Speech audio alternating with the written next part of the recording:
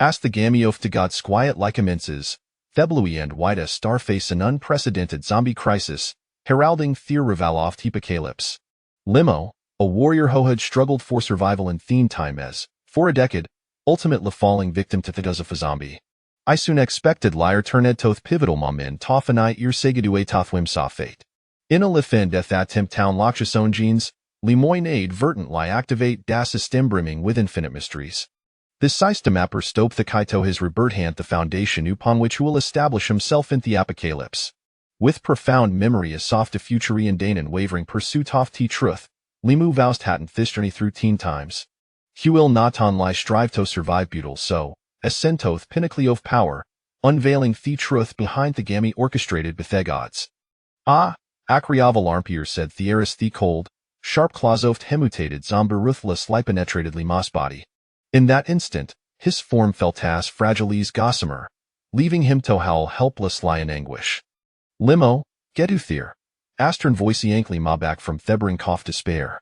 Hestered blankly athazerm, surveying zerendings, everything felt so familiar. Asha touched his intact body, disbelief filled disease. Am I not already dead? Limo murmured, glancing at this classmates and the furious teacher at the podium, at bitter smile creeping onto his lips. Here Elizad had miraculous lie been reborn. Limo, watery dawdling for? Getu Thier. The female Eddy Acker stormed over, her eye as fled with disappointment. Sheckled not fathomly, asked the head of Class A, she had produced ed suck a student. Wiley it wasn't a thin for him to doze off in class before, no was a pin like causing a ruckus, complete a litis regarding hair authority. Limo paid hair per man no heed, swiftly extracting isfinita kekthidate, cold sweat instant, libidin gone his forehead. June 16, 3058. This meant the dawnlet 2 days remained before the apocalypse had ascended. You, Limo, still durinathan over your phone. After class, I will call your parents. The homeroom teacher swords filtered as he sudden lie remembered thatly mouis an orphan. Lee mois dimid no you will surely be punished with 100 copious off school rules. How pitiful. Whisper soft sympathy filled the classroom as Liam servid thimicking gazes around him, remaining silent. An orphan without power or influence, have found little camaraderie among his classmates, Mistofum hailed from wealthy families. As for the Marim teacher, she had not shown him particular care, only to meet their demise while sacrificing herself to protect him during an zombie outbreak. Teacher Young, Lima called soft light authority instructor, you should prepare for what's to come at this world whilst drastically. Ha ha ha, Limo, have you lost the Ormond? The world is changing, you say? Why not just say the apocalypse upon us? A boy stood up, merciless lie mocking him. Limor cognizadim as Zhonglong, Thiessen off the mayor of Yangdong City, a meaner leader among the privileged in their class. Where classmates behave enough. Belly evade or not, it is up to you. Limor plead coolly, fully aware that after the apocalypse, everything would be reshuffled, and anew for Seth evolver swole dries. Ha turned back to Teacher Young, emphasizing word, Teacher Young, if the world truly undergo a transformation, please head to cities immediately. There, Yuma I preserve your life. Hello, is this the infirmary? E heavy student there who home might have e feverndis delirious. Teacher Yang spoke into the phone while reaching out to feel Lima's forehead, suspecting the boy was implifivirish. Limo fell thel plessifter alt hat, he was being treat das if you were insane. Take care of yourself, he said, then dashed to toft tech classroom. It was no 16th, with the apocalypse at arriving at 23:59 on the 17th, leaving Hymanly, 36 horse to prepare. Harried back to his rented room and began to assess his belongings. The initial cold spell following the apocalypse woodless nearly half a month honey dead tobe thoroughly prepared. Asli McGay's dathi kashinyishand, just she of Tinthasandian, an idea struck him. He's la tu pasha surveyed theoremidum, like his computer and fin cood fetchots and price saint he second-hand market. Event hof semioft hisa belongings weren't these, they would soon become worthless junk in through a coughed apocalypse. So it was prudent to make coups off him before a thought time. Hequically organized isitums, packing them until he found that 3 backpacks were full at Thebrum. This neighborhood was rather secluded, with a Passersby and event Heeland lordly visit Devera 12 months. Thus, Nuni tuknatisi awfully moashiva salamuva dispossessions. After finding Gaskind hand electronic store, his oldest computer, phone, and Otheridums, adding gover 3,000 IU into High's wallet. With his previous savings, he now weighed approximately 12,000 yuan. Issued by Somi Effective Weapons First, Li Modhot, knowing that weapons would be indispensable when the apocalypse struck. Zombies possessed formidable self-healing ability isanlia shato thehead ku theirdemise. Ordinary weapons simply could no takiv judge precision, and failure to kill a zombie would mean death for himself. Li Ma's weaved Lim made his way to a weapons shop, and Dupin entering, the proprietor, seeing a customer, eagerly greeted him. Itways ararde for Yonto come looking for weapons synthise area. Hey there, what can I jet for you? The owner asked, treating Li Mo with respectish patehis and ignorance. After all, money spoke volumes. Li Ma surveyed here Rayav cold weapons before responding, a dagger and an axe, both sharpened. Sharpened. The owner swallowed hard, eyes wide with surprise. Sharpening was no trivial matter. These unmen wanted such a Tim Santo have them sharpened? If something Wintory and the authority is traced it back to him, it tooled betisastris. Yes, sharpened. Li most Ted calmly. He understood the owner's hesitation fear for Perkinson's. How long do sharpening July take?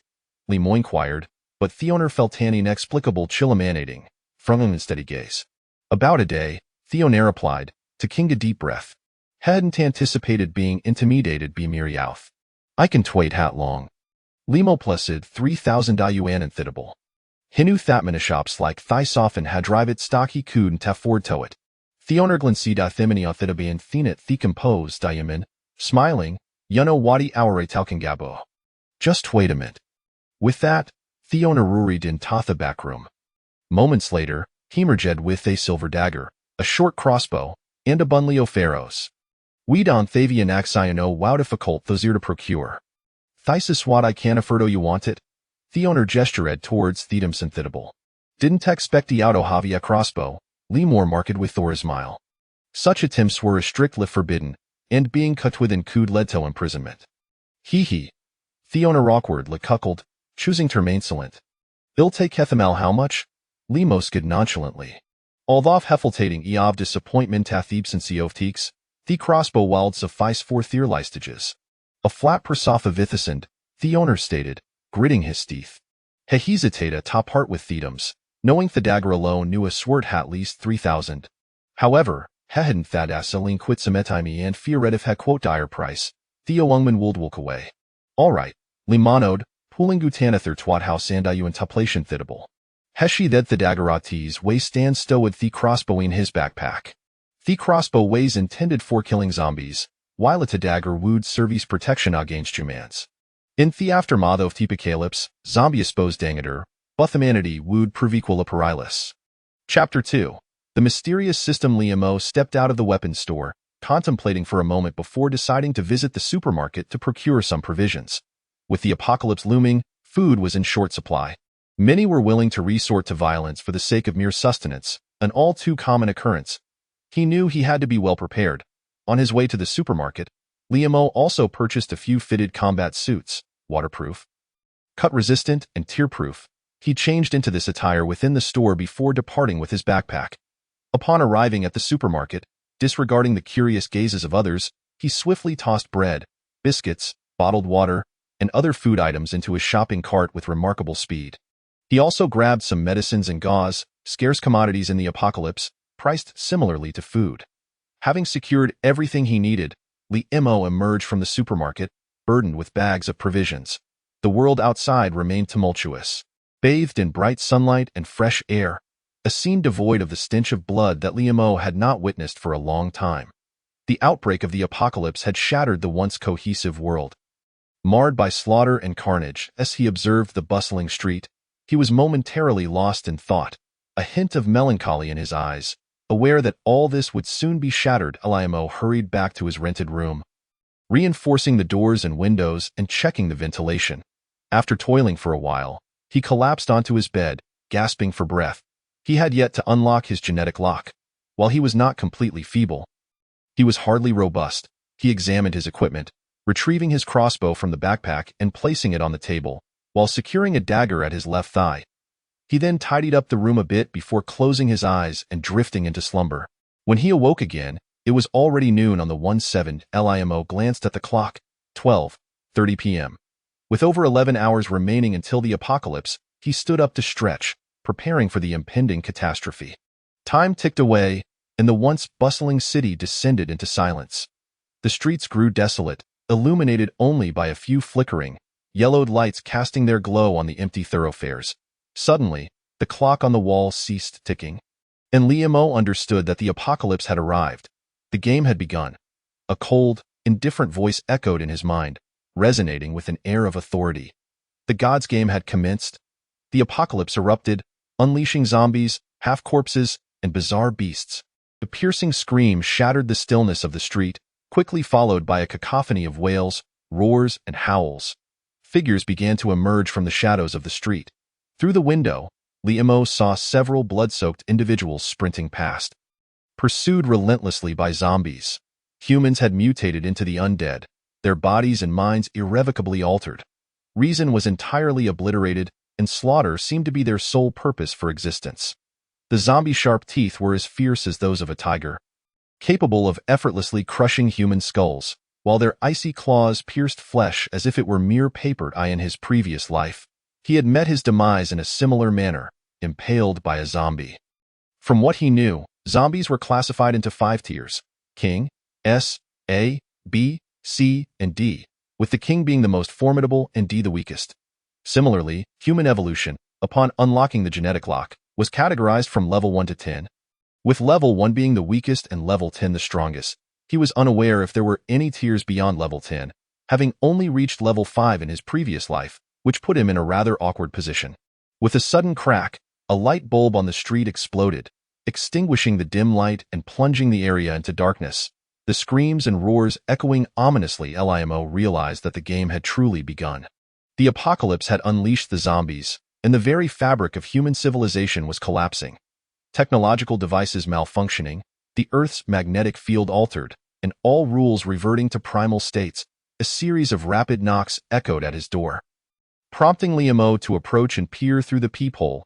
The woman with a pale complexion was frantically banging on his door, blood gushing from her body, with clear bite marks visible. Slowly, he shut the peephole. Once a human was bitten by a zombie, there was a 90% chance of infection, leading to mutation into a zombie, and even some evolved beings were not exempt from this fate. Liam checked the dagger at his thigh. Glancing at the crossbow beside him, remaining silent. It had been less than 2 hours since the apocalypse began. With the clock malfunctioning, he had to deduce the time himself. Based on his previous experiences, he knew that the cold period would arrive 5 hours after the game's commencement. The knocking outside grew weaker, and through the peephole, he could see that the woman was beginning to mutate, her face pale, skin gaunt, teeth sharpening, and her wounds healing unnaturally. With a growl, she inhaled deeply, sensing the air around her. It was evident that she had transformed into a zombie. Liam understood that zombies possessed an acute sense of smell. Holding his breath, he cautiously opened the door with his left arm while gripping the dagger tightly in his right. The zombie at his doorstep had to be eliminated, or it would pose an endless threat. With a click, the door swung open, and the zombie immediately sensed Liam, its gaping maw revealing sharp teeth glinting with menace. With a roar, it lunged at him. Liam remained unfazed, having experienced the apocalypse once before. He was remarkably calm. He spun the dagger in his right hand and thrust it forcefully toward the zombie's head.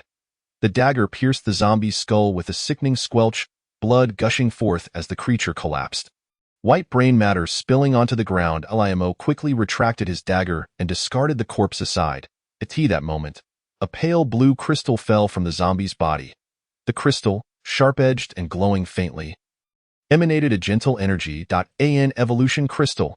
Liam's eyes glimmered with joy as he beheld the crystal. As its name implied, it could facilitate evolution, allowing the user to unlock their genetic lock ahead of time. Why ahead of time? Because according to his previous life's knowledge, humans would typically unlock their genetic locks only after the cold period. Now, he was a step ahead. Liam swiftly stowed the evolution crystal, disposed of the female zombie's body, and returned to his room. He retrieved a cup, crushed the crystal, and mixed it with water, stirring until the liquid turned a pale blue. He raised the cup and drank it down.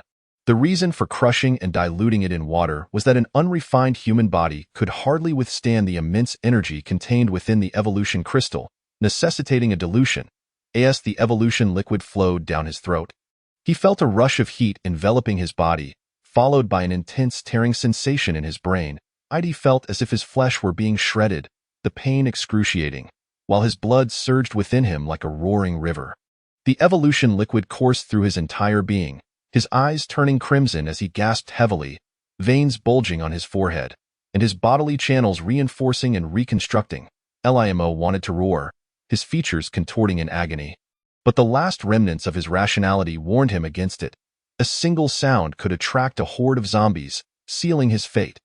The transformation of his body seemed to stretch on endlessly, and unable to endure the pain any longer, he succumbed to unconsciousness. When he regained consciousness, frost had covered the window. He felt an overwhelming surge of power coursing through him. Limitless strength. Limo discovered that his hearing, smell, and vision had all significantly improved. He self-deprecatingly mused that he, a reborn individual, had fainted during the unlocking of his genetic lock. It was quite an embarrassing predicament to admit. The first evolved being had been born.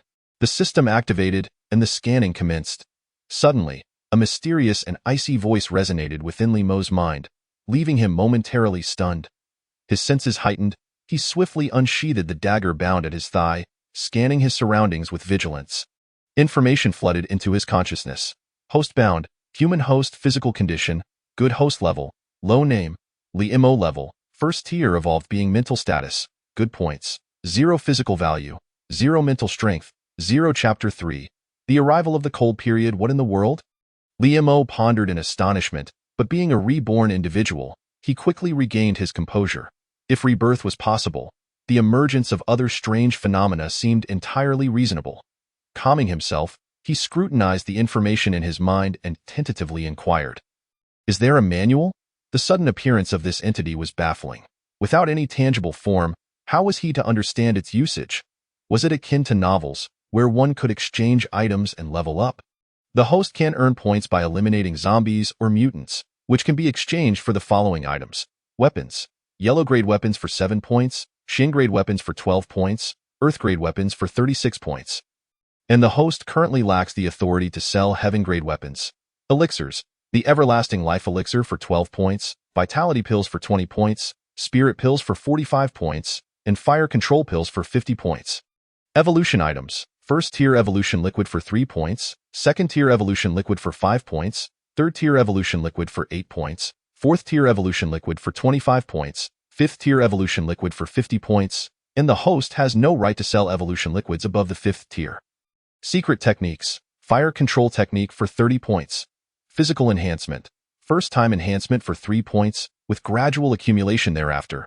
Mental Power Enhancement: First Time Enhancement for 3 points, with gradual accumulation thereafter. Limo stared blankly at the dazzling array of goods. Disbelief evident in his eyes. He had heard of some of these weapons, so he was only slightly astonished by the multitude before him. However, upon seeing the evolution liquids, his excitement could no longer be contained.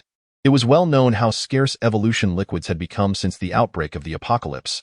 If word of this got out, it would surely drive everyone into a frenzy, and no sooner had he finished speaking than a flash of white light appeared, and all the food in the room vanished, leaving the rental unit empty. Space storage. The system responded coldly to in an instant. Limo felt a wave of relief wash over him. Now he had no worries to contend with. He could set off at dawn, he thought to himself. Suddenly, Limo's expression changed. He had not anticipated that his sneak attack would be intercepted by a zombie. He swiftly darted to the left, drawing an arrow from his quiver with practiced ease, knocking it and drawing back the bow in one fluid motion. Could it be the system? Limo pondered. What is happening? The zombie let out a deafening roar and swiped at him. The tentacles on its back moved instantaneously, intercepting the crossbow bolt. The zombie turned abruptly, its front drenched in blood, hands smeared with flesh, and a half-eaten intestine dangling from its mouth. Clearly, the innards of the middle-aged woman behind it had been devoured. Points are awarded based on the level and combat capability of the zombies killed. The system's icy voice echoed again. Limo nodded. That was more like it. If it were only 0.1 points each time, it would be utterly absurd. It would be ideal if the system could store these foods as well. With a swift motion, Limo retrieved 3 arrows and placed them back into his quiver. He inspected with his dagger but found no evolution crystals, feeling a tinge of disappointment.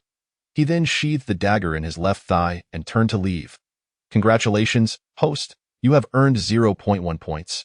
This area was quite remote, and in this building, aside from Liam, there were only 5 other tenants, 6 people in total. Excluding the female zombie he had dispatched last night, there should be 4 individuals left in the building. As Liam stepped out of the building, a bone-chilling wind swept through, and everything outside was blanketed in white. The ground was covered in thin sheets of ice, cracking underfoot with each step.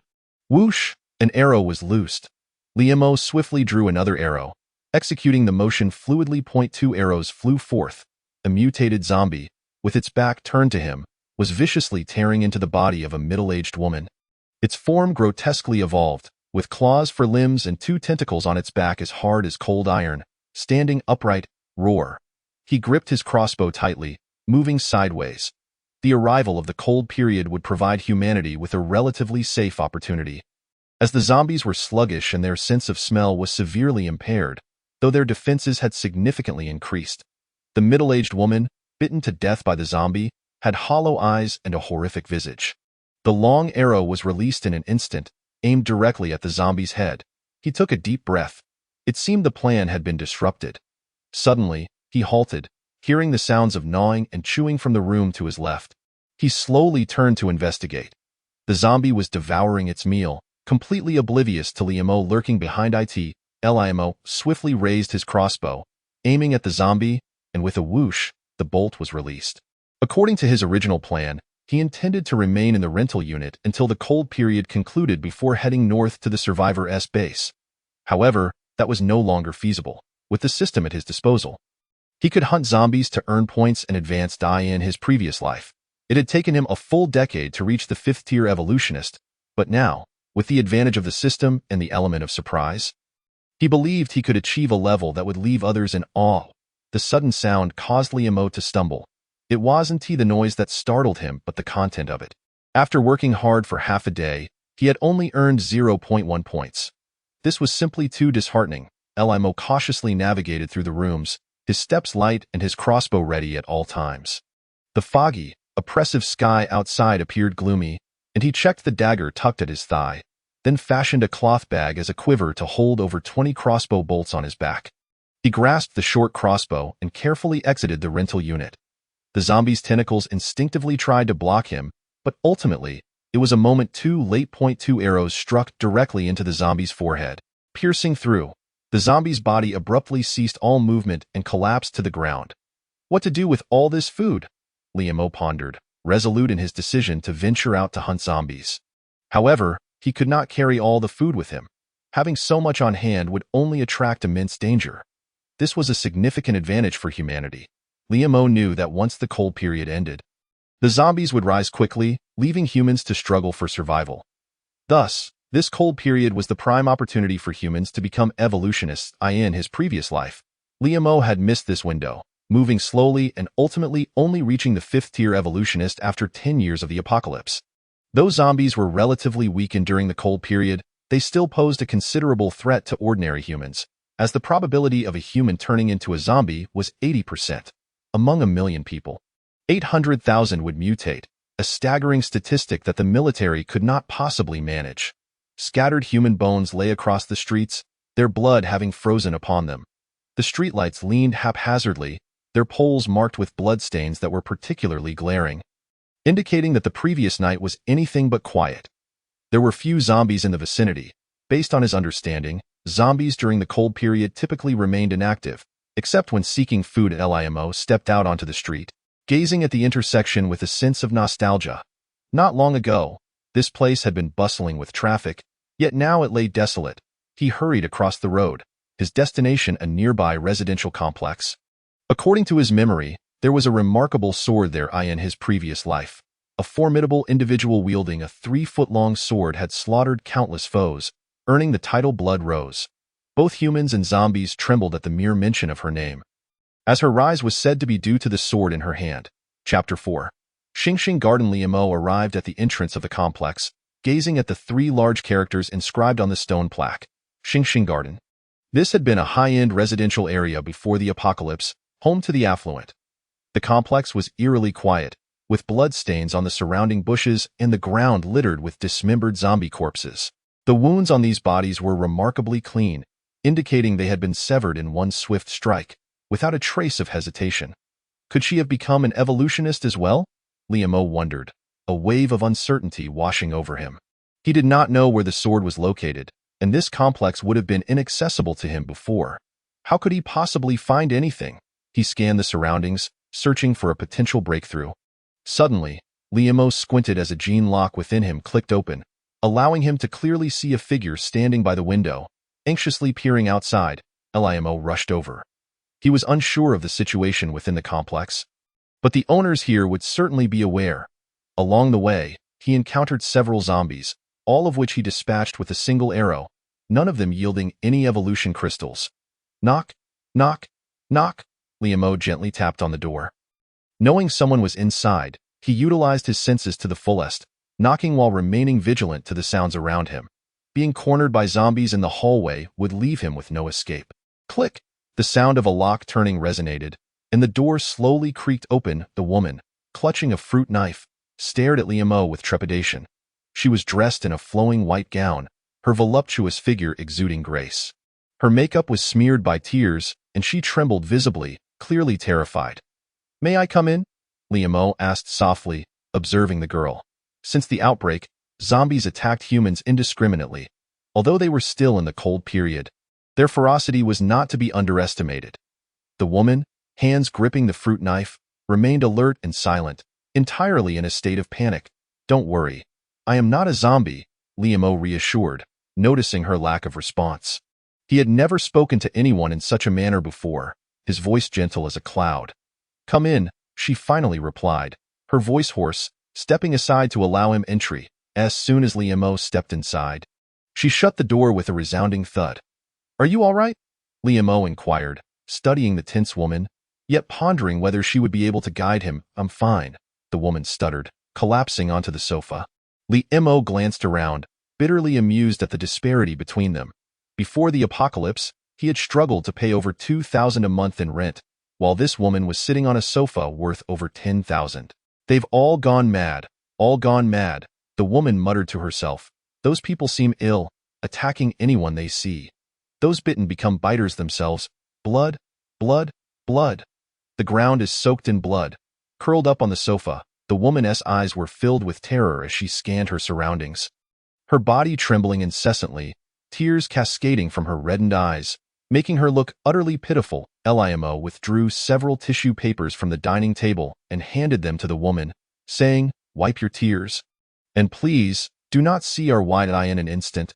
The woman embraced Liam-O, her tears flowing like a river that had burst its banks. At that moment, she appeared exceedingly fragile and helpless, clearly regarding Liam-O as a vessel for her emotional release. Faced with such a situation, a 20-year-old virgin like him could hardly conjure any comforting words. All he could do was gently pat her back in a gesture of solace. The sound of steady breathing filled the air, and Liam-O was taken aback as he observed the woman in his arms. A faint fragrance emanated from her dark hair, and her alabaster neck was fully exposed. Feeling awkward, he scratched his head but did not pull away. Knowing that the girl was likely traumatized, having been in a state of heightened tension throughout the previous night, he decided to let her rest for a while. After all, the cold season would last for another half-month, and there was no need to rush in search of that sword, especially since he had already taken a step ahead by unlocking a genetic lock. Liam-O had considered placing the woman on the bed so she could recuperate, but upon glancing around, he realized he had no idea where the bedroom was located, forcing him to abandon that thought. The rhythmic sound of her breathing emitted a gentle warmth that penetrated the fabric of his combat suit and reached his skin. At that moment, he felt overwhelmed by an undeniable temptation. As a 20-year-old virgin, this was nothing short of torment. Check the points, Liam-O thought to himself, knowing he had no other choice but to distract himself by perusing the dazzling array of items in the system. Current points, 3.2.3.2. Liam-O fell silent, realizing that apart from the first-tier evolution liquid, he could exchange nothing else. Yet, he was already at the first tier.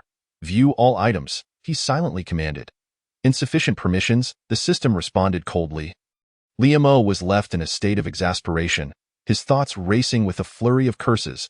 He glanced at the sleeping woman in his arms and then around the room, closing his eyes to explore the genetic lock he had recently unlocked within himself.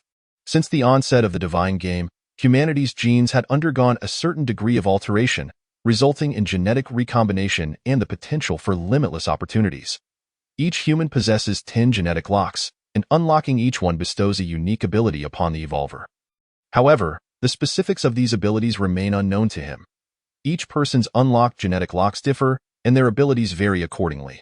For instance, in his previous life, the Blood Rose had unlocked enhancements and precise strike capabilities, allowing her to dramatically increase her combat power, rendering her peers powerless against her. Her precision was equally terrifying. The notion of striking an enemy's head from 1,000 miles away was not an exaggeration. The combination of enhancement and precision strike skills rightfully established the Blood Rose as one of the 12 strongest in the Apocalypse. Limo was aware that the Blood Rose hailed from the same city as him, which accounted for his keen interest in her. She had unlocked 9 genetic locks and could face off against a 10th-tier evolver who had unlocked all 10. Limo had once considered aligning himself with her, believing that having a powerful ally in the Apocalypse was preferable to standing alone. However, the Blood Rose was a lone wolf.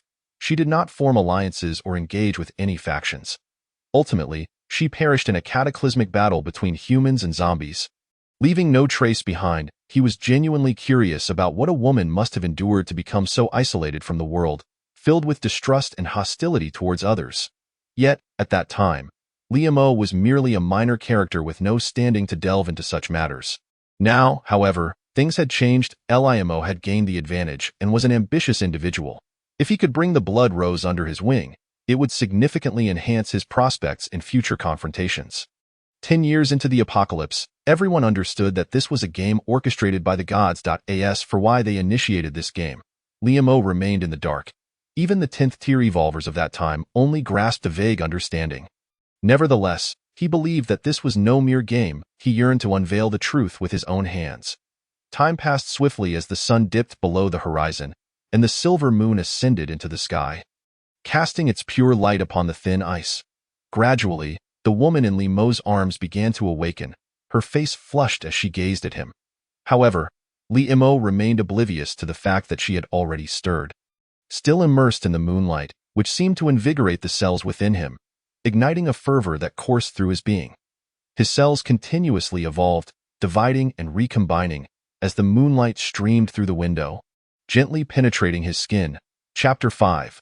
Ling Zixuan. At that moment, the woman extricated herself from Limo's embrace, and the moonlight outside vanished in an instant, plunging the world into darkness. Limo opened his eyes in regret, realizing he had missed a divine blessing in his previous life. This moonlight was referred to as the gift of the gods by evolvers, allowing recipients to enhance their bodies comprehensively and significantly ease the challenges of unlocking genetic locks. Many had directly advanced to higher levels through that blessing, and he himself had benefited similarly in his past life. Since it had been interrupted, there was little he could do. Limo turned to the now somewhat composed woman and inquired, "What is your name?" "Ling Zixuan," she replied, her face a deep crimson, her voice barely above a whisper. "Ling Zixuan? She is indeed Ling Zixuan, the Blood Rose from my previous life." A flurry of thoughts raced through Limo's mind. "Do you possess a peculiar long sword in your home?" he pressed, eager to confirm whether this world was rife with coincidences, as there were far too many namesakes.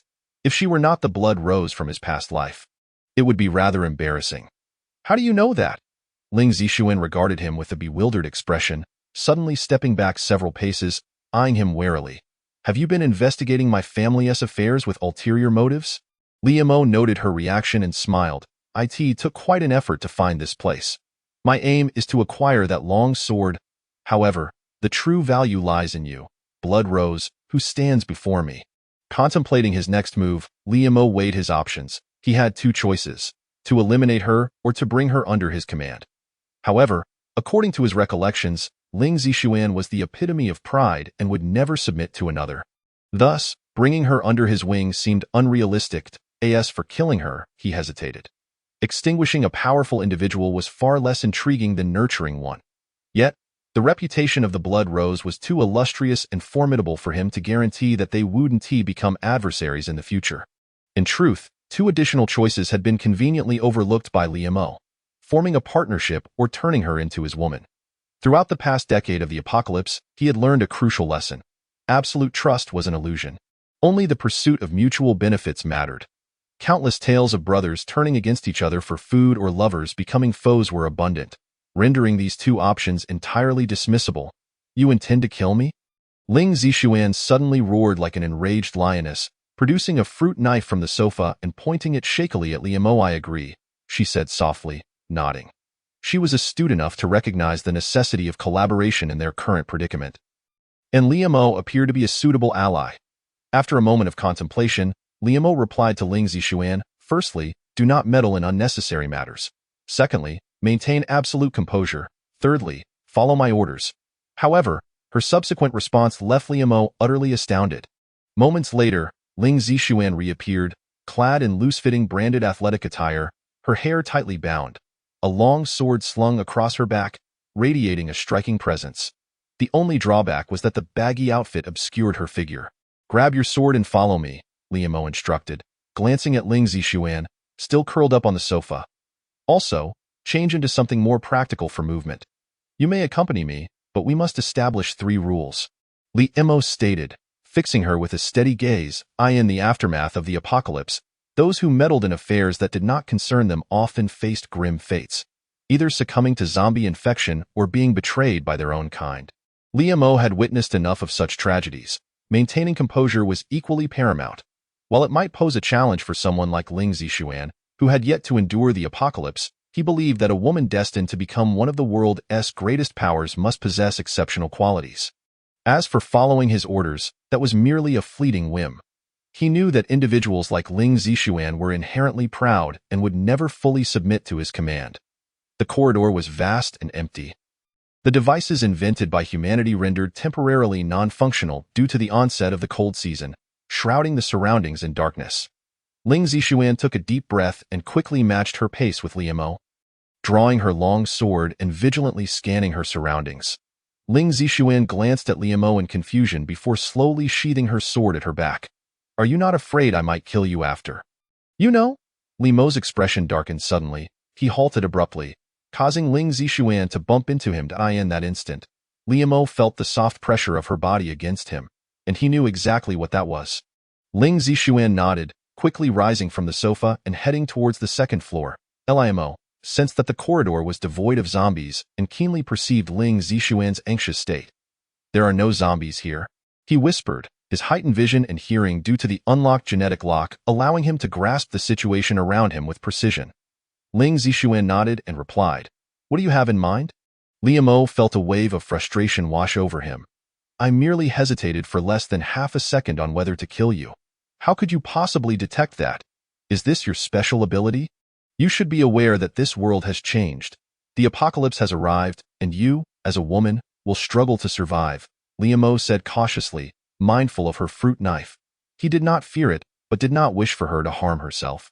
At that moment, he had come to a resolution. He could not extinguish a potential future powerhouse due to unstable factors, could he? With unwavering resolve, Ling Zixuan exclaimed, her eyes shimmering with a hint of hope. She sensed that the man before her was extraordinary, providing an inexplicable sense of security. Moreover, his attire clearly indicated that he did not belong to the Stellar Garden. His presence in such circumstances suggested he was no ordinary individual. Liemo gazed at Ling Zixuan for an extended moment, noting her delicate demeanor, akin to a fragile bird, seemingly harmless. Who would associate her with the formidable blood rose destined to dominate the future?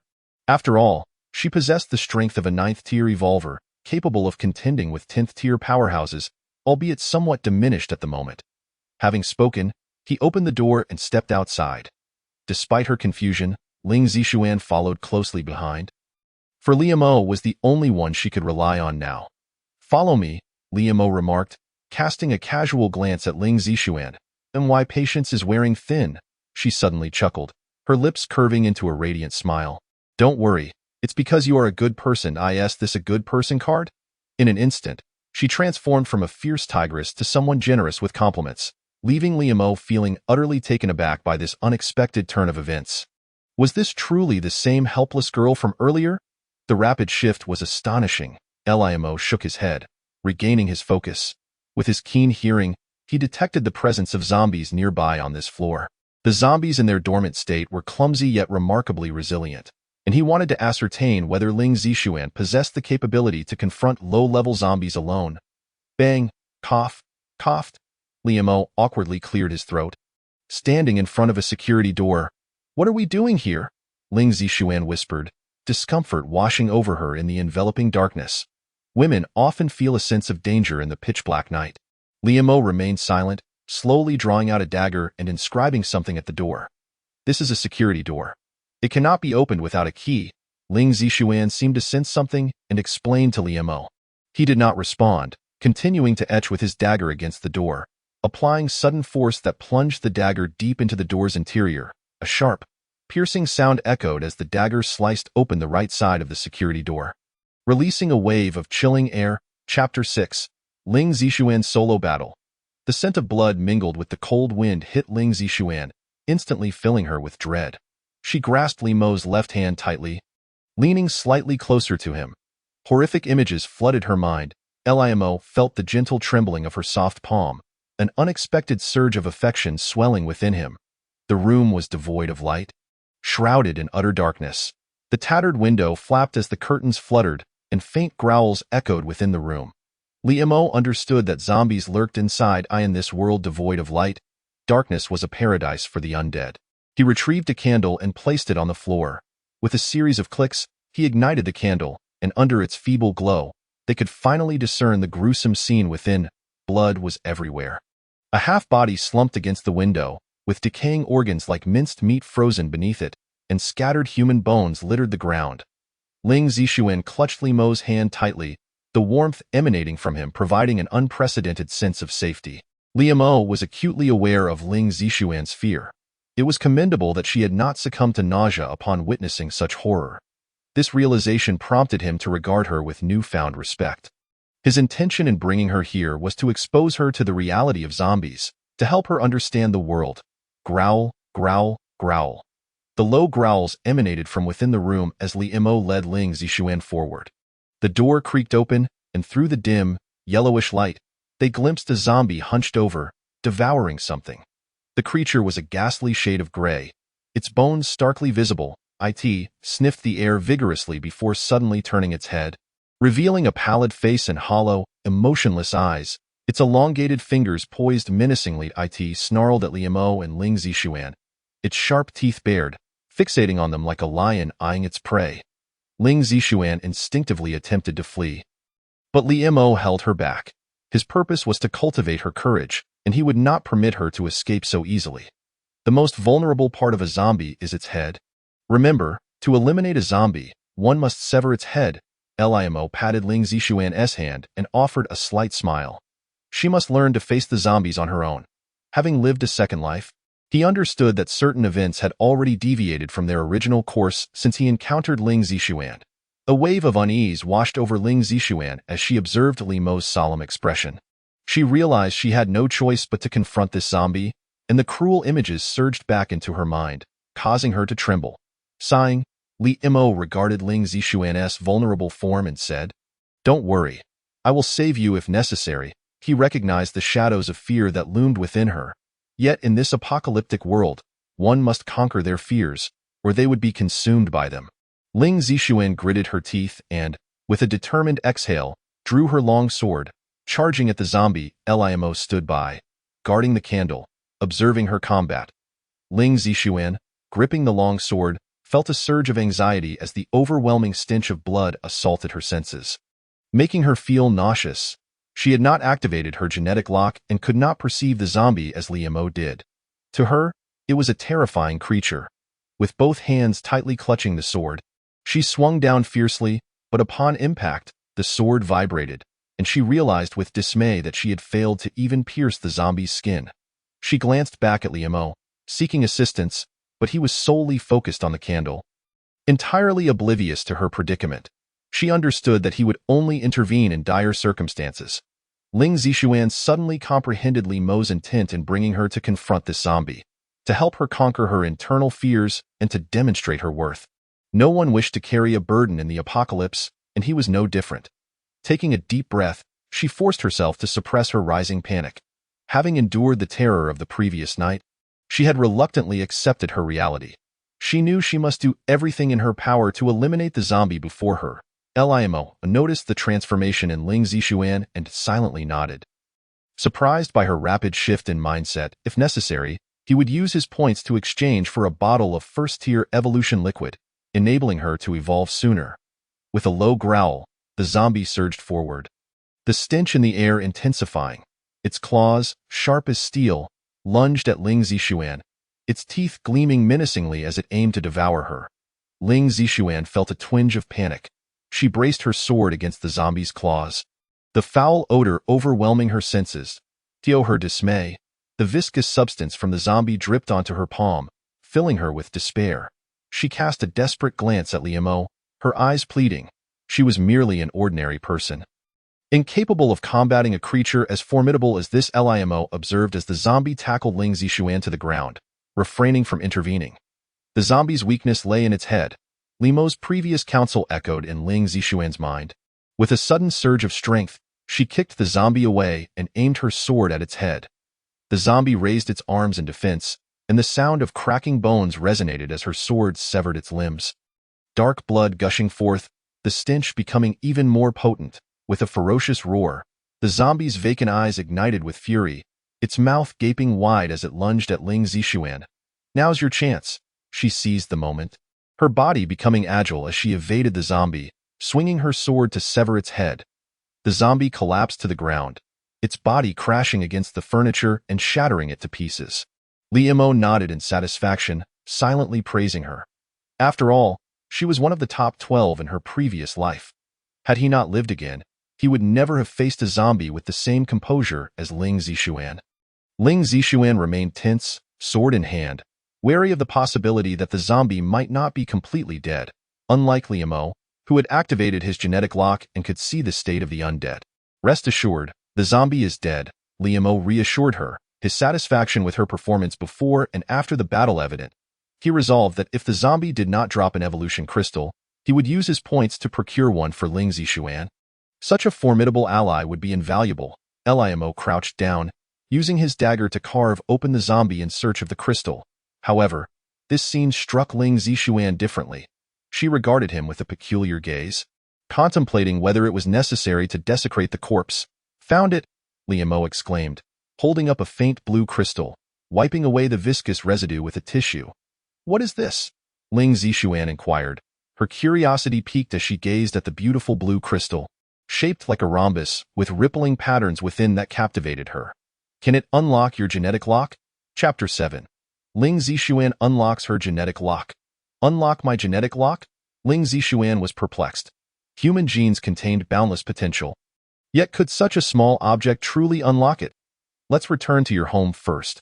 We can discuss it there, Limo suggested, surveying the dark and eerie surroundings. Ling Zixuan nodded. The stench here was indeed unbearable for conversation. The two returned to Ling Zixuan's room, where Limo produced 5 candles for illumination. With the electrical systems in disarray and the moonlight not yet a possibility, candles seemed to be their only source of light. The flickering yellow glow danced in the air as Limo took a bottle of water to cleanse the blue crystal in his hand before placing it on the table.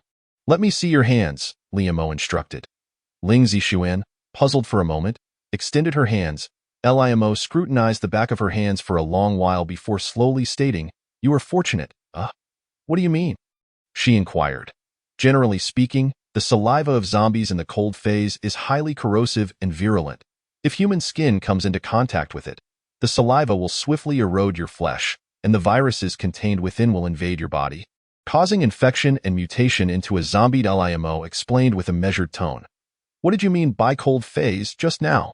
Ling Zixuan quickly seized the crux of the matter. I refer to the source of that sound as a deity. All these changes are merely the games of the gods. The gene lock opened due to a certain crisis behaves similarly. If you manage to unlock it once, the next time will not be so simple. The gene lock will defend itself, preventing you from unlocking it again. How do you know this? Ling Zixuan's bright eyes sparkled like jewels as she fixed her gaze on Limo with an intense curiosity. However, due to the terrifying nature of zombies, which possess formidable infection and self-healing abilities, Humanity faced potential extinction from the outset of the outbreak, hence the emergence of the cold phase, as for why it is temporary. The reason is straightforward. Unlocking requires a key. For instance, if you wish to open a door but lack the key, what would you do? Liamo remarked, looking at Ling Zixuan. What is this blue crystal? And what is the concept of unlocking the gene lock? Ling Zixuan shifted the topic. As the sun rose, pale light streamed through the window into the room, devoid of warmth. Limo silently observed Ling Zixuan's almost contorted features. Remaining silent for a long time, he increasingly admired the future blood rose. The level of pain she endured would have caused an ordinary person to scream, yet she remained steadfast, uttering not a single sound, a resilience and strength rarely seen in others. Ling Zixuan nodded, recalling that she had been in a deep slumber when the chilling voice reached her ears. Initially, she thought a thief had entered her home, but then she heard the screams outside. Curiously, she opened the door only to behold a panicked crowd, with some people frantically biting others, and she herself had nearly been bitten. The most brute force method is to break it open, Ling Zixuan stated, before the disaster struck.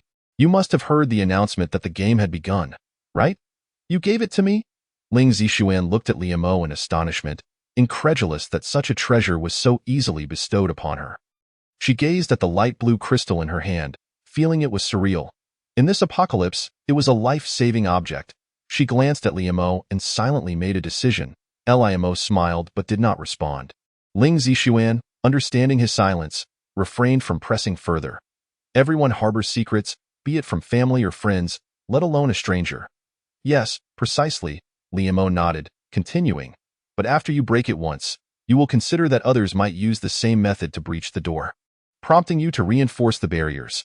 The next time you attempt to rescue someone, it will be impossible to break in again unless you possess the key. This, you must crush into powder and then mix with water to ingest. However, unlocking the gene lock will be excruciatingly painful. Think carefully about it. Limo cast a fleeting glance at Ling Zixuan before falling silent. He had said what needed to be said, and the rest depended on her choice. Gurgle, gurgle. This evolution crystal can permanently unlock the gene lock, unleashing one's potential and talents, Liamo asserted, picking up the blue crystal from the table. You can regard it as a unique period.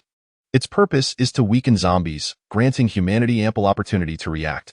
Without a moment's hesitation, Ling Zixuan crushed the evolution crystal into powder and added it to her cup of water. She trusted Liamo.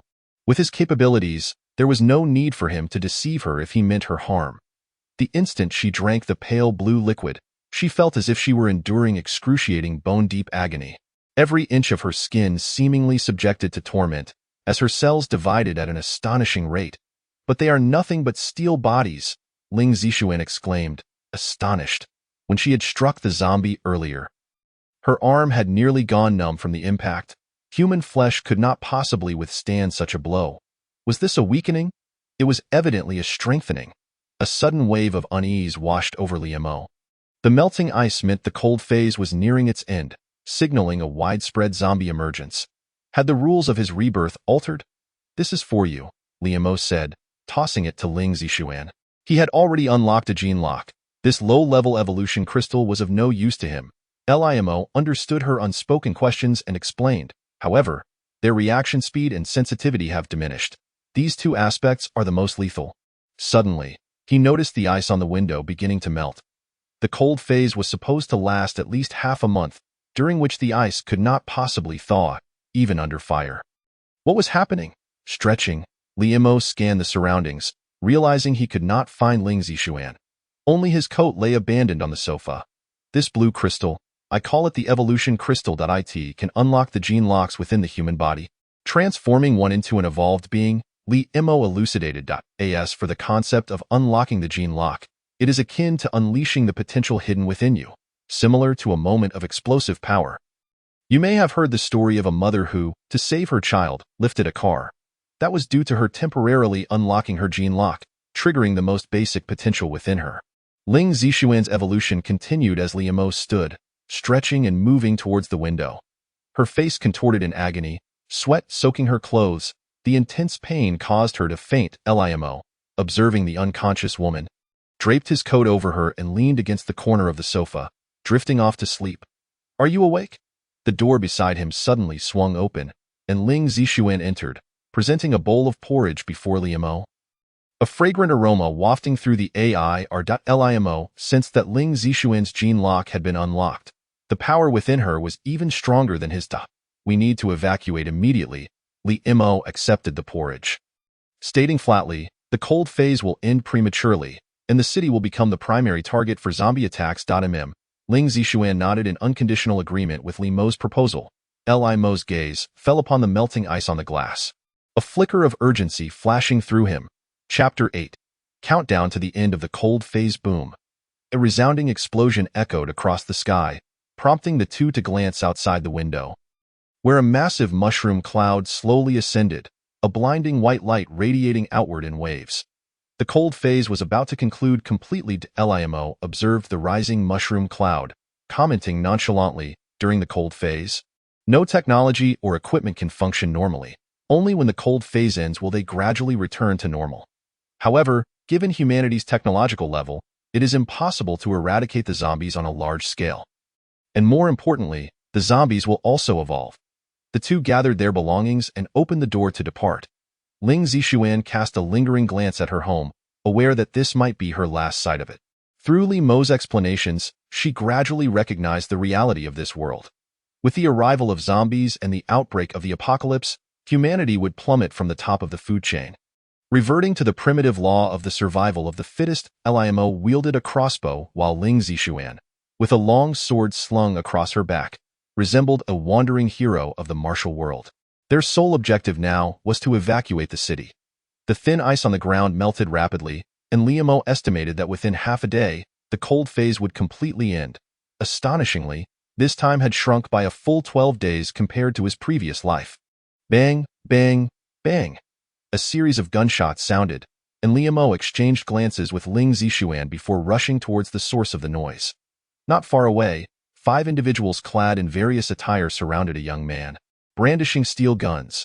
Their weapons fired, bullets striking the zombie skulls with precision, causing groups of zombies to collapse, blood streaming forth, the stench of gore permeating the air. Who? Ling Zixuan inquired. There's only one way now. We must fight our way out, she declared without hesitation. Limo surveyed the chaotic second floor, where shelves had toppled, various foods and biscuits lay scattered and trampled upon, and the walls bore the dried remnants of blood. It was evident that someone had been there. The walls were riddled with shocking bullet holes and blood stains. Ling Zixuan said nothing as she took the handgun, securing it at her waist. Without waiting for the others to react, she and Limo made their way directly to the second floor of the supermarket. Limo felt the urgency rising within him. He turned to Yang Long, nodding and asking, "What are your thoughts?" Yang Long understood that Limo was inquiring about the densely packed zombies below. He forced a smile and shook his head. His ammunition was running low, and if the zombies charged, their group would undoubtedly face annihilation. "We should first check the second floor," Limo remarked to Yang Long. "Roar!" Limo remained silent, continuing to assess the surroundings. The internal security of the supermarket was paramount. A zombie's roar pierced through the air, causing Limo's expression to shift as he bellowed, "Run!" Upon uttering the words of urgency, Ling Zixuan exhibited no hesitation and immediately followed suit, her faith in Limo's judgment unwavering. The scene before them left him astounded. The second floor was in utter disarray, as if it had been ransacked.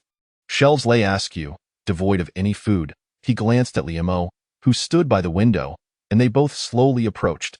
"What shall we do?" Ling Zixuan inquired as she peered down at the horde of zombies below. She estimated there were at least 2,000 of them, a number far beyond their capacity to handle.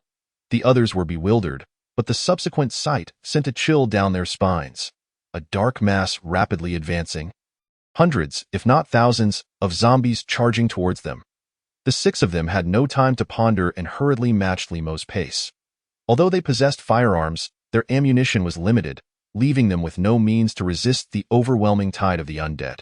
"Yang Long, do you think they might be hoarding food?" One young man, brimming with arrogance, suggested, believing that with the world having undergone such drastic changes, provisions must be scarce, and he did not wish for Limo and his companion to have taken all the edible supplies from above. "You 4 are responsible for ensuring Hu Xiao's safety. I will investigate." Yang Long nodded to the remaining 4, grasping his rifle as he ascended the stairs. Has anyone been scratched or bitten by a zombie? Ling Zixuan suddenly asked, aware that any injury from the undead could lead to infection and transformation into a zombie. I am Limo. He introduced himself, shaking hands with her. Limo frowned, casting an annoyed glance at the young man who had spoken earlier. Choosing to remain silent, the others shook their heads in unison, indicating they were uninjured, which relieved Limo and his companion. Upon seeing the newcomers, the young man gradually lowered his weapon, gesturing for the group to temporarily ease their vigilance. How do we kill them? Limo asked with a sardonic smile. Were he a second-tier evolved being, he would undoubtedly carve out a bloody path, as such an evolution would unlock innate skills within the human body. However, he was merely a first-tier evolved being. Humans, Limo and his companion approached the anxious sixth. Several handguns lay abandoned on the floor. Limo slowly picked up two, inspecting the magazines, which were surprisingly full. He handed one pistol to Ling Zixuan, remarking that while firearms held little significance against zombies, they served as a considerable deterrent to humans. Hello, I am Yang Long. A burly man stepped forward to greet Limo. Extending his right hand with a smile, he respected the two young individuals, noting that they had sprinted for hundreds of meters without breaking a sweat. Such endurance was commendable, and he realized that had he not alerted the group, they might well have perished amidst the undead. We could simply hide in the supermarket. They cannot breach it for now, the young man, who had spoken before, declared loudly, as if he had made a grand revelation. What do you think? Limo directed the question towards Yang Long, who, without responding, turned to Ling Zixuan. Limo dismissed him. Someone so thoughtless would have likely fallen prey to the zombies were it not for Yang Long's protection. Another two dragging us down, the young man sneered at Limo and his companion, perceiving them as utterly useless, relying on his strength to survive. The group raced to a supermarket, hastily pushing shelves to block the entrance against the impending zombie assault. However, the young man's calmness perplexed him. He regarded Limo with suspicion, sensing an aura of mystery about him. One of the group suddenly aimed their firearm at an unseen area. Blood will only incite the zombies' ferocity. They are not particularly strong in this cold period, Limo remarked with a steady gaze. They will eventually break in, Yang Long explained awkwardly to Hu Xiao. In response, Hu Xiao nonchalantly replied, what is there to fear? We have guns, and besides, the stairway is easy to defend. As long as we hold our ground here, we will be fine. Ling Zixuan cast a look of disdain at Hu Xiao. Zombies must be shot in the head to be killed. Can you guarantee every shot will be a headshot? Even if you could, do you have enough bullets? Limo remained silent, feeling the weight of the countless zombies below, a sense of pressure mounting within him. Were the undead scattered, he could easily manage, but facing such a multitude would exhaust his stamina during prolonged combat. The thin layer of ice outside was diminishing, and the chilling sunlight cast an eerie glow upon them. The surroundings enveloped in an unnerving silence. Limo understood that once the cold period ended, the zombies would surge into the supermarket, their acute thermal sensing rendering humanity incapable of escape. Chapter 9. The solution. The atmosphere was stifling. Even the usually arrogant Hu Xiao recognized the gravity of the situation and fell silent, having lost his right to speak. Outside, the zombies roared incessantly at the supermarket, their crimson eyes exuding terror as they fixated on Limo and the others standing by the window. Their primal instincts heightened. Let us move to the underground garage, Limo suggested cautiously as they made their way into the dimly lit parking area, where darkness enveloped them and a biting cold wind howled. Ling Zixuan swiftly drew her sword, remaining vigilant, while Yang Long and the others assumed defensive positions around Hu Xiao. As they cautiously navigated the underground parking lot, a sudden crackling sound of electricity echoed, prompting Limo to curse inwardly, realizing the impending danger. The lights flickered on, and electrical devices resumed function, signifying the end of the cold period. The parking structure illuminated, revealing the hidden zombies around them. Emitting a low hum. Limo, armed with a crossbow, loosed an arrow. Whoosh! The iron arrow pierced through a zombie's skull, crimson blood gushing forth and saturating the ground. The group stared at Limo in astonishment, a flicker of fear rising within them. Even seasoned mercenaries could not achieve such precision. However, Ling Zixuan remained unfazed, perceiving his actions as entirely normal. Ling Zixuan was momentarily taken aback. Limo's strength was astonishing. He maintained composure in the face of over 100 zombies, appearing to be around 20 years old. The vehicles roared to life, their engines emitting a piercing sound. "Get in the car," Ling Zixuan exclaimed, shattering a window with her fist and sliding into the driver's seat. With a roar, the car ignited, a thunderous rumble echoing as Li Mo sped away, leaving Yang Long and the others momentarily stunned. The act of dispatching the undead was executed with ruthless efficiency. Once the zombies were dealt with, she felt as though nothing had transpired. Had she been in his position, she likely would have succumbed to panic. Becoming a victim of the undead, despite having unlocked a genetic lock, .2 vehicles sped away as thousands of zombies howled in pursuit. "Check the points," Li Mo murmured to himself. "You take a break." "I'll drive," he said to the visibly fatigued Ling Zixuan. After driving for several kilometers at high speed, navigating through debris from collapsed buildings was taxing. The vehicles raced swiftly, soon escaping the city and entering the outskirts. Li Mo surveyed the surroundings. Lush greenery offered no apparent danger, while scattered buildings appeared solitary against the vibrant flora lining the roads. "Let us not waste time. Break open the car doors and drive." Li Mo bellowed at Yang Long and the others. He contemplated whether to exchange points for the second-tier evolution liquid or enhance his physical and mental fortitude. Strengthening his body and mental acuity would render him more formidable among his peers. After much deliberation, he resolved to prioritize physical and mental enhancement, feeling no rush to ascend to a second-tier power. The system would always provide the means for such evolution as long as sufficient points were accrued. Current available points: 6.2. Whoosh, whoosh, whoosh. Ling Zixuan nodded, taking her place in the passenger seat, closing her eyes to rest. A hint of starlight danced across her brow, her subtle makeup lending her an enchanting appearance. Enhance physical strength, elevate mental acuity. A gentle breeze wafted through, mingling with the nauseating stench of blood. Li Mo grimaced at the sight of his blood-stained combat suit, finding the odor unbearable. He retrieved some water from the system's space, rinsing his clothes before returning to the vehicle. Roaring like a demon, Li Mo weaved through the throngs of zombies, his knife gleaming like the scythe of death as it harvested the lives of the undead. His tight-fitting attire drenched in dark blood. Ling Zixuan watched Li Mo's fierce battle with wide eyes, astonished by his prowess. A zombie lunged at him with a clawed hand, but he swiftly drew the handgun at his waist, firing twice with precision, sending the creature crashing to the ground. "Stop the car," Li Mo suddenly commanded, realizing they had distanced themselves significantly from the city. He intended to eliminate the pursuing zombies first, feeling uncomfortable with them trailing behind. The relentless horde of zombies continued their pursuit, their cacophonous roars shaking the very ground beneath them, a cloud of dust rising as they pressed on, determined to catch up with Li Mo.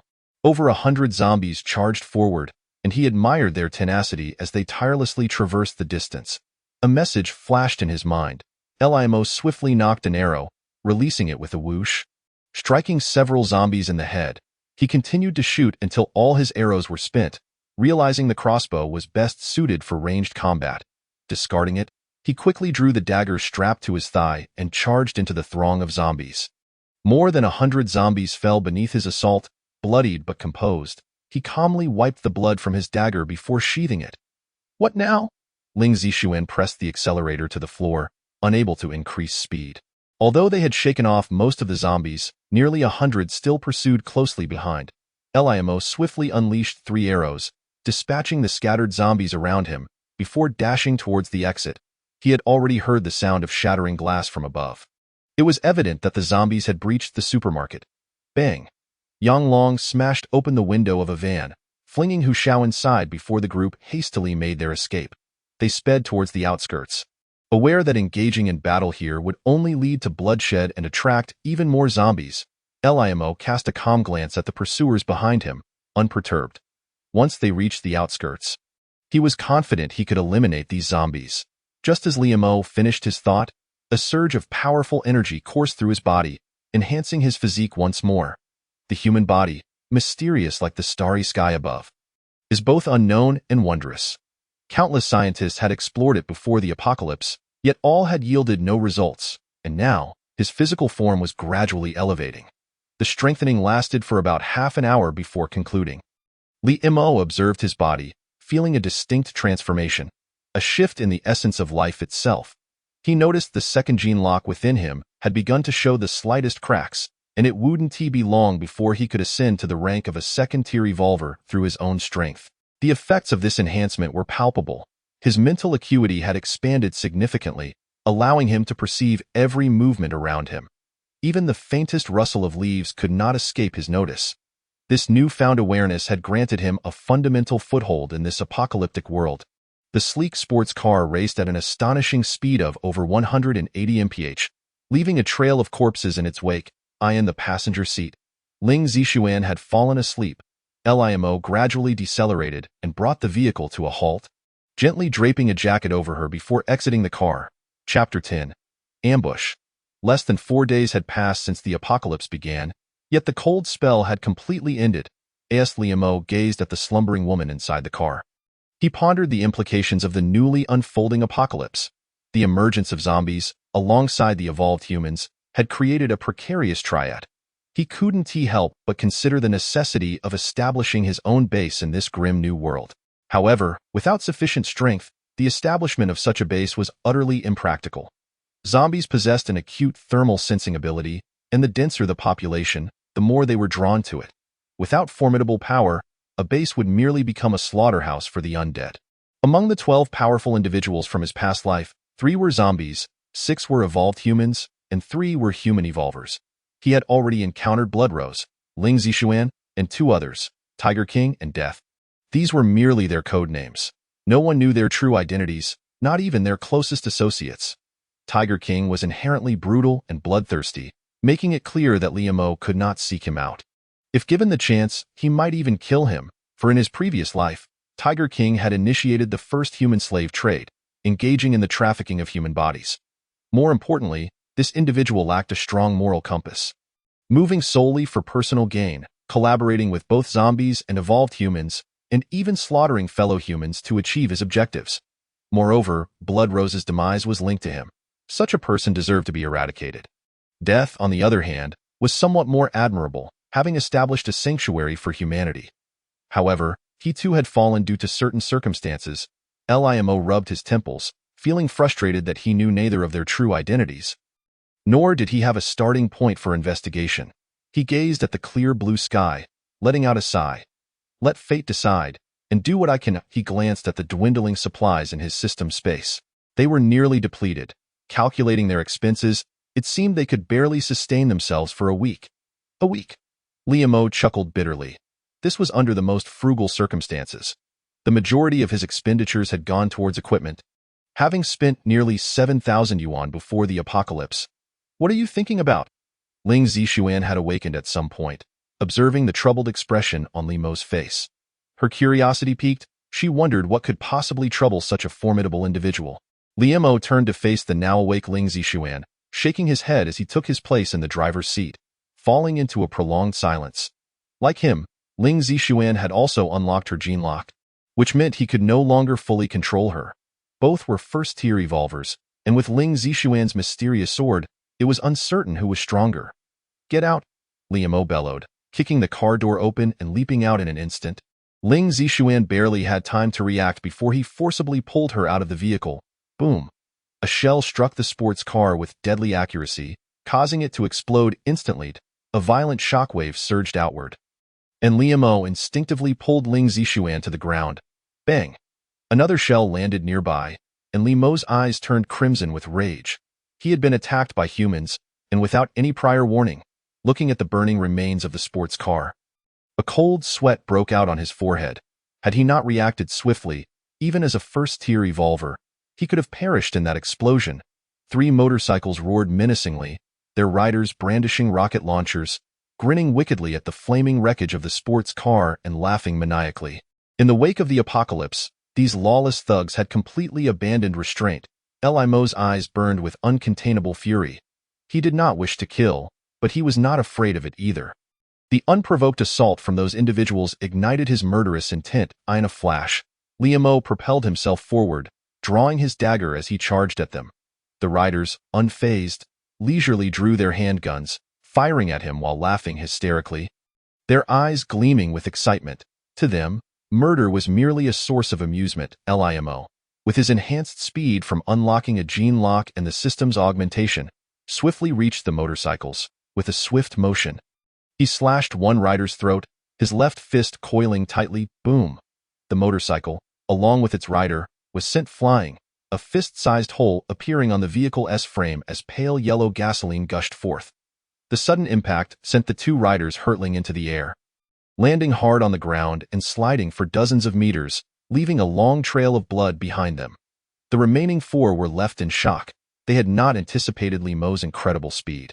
In their panic, they momentarily forgot to flee, staring blankly at the approaching youth. Ling Zixuan was once again astonished. Despite appearing to be in his 20s, Limo showed no mercy when it came to killing. She glanced back at the wrecked sports car, a shiver of fear coursing through her. Had it not been for Limo, she would have undoubtedly met her demise today. "Do you wish to kill me?"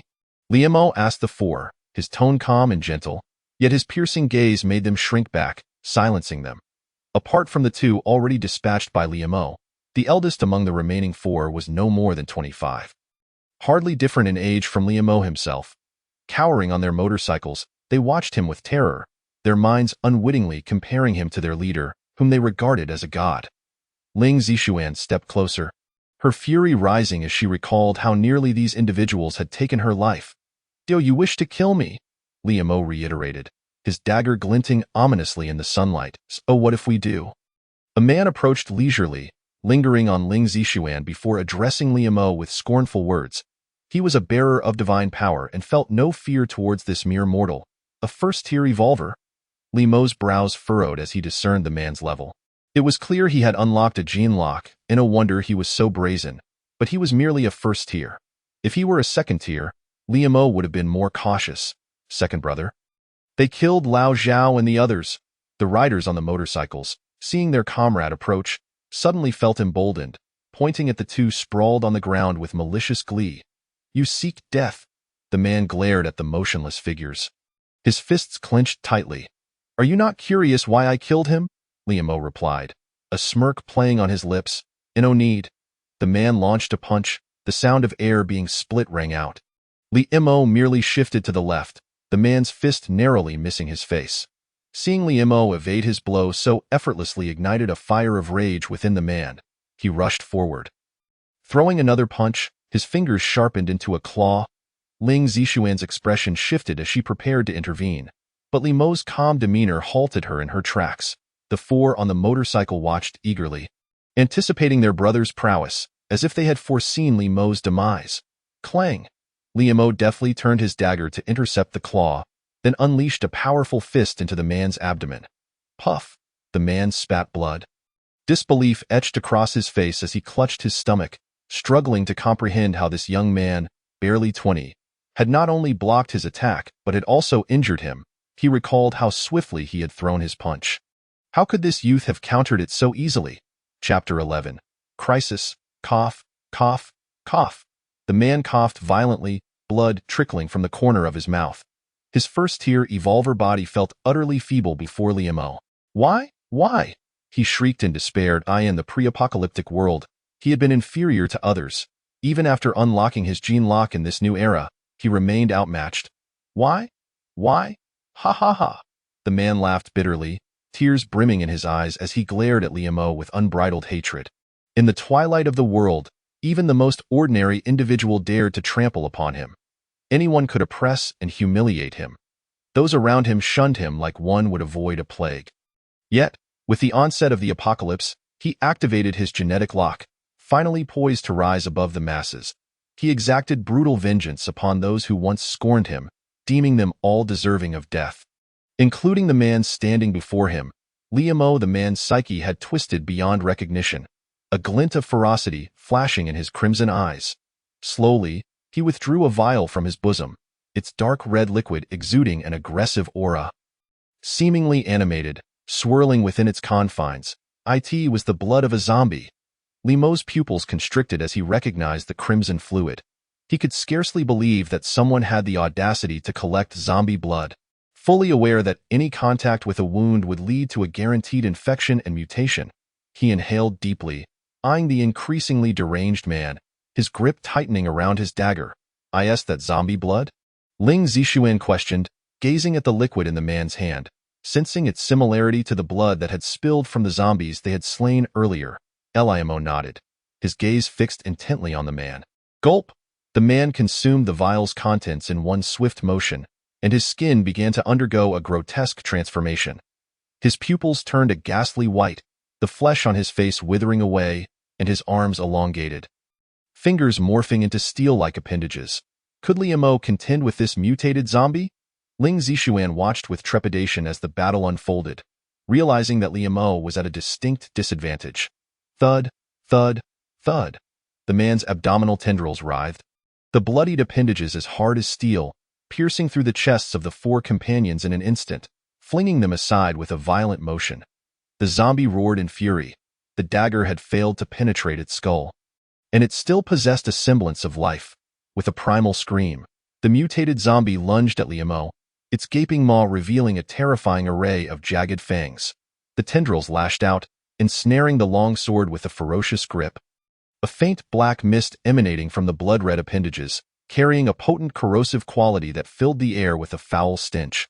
They frantically signaled their comrade to drive the vehicle. Swish, swish, Ling Zishuan drew her pistol. Firing 3 rapid shots at the mutated zombie, flames erupted from the muzzle, and the bullets pierced the zombie's form, leaving 3 gaping wounds in their wake. Its palms bristled with countless barbs. A single scratch would lead to infection. The sharp sound of bullets slicing through the air rang out as Limo maintained his composure, severing one of the tendrils with precision. Ling Zishuan's heart raced as she observed the fierce struggle between her ally and the zombie. Acutely aware that this creature was far from ordinary, its strength vastly superior to that of a typical zombie. If standard zombies were mere foot soldiers, this mutated one was akin to a general. Limo braced himself on the ground, propelling his body forward with a powerful thrust of his right foot, swiftly retrieving his dagger to intercept the long sword. With a swift thrust, the dagger pierced through the top of the mutated zombie's head, while the long sword swung around, severing the creature's legs at the knees. Regret welled within Limo as he gazed at his dagger. He should have opted for a more suitable weapon first. The man before him had transformed into something unrecognizable. He had never witnessed an evolved being post-mutation. The man's head was grotesquely large, his arms elongated like those of a gibbon, his legs robust, and sharp barbs protruding from the back of his legs, while his abdominal tendrils slithered like a viper, fixating hungrily on Liam. Be cautious, Limo warned Ling Zishuan as he engaged the zombie in combat. Yet, this was futile. The zombie felt no pain. Drive, drive. Limo's right hand twisted fiercely, the long sword whirling rapidly, severing the tendrils that ensnared him. He pondered the man's transformation from before the apocalypse to now, questioning what could have driven him to consume zombie blood in pursuit of power, but he realized that this man had irrevocably succumbed to the zombie virus. The fallen tendrils writhed as if animated. Launching themselves toward Limo, his expression shifted as he hurled the long sword, pinning the tendril to the ground. The zombie virus had completely overtaken the man's body, yet fortunately, this zombie was of a lower tier and possessed no intelligence. Ling Zishuan quickly regained her focus, sprinting toward the zombie with her long sword at the ready. With a swift strike, she joined forces with Limo. Catch, she shouted, tossing her long sword to him. With a roar, a bloodied tendril erupted from the zombie's abdomen, 3 bony blades poised to ensnare Limo, while sharp barbs sprouted menacingly from behind its legs. The tendrils coiled like venomous snakes, poised to strike. With a sudden movement, the tendril lunged at Limo, who narrowly evaded, the ground beneath him exploding into a crater upon impact. The mutated zombie growled in anger, its tendrils once again lunging at Ling Zishuan, who had no time to react, instinctively closing her eyes in resignation. In a flash, Limo leaped into action, his long sword aimed at the zombie's neck. The mutated zombie charged at him, its elongated arms reaching for his throat. Second brother has mutated. The 4 companions behind them stood in shocked silence, eyes wide as they watched their brother tremble uncontrollably. With a sickening sound, the man's features grotesquely contorted, his eyes suddenly bursting open, revealing 2 bloodied sockets, one crimson orb rapidly forming, glaring balefully at Limo like a sinister lantern. As the long arms descended, Limo's expression shifted. He swiftly slashed with his sword, the sound of cracking bones resonating as he severed the mutated zombie's hand. its decaying flesh hanging limply, black ichor oozing forth. "Get back!" Liamo bellowed to Ling Zishuan, drawing his dagger and leaping towards the zombie's head with precision. Unfazed, Ling Zishuan swung her sword, decapitating the creature. As black blood erupted, corroding the ground beneath them, both of them gasped at the sight. This blood, if it came into contact with them, would spell certain doom. Upon dispatching the mutated zombie, they searched in vain for the evolutionary crystal. Disappointment creeping in. "Let us go," Liamo said, glancing at the lifeless body of the zombie, aware that the air was thick with the stench of blood, and soon, hordes of zombies would be drawn to the scene.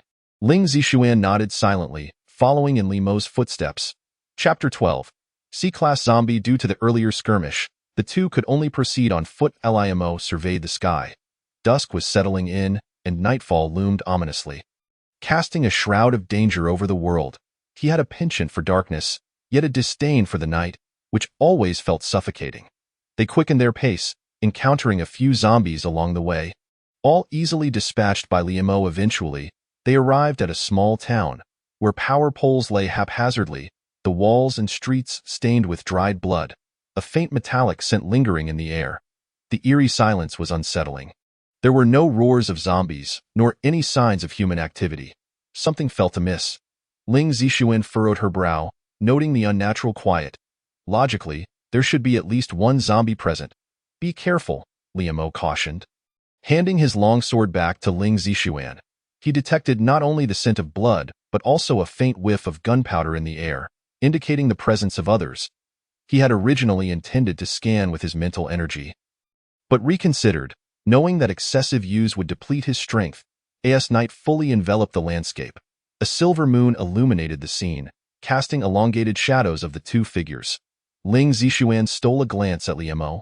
With his chiseled features and form-fitting combat attire accentuating his physique, he exuded a certain charm.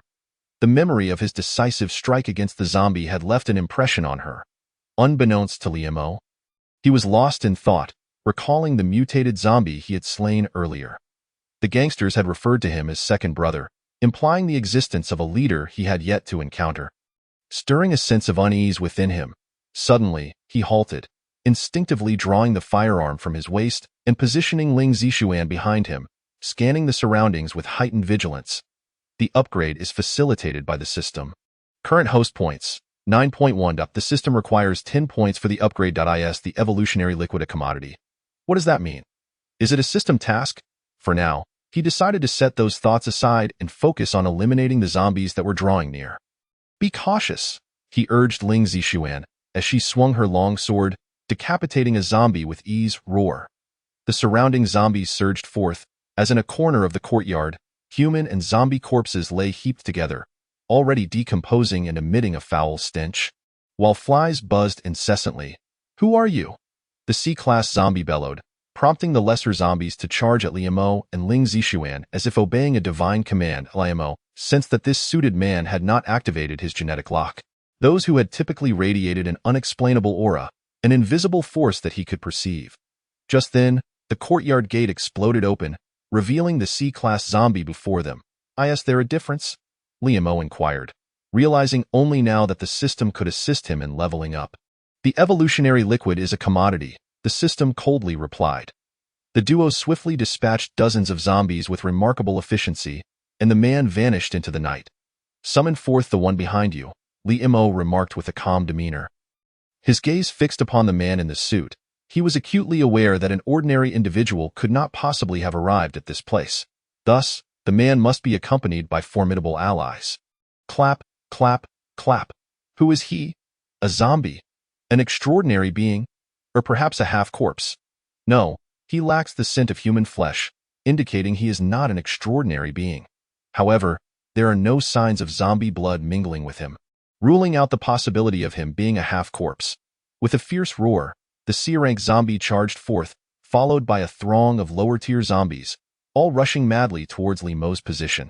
As he observed the disappearance of the suited man, Liamo did not relax. Rather, his vigilance intensified. The sense of impending danger did not dissipate with the man's departure. He unleashed his mental energy, discovering that within a nearby courtyard, dozens of zombies surrounded one particular zombie. Kneeling in reverence. Applause echoed through the night, and soon a man, resembling a specter, emerged. Ling Zixuan suddenly felt a wave of grievance. Limo had always addressed her simply as you, never once uttering her name. If not for her earlier encounter with Yang Long and company, she would not even know Limo's name. What are you dawdling for? The zombies are coming, Limo growled at Ling Zixuan, who was lost in thought. This was a matter of life and death. There was still a C-rank zombie in the courtyard, and as first-tier revolvers, a moment's carelessness could lead to their demise. Suddenly, the central zombie caught sight of something. Its malevolent gaze fixated on Limo, its pale eyes abruptly filled with bloodlust. The man, clad in a black suit and holding an umbrella, advanced. His violet eyes shone with an alluring brilliance, and his exquisite features could easily outshine many women. Limo, on high alert, readied his handgun, prepared to shoot at a moment's notice. Ling Zixuan stood behind him, her sword at the ready, her expression dark as she regarded the approaching figure. In a swift motion, Limo struck out, his fist obliterating a zombie. With his physical prowess now comparable to that of a second-tier revolver, the blood of the zombies held little effect on him. I am merely the messenger, the man in the suit said with a faint smile. Our leader has sent me to inform you that today, you have slain his subordinate, and in the future, he will undoubtedly seek your life. Why am I still short by 0.9 points? The zombies I previously defeated should have granted me at least 5 points. Limo pondered aloud. C-rank zombie. Limo's pupils constricted as he gazed incredulously at the C-rank zombie in the courtyard. Just 4 days into the apocalypse, a C-rank zombie had already appeared. According to the original timeline, C-rank zombies were not supposed to manifest until a month after the cold period concluded, even if the timeline had been accelerated. The C-rank zombie should not have emerged until 4 days later. 0.9 points. The system's voice remained cold and devoid of emotion. Come forth. Limo spoke into the pitch-black night, feeling a presence ahead of him that brought with it an overwhelming sense of oppression. His expression shifted as he let out a low growl. System, how many points do I need to ascend to a second-tier revolver? Limo inquired internally. Ling Zixuan felt a surge of helplessness. Now that she was a first-tier revolver, the only thing that could instill fear in her was the C-rank zombie. She involuntarily took a half-step back, cold sweat dripping from her palms. Could they possibly stand a chance against it? As she glanced at Limo's serious expression, unease crept into her heart. Limo regarded the C-rank zombie warily, while the creature fixated on him, sensing that these two were not easy adversaries. Finally, its primal instinct surged forth, an insatiable thirst for blood igniting within it, akin to a drug addict succumbing to their cravings. Its crimson eyes radiated an insatiable hunger for slaughter, unable to restrain itself any longer. It lunged at them. Although the C-rank zombie possessed a basic instinct of fear, it ultimately could not suppress its desire. The desire for blood. Chapter 13. Breaking through to second tier, the C-rank zombie charged at them with reckless abandon. Limo seized Ling Zixuan's right hand, retreating swiftly to evade the zombie's ferocious strike. He could not fathom what this woman intended, often lost in thought at the most perilous of times. This was tantamount to courting death. Pulling Ling Zixuan aside, he drew his dagger, lunging at the zombie. He knew that while C-rank zombies possessed remarkable healing abilities, they also experienced a degree of pain, which was their most fatal flaw. He maneuvered deftly to avoid the zombie's assaults, aiming for its spine with his dagger. As the dagger penetrated the flesh, the zombie emitted a piercing shriek. Its arm, as solid as iron, swung around in a 360-degree arc towards Limo, its fingers expanding like steel rods. Limo hesitated for a moment, narrowly dodging the attack. He inhaled deeply. Had he hesitated for just half a second, he would have met the same fate as in his previous life, impaled and dead. The C-rank zombie's speed was nearly on par with his own, and in certain situations, it even surpassed him. Ling Zixuan snapped out of her daze, raising her sword to strike at the zombie's head. Clang! The sword vibrated violently, and Ling Zixuan felt as if she had struck iron, the backlash making her arm tingle. The blade only left a white mark on the zombie's hide. Limo inhaled sharply. He knew the sword used by Blood Rose in his past life was no ordinary weapon. According to the system's classifications, that sword was at least of the Shin grade. How could such a remarkable blade fail to pierce the skin of a zombie? He glanced at the dagger he had purchased for a mere few thousand yuan, surprise flickering in his eyes. He had never expected that his simple self-defense purchase would turn out to be a treasure. Before he could ponder further, the zombie was already upon him, its hand swinging down. Ling Zixuan rushed forward, her sword wildly swinging to force the zombie back several steps. Limo did not remain idle either. With a swift motion, he hurled his dagger, his form becoming a blur as he approached the zombie. Seizing the dagger, he plunged it into the creature's head. Roar! The zombie let out a mournful wail.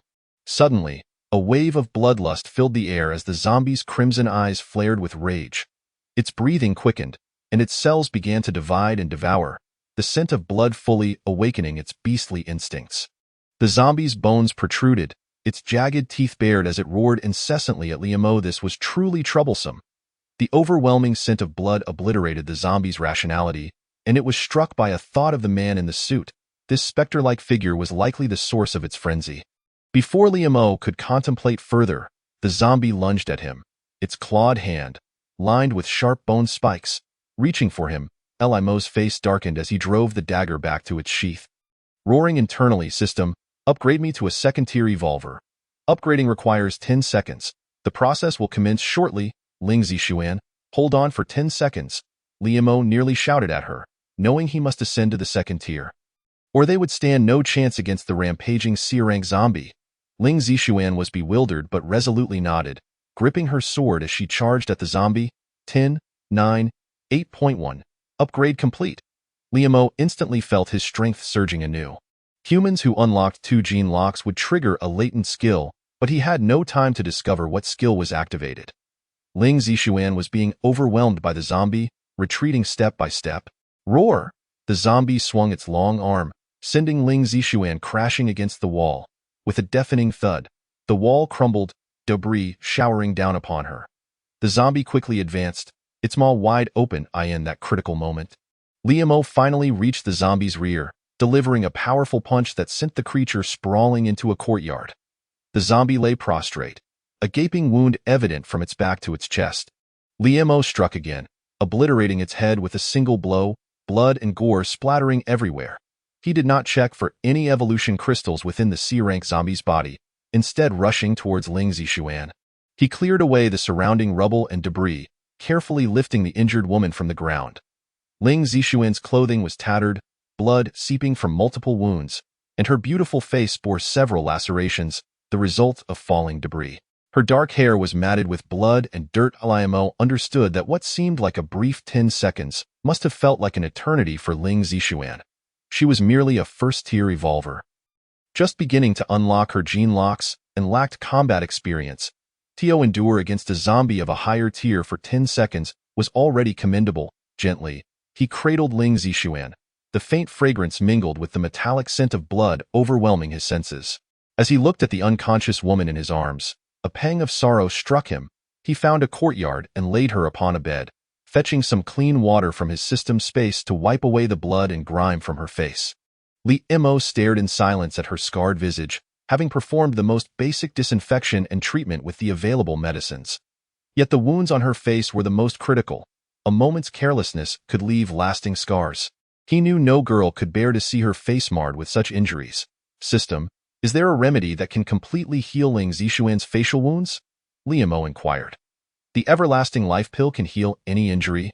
The system responded coldly. Limo quickly checked, discovering that one everlasting life pill required 12 points, indicating that it would take months for Ling Zixuan's scars to heal. I hope she can accept it. Limo thought, observing the unconscious woman. He meticulously attended to her other injuries, then retrieved a blanket from his system space to cover her. Before turning to leave, Limo gazed at the luminous night sky. Feeling a sense of oppression within his heart, today, he had committed a grievous error, his indecisiveness. Had he been a touch more resolute, Ling Zixuan might not have sustained such severe injuries. The moon hung round and bright in the heavens, casting a long shadow of Limo's solitary figure.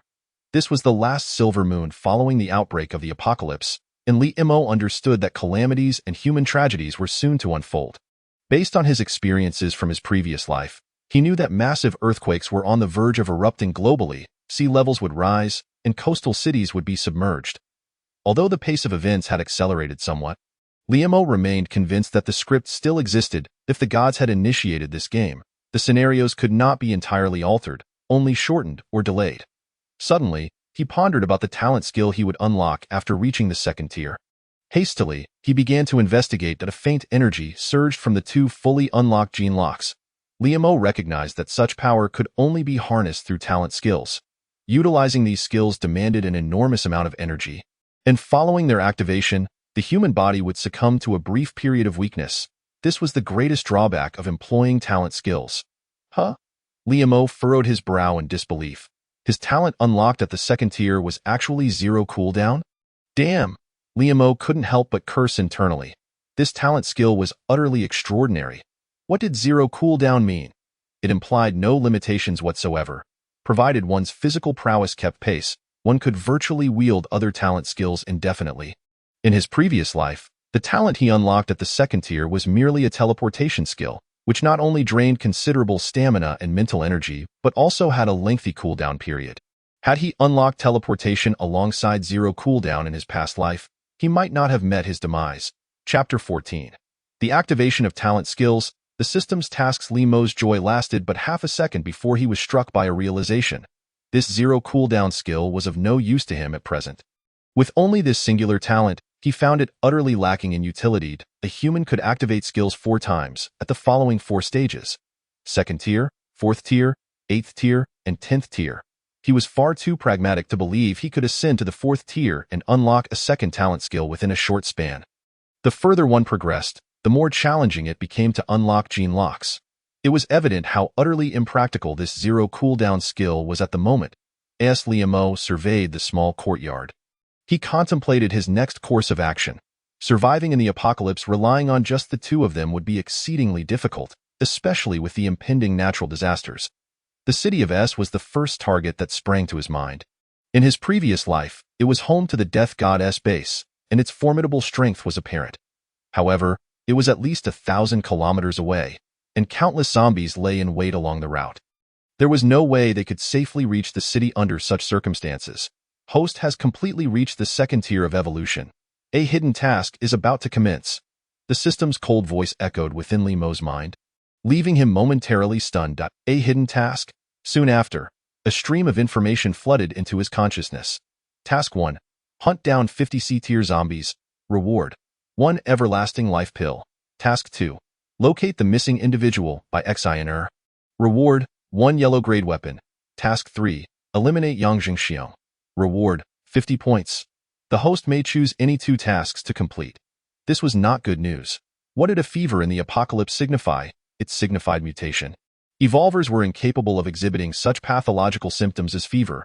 Having unlocked their gene locks, their enhanced genetic power rendered them nearly immune to diseases, excluding the zombie virus, of course. Who could have issued these tasks? Given the system's uniqueness, the gods? That seemed unlikely. This was a game initiated by the gods, and the system's existence was akin to a cheat code, disrupting the game's balance. He could hardly believe that those deities would stoop to developing a cheat to insert into the game, for it would diminish their own enjoyment. The cold voice resonated once more in Liamo's mind, devoid of emotion, indifferent to the world. After accepting the tasks, Liamo began to draw his dagger for training. Although he was now a second-tier evolver, maintaining essential physical training was imperative. He spat out a mouthful of water. The system's task provided no hints, and querying task-related information was exorbitantly costly. 10 points meant he would need to slay hundreds of D-tier zombies. Glancing over the 3 tasks, he noted that while killing 50 C-tier zombies posed some difficulty, at least the objective was clear. However, the latter 2 tasks, finding by Xiner and eliminating Yang Jingxiong, were perplexing.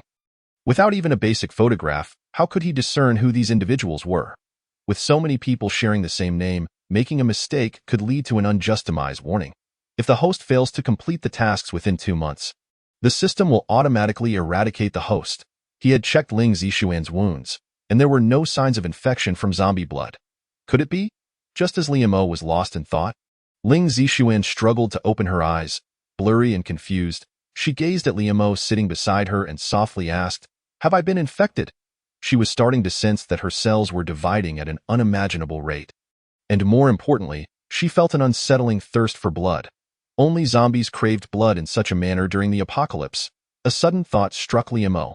While Ling Zishuan had not been infected by that C-tier zombie, the wall that had collapsed was smeared with blood, both human and zombie. Ling Zishuan's peculiar condition could very well be due to the wound coming into contact with zombie blood. What am I thinking? Li Mo shook his head with a wry smile, realizing his thoughts were spiraling into absurdity. Such imagination could have made him a novelist in the pre-apocalyptic world. No, he said, observing the faintly ill woman. This is merely a symptom of your talent skill activation. You will recover soon. Ling Zishuan stared at him with wide, bright eyes, silent, but she could sense her current state. Yet, for reasons unknown, she felt a strange sense of happiness from Li Mo's deception. The system was unique. Did that imply the existence of a third party? Li Mo's gaze pierced through the dark night sky towards the vast universe, and a fleeting judgment formed in his heart. Multiple factions were vying for dominance. The gods had released a game, yet other forces had intervened. What to do? Kill her? That was out of the question. After spending a few days together, they had grown familiar with each other. Limo could not bring himself to harm someone he knew. Killing Ling Zishuan was something he could never do, so he had no choice but to rely on the system. He retrieved a towel from the system's space, dampened it slightly with water, and placed it on Ling Zishuan's forehead. He gently tucked a strand of hair behind her ear and watched her in a daze. Limo practiced actions such as slicing, stabbing, pulling, and striking with the dagger, moving with remarkable ease. Though these seemed simple, executing them fluidly was quite challenging, especially when an enemy could interrupt one's moves at any moment. What? Eradication? Limo was taken aback. Who had issued these tasks? Did someone else possess a system? The notion that failure to complete a task would result in eradication was exceedingly cruel. A sleepless night passed, and the pale sunlight began to pour down from the sky. Limo wiped the sweat from his forehead, sheathed his dagger, and returned indoors. With a tentative spirit, he thought about querying the system for information on by Xiner. The system had provided no hints beyond her name, leaving him to seek answers himself. Ling Zishuan remained in a state of unconsciousness. Li Mo touched her forehead and felt a slight change in her complexion. Ling Zishuan was burning with fever. Querying the required points. 10.4 now, he would undertake the task of killing zombies, for the reward was the everlasting life pill, precisely what he needed at the moment. You haven't told me your name yet, Ling Zishuan said, gazing at Li Mo with a hint of longing. He had never mentioned his name or identity. The two had lived together in the apocalypse for nearly a week yet remained strangers. My name is Li Mo, a freshman at Yangdong University. Limo replied softly, looking at Ling Zishuan's expectant face. He couldn't comprehend why she placed such importance on this seemingly trivial matter. To him, a name was merely a designation, utterly insignificant. I am Ling Zishuan, also a student at Yangdong University. I'm a junior, and you're a freshman, so I'm your senior. Ling Zishuan smiled brightly. Exuding a childlike charm, Limo felt a wave of relief wash over him, dispelling the oppressive weight in his heart. Indeed, who said that a fever must stem from a viral infection? It could very well be a side effect of the talent activation. He was now faced with a mandatory task, yet Ling Zishuan was suffering from a fever. What should he do? He could not simply abandon her here, as that would be tantamount to killing her. Chapter 15. Misunderstanding. The most ruthless talent skill. The system assessed Ling Zishuan's current condition, and an idea struck Limo. He still possessed a system of his own. Generally speaking, evolvers were unlikely to fall ill. But this was not absolute. He needed the system to conduct an assessment. Scanning. Name. Ling Zishuan identity. Human physical condition. Good, no signs of infection. No signs of infection. Limo gazed at the information in his mind, feeling a tremendous weight lift from his chest. As long as she hadn't been infected, that was all that mattered. How are you feeling now? Limo inquired. Although evolvers were virtually immune to illness, Ling Zishuan was clearly feverish. Could it be that her talent skill had activated? Yes, that must be it. This was the only plausible explanation. Ling Zishuan hesitated as she observed Limo's changing expression. She suspected she had been infected. She could even sense the flow of blood within Limo's body, the scent of blood in her understanding. Only zombies possessed such a skill, leading to an insatiable thirst for blood. I can smell the blood within you. Ling Zishuan hesitated for a moment before softly uttering her fears. She was terrified of becoming a zombie, transforming into that bloodthirsty, hideous monster in such a case. She would rather choose death. The notion of blood?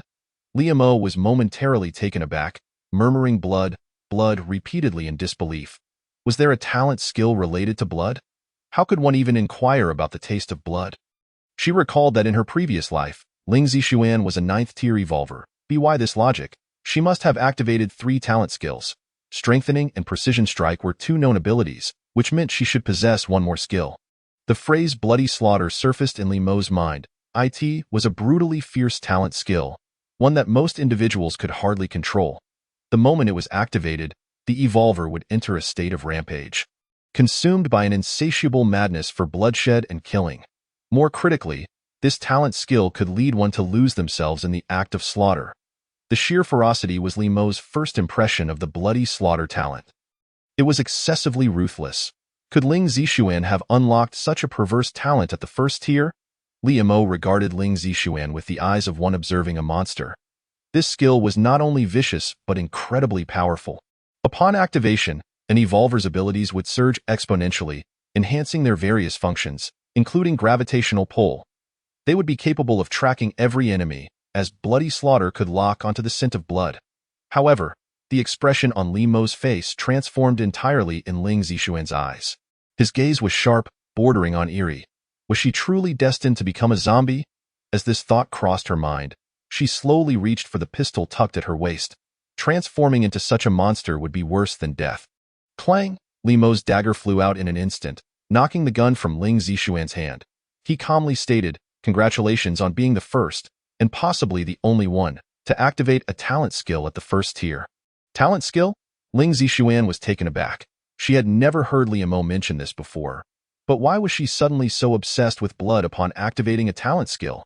Your talent skill may be bloody slaughter. Liu Mo explained, observing her confusion. As for the capabilities of this skill and how to utilize it, I know but will not disclose. I hope you will explore it on your own. Just remember, unless absolutely necessary, do not use this skill. Once you succumb to slaughter, I cannot save you. Liu Mo spoke with gravity, as bloody slaughter could disturb a person's sanity and, in severe cases, render them into nothing more than a mindless killing machine. Ling Zixuan nodded, her gaze slightly vacant. She looked at Liu Mo, her mind swirling with thoughts. Had everything proceeded normally, they might have forever existed as parallel lines with no intersection, living unrelated lives in the same world. Yet now, they were mutually dependent, trusting one another. Fate was indeed a wondrous thing. She was curious as to how Liu Mo possessed such extensive knowledge about the apocalypse and zombies, yet she ultimately refrained from voicing her questions. Everyone harbored their own secrets, some of which were fated to remain undiscovered. The room was enveloped in silence, a faint odor of decay permeating the air, accompanied by the incessant buzzing of flies.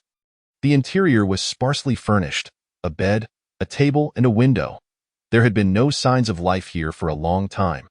The only creatures they encountered in this small town, aside from the inexplicable suited man, were a dozen zombies. This place was both bizarre and abnormal. "Let us go. We have matters to attend to." Upon realizing that Ling Zixuan was uninfected, Liu Mo resumed his cold demeanor, maintaining absolute vigilance. Trust was the most worthless currency in the apocalypse. Outside, the sun blazed overhead, its frigid rays piercing through the murky sky, illuminating the earth below. The once blue skies and white clouds had vanished, replaced by an ominous overcast. Liu Mo was already aware of the change in weather. The dark period was arriving a month earlier than anticipated, following the end of the cold season.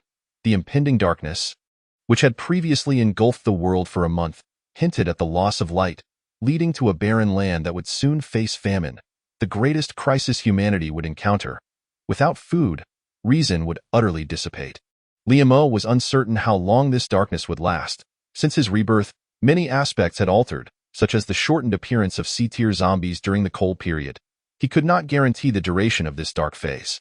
"Today feels peculiar," Ling Zixuan remarked, gazing up at the gray sky. "The cold period has ended, and the dark phase has commenced." Liu Mo glanced back at Ling Zixuan and replied, "We must hasten our pace to search for food." "Dark phase?" Ling Zixuan repeated the term, her eyes flickering with intrigue as she observed the young man before her. He appeared youthful yet exuded a decisiveness and meticulousness that belied his age. They continued their journey through the dimming world, dust swirling around them, Limo was weighed down by heavy thoughts. He needed to undertake two tasks: find someone and kill someone. Currently, these objectives seemed unrealistic, as the arrival of the dark phase would hinder all actions. Just imagine trying to navigate in a world where visibility was nearly non-existent. The constraints on mental detection during this dark phase were formidable. Limo could currently sense about 50 meters, but during the dark phase, even 10 meters would be a blessing in his previous life. He had endured a month of hiding in a rental apartment during the dark phase. Had it not been for his ample food supplies, he might have starved to death. The dangers of the dark phase stemmed not from zombies, but from humanity itself in a world of scarce resources and food shortages.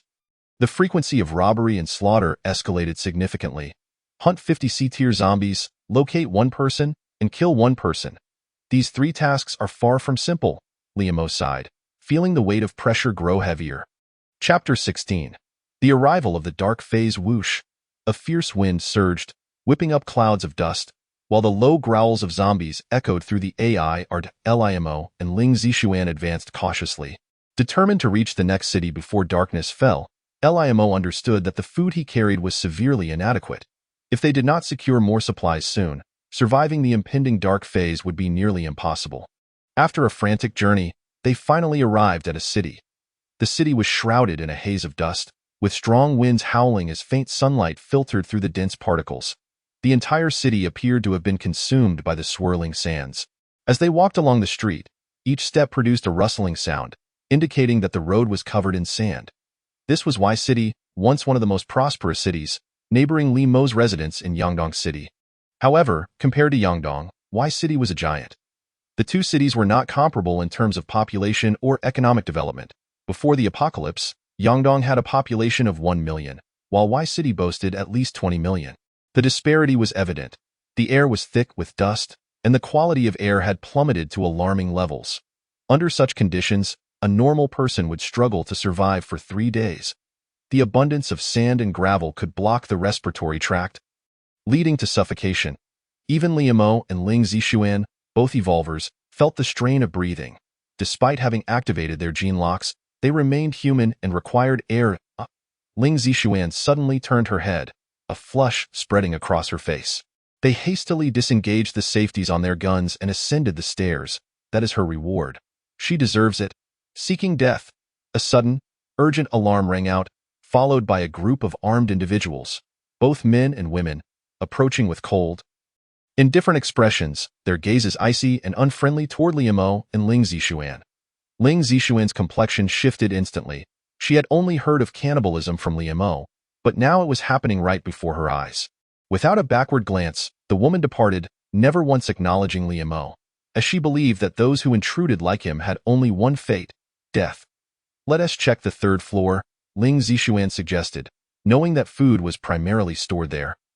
And their objective was to find sustenance. Limo remained still, extending his hand to grasp a man's arm, executing a flawless shoulder throw that slammed the towel-clad man to the ground.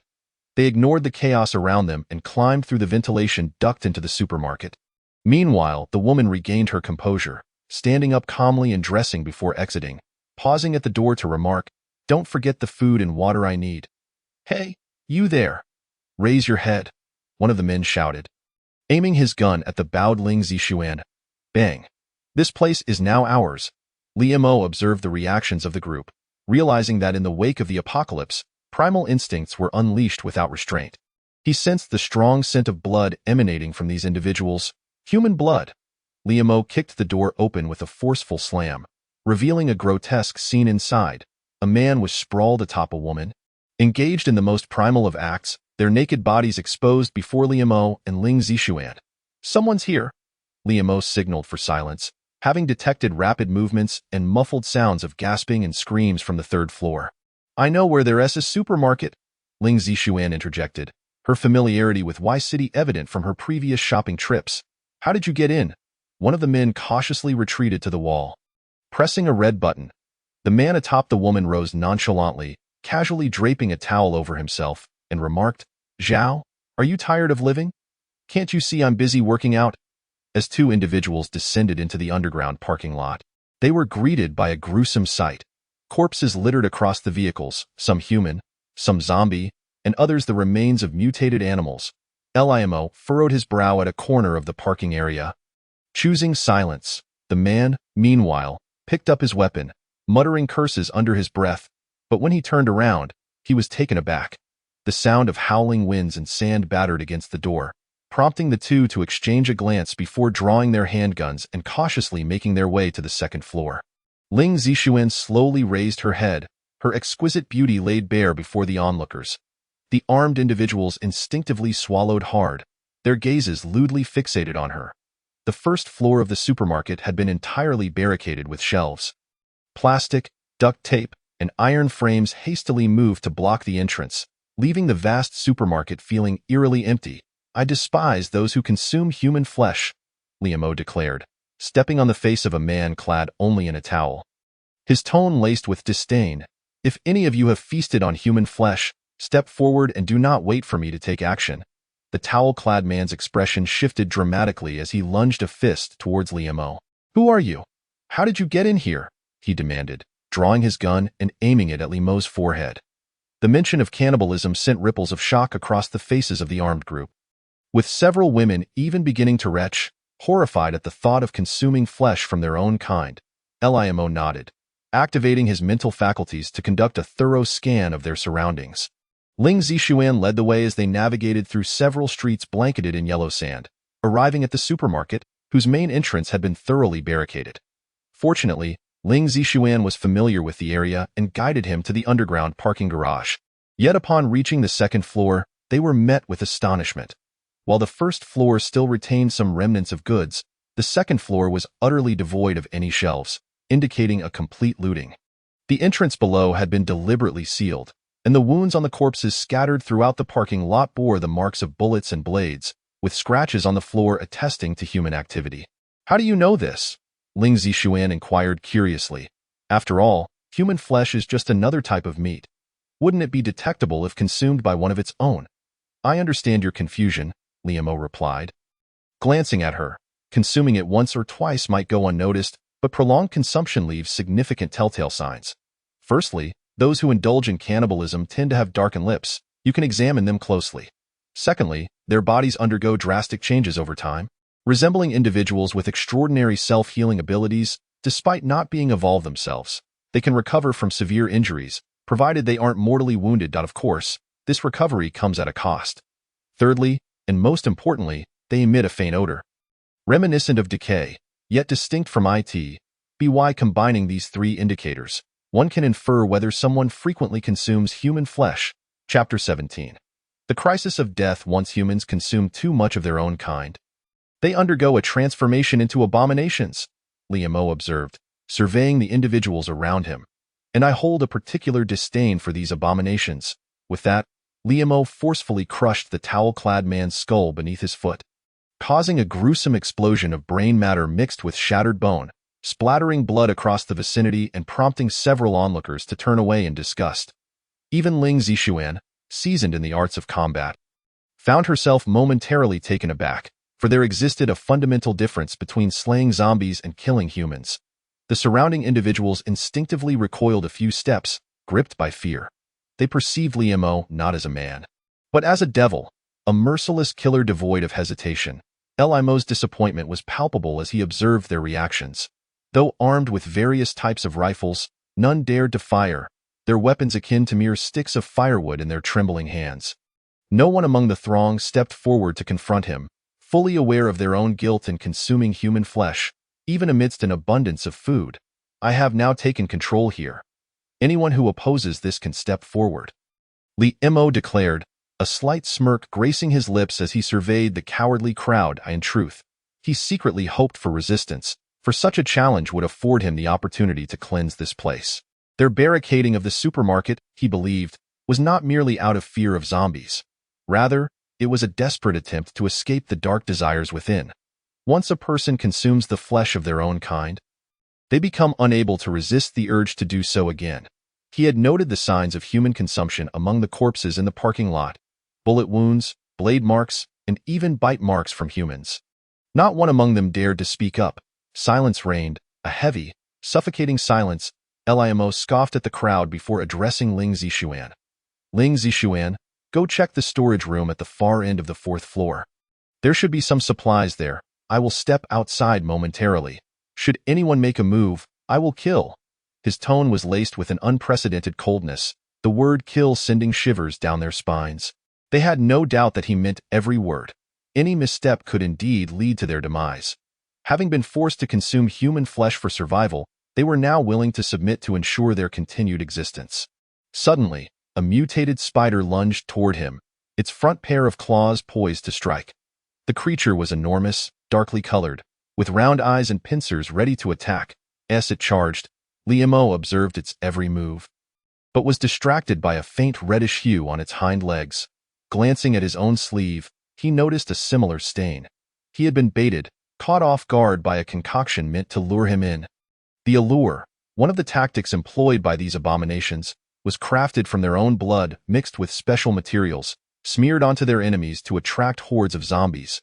Fortunately, the current conditions, a swirling storm of sand, made it difficult for the enticing scent to disperse.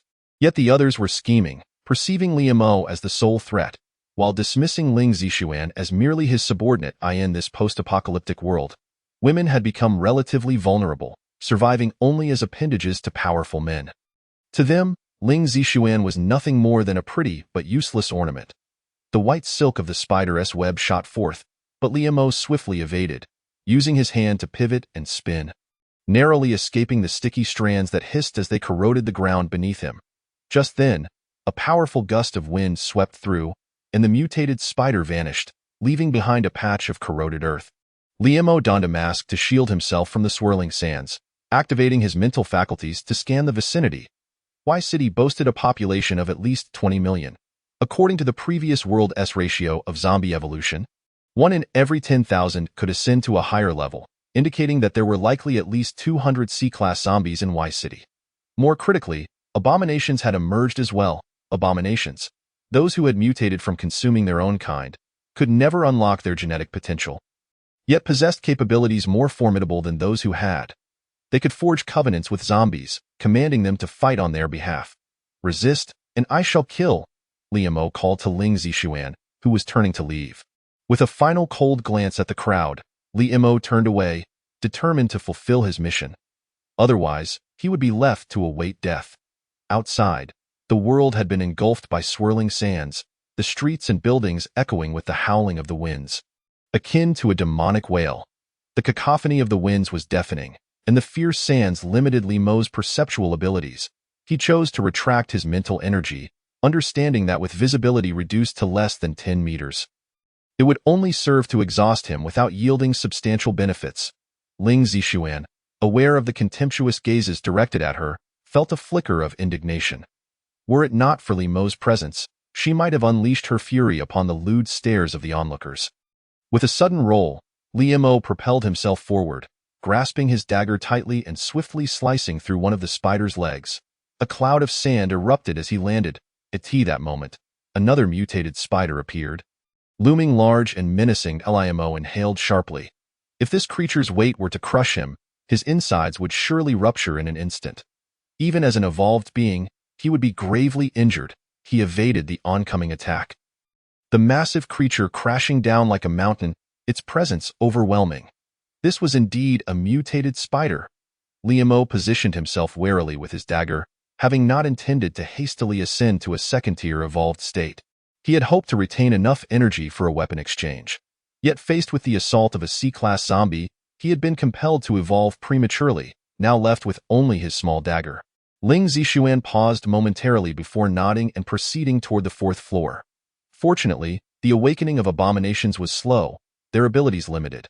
For now, evolved beings remained relatively safe. A C-class mutated spider? Liemo regarded the creature warily. C-class mutated spiders possess strength akin to that of a 3rd-tier evolved being, with massive bodies and corrosive webs capable of eradicating a heavy truck in an instant. The spider crashed to the ground. The earth trembled, causing nearby structures to collapse with a resounding crash. Most concerning was the fact that mutated spiders were social creatures, never acting alone. Given the current treacherous weather, how could such a creature emerge?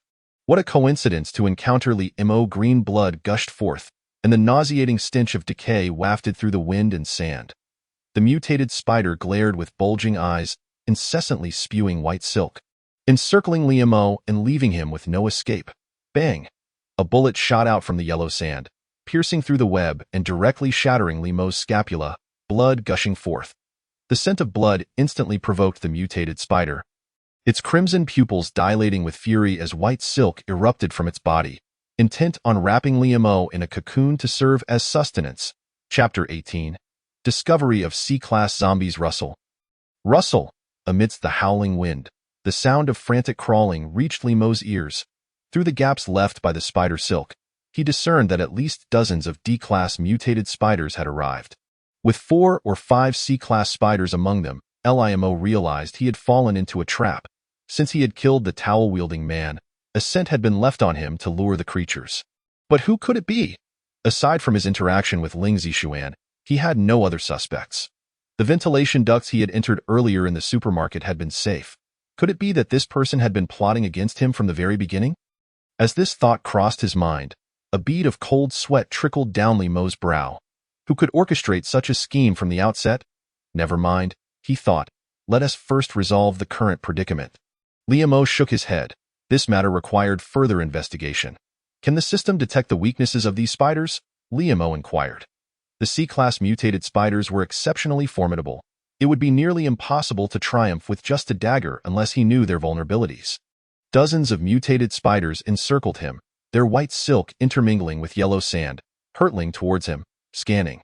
C-Class mutated spider weakness located in the blue region of the abdomen.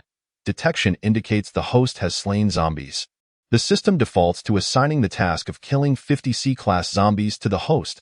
Liamo had no time to heed the system's trivialities.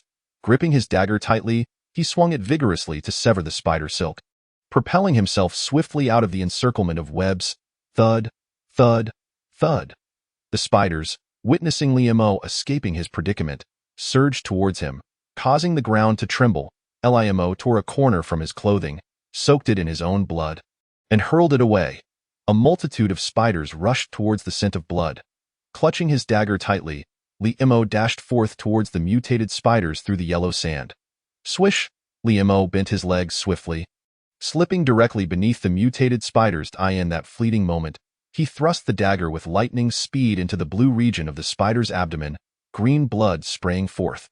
The massive body of the mutated spider crashed to the ground, its green liquid seeping out and staining the surrounding sand.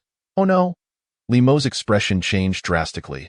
From the slain mutated spider emerged dozens, even hundreds of D-Class spiders, scurrying towards him desperately, their white silk shooting forth relentlessly.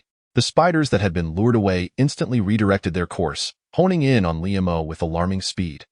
With 4 C-Class mutated spiders and over 100 D-Class spiders, cold sweat streamed down Liamo's brow.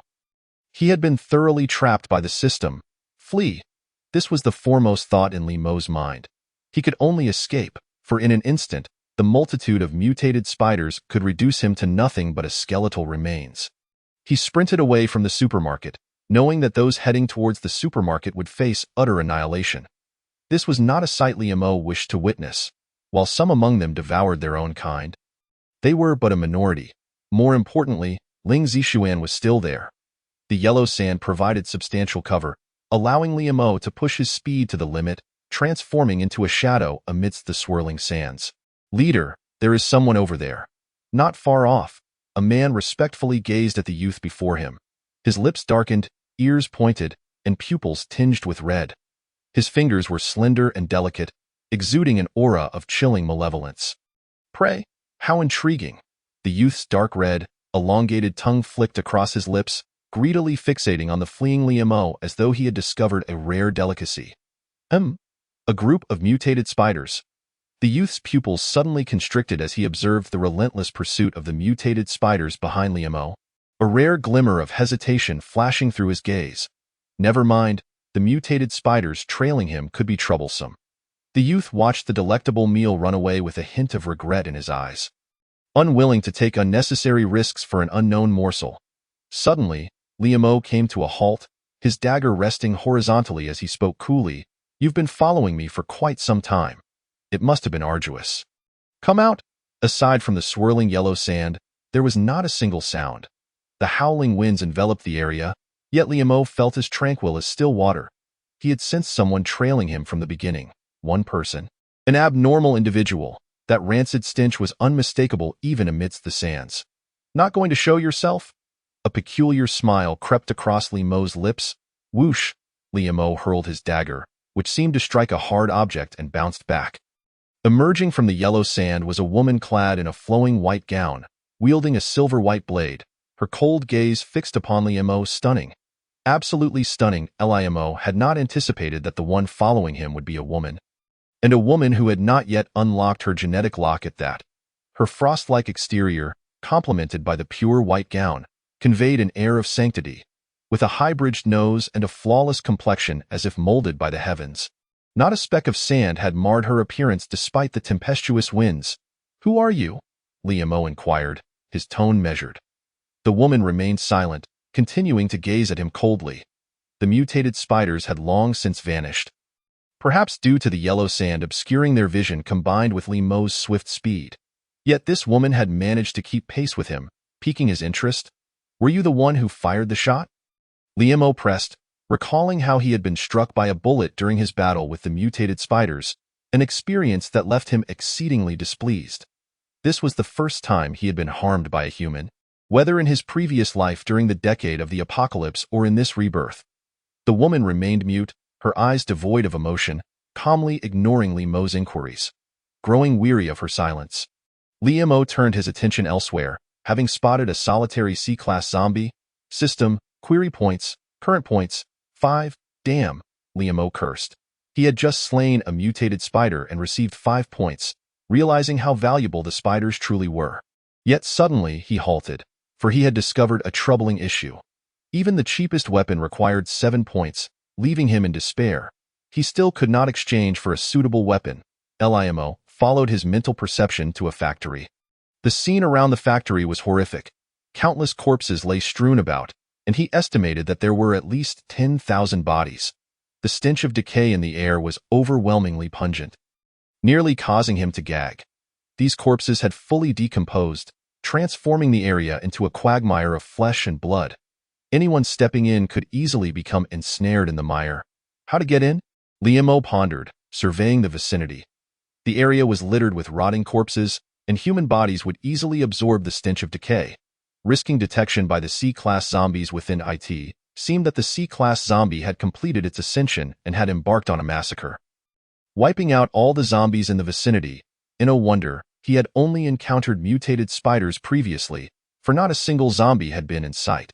Suddenly, Liamo's gaze fixed upon a rounded chimney. Approximately 20 to 30 meters high and about 10 meters away, he could enter the factory through this chimney. Whoosh! He leapt upward, and with a clang, he pressed himself against the chimney. Liamo climbed the chimney with the agility of a monkey. Reaching the top in less than a minute, pressing against the chimney, he surveyed the surroundings to find the best landing spot. With a powerful push of his legs, Liamo propelled himself forward, quickly regaining balance as the force of his leap sent him plummeting downward. Thud! With a soft thump, Liamo landed, his right hand bracing against the ground while his left knee bent slightly, allowing him to arrive safely on the ground. Chapter 19. Effortless slaying. What are you following me for? Liamo frowned and asked the descending woman. Ever since he had noticed her, she had clung to him like a piece of gum. And her silence only irked him further. Were it not for her being human, he might have already taken action against her. This woman was undeniably beautiful. Describing her as a rare jewel would not be an exaggeration. However, having spent 10 years in the apocalypse, Liamo had encountered all manner of women and had long since developed immunity to beauty. The woman still offered no response, her cold gaze fixed upon him, her grip on the long knife suggesting she was poised to sever his head at any moment. The factory was eerily quiet, strangely quiet. The buildings were overgrown with ivy, the verdant greenery bringing a spark of life to Liamo's eyes. Such pure green was a rarity he had not witnessed in a long time. Ever since the onset of the apocalypse, bloodshed and slaughter had been his constant companions. Dust coated the large machines within the factory, indicating that they had not been used in quite some time. Unlike the outside, filled with corpses and the stench of decay, this place was clean, adorned with blooming wildflowers. The tranquility within starkly contrasted with the carnage outside. Liamo sidestepped through the factory's first floor, but the scene on the second floor was rather disheartening. The area was littered with dismembered bodies, the walls stained with dark blood, and the remains scattered haphazardly. The overwhelming stench of decay threatened to induce nausea, the visual shock too great. One moment, lush greenery. The next, a sea of blood and heaps of corpses. The disparity was staggering. In the depths of the second floor, a zombie lay in a state of slumber, its ghastly wounds a sight to behold. The orb of its left eye had been gouged out by other zombies, leaving behind a gaping black void. Its skin was riddled with a multitude of bite marks, and a viscous green liquid flowed ceaselessly from its left arm. A steel rebar pierced through its left leg, but due to the passage of time, the metal had become fused with the limb, flesh and sinew merging seamlessly with the rod. Leaning against a stone pillar, Liamo scrutinized the severely injured C-rank zombie, now certain that the humans outside the factory had been slain by this very creature. Although it had cleared the area of nearby zombies, it had sustained grave injuries itself. Task progress, 250. The system's cold voice resonated in Liamo's mind. The C-rank zombie was utterly lifeless. And yet no evolution crystal had dropped from its corpse. However, Liamo had grown accustomed to this.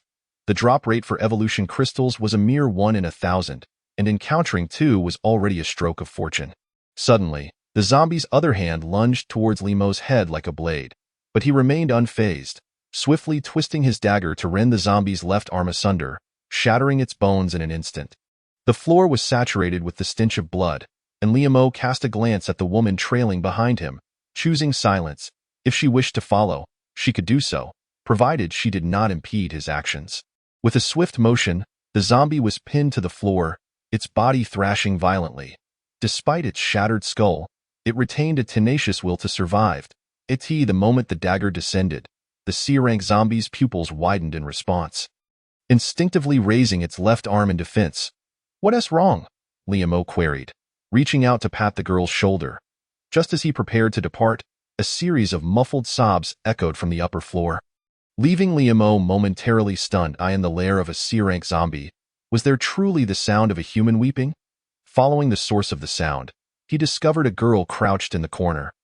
Her white dress stained crimson with blood, her bare feet reddened and bruised from the cold. Her long black hair cascaded over her shoulders as she buried her face in her arms. Weeping unabashedly. 4 points? Not bad, Liamo mused, feeling satisfied with the 4 points he had acquired, considering it a fortunate find. The girl slowly rose to her feet, her tongue darting out to lick her lips. Excitement radiating from her countenance as her arms extended with an eerie fluidity, fixating her gaze on the two before her. Barely had she spoken when her arms shot out towards Liamo with alarming speed. With a swift step, he clenched his left fist and struck her abdomen forcefully.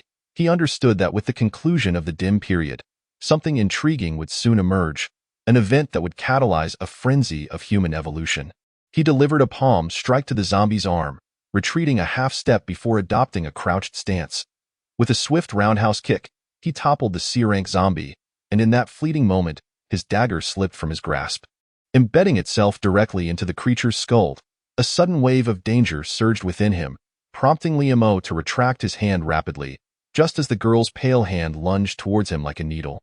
Observing the struggling zombie, he calmly extracted the dagger, a flash of crimson following as he severed the C-rank zombie's head, which rolled away like a ball, blood gushing from its neck, soaking the ground below. He drove the dagger into the zombie's head once more, pinning it to the floor. But was this truly the end? Surely not. The girl's arms, as flexible as rubber, reached forth from the debris. Attempting to ensnare Liamo, the greatest flaw of a C-rank zombie lay in its ability to feel. Even the faintest sensations of accumulated pain were perceptible. Liamo drew forth his dagger and propelled himself towards the C-rank zombie. With a deafening roar, the creature revealed its jagged teeth, stained with blood and flesh. Point inquiry. Liamo's thoughts raced. "I can't believe you killed Dabai," the girl remarked, casting a glance at Liamo. Though Dabai was a bit dim-witted and appeared somewhat slow, "It was not for you to slay," Liamo observed the girl, her dagger flashing rapidly as she retaliated against her serpentine arms extending toward him. In a heartbeat, he drew the pistol at his waist, firing 2 shots that pierced her shoulder blades. The girl was sent careening backward, crashing into a stone pillar, the sharp debris cascading down and burying her beneath it. A crack of bone echoed through the air as the woman beside him swiftly retracted her long knife, 2 severed arms tumbling to the ground. Yet, these severed limbs exhibited a tenacity of life, reattaching themselves at lightning speed before vanishing into the rubble. She gradually lifted her head, her gaunt visage pale, her dark pupils gleaming with fervent excitement. Current points, 9. Bang! Crack! The dagger pierced her left arm. Pressing down with relentless force against the zombie's forehead, Limo regarded the girl beside him with astonishment, recognizing the swiftness of her earlier strike. Even he had barely comprehended it. An enhancer, he speculated inwardly. In this apocalypse, humanity had divided into 2 categories of evolution. Those who unlocked their genetic locks, becoming evolvers, and those who became enhancers. Yet, despite his decades' worth of experience in his previous life, he had never encountered an enhancer, leading him to doubt their very existence. Suddenly, a realization struck Limo as he regarded the girl. She was not an enhancer, but rather a different, more terrifying breed of being. Having searched the factory for half the day, he collected some biscuits and bandages, stowing them in the system's space as he prepared to return to the supermarket. Casting a glance at the woman trailing him, he remained silent. Night was fast approaching, and once darkness fell, the dim period would descend entirely. Apologies for the delay in updates. Chapter 20. Humanity, Selfishness? Upon returning to the supermarket, Limo discovered several dozen new faces among the crowd. Yet thankfully none appeared to be abnormal. Among them, he discerned 4 or 5 evolvers.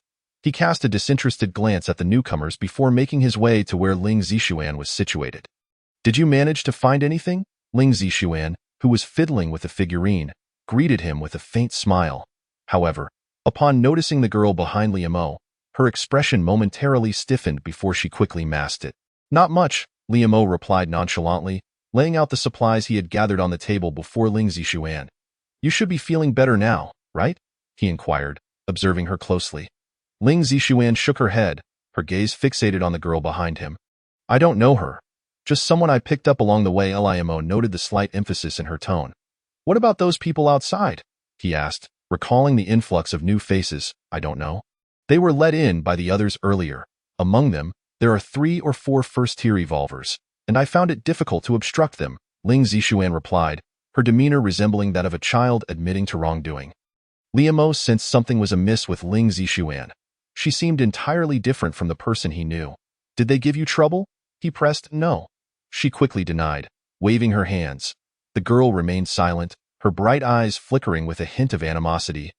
As though her name were a source of deep shame she wished to conceal, Limo glanced back at her, surprised into silence. While he had reasons for slaying that burly man, he felt no need to explain himself to her. He harbored a certain wariness of Ling Zishuan, yet he understood that in certain matters, action was imperative. After all, Ling Zishuan's unique skill was one of brutal slaughter. Should she lose control, none would escape unscathed. You killed him for another reason, didn't you? The girl finally spoke, breaking her silence. Who? Limo replied coldly, his gaze sweeping across the gathered crowd, a glint of menace in his eyes. No one, aside from himself, could bully his people. It was me? What of it? The burly man stepped forward, his expression threatening as he glared at Liam. I in this apocalypse, who still cares about a woman? Besides, women are merely, yes, exactly. We just want to survive. The crowd echoed in agreement. Limo regarded them with a bemused expression, his gaze inscrutable. I once told you that if you cannot hold back, then do not. Remember, there is no one in this world who can bully you at will. If there is, eliminate them. If you cannot, notify me, and I shall assist you. Since you possess the ability to easily kill Xiang Xingyu, it proves that you at least have the strength of a first-tier evolver. You are now fully capable of protecting us, a young man declared boldly, his expression one of entitlement. Is there something you wish to discuss? Limo inquired, noticing their collective gaze upon him, which rendered him somewhat uneasy. The crowd instinctively recoiled a few steps, gazing at Limo in terror. They had not anticipated that this seemingly young man would strike with such lethal precision. Yet, some women viewed it differently.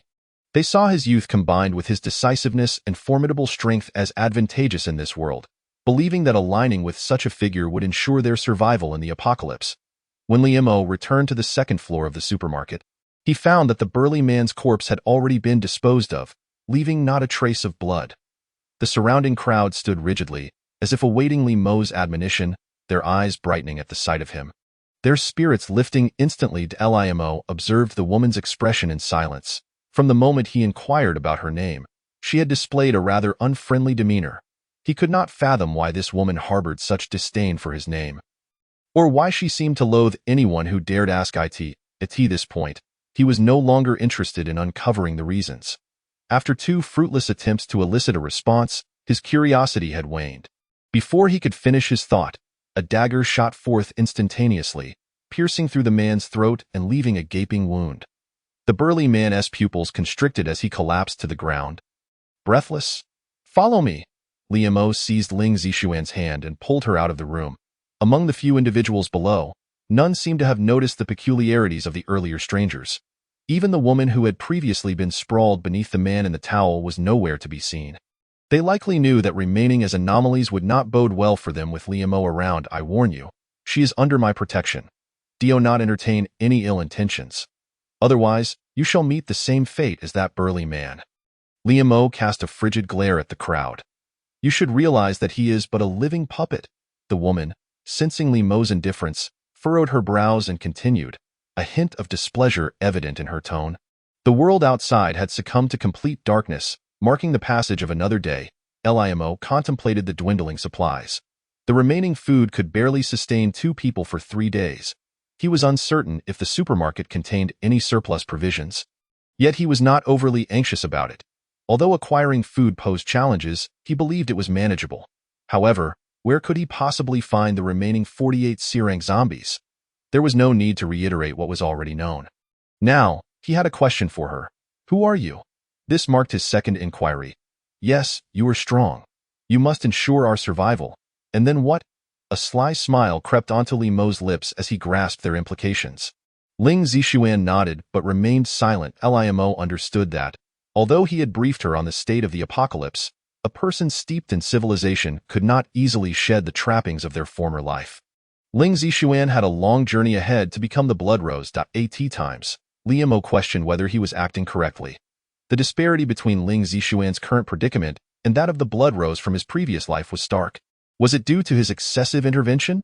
"We want to live," one of the individuals exclaimed.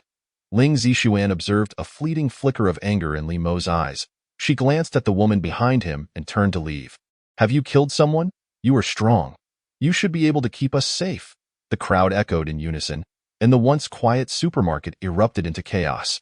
They seemed to have forgotten Limo's earlier decisiveness, as well as the fact that he had just slain one of their companions. On what grounds? Limo regarded the crowd with derision. "Are we acquainted?" "Oh, no, I should rephrase. Do we know each other? Are you aware of the current situation? This is the apocalypse. The world outside is teeming with zombies. What gives you the right to expect my protection?" His voice turned icy as he continued.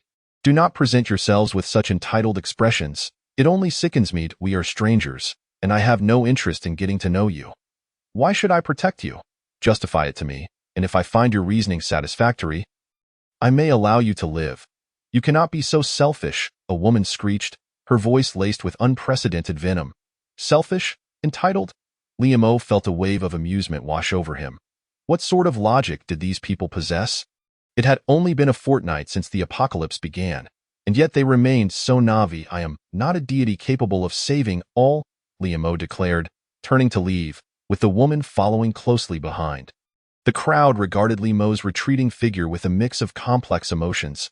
Some were filled with rage, others with bitterness, while a few wore expressions of despair.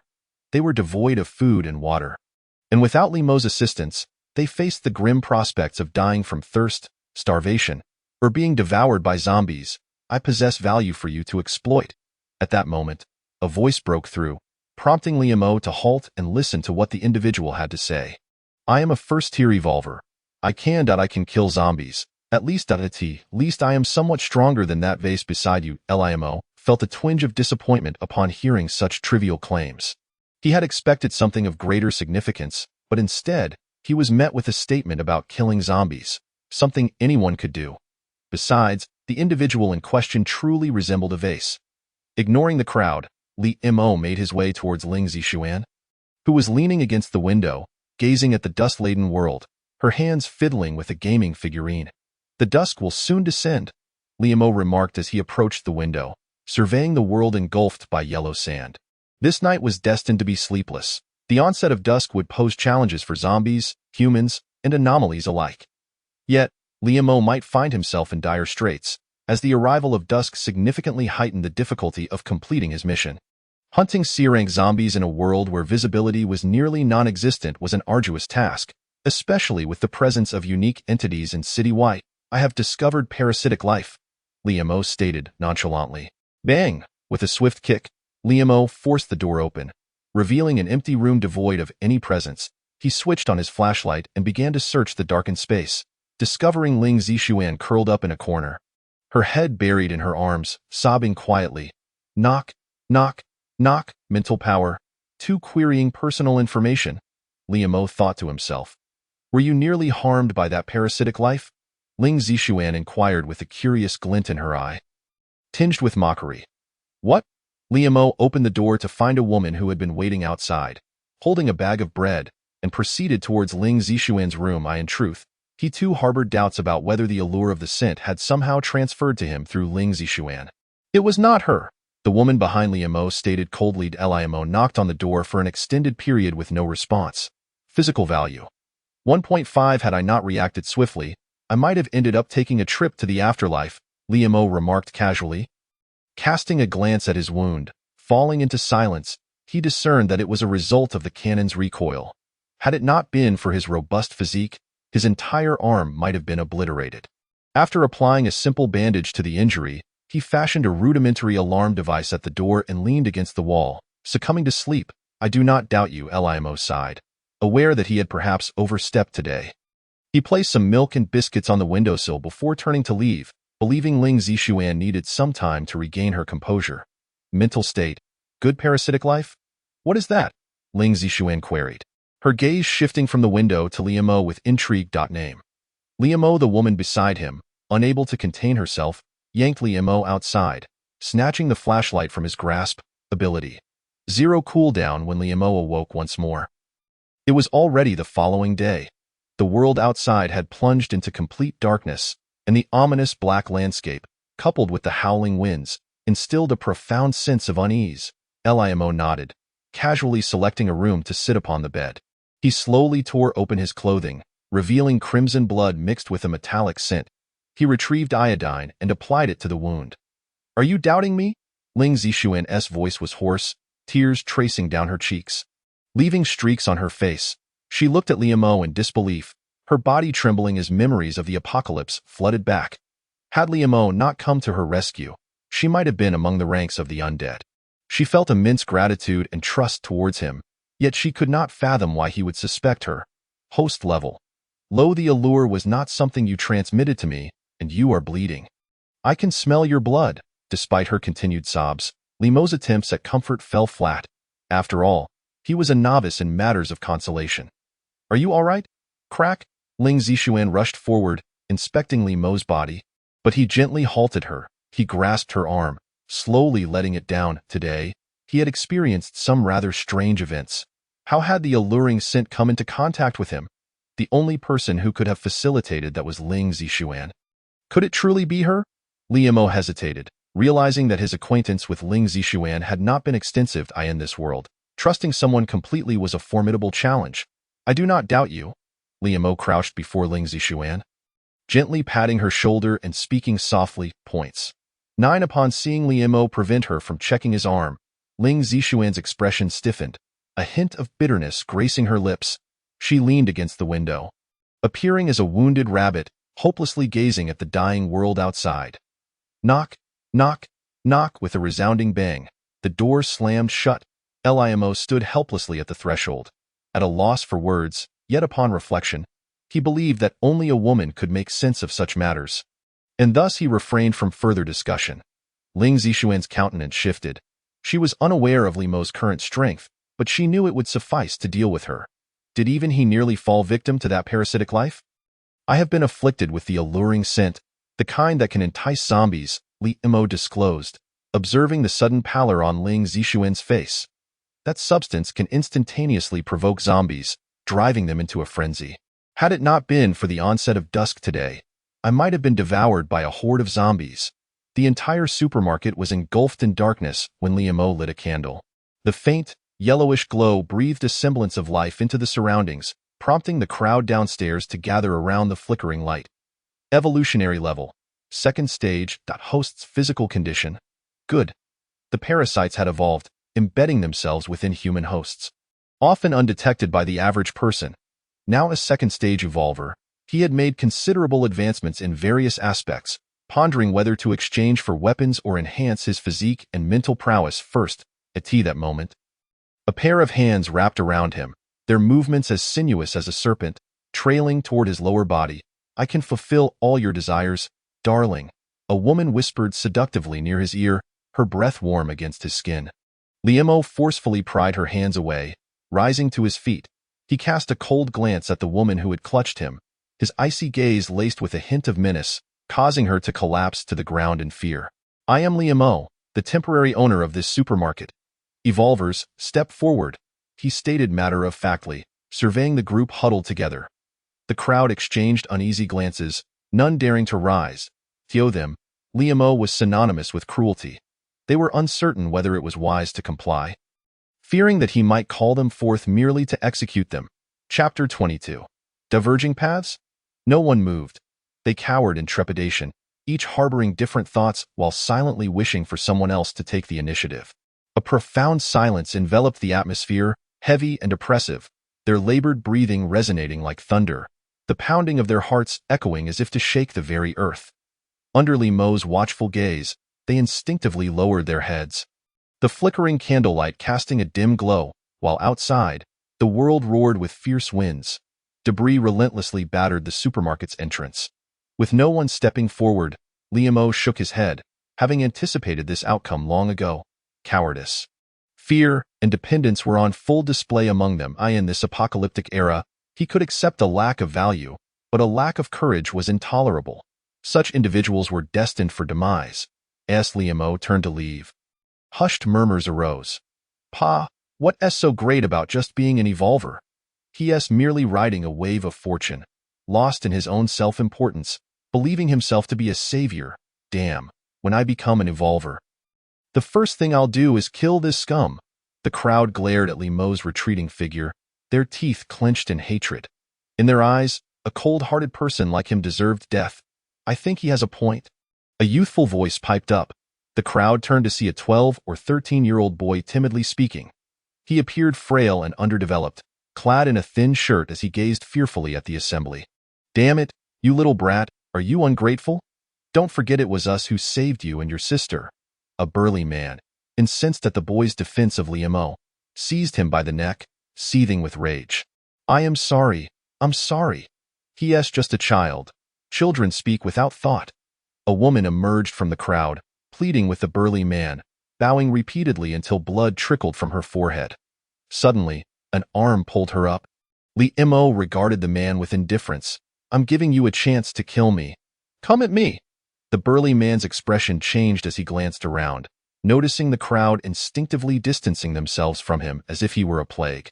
"Don't you dare come closer, or I'll kill this little brat," he hissed, gripping the boy's neck. "If I heard correctly, you just called me scum and expressed a desire to kill me." Li Imo suddenly turned, his expression devoid of emotion as he locked eyes with the burly man.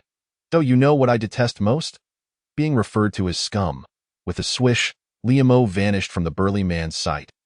The dim candlelight casting an eerie ambience, he appeared behind the man, silently observing the audacity that allowed him to insult and threaten him. In the next moment, Li Imo seized the burly man's arms. With a crunch, he exerted force, shattering the man's bones. Bang! A single punch sent the burly figure flying, fracturing his ribs, yet Li Imo refrained from killing him. He abhorred bloodshed and the act of taking lives. "What's your name?" Li Imo inquired, turning to the frail boy. "I'm Dong Jian, and that's my sister, Dong Di," the boy replied timidly, glancing up at Li Imo with innocent eyes. "Big brother, they always bully my sister and me. Will you protect us?" Looking into the boy's clear eyes, Liam shook his head lightly. I can offer you two choices. First, become my subordinate, which entails passing my tests. Second, remain with them, and whatever happens thereafter is none of my concern. Choose wisely. Even if you choose to be my subordinate, understand that I want to provide undue protection, as safeguarding is a privilege reserved for the strong. Liam's gaze was cold as he addressed the boy. I can grant you the opportunity to grow stronger, but what can you offer me in return? In other words, why should I assist you? Aren't those your two choices? The boy was momentarily stunned, bewildered by the unexpected turn of events.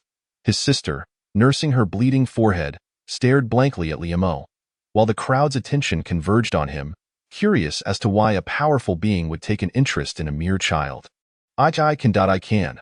The boy stammered, his thoughts in disarray, seeking solace in his sister's presence, as one often does in times of confusion. I can entrust my life to you, he suddenly cried out, his voice filled with raw determination.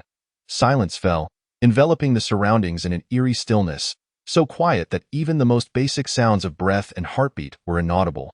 Darkness loomed like a demon, consuming all in its path as the candle's flame flickered, casting its final warmth. Outside, the howling winds mingled with the groans of the undead, while scattered figures advanced toward the supermarket where Liam stood.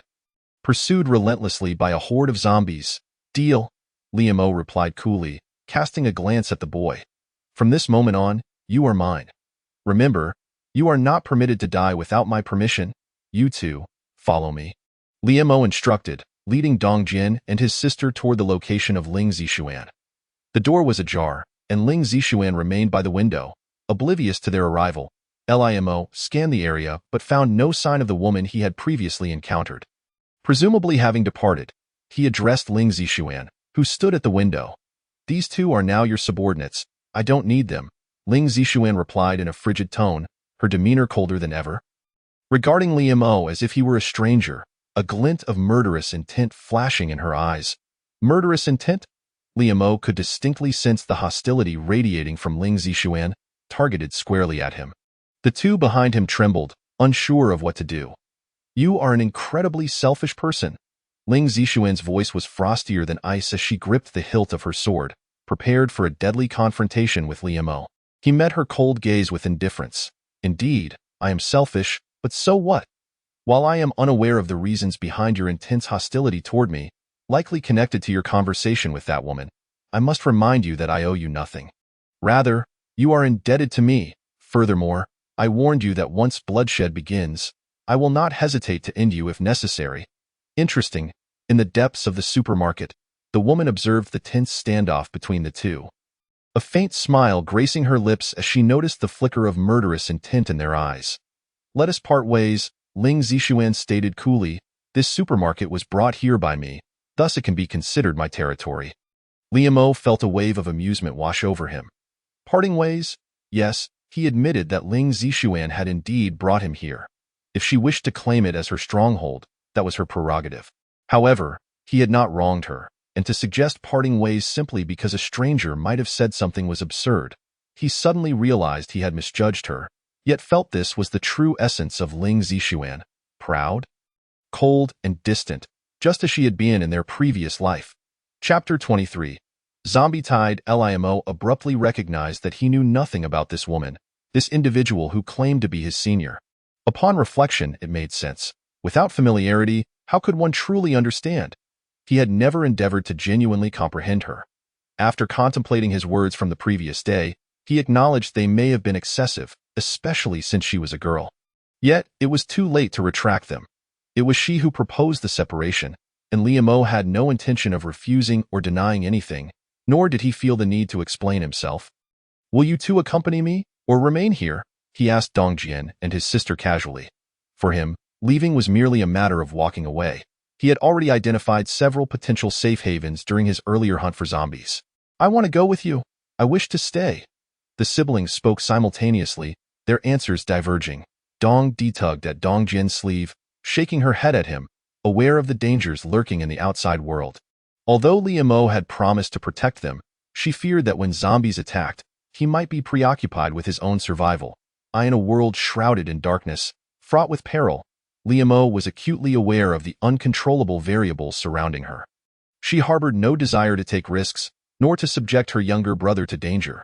Then I shall remain as well, Dong Jin pouted, visibly displeased. After all, it took great effort to find a relatively reliable older brother. And now we must part ways. How frustrating, Liamo, unsurprised by their decision, acknowledged that everything unfolded as anticipated. She retrieved some water and biscuits, placing them before Ling Zixuan before turning away, leaving without a backward glance. Ling Zixuan contemplated speaking, yet ultimately remained silent, standing vacantly by the window, her gaze fixed on the receding figure of Liamo, her expression a tapestry of emotions. Deep within the supermarket, a woman conjured a long purple serpent that writhed around her, its tongue flickering crimson as it coiled about her form. She murmured something to the serpent, which then swiftly descended to the ground, vanishing from sight. Watching the disappearing serpent, the woman revealed a sinister grin, her eyes glimmering with anticipation. The surroundings were engulfed in blackness, grains of sand stinging against her cheeks as the wind howled, rendering visibility futile amidst the swirling yellow dust. Limo activated her mental prowess. Keenly attuned to her environment, the remnants of buildings and the wreckage of vehicles lay buried beneath the sand, each step producing a crunching sound beneath her feet. Clutching her dagger, she gradually distanced herself from the supermarket. Within the supermarket, the woman observed Limo's retreating silhouette through the oppressive darkness, a peculiar smile gracing her lips. Blood vessels crept across her eyes, extending to her temples, while a parasite crawled from her arm, emanating a sinister laugh. Navigating through the dense night, Liamo arrived at an office building. After dispatching a few low-tier zombies within, she settled by the window, gazing toward the supermarket with an enigmatic smile. She surveyed the disarray of the office, broken computers, desks cleaved in two, and moldy documents strewn across the floor. Once a hub for elite professionals and socialites, this high-rise now lay in ruin. Dust clung to the coffee machine in the corner, and the bloodstains on the floor had long since dried to a dark hue. After a cursory tidying, she pulled a chair to the window and sat down. Though initially tempted to fix the generator below and illuminate the space, she reconsidered. While the light might provide some reassurance, it would also act as a beacon, attracting hordes of zombies, an eventuality she wished to avoid. Outside the supermarket, a dense throng of zombies had amassed, including over a dozen C-tier zombies and 5 anomalous beings. Had Liamo been present, she would have recognized that these beings were the very ones who had vanished earlier in the supermarket. At the window of the supermarket, the woman gazed at the approaching zombies, her eyes alight with excitement. Her purple tongue flicked across her lips as the parasites on her skin leaped to the ground, scattering in search of targets. Just then, a long sword embedded itself before her. Ling Zixuan stood at the entrance, quietly observing, a bottle of high-concentration alcohol in hand. She slowly poured the liquor onto the ground, then retrieved a lighter. With a flick, flames began to rise, the lighter slipping from her grasp as the alcohol ignited with a resounding roar, casting a pale blue flame that bloomed like a beautiful flower in the dark abyss. Both alluring and terrifying, the parasites surrounding her were instantly consumed by the inferno, hissing as they exploded. These parasites harbored a deep-seated fear of flames, and the alcohol dulled their reflexes, leading to their rapid eradication. "You seek death," the woman's voice was shrill, as blood vessels rapidly spread, enveloping her face. Enraged, she realized that despite having implanted parasites within Ling Zixuan, she had somehow escaped her control. "Why? How could you break free from the parasite's grasp? It appears your earlier quarrel with that man was all an act to deceive me," she shrieked in hysteria. "Curse it." The woman's body began to mutate rapidly, sharp bone spikes protruding from her arms. Completely ensconced in blood vessels, her appearance became grotesque. She continued to transform. Her once beautiful cheeks turned ashen, her mouth splitting to reveal a plethora of jagged teeth. A bloodied head emerged from her abdomen, its gaze fixed on Ling Zixuan, emitting chilling laughter. "Attack!" The woman's roar reverberated, sending shockwaves that shattered the supermarket windows, the glass crashing to the ground in shards. Outside, the anomalous beings and zombies commenced their assault, relentlessly battering the supermarket doors. What is happening? Could it be the zombies have arrived? The slumbering crowd was abruptly roused, instinctively grasping nearby weapons, their eyes darting suspiciously around the dimly lit space. Each impact against the door sent tremors through their hearts. Suddenly, the overhead lights flickered to life, banishing the darkness in an instant. As they beheld the trembling shelves at the entrance, their hearts raced to their throats, weapons gripped tightly as they fixated on the supermarket doors. Women and children, to the back, someone shouted. Yes, they needed to move the women and children to safety. It would afford them a better chance of survival. With shared resolve, the group hastily dragged the vulnerable to the rear, forming a protective barrier around them. In the face of dire circumstances, humanity's selfishness and greed could emerge. Yet so too could the brilliance of compassion, as was evident in that moment, with a resounding crash. The shelves at the supermarket entrance were obliterated, a swarm of zombies surging inward, their crimson eyes gleaming with hunger. One zombie roared and led the charge, followed by a frenzy of its kind. Their gaping maws open wide, hands thrashing through the air. Fire! Shoot! A young man bellowed, his rifle erupting in a furious volley, bullets flying like an erupting volcano. Bang, bang. The sound of gunfire filled the air, each shot claiming the lives of the encroaching zombies. Chapter 24. The Emergence of Parasites. Bang. Crash. Zombies poured in relentlessly, shattering the supermarket's windows and walls, while the howling wind and swirling sand invaded the space, leaving marks of injury upon the faces of the crowd. They formed a protective circle around the women and children, blood splattering around them as dismembered zombie limbs lay strewn about. Gunfire lit the air in a desperate struggle against the overwhelming tide of the undead. I want you to die. In a moment of panic, someone seized Dong Jin, hurling him into the throng of zombies, hoping to divert their attention away from himself. Ha! Die! Die! He cackled madly, watching Dong Jin arc through the air and land among the ravenous horde, who surged toward him with bloodlust in their eyes. Curse it! No. The others were incensed.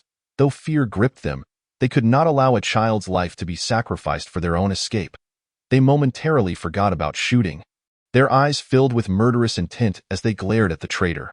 The zombies instinctively recoiled, aware of the danger posed by the young man. Who was he? With a swift motion, Limo's blade danced through the air, splattering blood in all directions as he ruthlessly dispatched the zombies. Him. These once feared creatures appeared as nothing more than lambs awaiting slaughter, utterly incapable of resistance. The spectators held their breath, anxious for Limo's survival amidst the brutal onslaught. As they cast the traitor into the zombie horde, the undead descended upon him, tearing at his flesh until within moments, all that remained was a gruesome pile of bones. The zombies, with their blood-soaked maws and sharp teeth, fixated on a lone man amidst their ranks, instinctively aware that he was not to be trifled with. Limo's strikes were swift and precise. Bullets pierced skulls, and the man crumpled to the ground, spasming briefly before falling still, a bloodied hole marking his forehead. He had perished, consumed by his own selfishness and madness. What are you doing? What are you doing? The man, now deranged, gazed at the hostile faces surrounding him, collapsing to the ground in despair. Yes, yes, the zombies are distracted.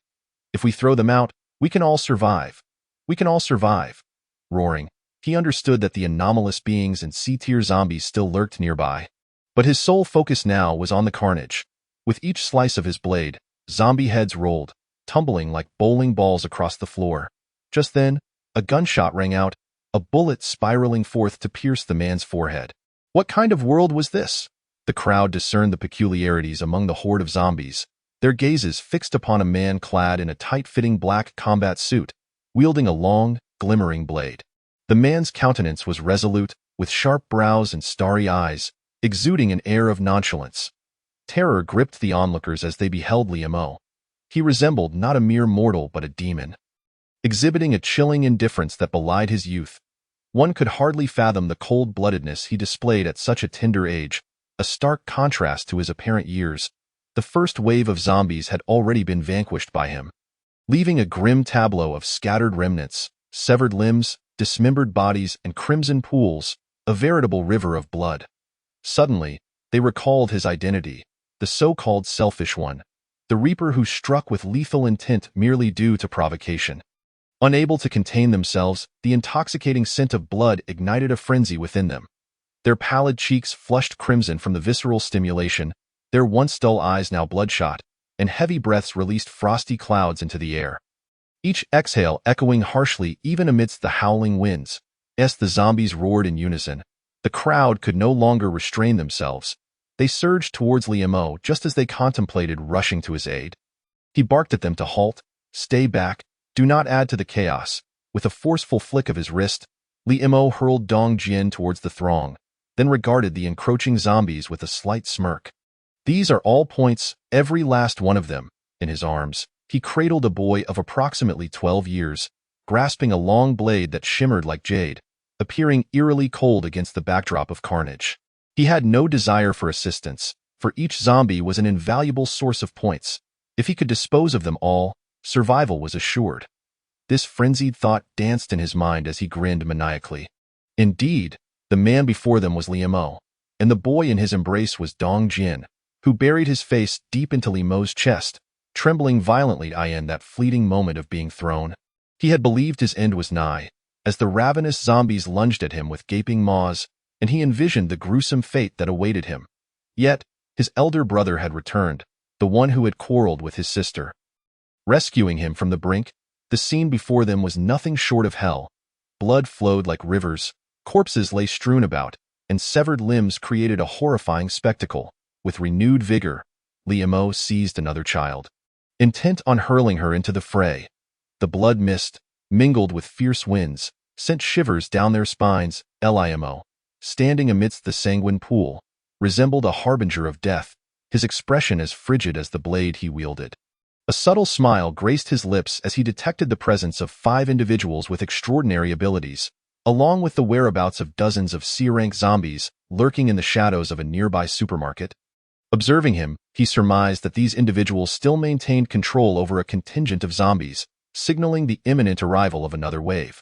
Casting his gaze towards Ling Zixuan, who was fiercely battling a formidable second-tier mutated parasite, he nodded in approval. Indeed, the blood rose had not let him down. This scheme had been meticulously crafted, as Liam had long suspected they were being tracked by the parasites.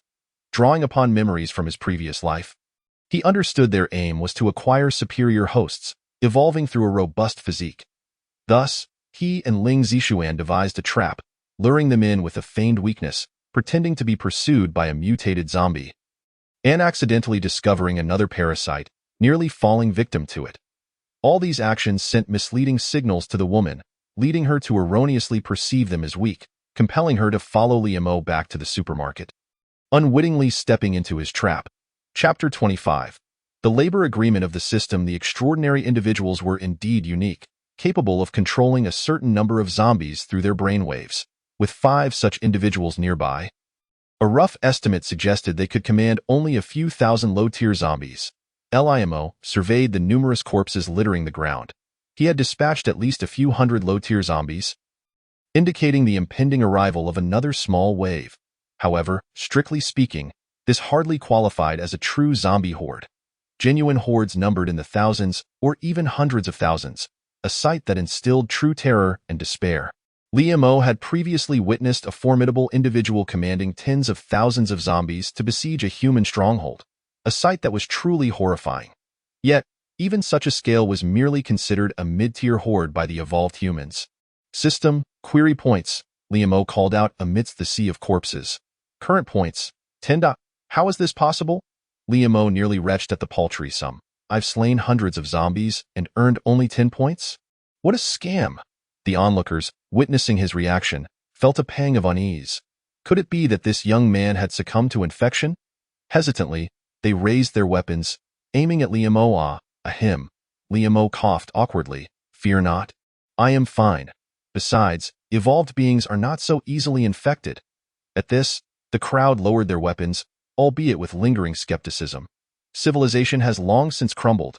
A cold voice echoed from above. Do you think they can survive while you lie dead? The zombies outside are more than capable of tearing them apart. This is a world where only the strong endure. Survival of the fittest is the law of the land. Ling Zixuan descended the stairs, her long sword slung over her shoulder, her footsteps resonating like a melody on a piano, her attire tattered and streaked with blood. Allow me to present you with another revelation. The probability of 2 million people turning into zombies is approximately 80%. Who among you can calculate how many zombies are in this city? Of course, this does not account for those who will be infected later. Have you resolved the situation? Liamo inquired with a smile at the visibly weary Ling Zixuan. She nodded, positioning herself behind him, observing the crowd. What are you implying? That we acted incorrectly? Are we to be as selfish and cold-blooded as you? A voice protested indignantly. Hope lies in the survival of the children. Only then can the future hold promise, the scarred man rasped, his expression grim yet his gaze piercing like that of a hawk, instilling a formidable sense of intimidation. The crowd's expressions shifted. Survival was paramount for them all. They were wary of what tasks this enigmatic youth might impose on them. What if he merely sought to lead them to their demise? In their desperate plight, they could unite, yet in fleeting moments of calm. Suspicion brewed. Realizing their astonishment, Liamo coolly stated, "This agreement is unlike any other. Failure to fulfill the employer's tasks will result in obliteration, even if you are fortunate enough to be rescued by other survivors. Have you considered the consequences? Do you understand what it means to be extraordinary? Do you comprehend the status of women in this apocalypse?"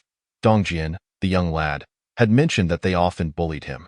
Such behavior was understandable, as children had become mere burdens in this new world. But could anyone explain why, just moments ago, they had chosen to shield women and children behind them? Any worker wishing to breach the agreement will be erased by the system. Effectively a tyrannical clause in the pre-apocalyptic sense, it is commendable that you managed to retain your humanity in times of crisis. He regarded them, their eyes darting nervously, and continued, "I initially believed you were a band of vampires, but it seems I misjudged. At least you retain some semblance of humanity. We can escort you to a comparatively safe base. However, those selected among you must sign a labor agreement with me," Liamo stated nonchalantly. He had recently discovered this labor agreement within the system, which established an employer-employee relationship. The workers were obliged to complete the tasks assigned by their employer, who in turn was required to offer relative safety. More importantly, once the employment relationship was established, it could not be dissolved without the employer's consent, and even in the event of the worker's death, the agreement would extend to their descendants until the employer's demands were fulfilled. 2 million zombies. What could they possibly use to resist? They were utterly powerless, left only to await their demise. The scarred man exchanged a bewildered glance with Ling Zixuan, muttering, "I told you so. With the apocalypse upon us, what purpose does a labor agreement even serve?" "So, what are you implying?" The scarred man narrowed his eyes at Liamo, skepticism etched on his face. 2 million zombies? A labor agreement? This is pointless. The others, equally incredulous, rubbed their ears as if to dispel any illusion they might have misheard. Such concepts, grounded in the laws of civilization, now seemed devoid of any binding power. Was this youth genuinely benevolent? He hardly appeared so. Ling Zixuan, observing Li Mo's demeanor, couldn't help but internally scoff. She knew he was scheming. Struggling to suppress her amusement, her face flushed red. "Once again, I ask, why did you change your minds and choose to protect the women and children?" Liamo gazed calmly at the panicked crowd and spoke, his heart already possessing the answer, yet he yearned for this answer to be voiced by their own lips. A smile graced his face. "Hope.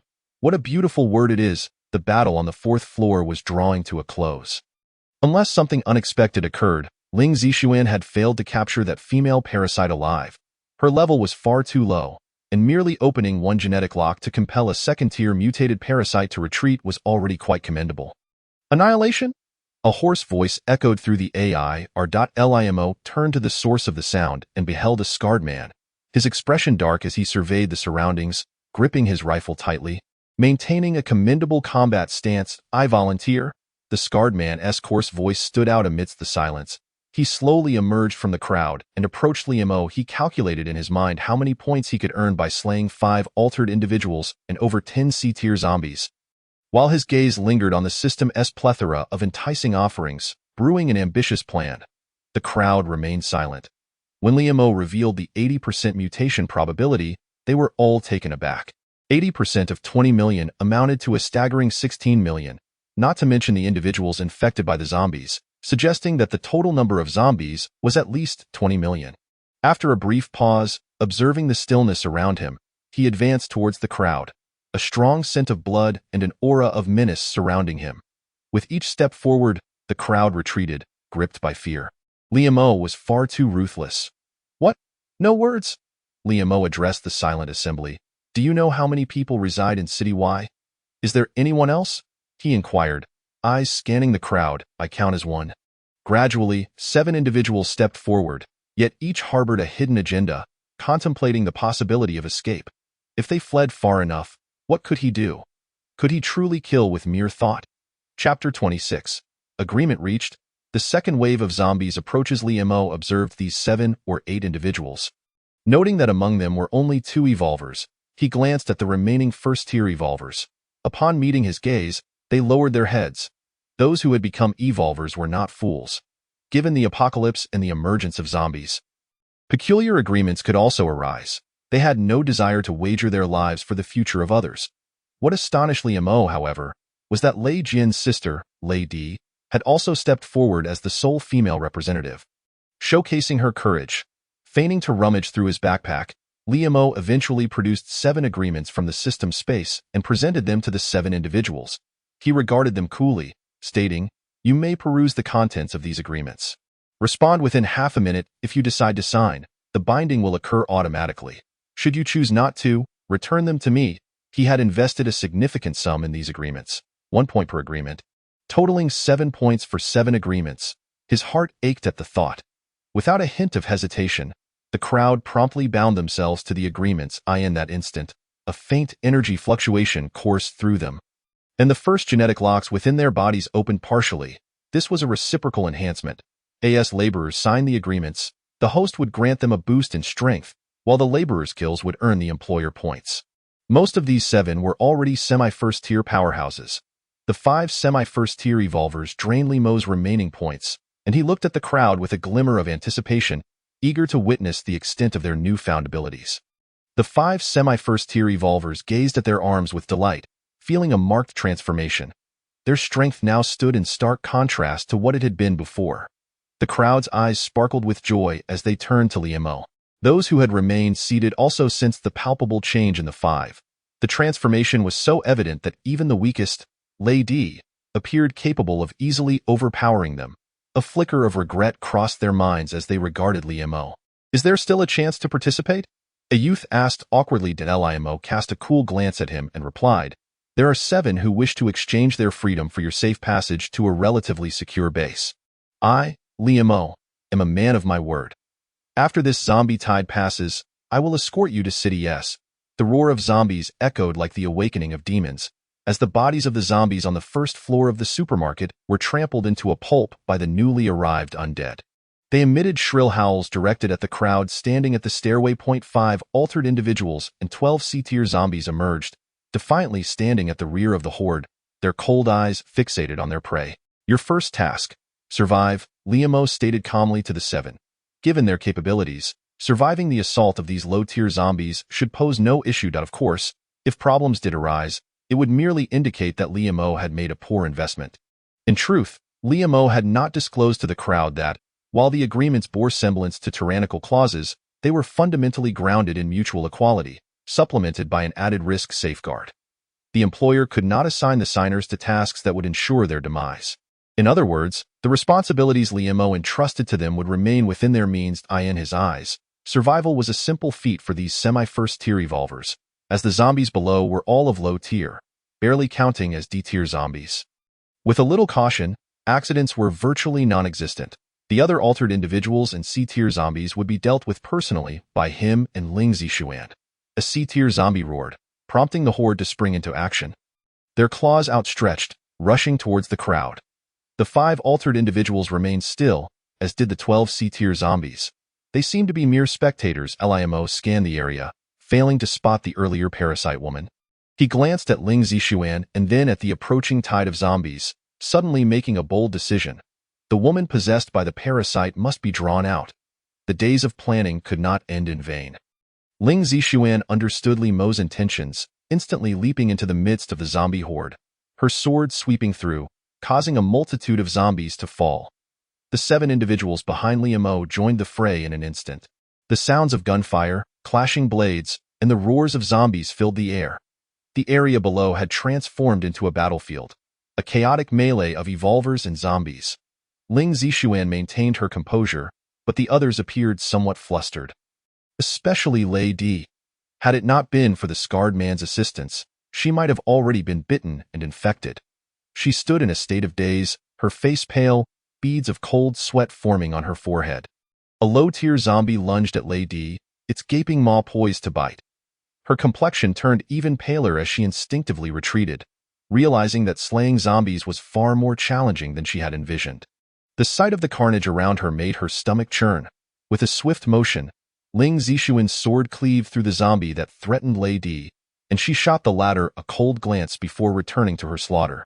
She had entered a bloody frenzy, and with her current strength, the surrounding zombies were mere trifles.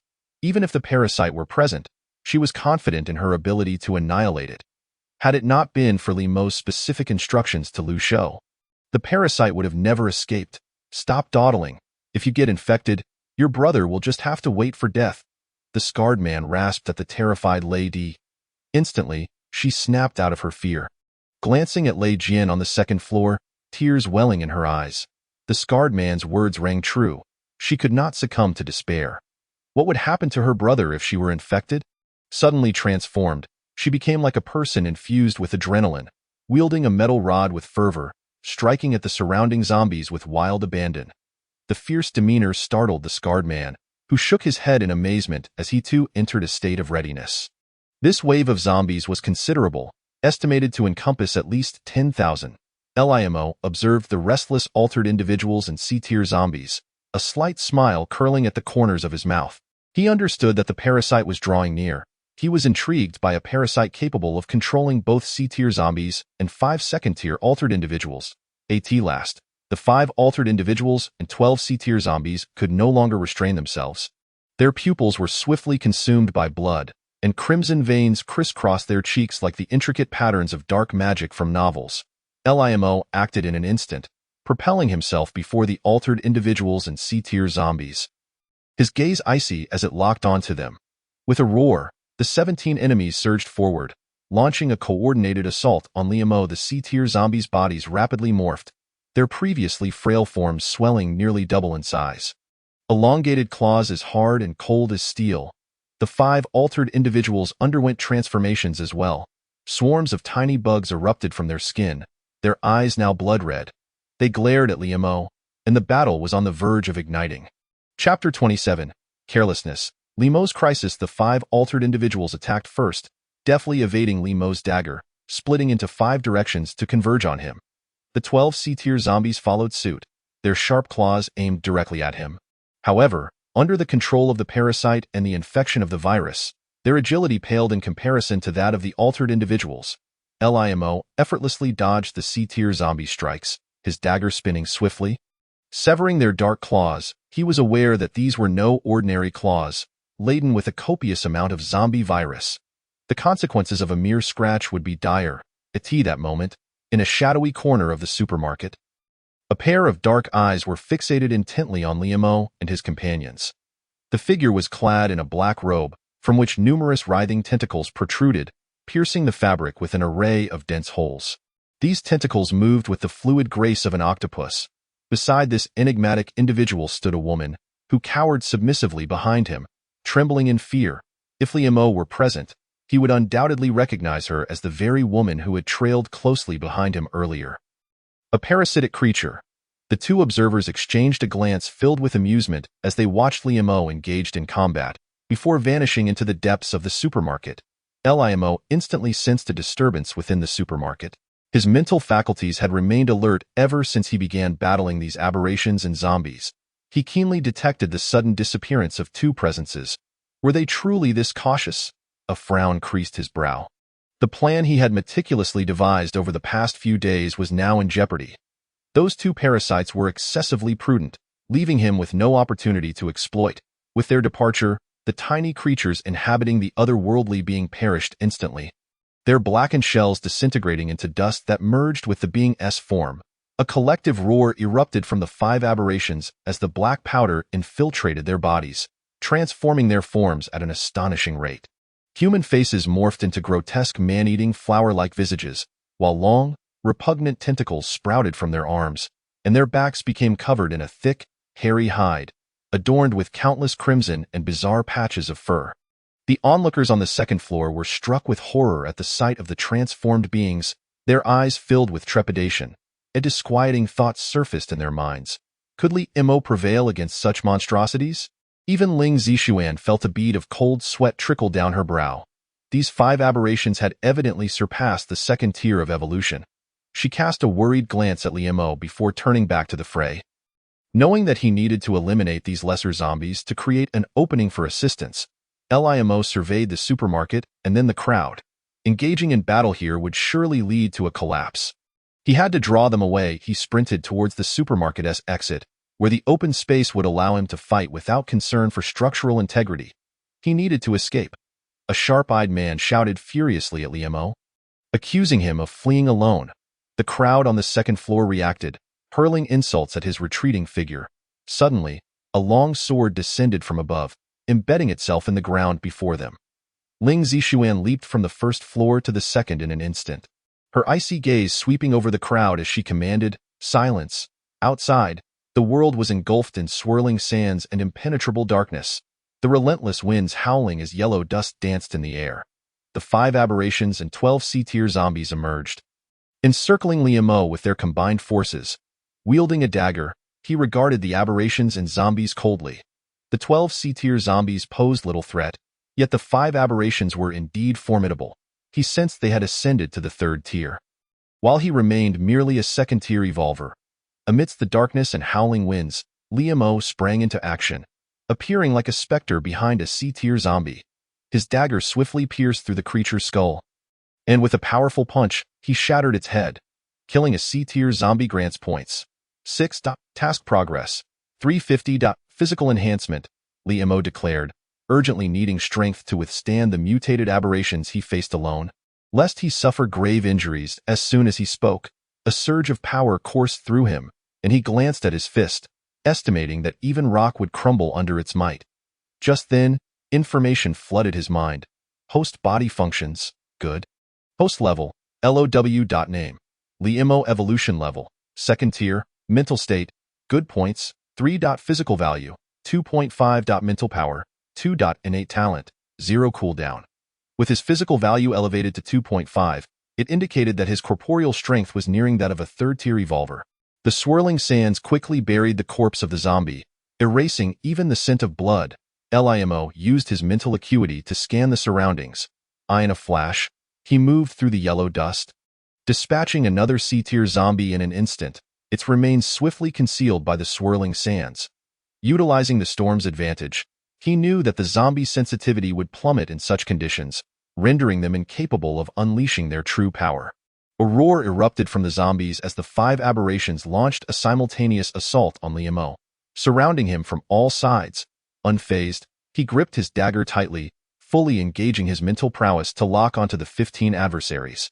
As a zombie's claws swiped down towards his head, he remained composed, rapidly evading to disappear from the sight of the horde. In an instant, Limo reappeared behind a zombie, retracting his blade before driving it deep into the creature's body. The silver dagger, propelled by his formidable strength, pierced through the zombie's skull, leaving behind a gaping, gruesome wound that exposed its insides. He swiftly retrieved his dagger, but suddenly, he dropped low as a pair of legs swept towards him, carrying an overpowering stench of decay. Propelling himself off the ground with his right hand, he launched a punch towards one of the aberrations. The creature, grinning mockingly, unleashed its foul, tentacled appendages, ensnaring Limo's left arm and pulling him closer. Its man-eating flower-like visage opened wide, revealing rows of blood-soaked teeth as it lunged to bite him. Limo braced himself, planting his feet firmly to resist, realizing he had underestimated this aberration, which had been enhanced by parasitic forces. The grotesque tentacles coiling around his arm were utterly repulsive, with festering blisters oozing a putrid yellow liquid. Fortunately, the liquid lacked corrosive properties. Otherwise, even his formidable physique would not spare him from infection. Having been careless, Limo found himself ensnared, the aberration's tentacles wrapping tightly around his left arm. Each time he attempted to sever them with his dagger, it felt akin to striking water, leaving him in a precarious predicament as the 4 surrounding aberrations extended their own tentacles towards him. While the zombies lunged in for the kill. Chapter 28. Hu Biao, by you gripping his dagger tightly, Limo adjusted his position relative to the aberration. While he couldn't tackle the tentacles just yet, He could eliminate the source. Coming within a meter of the aberration, he suddenly sprang up, leaping and maneuvering behind it, bang. He unleashed a powerful punch, creating a deafening crack as he struck the aberration's back. Creating a gaping wound, the aberration shrieked. Despite its nature, it still possessed human-like sensations. Its torn visage fixated on the bloodied hole in its chest, eyes filled with fury as it commanded its tentacles, which began to burst open, releasing a swarm of unknown tiny creatures that began to bite at Limo's arm. With a swift motion, a large knife appeared in Limo's hand. He had exchanged points for a yellow-grade blade. With a decisive slash, he severed the aberration's arm, feeling a profound sense of danger from the swarming parasites. This threat exceeded that of the aberration itself. Parasites, Limo gazed at the pale yellow creatures, a chill of horror coursing through him. Though seemingly inconsequential, once they entered a body, they took root and thrived like seeds in fertile soil. Parasites possessed remarkable vitality. However, they typically perished when separated from their host. Yet these were clearly still alive and vigorous. The one-armed aberration turned to its companions, their eyes exchanging silent communication. You need not linger with these worthless beings. Your strength could easily allow you to join us. One of them proposed enticingly. Once you join, the position of vice leader shall be yours. With your power, you shall have everything: women, food, and authority. The offer was indeed tempting. Though they were aberrations, the essence of life remained human. Within them existed the fundamental desires that all humans share: women, sustenance, and power. Limo found the situation somewhat absurd. An aberration, one he had just injured, was attempting to recruit him. Was this a joke? He observed the earnest expression on the aberration's face. It seemed rather ridiculous. You must understand our inherent advantages. We can control the zombies, a unique talent that you evolvers lack, the aberration said, reveling in its tentacle-laden form. We can also merge with parasites to gain extraordinary strength. Limo felt a wave of exasperation wash over him. Was this creature attempting to recruit him for some kind of twisted cult? Merging with parasites? Such a grotesque existence was hardly appealing. Moreover, he knew there were at least 3 methods for controlling zombies. So did this being truly lack the capacity for rational thought. Join us, the aberration pressed, licking its lips with eagerness. You will serve as a vice leader. And in time, the whole world will be yours. What do you say? Yet beneath its enticing words, Limo plotted revenge. The moment he returned to the base, he would ensure this creature met its demise. Unbeknownst to him, he had already concocted numerous methods for its elimination. This aberration spoke grandly of world domination, but Limo suspected the creature was merely a victim of delusions of grandeur. He wagered that it was harboring countless schemes to eliminate him. Limo was not so easily deceived.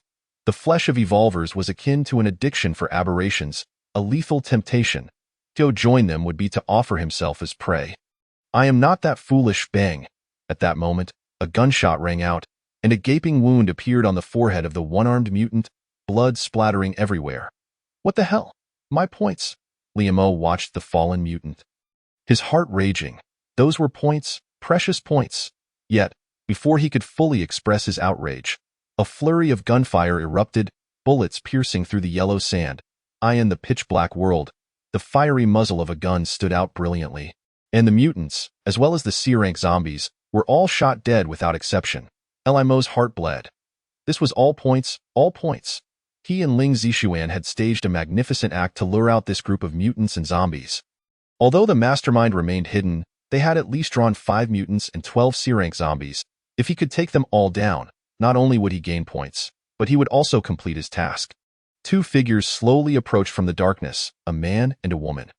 The man wielded a standard-issue weapon from a certain country before the apocalypse, dressed in camouflage, and appeared relatively clean. Through the darkness, one could discern the smile on his face. The woman cradled a heavy sniper rifle, clad in a black trench coat, with a bow and arrows on her back, exuding an air of elegance. However, her expression was far from pleasant, resembling someone who had been wronged of a million. Judging by the wounds on the zombies, it was evident that these mutants and zombies had been dispatched by the woman. Maintaining such precision in a world shrouded in darkness was somewhat miraculous. Under normal circumstances, Limo might have found them intriguing, but at that moment, his mood plummeted to an all-time low. Hello. The man waved at Liamo, his face brimming with smiles. To him, encountering a living person was a rarity, especially one they had just rescued. He gazed at the dazed Liamo, pondering. Surely this person isn't captivated by my charm? Oh wait, he shouldn't be able to see us anyway. As the two approached Liamo, just as they were about to speak, he vanished into the darkness. Returning to the supermarket, the zombies had already been dealt with by Ling Zixuan and the others. The corpses were buried beneath the yellow sand, and apart from the sand, the area was devoid of any bloodstains. The lights on the supermarket ceiling flickered intermittently, accompanied by the occasional crackling sound of electricity. Upon seeing Liamo return, Ling Zixuan immediately stepped forward, ready to say something, but noticed Liamo's dark expression, a hint of anger etched on his brow. She wisely chose to remain silent. Liamo shook his head at Ling Zixuan and quietly retreated to the fourth floor of the supermarket. The two individuals followed the faint light to the supermarket, and upon spotting the densely packed crowd on the second floor, the man's lips curled into a slight smile, finally encountering their fellow kind. Hello, I am Hu Biao, and this is my sister, Baiyu. The man introduced himself, surveying the surroundings while looking at Ling Zixuan. Ling Zixuan cast a brief, unimpressed glance at the two, her brows furrowing. Ordinary people without activated gene locks? What were they doing here? Yet, out of basic courtesy, she smiled and replied, Ling Zixuan? Ling Zixuan? What a lovely name. The youth named Hu Biao, disregarding the disapproving look from the woman beside him, leaned closer to Ling Zixuan, grinning foolishly. She glanced at the two, then recalled Liamo's earlier actions, leading her to a conclusion. With a smile that was neither warm nor cold, she remarked, You wouldn't have done anything inappropriate, would you? Inappropriate? How could we, beautiful sister? We just helped a mutant kill over a dozen zombies. Hu Biao boasted to Ling Zixuan, completely forgetting that it was his sister who had done the shooting. He winked at the woman, signaling, Sis, don't expose me. I want to show off. The woman, however, ignored Hu Biao's antics, frowning as she surveyed their surroundings. Yet, Hu Biao's words irked Ling Zixuan. Sister? Am I that old? You look older than me. Women are always sensitive about their age. And thus she naturally overlooked the latter part of Hu Biao's statement. Chapter 29. The task completed for no apparent reason. Congratulations, host. You have completed the task of locating Bai Shiner. Rewards have been distributed. Startled by the sudden voice, Liamo, sitting by the window, exclaimed, What the hell? I haven't even found her yet. I haven't even bought the information on Bai Shiner, and the task is completed. Am I truly the fabled chosen one? After indulging in a moment of self-admiration, he calmed down. He had inexplicably completed the task of locating Bai Shiner. Now, the task of hunting zombies stood at 1350. Wouldn't it be perfect if a bear just walked up to me and committed suicide? However, Liamo knew that this was impossible. It was just wishful thinking. Completing tasks still depended on killing zombies. The thought of this made Liamo's heart race with frustration over his lost points and task progress. The mysterious appearance of the two had claimed 2 C-rank zombies, leaving Liamo feeling disgruntled. It was crucial to note that his task had a time limit. Although he was unaware of who had issued these tasks, Liamo speculated that the sooner they were completed, the greater the benefits would be in the future. The atmosphere felt somewhat eerie. Downstairs, people were quietly clearing out the zombie corpses while Hu Biao persistently clung to Ling Zixuan. Despite her evident impatience, Baiyu, on the other hand, scanned the area with keen observation, her gaze lingering on the young man by the window, a strange glimmer flashing in her eyes. Right? Liamo suddenly recalled that upon completing the task of locating Bai Shiner, the system would grant a reward. The reward was a yellow-grade weapon. Although he was unsure what made a yellow-grade weapon special, Liamo had faith in the system's quality. System, where's my reward? He silently inquired. Baiyu and Hu Biao stood in a corner of the supermarket, maintaining absolute vigilance. Hu Biao positioned himself half in front of Baiyu, his right hand concealed within his clothing, ready to draw his weapon at any moment. Liamo instantly recognized the dynamics at play. The two were not merely siblings as they claimed. Their stance and demeanor suggested a relationship akin to that of a lady and a bodyguard. The dilapidated areas downstairs had been barricaded by Scarface and his crew, and while the occasional cold wind blew in, it was of little consequence. On the stairs, in the open space, people lay haphazardly, eyes closed, savoring the tranquility following the disaster. Good blade. Hu Biao exclaimed after a moment's hesitation. Outside, you can't see anything at all. even for an evolved person. The window was being battered by the sand, which then slid down. Ling Zixuan stared blankly at the dark world, lost in thought. Just as she was within a meter of the two, Hu Biao's eyes shot wide open, his entire body tensing. Fixating on the young man before him, his right hand subtly moving, loading a bullet, Liamo chuckled softly, patting Ling Zixuan on the shoulder, gesturing toward the pitch-black world before heading downstairs. He cast a fleeting glance at Baiyu below. Although he was uncertain why this person concealed her identity, Liamo chose not to peer wide-eyed in the aftermath of the apocalypse. Everyone had their own means of survival, and he had observed that the two had subtly reached the level of first-tier evolved beings. Weapon has been distributed. Outside, darkness reigned, the yellow sand swirling amidst the howling winds. The world outside was shrouded in dust, with sandstorms raging, the roaring winds completely drowning out the zombies' low growls. Inside the supermarket, blood and corpses were either buried beneath the yellow sand or discarded by Scarface and his crew. Ha ha, Liamo chuckled, gazing at Baiyu and Hu Biao as he approached them slowly. What exactly is Baiyu, or rather Baishiner's true identity? Why is there someone protecting her even in this apocalypse? For the first time, Liamo felt a flicker of genuine interest in someone's identity. Host has completed Task 2. Reward, Yellow-grade weapon, Forged Tang broadsword. As Liamo pondered this, the system's cold voice echoed in his mind once more. Just as the system's voice faded, Liamo felt a slight weight in his hand, revealing a dim black Tang broadsword. This sword measured approximately 1.23 meters in length, half a foot in width, and 1.8 centimeters in thickness, its blade cold as frost, radiating a soul-stirring brilliance under the moonlight. This suggested that, in the previous life, Baishiner likely met her demise somewhere. Limo was exceedingly satisfied with the system's task reward. What he lacked most was a weapon. Now that Task 2 was complete, he had been rewarded with a suitable weapon, which was akin to adding wings to a tiger for him. Overall, Liamo was quite content with this battle. The 7 individuals who had signed labor agreements remained unscathed, although they exhibited severe discomfort from the skirmish, such as nausea and vomiting. This was normal, as personally killing zombies was a vastly different experience from merely witnessing others do so. Limo found himself speechless. Why had another auxiliary task suddenly appeared? Fortunately, this task bore no compulsory penalties. He recalled the phrase task reward pending, his heart racing with excitement. The system's rewards were each unparalleled treasures. In his memory, there was no information regarding Baishiner or Baiyu, indicating that they had not left this place unscathed in the previous life. Even among the high-ranking individuals he had encountered, there was no trace of Baishiner. What are you thinking about? Ling Zixuan inquired, having appeared beside Liamo without him noticing. She observed the youthful face, which bore an expression of solemnity and worry not typical for someone of his age in the darkness. Hu Biao's seemingly casual actions were, in fact, a means of shielding Baiyu from any potential threats to ensure her absolute safety. System notification. Host has activated auxiliary task. Escort Baishiner safely to Shangjing. Task reward, pending. Liamo swung his weapon a few times, the crisp sound of slicing air resonating as he made slight motions, as if the surrounding air were being cleaved apart. What do you see? Liamo did not respond to Ling Zixuan's words. Instead, he gestured towards the outside world, where visibility was nearly zero, and inquired about her thoughts on the matter. The man before them, whom they had rescued, exuded an unsettling aura of danger that made Long Hu Biao instinctively shield Baiyu behind him, readying himself for combat.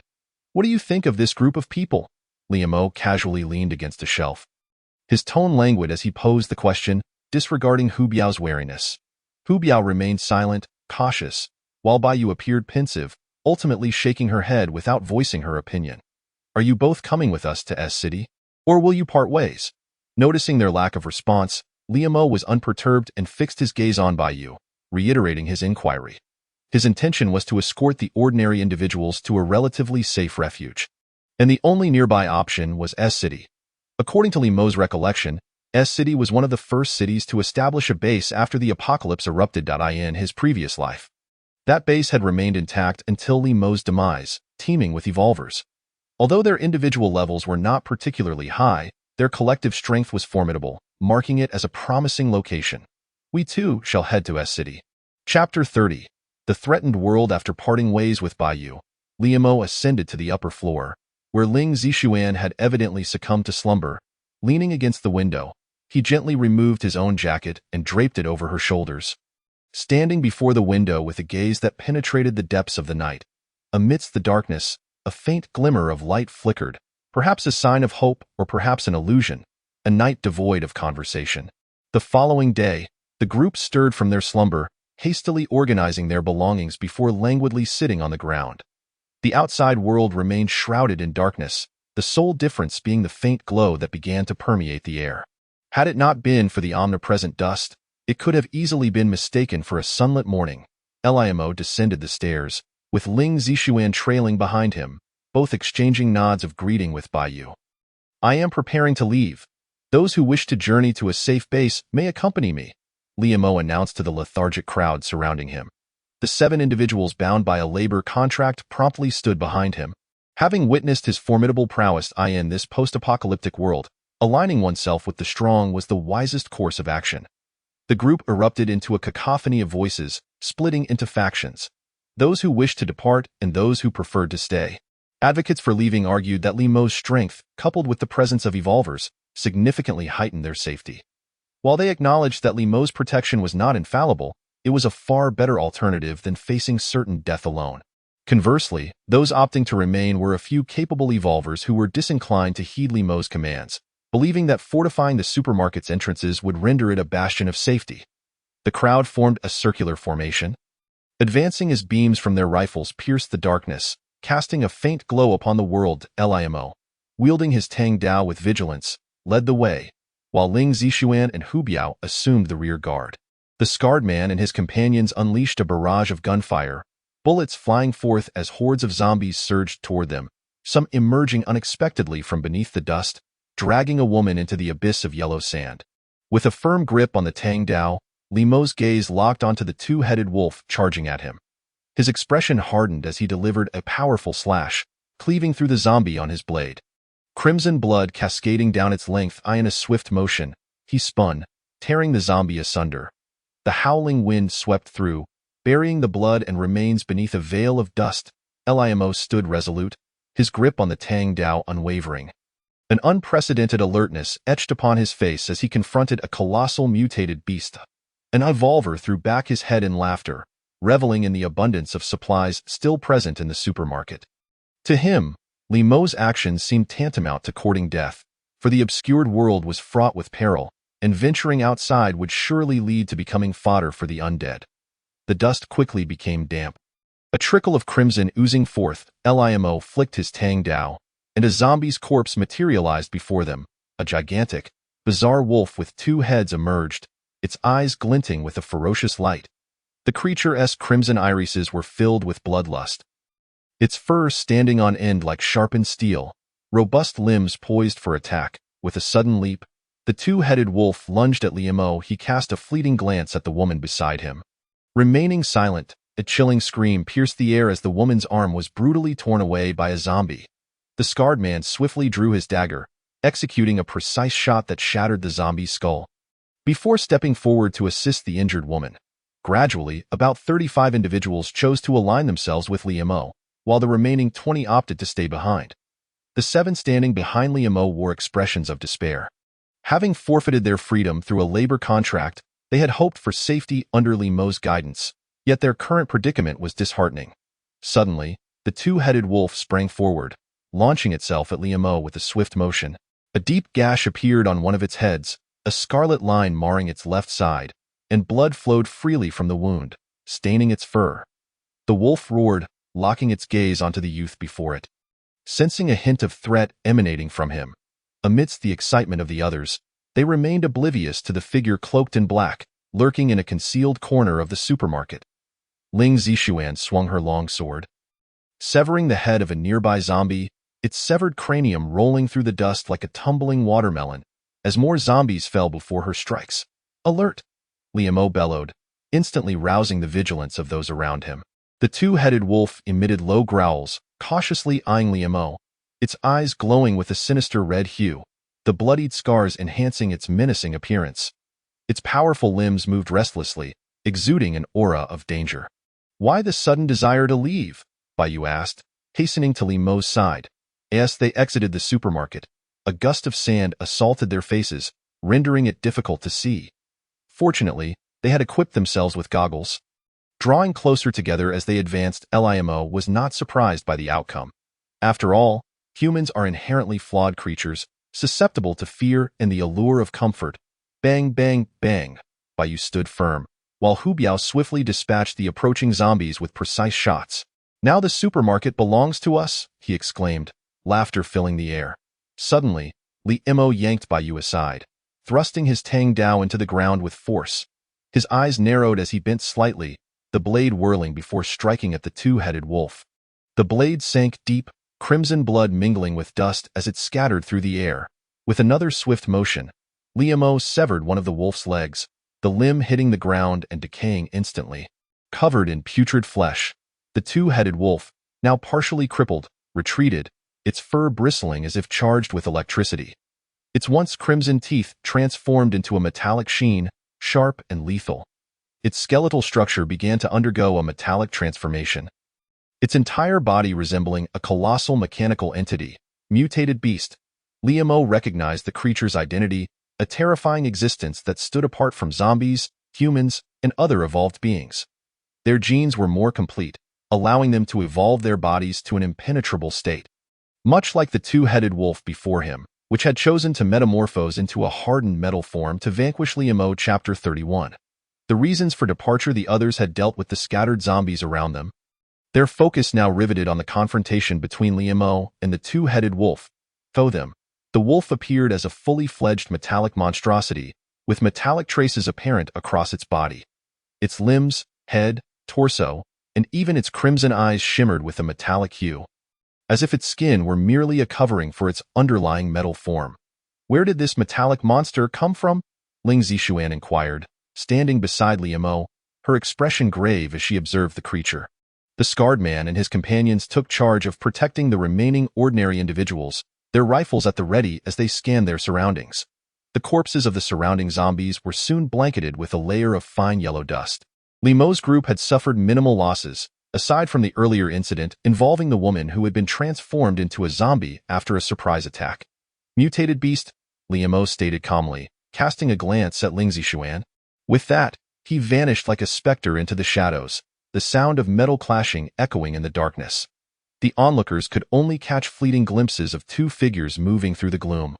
Colliding with one another, Limo's Tang Dao cleaved through one of the wolf's heads, its crimson blood mingling with metallic fragments as the dust swallowed it whole.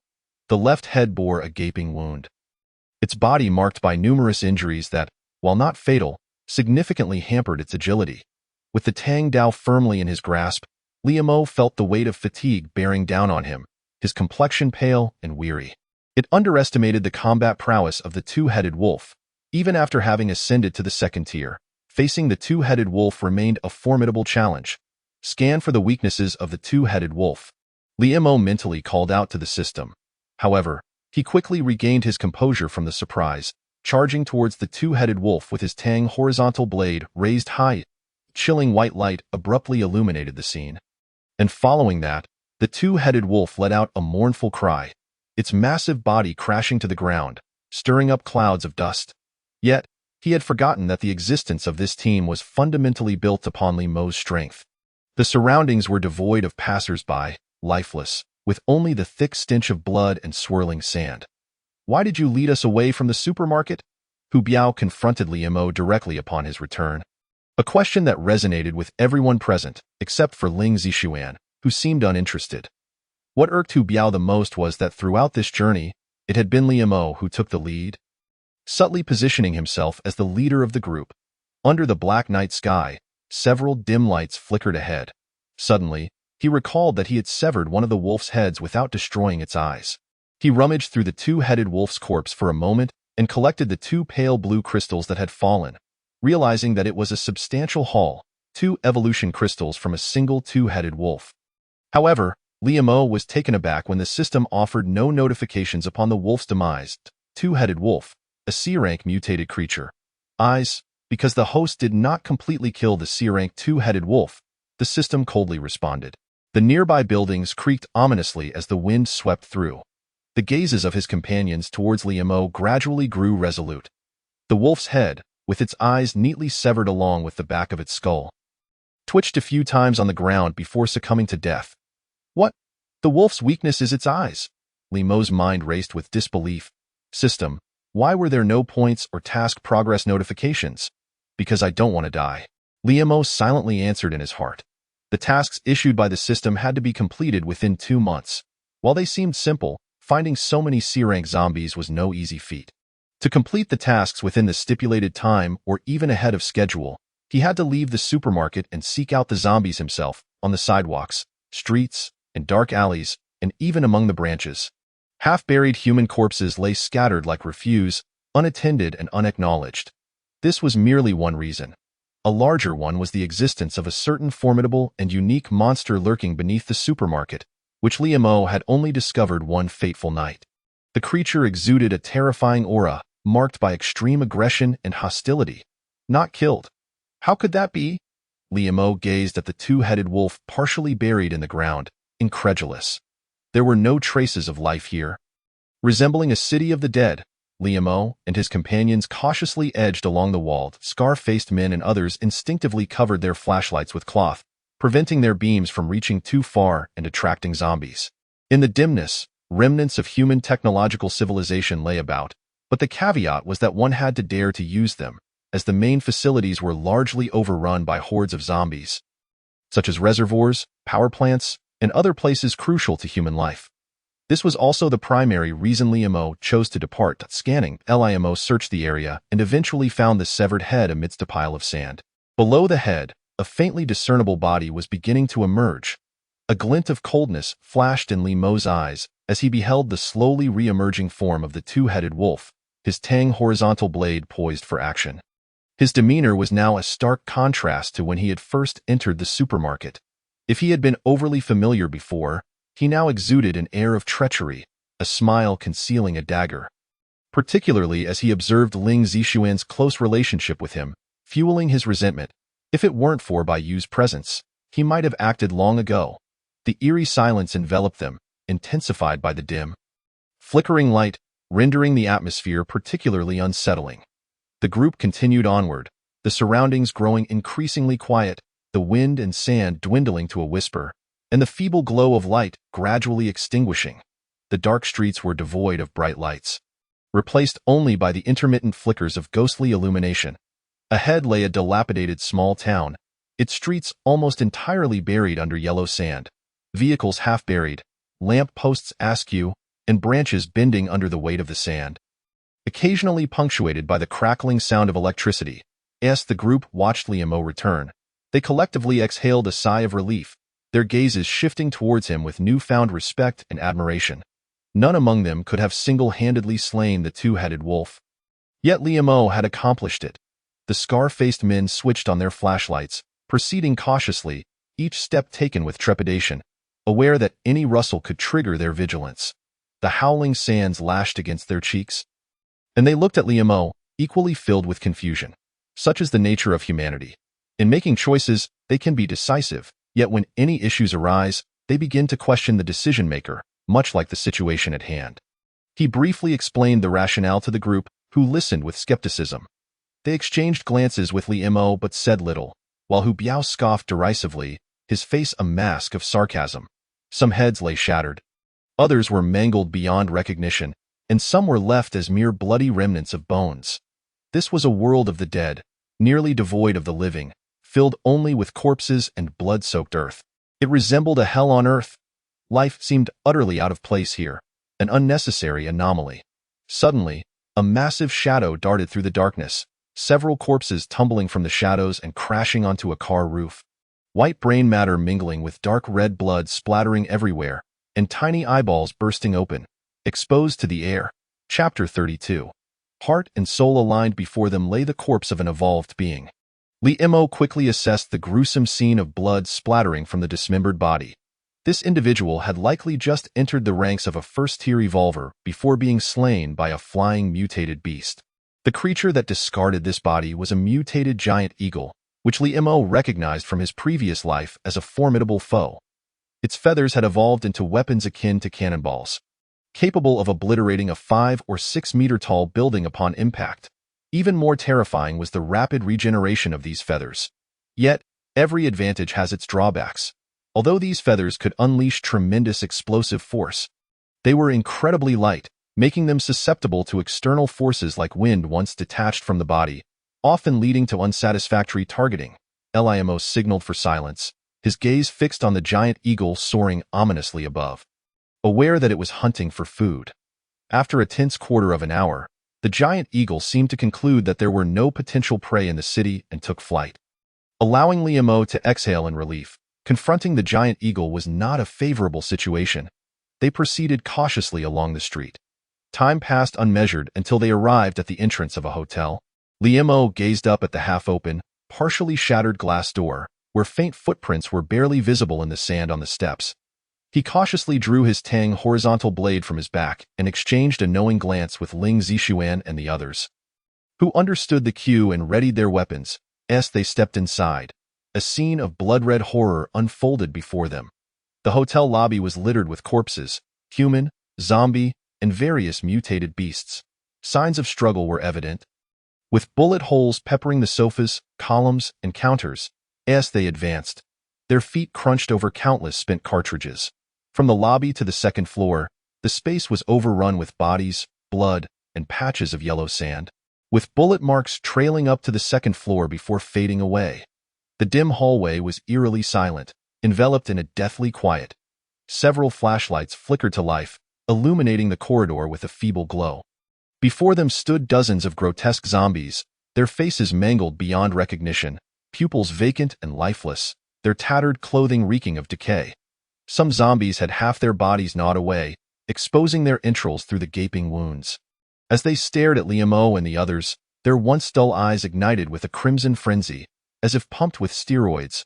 Lunging towards them with wild abandon, in an instant, the Tang horizontal blade flashed, and a bloodied head soared into the AI. Limo leveraged the walls to maneuver, striking down with precision, blood spraying as the corpses collapsed around him. Dozens of zombies posed no resistance before Limo, swiftly dispatched in mere moments. After thoroughly clearing this floor, Limo directed the group to their respective rooms to rest, but he retained the few who had signed labor contracts. I have my reasons for keeping you here. Limo addressed the 7 perplexed individuals coolly. During our journey, some of you have already become first-tier evolvers, like you. He pointed at the scar-faced man, continuing, do you believe your strength is substantial? No, you still have a long way to go. Limo observed their reactions, noting the contemplative expressions among them. He pressed on, your collective strength is still inferior to hers. I know what you're thinking. You may believe she is merely prettier, useful only as a decorative figure. At this point, Limo's voice rose slightly. Let me make it clear. She alone could easily overpower all 7 of you. As soon as Limo's words fell, a cacophony erupted among the crowd. They cast disdainful glances at Ling Zixuan, clearly dismissing Limo's statement. Observing the contempt in their eyes, Limo's brow furrowed slightly, while Ling Zixuan wore a displeased expression. Had it not been for Limo's presence, she would likely have already taken action against the 7 individuals. If you do not believe, you may certainly give it a try. Limo gestured for the crowd to proceed, then nodded gently at Ling Zixuan. Throughout their journey, Limo had imparted a wealth of knowledge to Ling Zixuan, covering combat techniques and killing skills, which he had absorbed rapidly and applied adeptly. Her growth was nothing short of remarkable, especially considering she was already on the brink of becoming a second-tier evolver, thus easily defeating these 7 posed no challenge at all. As for Limo's motives, he sought the awe of the crowd, genuine reverence, not the insincere faade they currently displayed. Ling Zixuan handed her sword to Limo, her fists clenched slightly as she stood before the onlookers, radiating an aura of superiority. I shall go first. A slight, wiry man sneered as he took the initiative, confident in his status as a first-tier evolver. Eye in his eyes, defeating a mere woman would be a trivial feat. He lunged forward, aiming a punch squarely at Ling Zixuan's face. His strikes both cunning and forceful, effectively cornering her with no room to retreat. With each blow, the air around them vibrated. The wiry man scoffed at Ling Zixuan's retreat, his contempt growing. Yet, in that moment, Ling Zixuan spoke up. Your punches are powerful, yet lack agility. With that, she bent slightly, pivoted, and unleashed her left fist, producing a sharp sound as it cut through the air, followed by the sickening crack of bones. Ling Zixuan swept her leg, catching the man off guard and sending him crashing to the ground. The crowd gasped in astonishment, their wariness heightened as they beheld the fallen wiry man, a formidable opponent among the seven. Yet Ling Zixuan, seemingly a delicate flower, had effortlessly subdued him. As I mentioned, you may all come at me. Li Mo's expression remained serene, as this outcome had been anticipated. Did these individuals truly believe they could overcome Ling Zixuan? Such thoughts were mere folly. If she were so easily defeated, the legend of the Blood Rose would never have emerged in his past life. That's unnecessary, the scarred man interjected suddenly. His words caused those who had planned to attack to reconsider, casting their gazes toward him. The Lei siblings, however, remained lost in thought, completely trusting Li Mo's words. To them, he was a savior. If they did not believe in him, whom could they trust? The scarred man's intervention stemmed from the realization that even if they triumphed, it would be dishonorable. After all, several against one woman would not reflect well. More importantly, he lacked confidence in defeating Ling Zixuan. Her previous victory over Zhao Biao had demonstrated that she had barely exerted herself. Her swift strike had been overwhelmingly decisive. In that instant, he recognized that Li Mo's claims were far from empty bravado but rather the stark reality, more genuine than pearls. Chapter 33. Clearing the floors. I have another crucial task for you. Li Mo began, surveying the now attentive crowd. The scarred man and the others exchanged glances, while Ling Zixuan looked on curiously. You must thoroughly cleanse this floor of zombies. He spoke deliberately. This hotel comprises multiple levels. Apart from the lobby and the first two floors, every other area must be cleared of zombies by tomorrow morning. With that, Li Mo squinted at the group, his right hand casually pocketing the evolution crystal he had obtained from the two-headed wolf. This distinctly shaped, pale blue crystal contained energy surpassing the sum of all previous crystals Li Mo had acquired, serving as a reward prepared for the group. The scarred man and his companions shared knowing looks, each mentally resolving to form a team to slay the zombies. After all, venturing alone in the darkness was perilous, even for an evolver. Aside from the Lei siblings, no one was permitted to form teams. Any violation would bear dire consequences. Limo perceived their thoughts and swiftly quashed them before they could take root. He needed to cultivate their awareness of danger, prompting them to awaken amidst crises. For their current state of complacency was a harbinger of disaster. The purpose of exchanging points for labor agreements was mutual aid, not mere protection. Are there any objections? He inquired. If not, let us commence. As soon as Li Mo's words were uttered, the crowd dispersed, leaving only Li Mo and Ling Zixuan in the vast room. You must have other reasons for this, Ling Zixuan remarked, her enchanting eyes fixed on him. A faint smile gracing her lips. Li Mo found himself momentarily entranced by her captivating smile.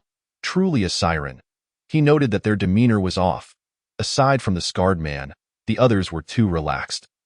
A state that could spell death in the outside world. Limo explained that he had another reason he had not disclosed to Ling Zixuan. Those who signed the labor agreement would earn points from the zombies they killed, essentially allowing them to level up through their efforts. Yet, he was not one to exploit others for his gain. In this post-apocalyptic world, he had imposed unprecedented strictness upon himself, for even the highest evolution level was meaningless without commensurate physical capability. A faint rustling echoed between the floors as the scarred man and his companions began their task of clearing the zombies. The scarred man found himself wandering the fifth floor, moving cautiously with a dagger in hand, his body angled to enhance his hearing and reflexes. Suddenly, a door burst open beside him, revealing a zombie with half its face decomposed, lunging toward him with a rancid stench. The scarred man reacted instantly, executing a backflip, deftly plunging his dagger into the zombie's skull, then crushing its head underfoot. Such low-level zombies posed no challenge, yet he remained vigilant, for past experiences had taught him never to underestimate anyone or anything. On the same floor, a bald, burly man recklessly traversed the corridor, dispatching lowly zombies with careless ease, devoid of any caution. Yet, in an instant, he would pay the price for his recklessness. Above him, a zombie crawled along the ceiling, its gaze fixed hungrily on the humans below. To them, the flesh of an evolver was an irresistible temptation, akin to an addict's obsession with drugs. The bald man continued his brazen advance, casually snapping the neck of a nearby zombie, when suddenly the creature above lunged at him, its sharp, blood-stained teeth sinking into his neck, tearing flesh and spraying blood. As the zombie clung to him, poised to bite again, a large hand shoved it away. The bald man clutched his neck with one hand while grasping a steel pipe with the other, fury etched on his face as he glared at the crawling zombie. With a swing of the pipe, he shattered the zombie's skull, but his rage was not sated. He stood over the creature, mercilessly beating it until it was reduced to a pulpy mess, blood splattering the surrounding walls and drenching him. As he held his neck, pale as death, he gazed at the grotesque remains on the floor, feeling a strange sensation as his cells began to mutate. His pupils turned blood red, and something monstrous writhed beneath his skin. He was on the verge of mutation. In a last-ditch effort to retain his sanity, the bald man drew a handgun, aiming it at his temple, but before he could pull the trigger, a horde of zombies surged toward him. The scent of blood drew the zombies from every corner of the floor, and they descended upon him in a frenzied Limo raised his head, sensing the hurried footsteps above. He shook his head, having warned them repeatedly against underestimating the zombies, yet some continued to disregard his words. "What is it?" Ling Zishuan inquired, observing Limo's distant expression as she sat in a chair. "Nothing, watch out." In an instant, Lei Jian's slingshot fired, a round glass bead piercing a zombie's skull. He had also signed the labor agreement, and at that moment, his strength surged. Had Limo been present, he would have recognized that Lei Jian was on the brink of unlocking his first genetic lock, just one step away from becoming a true evolver. Lei Di, shaken by the sight of a zombie corpse to her left, felt a pang of fear. Had it not been for her brother, she could have been infected. "Let us move," she urged, glancing at Lei Jian as they resumed their cautious advance, their vigilance heightened. A night passed without incident, and the yellow sands outside had begun to show signs of fading. The winds had lessened, and the swirling dust in the air was markedly weaker than in previous days. The frigid sunlight pierced through the thick haze, casting its glow upon the ground. The dim twilight was nearing its end. Limo surveyed the scene outside, a judgment forming in his mind. Standing outside were 6 weary individuals, exhausted from their ordeal. Limo opened the door and casually tossed several bottles of mineral water to them. Observing their disheveled and fatigued appearances, he shook his head slightly. Their physical condition was inadequate and required improvement. "Is anyone injured?" he inquired suddenly, glancing at the 6 who were slumped on the ground. He did not question why one of their number was missing. They all tacitly avoided mentioning it, for they understood that the fate of that individual was likely dire. Chapter 34. The first lesson aside from the slight man who had been defeated by Ling Zishuan with a single blow, whose gaze flickered with evasion, the others shook their heads. Though they were drenched in blood, there were no signs of injury on their bodies, and their carefulness during combat with the zombies had spared them from infection. Limo cast a penetrating glance at the slight man, remaining silent, aware that he still harbored a sense of luck. After all, Limo had previously mentioned that evolvers were difficult to infect. He retrieved 2 pale blue crystals from his bag, ground them into powder, and then divided the powder into 5 cups of water. The pale blue powder dissolved, instantly blooming as the previously colorless liquid transformed into a soft azure hue, creating beautiful, vibrant halos as it was gently swirled. 6 individuals, 5 cups of liquid. Clearly, some of them would go without this precious evolutionary fluid. "Except for you, the others may drink this water," Limo stated calmly, pointing at the slight man. This was an extraordinarily valuable evolutionary liquid, each small cup of which could be exchanged for hundreds of slaves and 50 pounds of rice and drinking water in the previous world.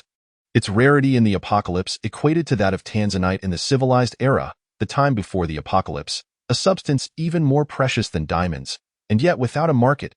He had no desire to offer such a valuable item to someone on the verge of mutation. "Why should I not receive it?" the slight man bellowed. His eyes reddened with indignation as he glared at Limo, his teeth now appearing sharper. He could feel the overwhelming allure of that cup of water. If he could just drink one, perhaps he would recover and avoid infection. Yet Limo was unwilling to grant him even a single cup. If it were not for this individual, how could he have been bitten by a zombie? How could he now face the risk of mutation? His gaze hardened as his emotions began to spiral out of control. "I will impart to you your first lesson. How to discern whether a human has been bitten by a zombie and is infected." Li Imo remarked, a faint smile gracing his lips as he regarded the nearly frantic slight man. Firstly, they exhibit a heightened sensitivity to stimuli, responding with reflexive caution at the slightest disturbance. Secondly, they will emit a faint, distinctive odor of decay, as the infected cells and the scent of their own rot are transmitted to the bitten individual. Finally, and most importantly, they possess an acute sensitivity to blood, particularly the blood of evolvers. To them, it is akin to a drug, exerting an irresistible attraction. Their pupils will manifest bloodshot veins, similar to those observed in individuals deprived of sleep. However, the distinction lies in the gradual dulling of their gaze. With their pupils constricting over time, as he spoke, Li Imo pointed at the slight man, prompting the others to turn their attention to him. At that moment, the slight man's gaze was indeed unfocused. His pupils bloodshot, his sharp teeth gradually bared, and his breathing grew increasingly labored. Suddenly, a flash of white light streaked past, followed by the decapitation of the slight man. A bullet shot forth, leaving a thumb-sized hole in the severed head. The assailant was the scarred man, who had acted with caution by firing another shot. Their reactions were as swift as lightning. Before the others could comprehend the situation, they had dispatched the man on the brink of mutation. They gazed at the childlike Lei Jian with astonishment, marveling at his quick reflexes and formidable adaptability. If he survived, he would undoubtedly become a renowned and powerful evolver in the future. The group gradually shifted their perceptions of the Lei siblings.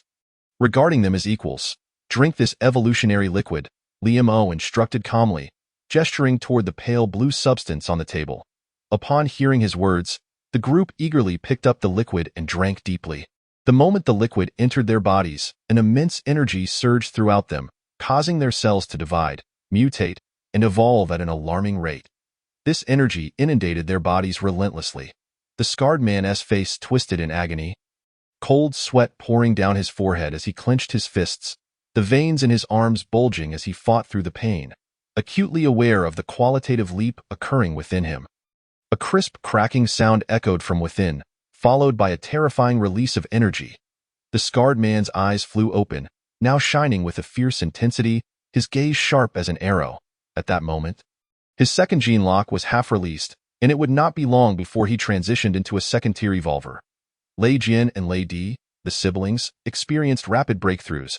Though the process was painful, they emerged as first-tier evolvers upon regaining consciousness. After a moment, the others awoke, with the exception of the scarred man and the Lei siblings, remaining on the threshold of becoming first-tier evolvers. They were bound by a weak shackle that prevented them from leaping into full evolution. Li Imo felt a tinge of regret. Had all of them become evolvers, it would have represented a significant power boost for him. The outside world had begun to clear, and although the sunlight remained cold as frost, the group could now see the roads and their surroundings. From their introductions, Li Imo learned that the scarred man was named Zhou Zhan, a mercenary from the civilized era with considerable prowess, which Li Imo appreciated. The others also introduced themselves, briefly outlining their skills and abilities, allowing Li Imo to gain a more comprehensive understanding of the six. Zhou Zhan and the others roused those still resting, and the group prepared to depart from the supermarket. However, upon seeing the 6 individuals behind Li Imo, Bai felt a tremor of astonishment. In just one night, these individuals had transformed dramatically, exuding a subtle yet palpable aura of menace. More terrifying was the fact that among them were already 3 evolvers, the youngest barely 12 years old, while the remaining 3 were on the verge of becoming first-tier evolvers as well. She gazed at Li Imo with wide eyes, experiencing curiosity for the first time about a man. She was intrigued by what sort of person he was, capable of transforming ordinary individuals into entirely different beings overnight. The winds and sands had diminished significantly, yet the group still relied on goggles to navigate. Corpses of both zombies and humans lay scattered throughout the streets, in corners, on branches, under wheels, and within vehicles. With each step taken, the gravel crunched beneath their feet. The dark stains of blood and bullet holes marred the surrounding walls, and discarded firearms and ammunition littered the area, remnants of a bygone era, with some gun grips still bearing the almost decayed remains of a hand. Chapter 35. Song Kai. The earth lay in desolation, a wasteland of dust as far as the eye could see. The proud structures of humanity were now tainted by the yellow sands, with roads, vehicles, and every corner of the city enveloped in a shroud of dirt. From a sand dune ahead, a zombie with severed legs crawled forth. Its hair unkempt and sparse, its face pale, and its emaciated form resembling that of a malnourished skeleton. Before the zombie could brandish its arms, a thumb-sized glass orb shot forth from behind Liam-O, piercing through the head of the malnourished creature with a swift crack, silencing its roar as its body fell forward without resistance, only to be impaled once more by a sharp steel rod. Under the sunlight, the dark steel, mingled with blood, was gradually consumed by the yellow sands. Bang! As the group approached the outskirts of the city near the woods, the sound of a gunshot rang out. With a swift movement, Liam-O twisted his body, drawing his Tang Hung Dao in an instant, and with lightning speed, he sliced a bullet cleanly in two. The shell fell to the ground, buried beneath the surrounding sand. Recognizing the buried bullet, he identified it as a projectile from the XM-107 sniper rifle manufactured by Barrett during the civilized era. A direct hit to a human body would undoubtedly leave a gaping wound, even inflicting serious injury on a first-tier revolver. This type of firearm was a modular improvement of the Barrett M82A1, capable of precise strikes and assassinations, equipped with thermal imaging and night vision scopes for enhanced accuracy, and capable of hitting targets 2,000 meters away. "You shoot at me first, and now you ask who I am," Liam-O said, feigning profundity as he raised the Tang Hung Dao in his hand. His cold gaze swept the area until he spotted the shooter hidden within a nearby grove. The figure was clad in a grass-green camouflage suit, concealed among the verdant foliage, the cold black muzzle of his rifle peeking out slightly. The scope was shrouded with a thick cloth to prevent sunlight from reflecting off it and revealing his position. With a swift motion, Liam-O tossed the man to the ground before the others. The blade gleamed like snow, captivating all who beheld it. The tree branches swayed, and the man clutched the trunk, staring at Liam-O with a comically exaggerated expression, his sniper rifle clattering to the ground. The man hastily scrambled to his feet, taking a half-step back as he pointed at Liam-O, questioning, "Who are you?" Liam-O narrowed his eyes slightly, a smile that was neither genuine nor mocking gracing his lips as he replied, "Do you wish for me to spare you? Very well. Is anyone acceptable? Why don't you go work at a nursing home instead? If you ask me, you are nothing but a sanctimonious hypocrite." "Enough." Hu Biao interjected, casting a disdainful glance at the man still sprawled on the ground, directing a wave of derision toward Liam-O. "This is the very person who just ambushed us." "Huh?" The man crouched in the tree adjusted his sniper rifle, fine-tuning the scope as he scrutinized the surroundings, muttering to himself, "Huh? Where did they go? How could they have vanished?" With that, Liam-O swiftly seized the man by his clothing and darted back to their previous position. "We shall not kill you," Liam-O said, a smile gracing his face as he looked at the man who was desperately pleading for mercy. "What is your name?" As time passed, the constraints of civilized society began to wane. "I am Song Kai. Song from the Song dynasty. Kai. Please spare me, I beg you." The man immediately chose to surrender, raising his hands in a plea for mercy. "I merely mistook you for zombies. Who would have thought there were still living people in Z City?" "Thank you, esteemed sir. Thank you. Great one, esteemed sir." The man stammered in excitement, his words becoming disjointed as he looked at Liam-O with a serious expression, causing one to stifle a laugh. "Wait here for me." With that, Liam-O leaped into the adjacent courtyard, weaving through it and reaching the base of the tree in less than half a minute. "Are you looking for me?" he said softly from below, his gaze warm as he smiled at the astute man in the tree. The man in the tree turned his head left and right, finding no one, but when he glanced slightly downward, he was startled. However, based on the intensity of the gunfire, Liam-O deduced that the shooter was likely within 100 meters of them. In truth, if it were Liam-O, he would never be foolish enough to use such a long-range weapon against a close target, especially when attacking a group of evolved beings. "My gun!" the man exclaimed, watching as his weapon fell, growing anxious. In his moment of distraction, he slipped and fell awkwardly. Yet, due to the slight tremor caused by the gunfire, the leaves around him shook at a different frequency, revealing his position to Liam-O. How amusing. How has this coward managed to survive until now? This sentiment echoed among Liam-O and his companions, including Hu Biao, Bai Yu, and Ling Zixuan, all of whom were curious as to how this man had managed to live thus far. Hu Biao, unrestrained, mocked and ridiculed Liam-O, while Bai Yu tugged at his sleeve, only to be shrugged off. After days of desperate flight, he had come to a stark realization. For your own selfish desires, you led us out of the supermarket, claiming there was a threat beneath it? I suspect you fear those individuals might threaten your position once they evolve. The man cradled his head in his hands, trembling as he looked at the menacing gazes around him, akin to a lamb amidst a pack of wolves. Who is speaking? What nonsense about missions and bodyguards? Responsibilities? They can all go to hell. This is the apocalypse. Strength reigns supreme. If it weren't for the terrifying power behind Baiyu, I would have long since disregarded this woman. Hu Biao. Baiyu's expression changed drastically. For the first time, she lost her composure in front of everyone, shouting without regard for her image, appearing somewhat unhinged. Shut the hell up, Hu Biao roared back at Baiyu. I have been loyal to your Bai family for over a decade as your bodyguard, yet you treat me like a dog, especially you. Why should you be born a young lady? Why should you be inherently noble? Just because you bear the Bai surname? Just because you were born into the Bai family? Hu Biao's face twisted in rage as he took a step forward, emanating a formidable aura, a second-tier evolved being.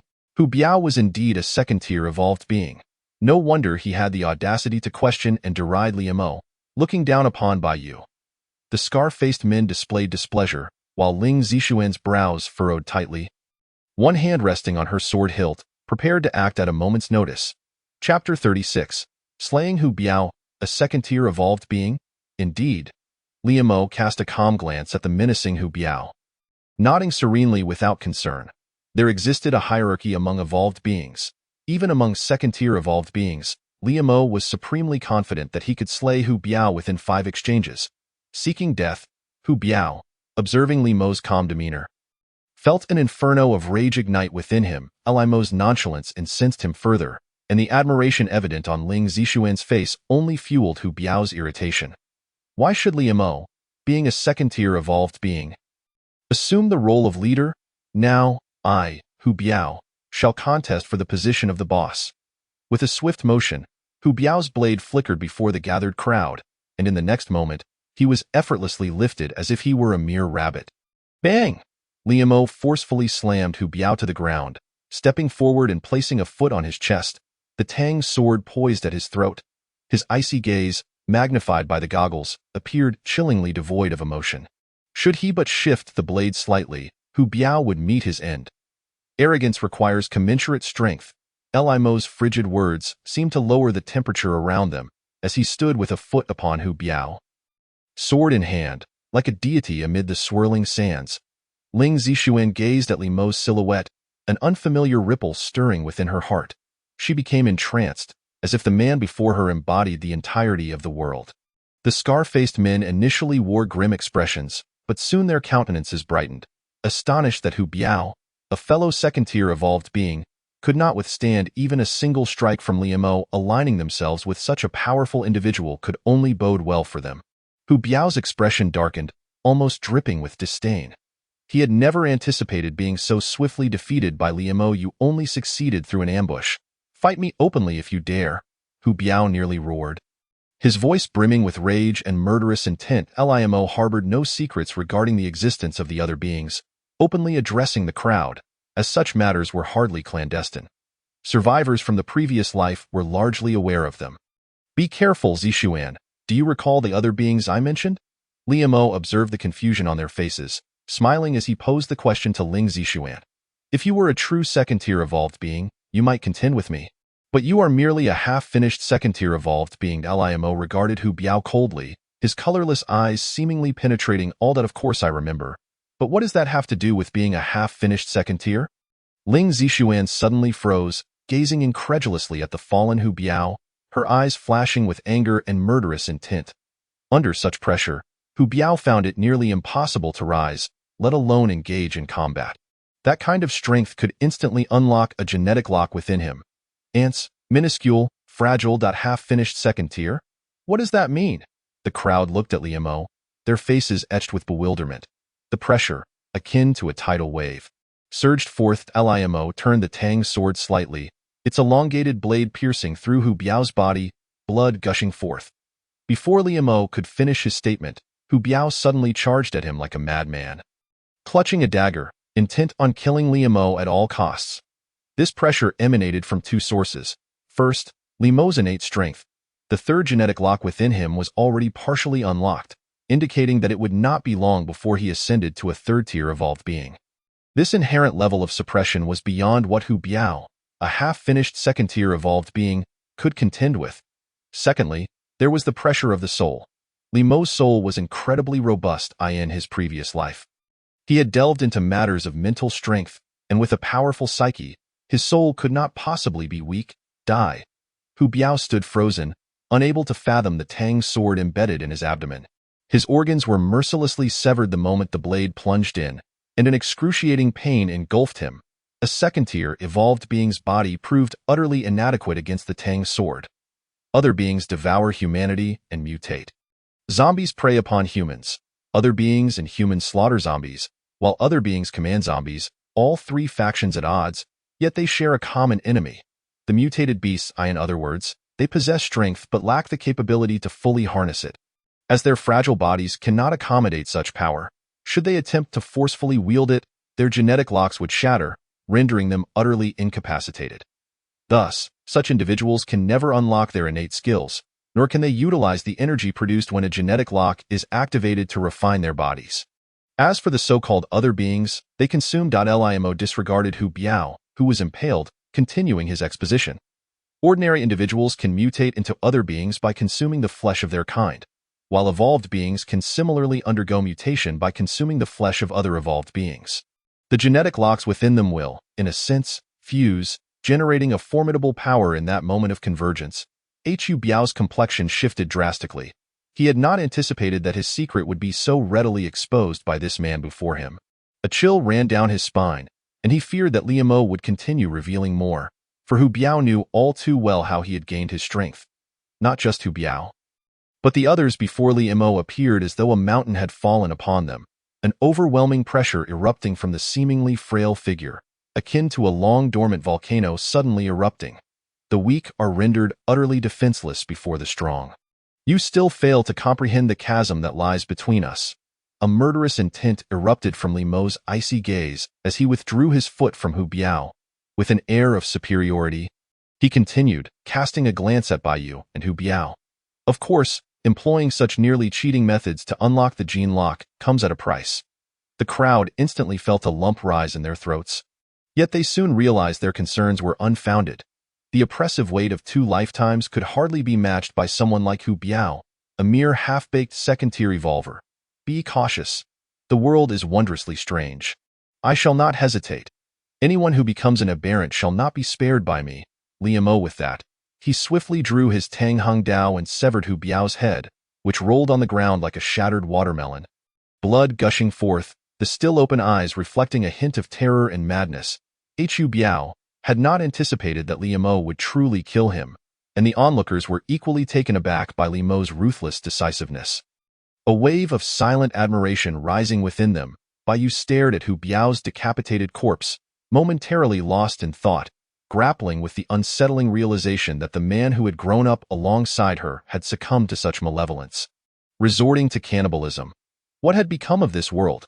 Just moments ago, he had been someone who could shield her from threats, and now he had turned cold and indifferent, uncaring of the consequences.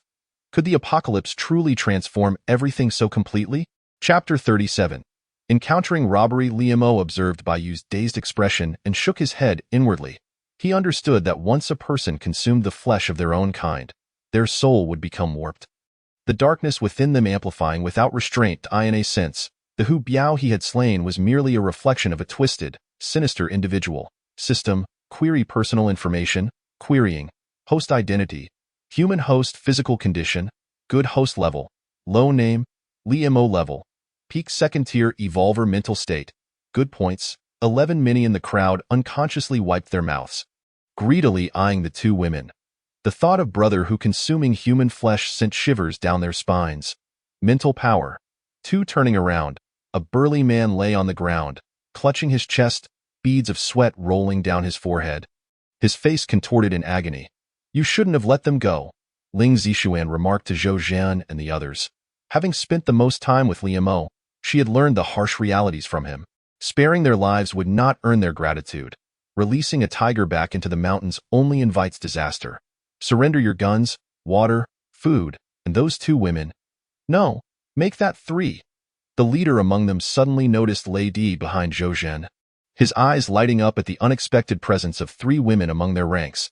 Deeming this risky venture worthwhile, in an overwhelming show of force, those unprepared for the ambush were swiftly disarmed by Zhou Zhen and his companions. Confronted by the resistance, Zhou Zhen showed no mercy, delivering a powerful punch that echoed with the sound of breaking bones, followed by the wretched cries of pain. "Let us go," Liu Mo calmly addressed the group. Having dealt with Hu Biao's remains, once again, they set forth on their journey, their destination S-City, the former base of the Grim Reaper, a place of high safety. Additionally, he needed to complete the auxiliary task of escorting Bai Shiner to Shangjing. Although the system had yet to determine the reward, Li Mo's instincts hinted that it would be something extraordinary, likely surpassing his expectations. Zhou Zhen remained silent, confident in his assumptions. Upon mentioning Brother Hu, the group's expressions shifted, fear evident in their eyes. Brother Hu, originally named Qian Hu, was a particularly formidable evolver known for his ruthless nature. Anyone who defied him met a gruesome end. What terrified them most was his penchant for cannibalism. Talent skill, 0 cooldown, and this would become the very foundation for Zhou Zhen's complete transformation. Get lost? Zhou Zhen barked at the writhing man on the ground, then glanced at the others trembling in fear. Commercial value, not activated physical strength. 2.5 Song Gu let out a cold laugh. I've planted trackers on them. When we return, we'll say they attempted to rob us of our weapons. And inform Brother Hu that there are 3 women among them. They'll certainly have a rough time. That wretched woman still thinks herself a star, demanding a piece of bread every time. Damn, it's just a rag. What is it worth? If there had been other women available, I would have shot her without hesitation.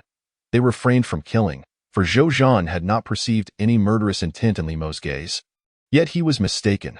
This was indeed a test.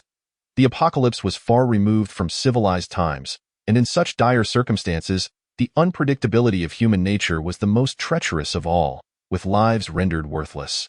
Stop, don't move. Task status. Task 1. Hunt 50 C-class zombies. Reward, Eternal Life Pill 1. Completion rate, 26. Zhou Zhen nodded, and the few individuals beside him swiftly took action, for most of them were evolvers, easily overpowering a handful of humans. Leave Scarface to you. Liu Mo cast a casual glance at the man, addressing Zhou Zhen. Throughout this ordeal, Liu Mo remained silent, watching the departing figures with a faint smile, knowing that trouble would soon follow. With that, the assailant fired 3 shots, each bullet striking the ground mere centimeters from them. Song Go? What should we do? We can't report this to the boss. A burly man carrying the injured individual questioned. The crowd, suddenly jolted from their stupor, hastily took off with the man whose ribs Zhou Zhen had broken, not daring to retrieve the weapons strewn on the ground. Task 2. Locate the missing Bai Shiner. Reward, 1 Huang grade weapon. Status, completed. Task 3. Eliminate Yang Jingstone. Reward, 50 points. Status, unclaimed. Reminder, if the host fails to complete tasks within 2 months, the system will automatically eliminate the host. All ordinary people? Liu Mo frowned. This was the first time he had been robbed by mere commoners. Surrender your supplies. The leader of the bandits fired several shots into the sky, his expression darkening as he noted the lack of response from the crowd. Throughout the journey, Bai Yu wore a troubled expression, deeply affected by Hu Biao's death. Although it was Liu Mo who had slain him, she could not bring herself to harbor any hatred. The group advanced in an eerie silence. Suddenly, around 20 humans emerged, their eyes fierce, armed with rifles, encircling Liu Mo and his companions. When their gazes fell upon Ling Zixuan, Bai Yu, and the other women, a glimmer of lewdness flickered in their eyes. Women, particularly those as striking as Ling Zixuan and Bai Yu, presented a potent visual allure. The dark period was particularly harsh for humanity. Food, water, and ammunition were exceedingly precious, and without these, robbery was their only recourse, lest they face death. These 2 women are far better than that so-called star. They are truly stunning. One man whispered to his companion.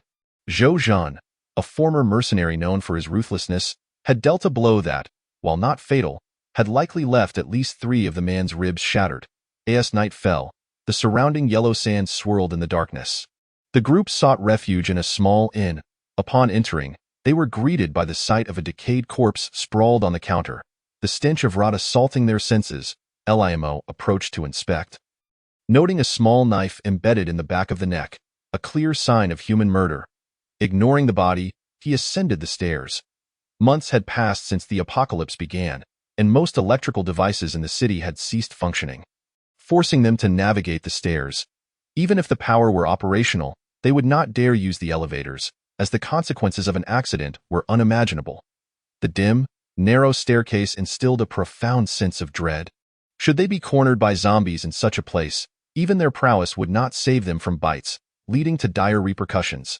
Evolvers transforming into mindless killing machines. Chapter 38. Strengthening power. The group ascended cautiously, encountering several surprise attacks from zombies along the way. Fortunately, Limo and his companions were quick on their feet, dispatching the assailants before they could launch an attack. Each room in the inn was draped in cobwebs, their appearance dismal. The musty, damp odor was overwhelming as they inspected every room and arranged for shifts to keep watch. Limo covered his mouth and nose, producing a flashlight that illuminated the dark room, revealing walls stained with moisture and a pungent moldy scent wafting through the air. He carefully opened a window and drew the screen shut, tidying up his room before crafting a simple alarm device at the door and sitting cross-legged on the bed. System, how many points do I currently possess? Limo inquired internally. Host's current points. 11. What does commercial value entail? Commercial value is assessed based on the host's overall strength and utility, a comprehensive evaluation of the host contributions, trade, and network. Once activated, the host can engage in commerce with items provided by the system, which also initiates a buyback system for items of commercial value. Limo nodded before declaring, enhance physical form, the deduction of points. 5. The enhancement is about to commence. Point 3, 2, 1. Limo was suddenly engulfed by an intense sensation of pain, as if his very flesh were being relentlessly battered, healing, while the cells within him shattered, divided, and reformed in an endless cycle. He felt as though his body were being torn asunder. The bone-deep agony nearly elicited a roar from him. In his past life, he was a relatively advanced evolutionary being, yet his physical form was not particularly robust. For otherwise, he would not have fallen victim to the mutated zombies. Thus, he now placed great emphasis on the strengthening of his corporeal self. Beads of sweat, as large as mung beans, cascaded down his forehead, saturating his garments and the sheets beneath him, his expression one of torment. Time slipped away, the pain eventually subsiding, and Limo struggled to rise. Within his sore and aching body lay a terrifying power, akin to a volcano on the verge of eruption. An inexhaustible force surged within him. The enhancement of his physique was accompanied by an improvement in his vision and reflexes. Standing before the window, he observed that the outside world had succumbed to darkness, intermittent howls echoing from the shadows. Check the physique value. Physique value. 3.5. A piece of information surfaced in Limo's mind. He regarded it with a slight smile. For the agony he had endured had yielded a body that could rival that of a third-tier evolutionary. The adage after hardship comes ease indeed held true. The howls of the night had not ceased. And Limo hastily wiped the sweat from his brow, donning a set of black athletic wear, his gaze drifting to the outside world as he fell into contemplation, in the darkness of the world beneath the yellow sands. Several tendrils swiftly tore through the surrounding zombies, blood and flesh consumed in their wake. The eerie crimson tendrils bristled with sharp spikes, and a white eyeball at their forefront rotated, seemingly observing its surroundings. Limo shifted slightly, pressing himself against the wall. After an indeterminate period, as he gazed outside, the tendrils vanished without a trace, and he let out a quiet sigh of relief. Checking the time, Limo lay back down, closing his eyes in slumber. Around 3 or 4 in the morning, a thin mist enveloped the outside world. Fingerprints appeared on the window glass upon touch. Knock, knock, knock. A faint sound of knocking resonated from outside, and Limo's eyes shot open as he sprang to his feet. He slung the tang knife across his back and slowly opened the door. Standing outside was Bayou, silently gazing at Limo. Her eyes slightly reddened, likely from weeping. Her flushed cheeks and swollen eyes evoked a sense of pity. She stood at the threshold, flanked by a long corridor, the flickering lights casting an unsettling ambience. "Is something the matter?" Limo inquired softly, his gaze fixed on the woman. "I wish to speak with you." Bai hesitated, her eyes lingering on Liamo. Very well, with that, Liamo gently closed the door behind them, and the two made their way towards the staircase. Zhou Zhan, you should return to rest. I will keep watch, Liamo remarked, noticing Zhou Zhan, who had been on guard. Zhou Zhan appeared taken aback, glancing between Liamo and Bai Yu, his expression conveying understanding before he hurriedly retreated into his room, the door clicking shut behind him.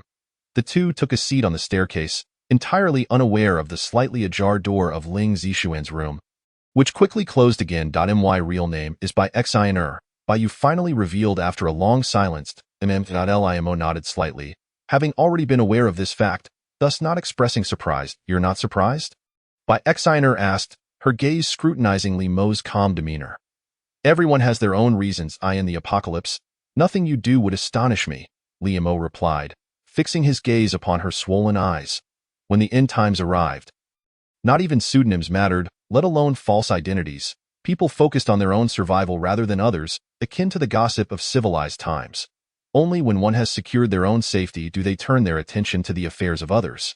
And now, the focus is solely on living. Moreover, Liamo had known her true name from the very beginning. Bai Xian'er recounted her story, speaking of her parents' absence during her childhood, with her memories filled only with nannies and Hu Biao. Do you know? My memories of my parents are quite vague, she said, her eyes glistening as she looked at Liamo. I rarely saw them, even during holidays. They would hardly return home. Even when they did, it was merely for a few hours before they hurriedly left again. They were always surrounded by bodyguards, making it impossible for me to approach them, not even to catch a glimpse from afar. In fact, when you killed Hu Biao, I harbored a deep resentment towards you, Bai Xian'er continued.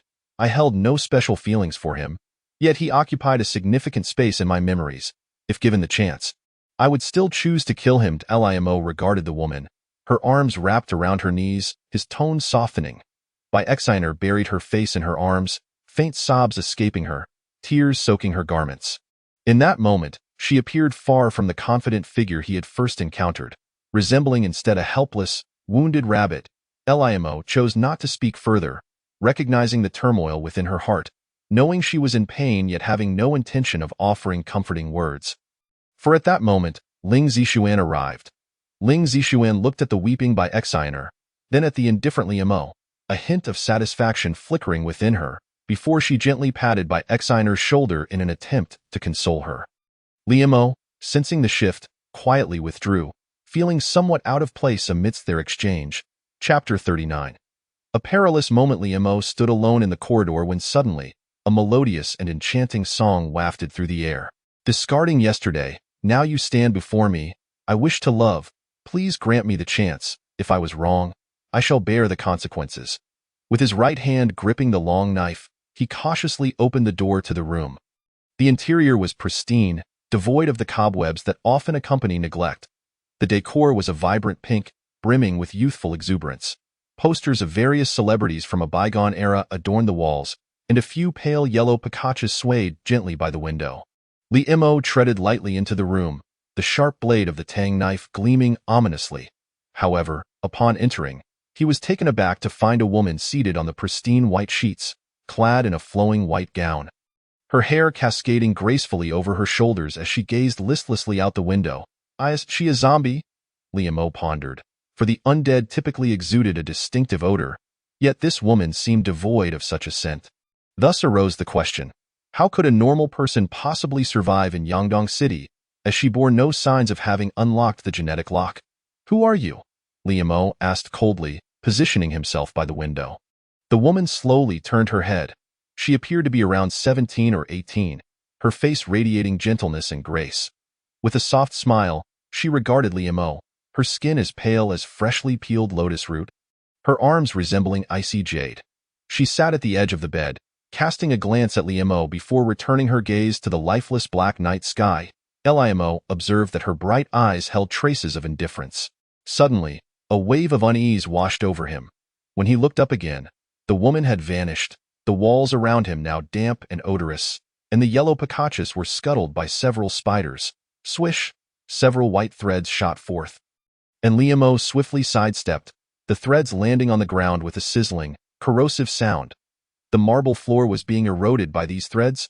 Alarmed, Li-mo drew his tang knife. Ready for combat. Two spiders lunged at him.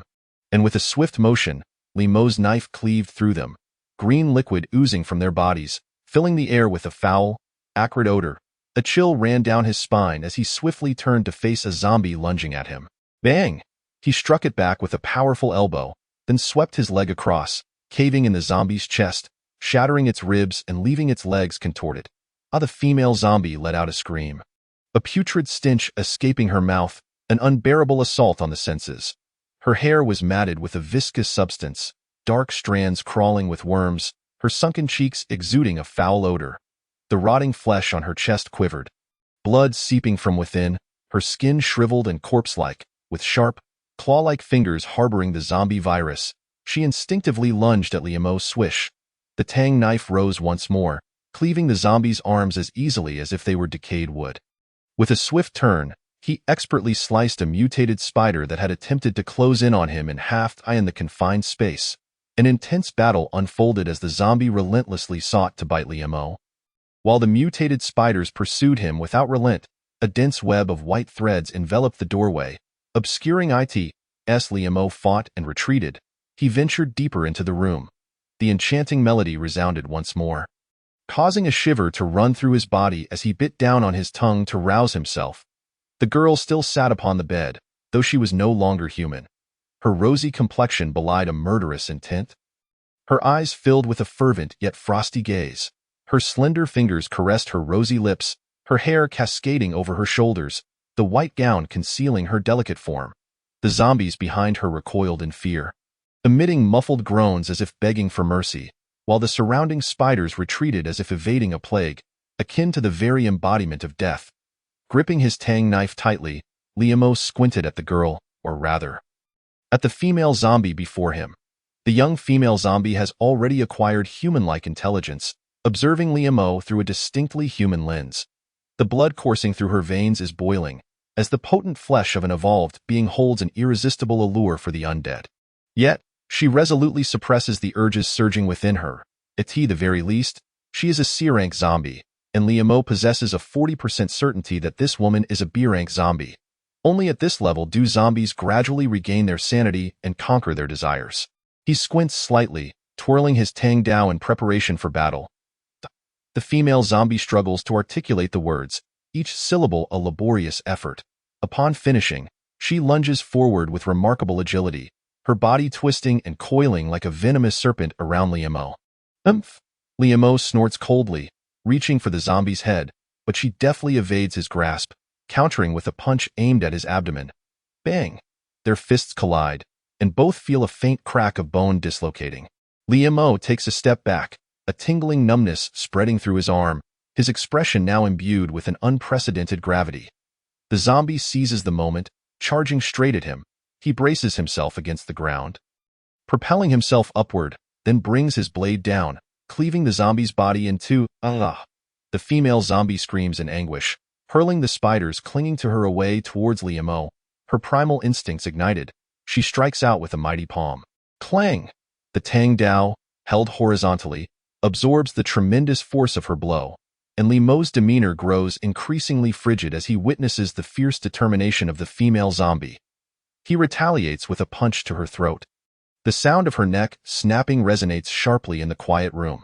Simultaneously, she delivers a devastating blow to his chest, shattering 3 of his ribs.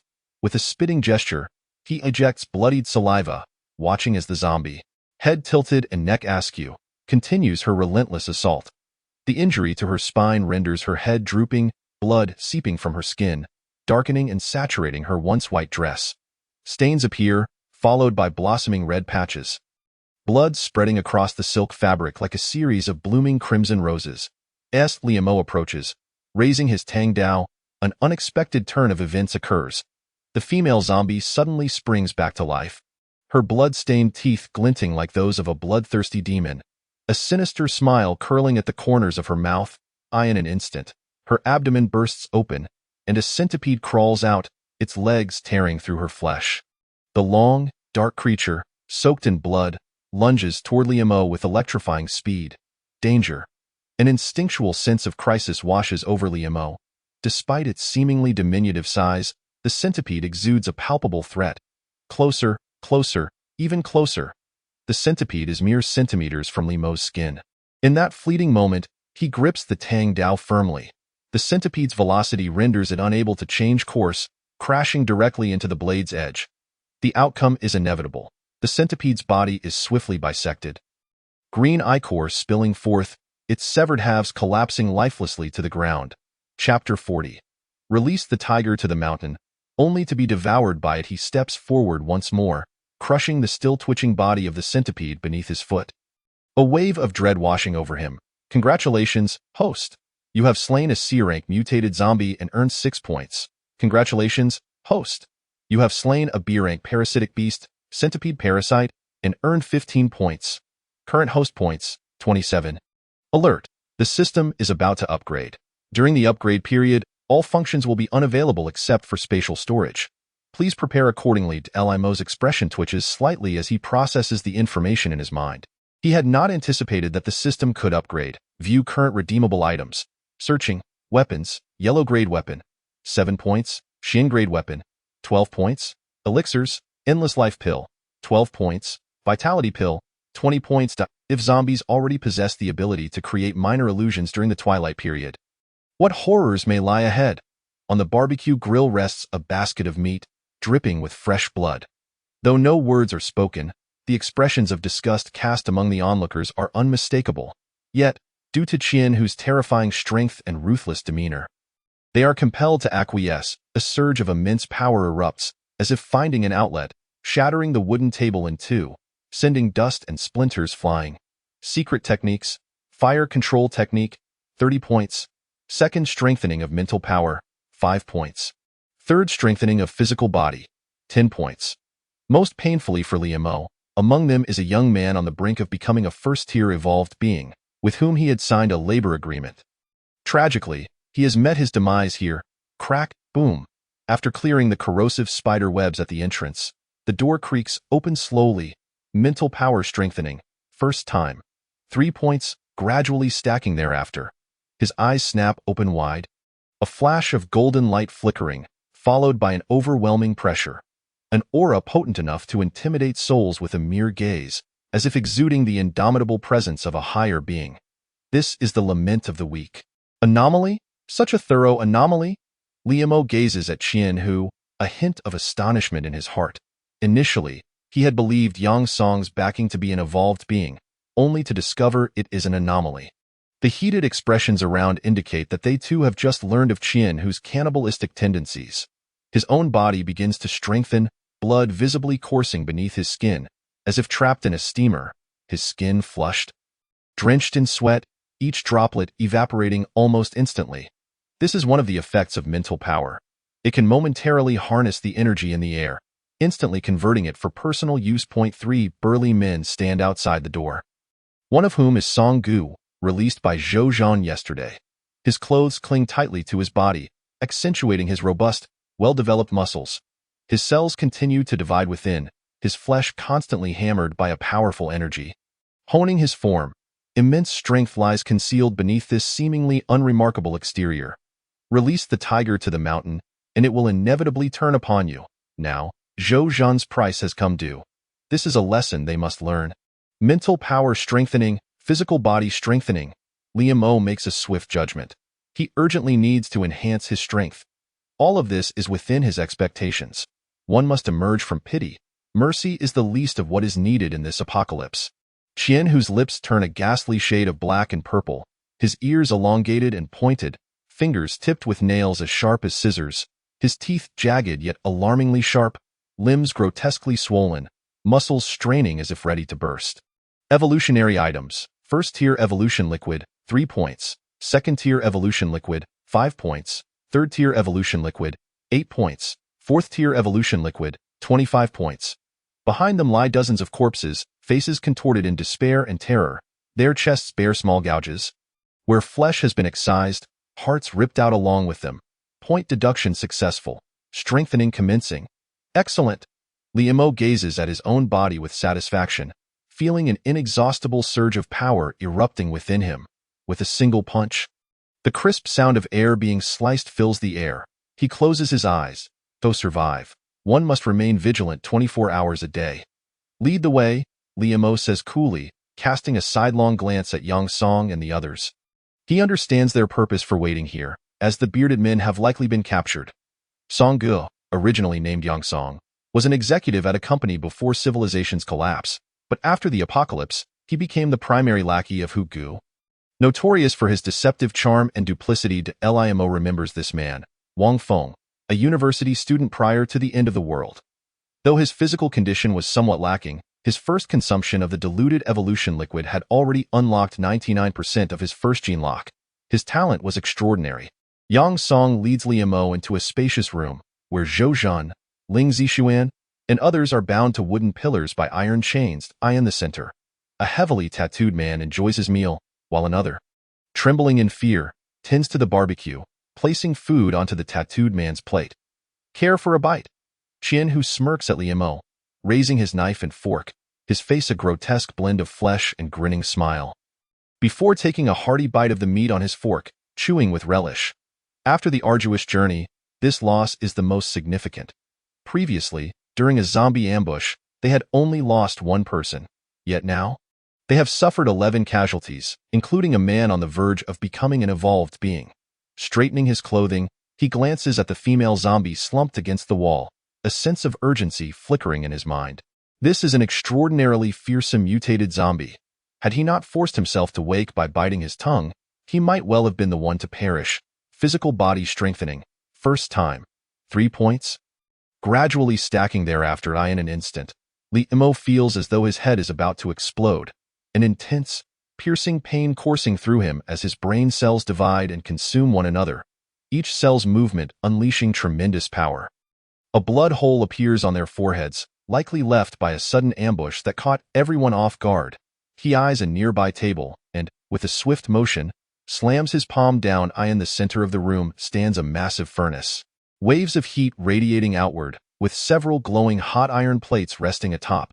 Fortunately, they have yet to resort to torture, merely binding everyone.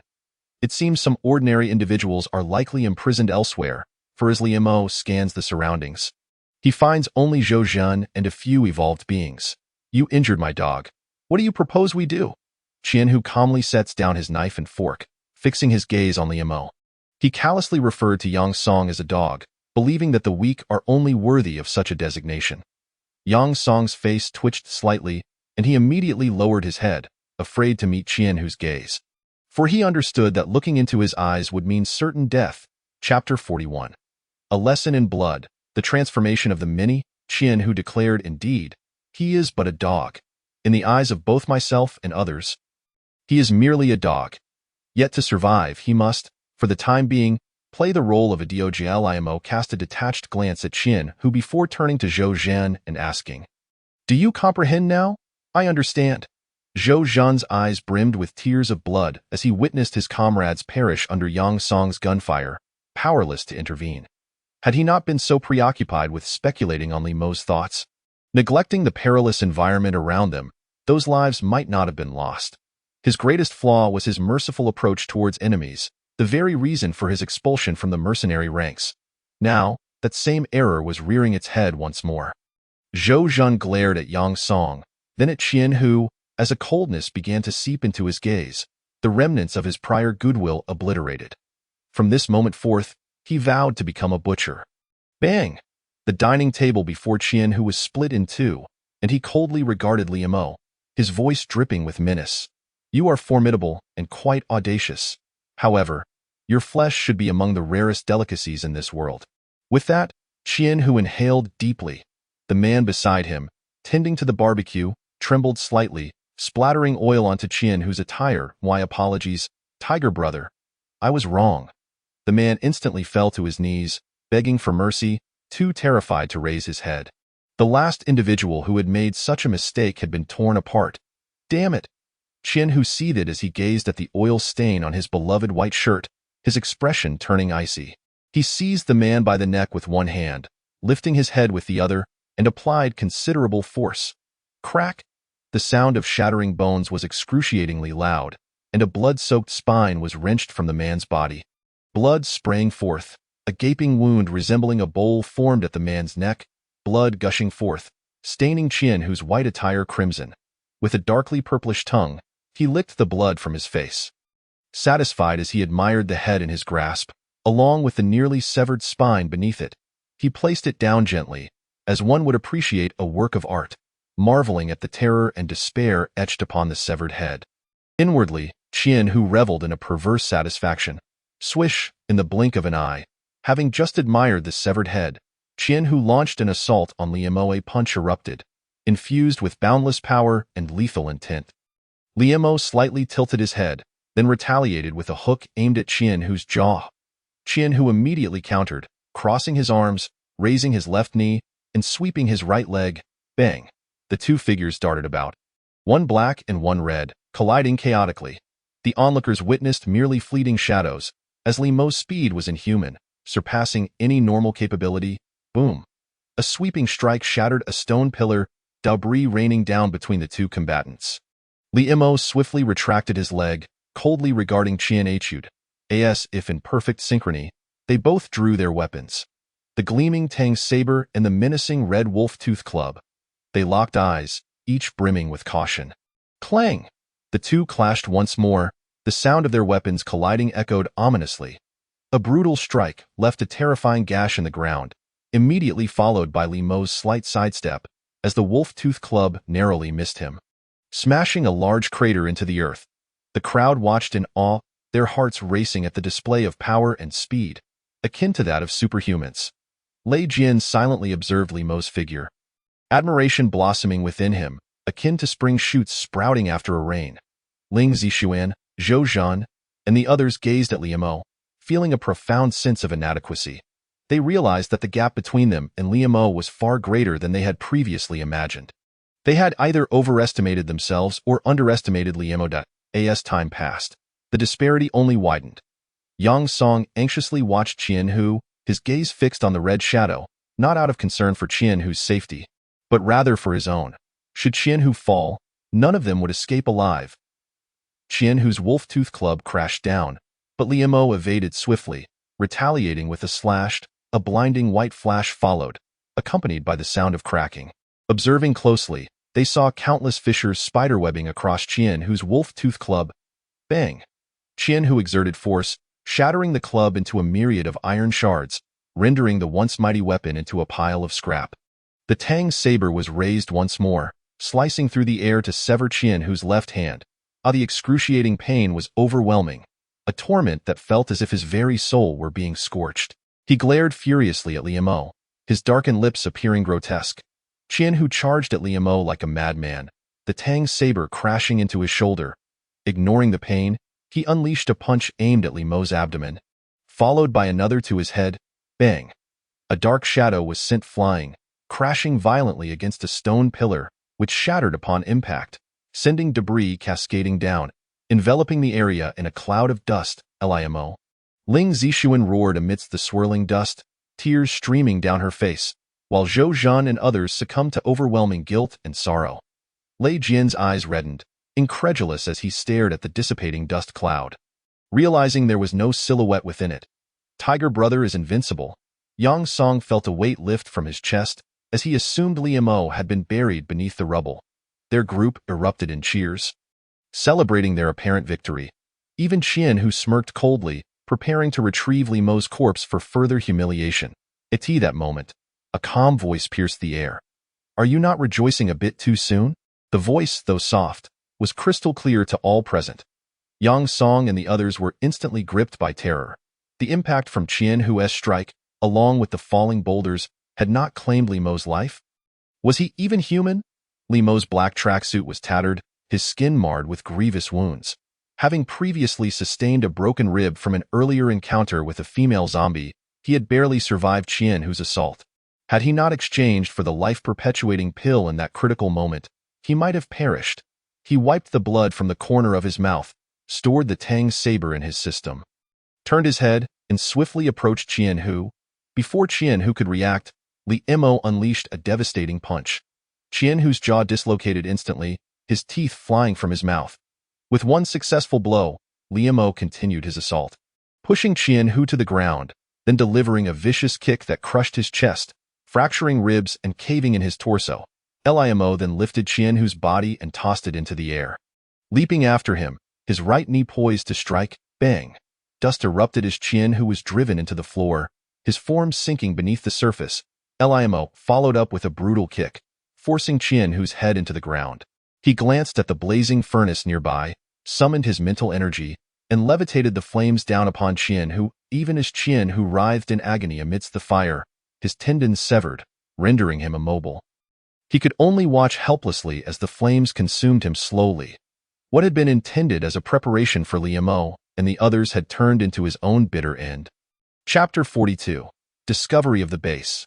Spare me, Yang Song, witnessing Qianhu's agonizing demise, collapsed to his knees, repeatedly bowing his head in supplication. Yet, internally, he calculated how to exact revenge after evading this calamity, casting furtive glances at Zhou Zhan and the others. Formulating a plan for retribution. However, he would never have that opportunity again. He had underestimated Limo, believing him to be a soft-hearted youth. Yet in the next instant, he felt a warmth at his throat. Yang Song, in disbelief, clutched his neck as blood began to seep from his grasp, his vision blurring until it faded to black, and he collapsed lifelessly to the ground. Limo surveyed the trembling crowd around him with a cold expression. Releasing Zhou Zhan and the others. Once free, Zhou Zhan stared at Limo in silence for a long moment, then picked up a branding iron from the ground, rushing towards the others. The carnage was about to commence. Cries of anguish, rivers of blood, severed limbs.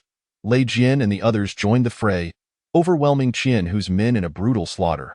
Moments later, the hall was awash with blood, walls and pillars stained crimson, and all present were drenched in gore, transforming the scene into a veritable hell on earth. I was wrong. After dispatching Qianhu's lackeys, Zhou Zhan hurried to Limo, bowing his head, unable to meet Limo's gaze. He truly recognized his error. Had it not been for his foolish mercy, they would not have suffered such tremendous losses. In this apocalypse, kindness and mercy had no place. Limo regarded Zhou Zhan. Still keeping his head lowered, and spoke.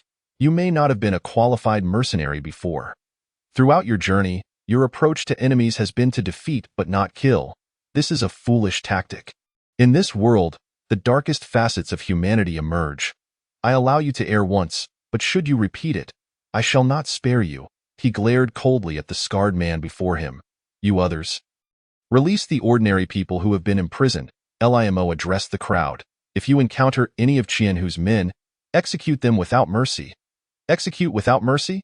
The crowd immediately understood. Springing into action, go forth. Limo cast a glance at Zhou Zhan and calmly remarked, Ling Zixuan, stay behind. In an instant, Zhou Zhan sprang into action. What is the matter? Ling Zixuan inquired, her bright eyes fixed on Limo. A blend of tenderness and shyness evident in her gaze. Have confidence. Your talent is far from mediocre. I hope that in the future, you can become an invaluable partner of mine, he said, patting Ling Zixuan's fragrant shoulder. Having witnessed the despondency in Ling Zixuan's eyes during his battle with Qianhu, Limo felt compelled to offer her words of comfort. Ling Zixuan's future accomplishments would undoubtedly be monumental. In a past life, she had become the renowned Blood Rose, surpassing others in talent and character. He certainly did not wish for his interference to lead to the extinguishment of such a formidable figure. Just a partner? Ling Zixuan disregarded the rest of Limo's words, fixating solely on the term partner, her expression tinged with melancholy at so. They were merely partners. Observing Ling Zixuan's sudden desolation, Limo felt a wave of frustration. Wasn't he comforting her? Now it seemed as though he were bullying her. After a brief moment, Ling Zixuan suppressed her feelings of disappointment, took a step back, and smiled at Limo, saying, all right. In that instant, Limo sensed a palpable change in Ling Zixuan. He gazed at the woman before him in silence. Why are women always so difficult to comprehend? After a while, Zhou Zhan and the others returned. Seeing the group, which remained relatively intact, Limo nodded in approval. Once they had adjusted their state of mind, they swiftly departed from the location. Along the way, they encountered numerous zombies and robbers. Zhou Zhan, shedding his previous mercy, dispatched them without hesitation. The lesson from their last encounter etched deeply into his being. He was determined not to repeat the same mistake. As they journeyed, they stumbled upon a base, Blue Ocean Base. Towering walls surrounded it, armed with cannons and branches laden with cameras, monitored the vicinity. Halt! A soldier halted the trio. Limo looked up, surprised to find that this soldier was a first-tier evolved being. Even the gatekeepers were evolved? It seemed the base possessed considerable strength. Who are you? The soldier interrogated, gripping his weapon tightly. His gaze lingered on Ling Zixuan and the other two women for a moment, for it was rare to see individuals with such well-maintained skin in these dire times. In a world where life was perpetually at risk, who would bother with skincare? Limo presented some food and water to the soldier, pulling him aside to discuss matters. Moments later, the two returned, granting entry to the group. The interior of the base was chaotic, far from the orderly environment one might expect. It was rife with disorder. Corpses littered the streets, emitting a foul stench, while a flock of vultures feasted on the decaying flesh. Shops lining the streets were open, peddling books from the pre-apocalyptic era. Not far off, two factions were embroiled in a gunfight, the sounds of gunfire and clashing blades resonating. Very astute, was Limo's initial assessment of the base's owner. They cleverly utilized the stench of decay to mask the scent of humans, making it difficult for zombies to locate the place, thus significantly enhancing the base's security. However, life for those residing there was far from pleasant. The putrid odor was nauseating, and the air was thick with decay. Prolonged exposure could drive anyone to madness. How could this possibly be a base? It's utterly revolting.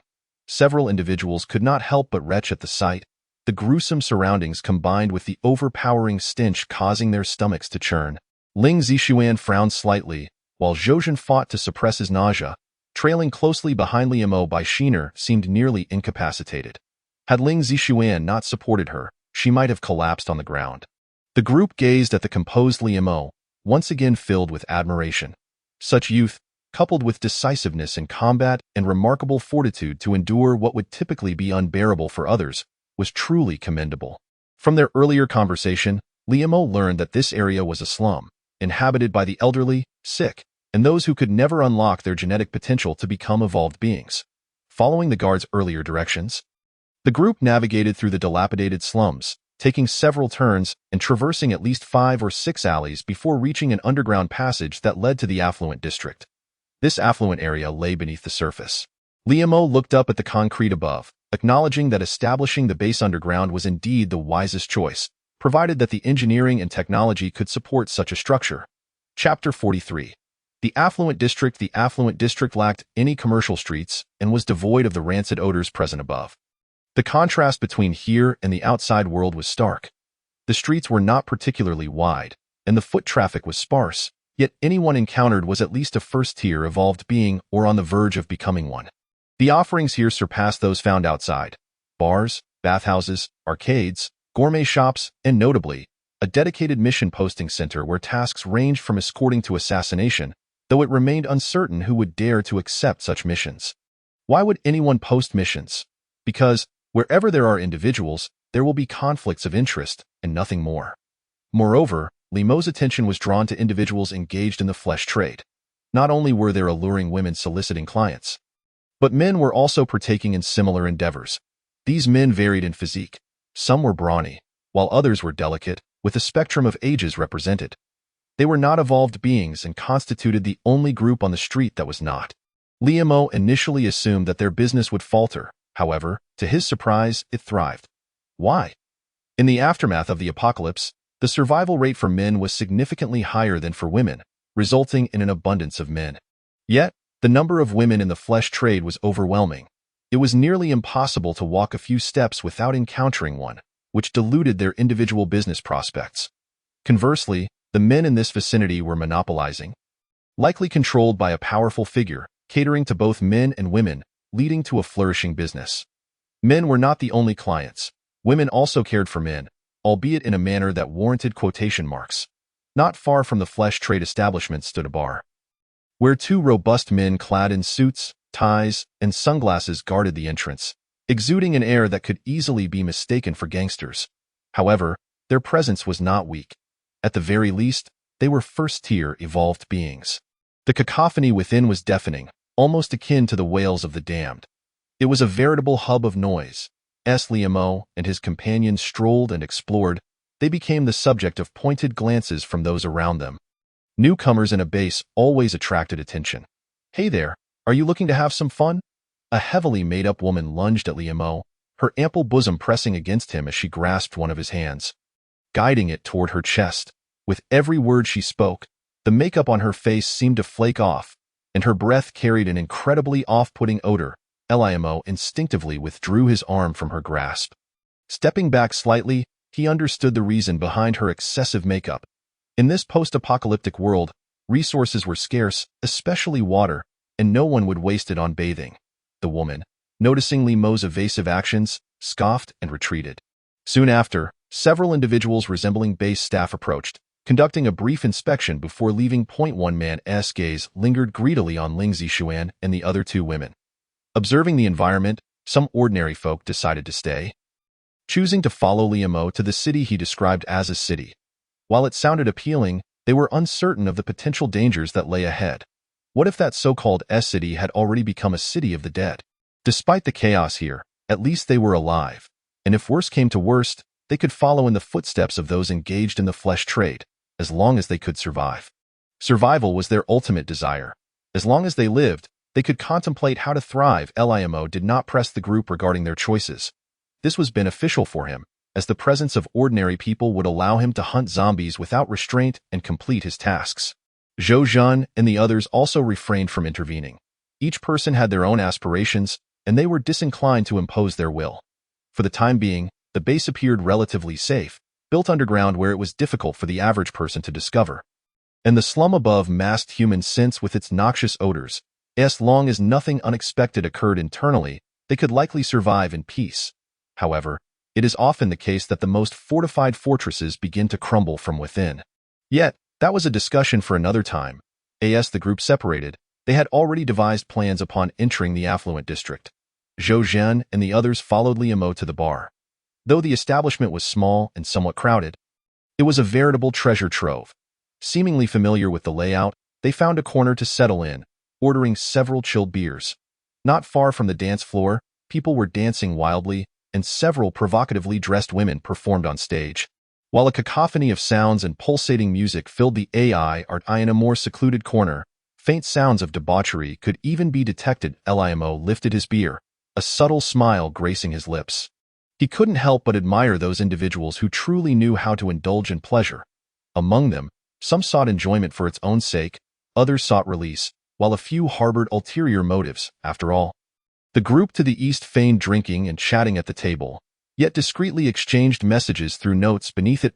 One could not deny the sheer number of people present here. Liam, reclining on the sofa with a beer in hand, appeared to be utterly relaxed and enjoying himself, yet in reality, he was meticulously observing every movement around him. The others drank beer with abandon, boasting and laughing freely. The transactions occurring here involved bullets, food, water, and other essential items. Each bottle of beer came at a steep price, with a mere small bottle requiring at least 3 bullets and a bottle of drinking water in exchange. At a nearby table, a woman leaned against the wall, her gaze sweeping the surroundings as if searching for something. She appeared to be around 17 or 18, clad in a delicate white dress. Her face adorned with light makeup, and her eyebrows sparkled with a hint of allure. Her long, slender legs were striking, and the subtle curves of her upper body added to her beauty. With fair skin and captivating features, she was nothing short of a modern man's dream goddess. A gentle smile played on her lips, her eyes glimmering with warmth, and the perfect crescent shape of her smile radiated innocence and charm. Devoid of any flaws, exuding an air of enigmatic allure. Chapter 44. Song Shi. Several young men approached the girl directly. She recognized their leader, Wang Xiong, a trusted aide of Lin Tian, one of the 5 major leaders of this base. He was known for his ruthlessness and cruelty, a man with a dark past, rumored to have taken numerous lives before the apocalypse. "I have come today to present a gift to Miss Song," Wang Xiong commanded, gesturing to his companions. One of them nodded and placed a box on the table before returning to his position. The box was wrapped in colorful ribbons and adorned with a bow on top, its surface covered with cartoon characters from the world before the apocalypse, such as Pikachu. With an irresistibly cute, pale yellow face, a sense of foreboding washed over Song Shi as she felt her arm tremble while staring at the gift box. The moment she opened it, a wave of bloodiness surged forth, revealing a grotesque human head inside.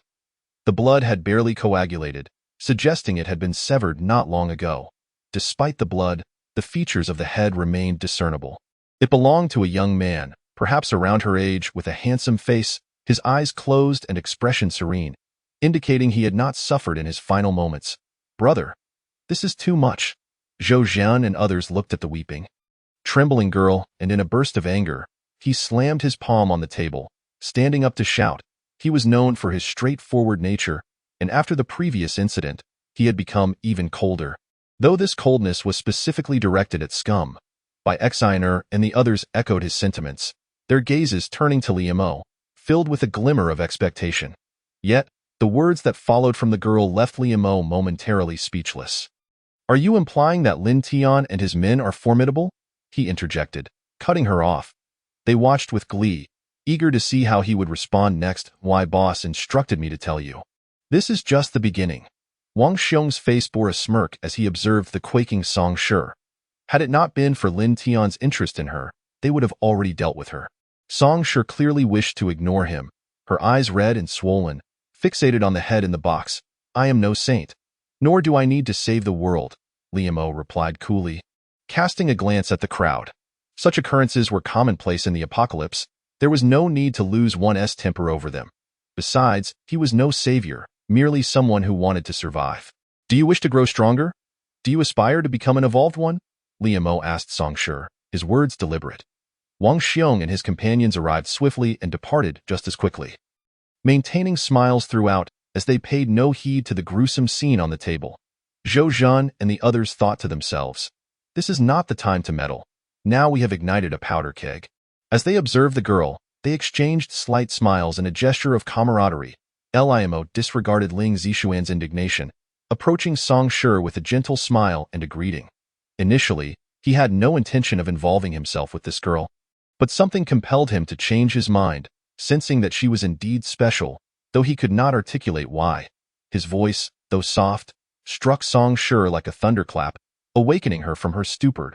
Tear-filled eyes met his, concealing a fury and hatred potent enough to darken the world around them. Ling Zishuan was taken aback by Liemo's boldness. Did he not realize this girl had just lost a loved one and was enveloped in grief? Even Zhou Zhan and the others wore expressions of confusion. As Song Shi gazed at the head in the box, terror erupted from her lips, her tone brimming with rage.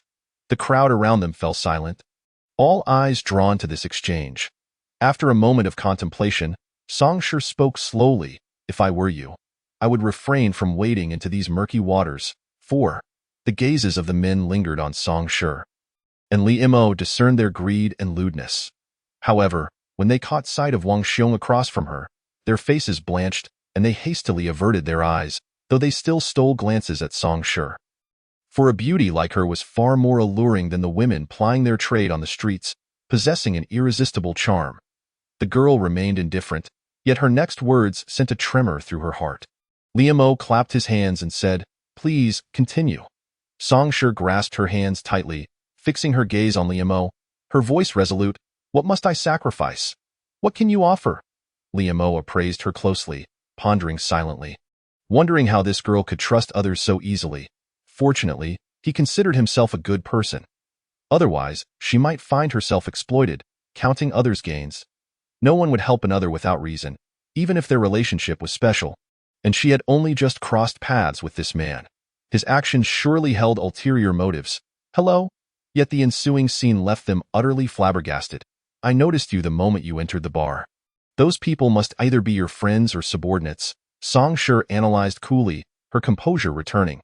Even Ling Zishuan, who usually stood alongside Liemo, could no longer remain passive. "So, woman," she found it hard to fathom the torment this girl would endure if she fell into the hands of that group. She could not be as indifferent as Liemo. The girl continued, "From your initial hesitation and indifference to your recent proactive approach, you have undergone a series of thoughts, analyses, and judgments to ascertain whether it is worth it to clash with me and Lin Tian.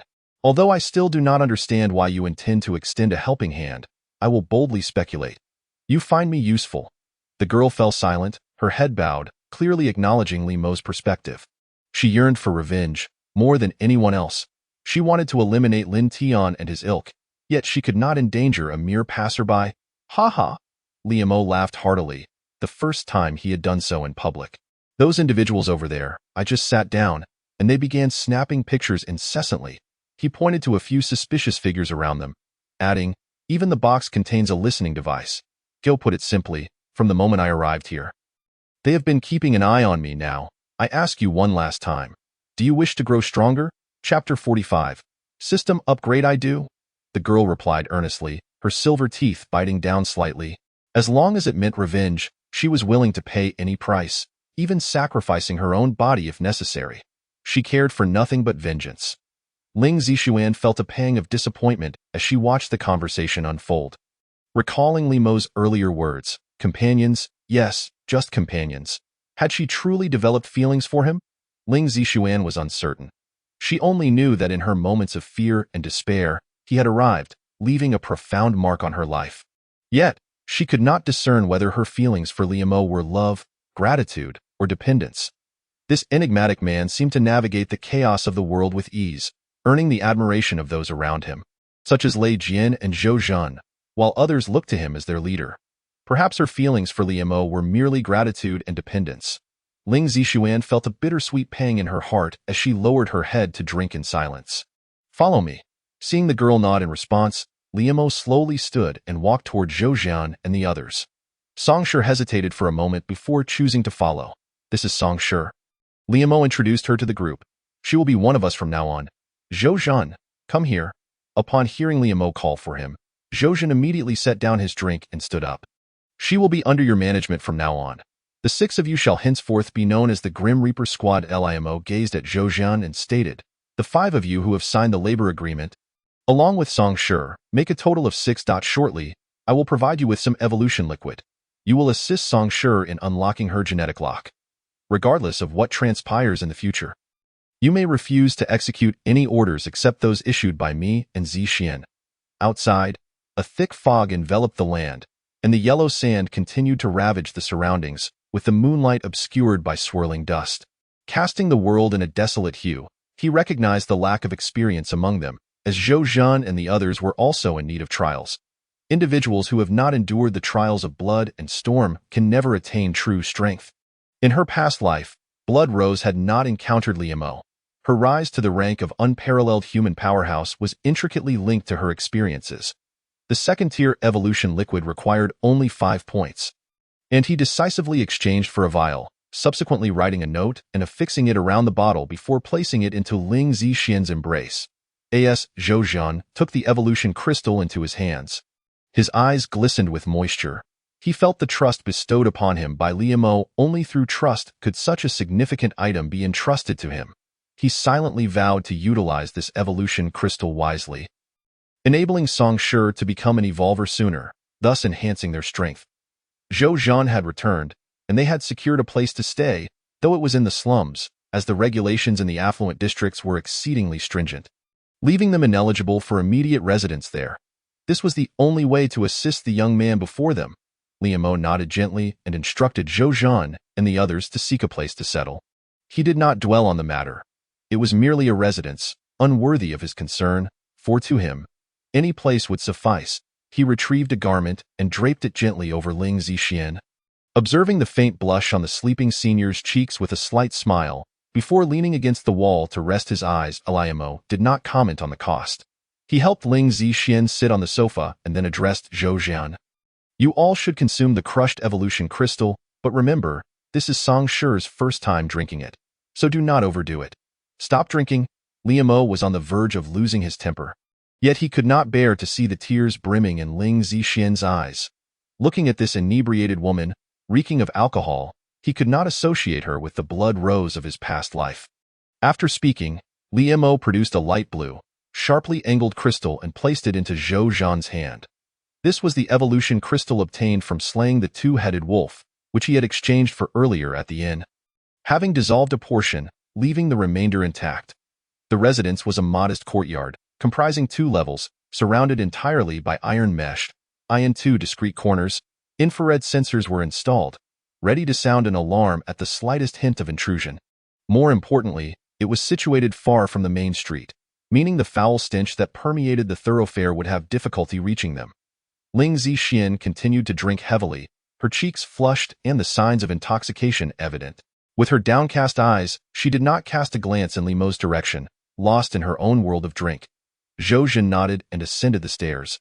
The night passed swiftly, and Limo gently returned the garment draped over Ling Zixian to the system's storage space before stepping into the courtyard. He remained oblivious to the slight movement of her brow as he turned his back to her. Observing Ling Zixian's somewhat dispirited demeanor, Limo's mind quickly formed a conclusion. Only through the baptism of blood can one become powerful. Was I mistaken? For the first time, Limo questioned his decision. Initially, he had aimed to cultivate a good relationship with Ling Zixian, the future ninth-tier evolver, and recruit her as his subordinate, but he gradually realized that she seemed to drift further away from the formidable figure she had once been in his past life. Ling Zixian, slumped on the sofa, appeared adorably dazed, her rosy cheeks a testament to her intoxication. Limo sat beside her, silently observing the inebriated Ling Zixian. She was on the verge of unlocking her second genetic lock. According to Limo's previous estimates, she should have become a second-tier evolver 2 days prior, yet she remained stuck at the first tier. Checking his points, he noted he still had 12 remaining. Glancing at the tipsy Ling Zixian, he seized the bottle from her hands. In such tumultuous times, losing one's sanity was not advisable, especially for a woman, particularly one as beautiful as Ling Zixian. However, the cost of accommodation was steep. Zhou Zhan and the others had traded an AK-47 along with 50 rounds of ammunition. He cradled Ling Zixian in his arms and followed Zhou Zhan to their lodgings. Taking a deep breath, Limo squatted in the courtyard, beginning to practice his horse stance while carrying stones weighing dozens of pounds on his back, with 2 heavy iron plates hanging from his arms. The system upgrade commenced, and during this period, aside from the spatial storage function, all other host capabilities were rendered inactive. The countdown for the upgrade completion read 47 hours, 59 minutes, and 59 seconds. A chilling voice echoed. And Limo was momentarily taken aback. He had not anticipated the system to begin the upgrade so swiftly, but fortunately, it would not take long, just 2 days. Ignoring the system upgrade notifications, Limo began his training. After over an hour of weighted horse stance, he set down the stones and iron plates. He hesitated for a moment before deciding to keep the weighted leg straps on. Not only did they encumber his legs, but he also wore weights on his back and arms. Chapter 46. Leaving the base kick, strike, dodge, seize, kill. A series of movements flowed seamlessly as Limo held his hands flat, exhaling deeply before suddenly lunging forward with a sweeping kick. Crack! The sound of a tree trunk breaking echoed in the courtyard, followed by the massive trunk crashing down and shattering the surrounding mesh fence, sending up a cloud of thick dust. The yellow sand that had settled on the branches cascaded down, and leaves fluttered in the air. Whoosh, whoosh, whoosh. Limo picked up 3 pebbles, flicking them with his right hand as they shot forth like arrows. The pebbles were launched in succession, grazing the leaves suspended nearby. With one striking true and piercing the leaf, he brushed off the dust from his clothes and, after stretching his limbs, made his way into the house. Ling Zixian still lay sleeping on the sofa. A faint smile gracing her lips, sounds of movement echoed from the second floor as Zhou Zhan and the others descended the stairs. They had all leveled up. Lei Jian and Zhou Zhan had both become second-tier evolvers, while Song Shi was now nearly equal to Lei Di. The 2 women had also reached the first tier, their bodies resonating with the sound of their genetic locks nearing rupture, indicating they were not far from becoming second-tier evolvers. As for Chang Kai and Lu Fan, their auras still indicated they were first-tier evolvers, but Limo sensed a hint of something extraordinary. It seemed these 2 had unlocked their innate skills. Realizing this, Limo's eyes brightened with excitement. He was thrilled to discover that these 2 had also unlocked their genetic locks while remaining at the first tier, proving their potential to be formidable. The 3 first-tier evolvers emanated signs that their second genetic locks were on the verge of breaking. However, this posed no threat to Zhou Zhan, now a second-tier evolver. Drawing his dagger was merely a reflexive muscle memory. "What are you planning to do?" Zhou Zhan coldly inquired, eyeing the 3 black-clad figures on motorcycles. As he spoke, a dagger slipped from his sleeve into his hand, and the others silently drew their weapons. "Whatever means you employ, you must follow them and bring Song Shi back to me. Otherwise, not just you, but your parents, family, and friends will become the dinner for my pets." Limo scoffed as he slammed on the brakes, prompting Zhou Zhan and the others to stop abruptly as well. "Incoming," Lin Tian shouted. Brother Tian, we've lost them. The black-clad figures responded. Behind them, several black-clad individuals, watching the swirling dust, pulled out their phones and dialed a number. No. A woman stammered, cold sweat pouring down her face, too frightened to meet Lin Tian's gaze. As they left the base, the group stumbled upon two SUVs, and after a bit of simple adjustments, they drove off without a glance back. Inside the base, everyone disembarked, waiting for the motorcycles to arrive. Imdogu, 3 motorcycles have been following us.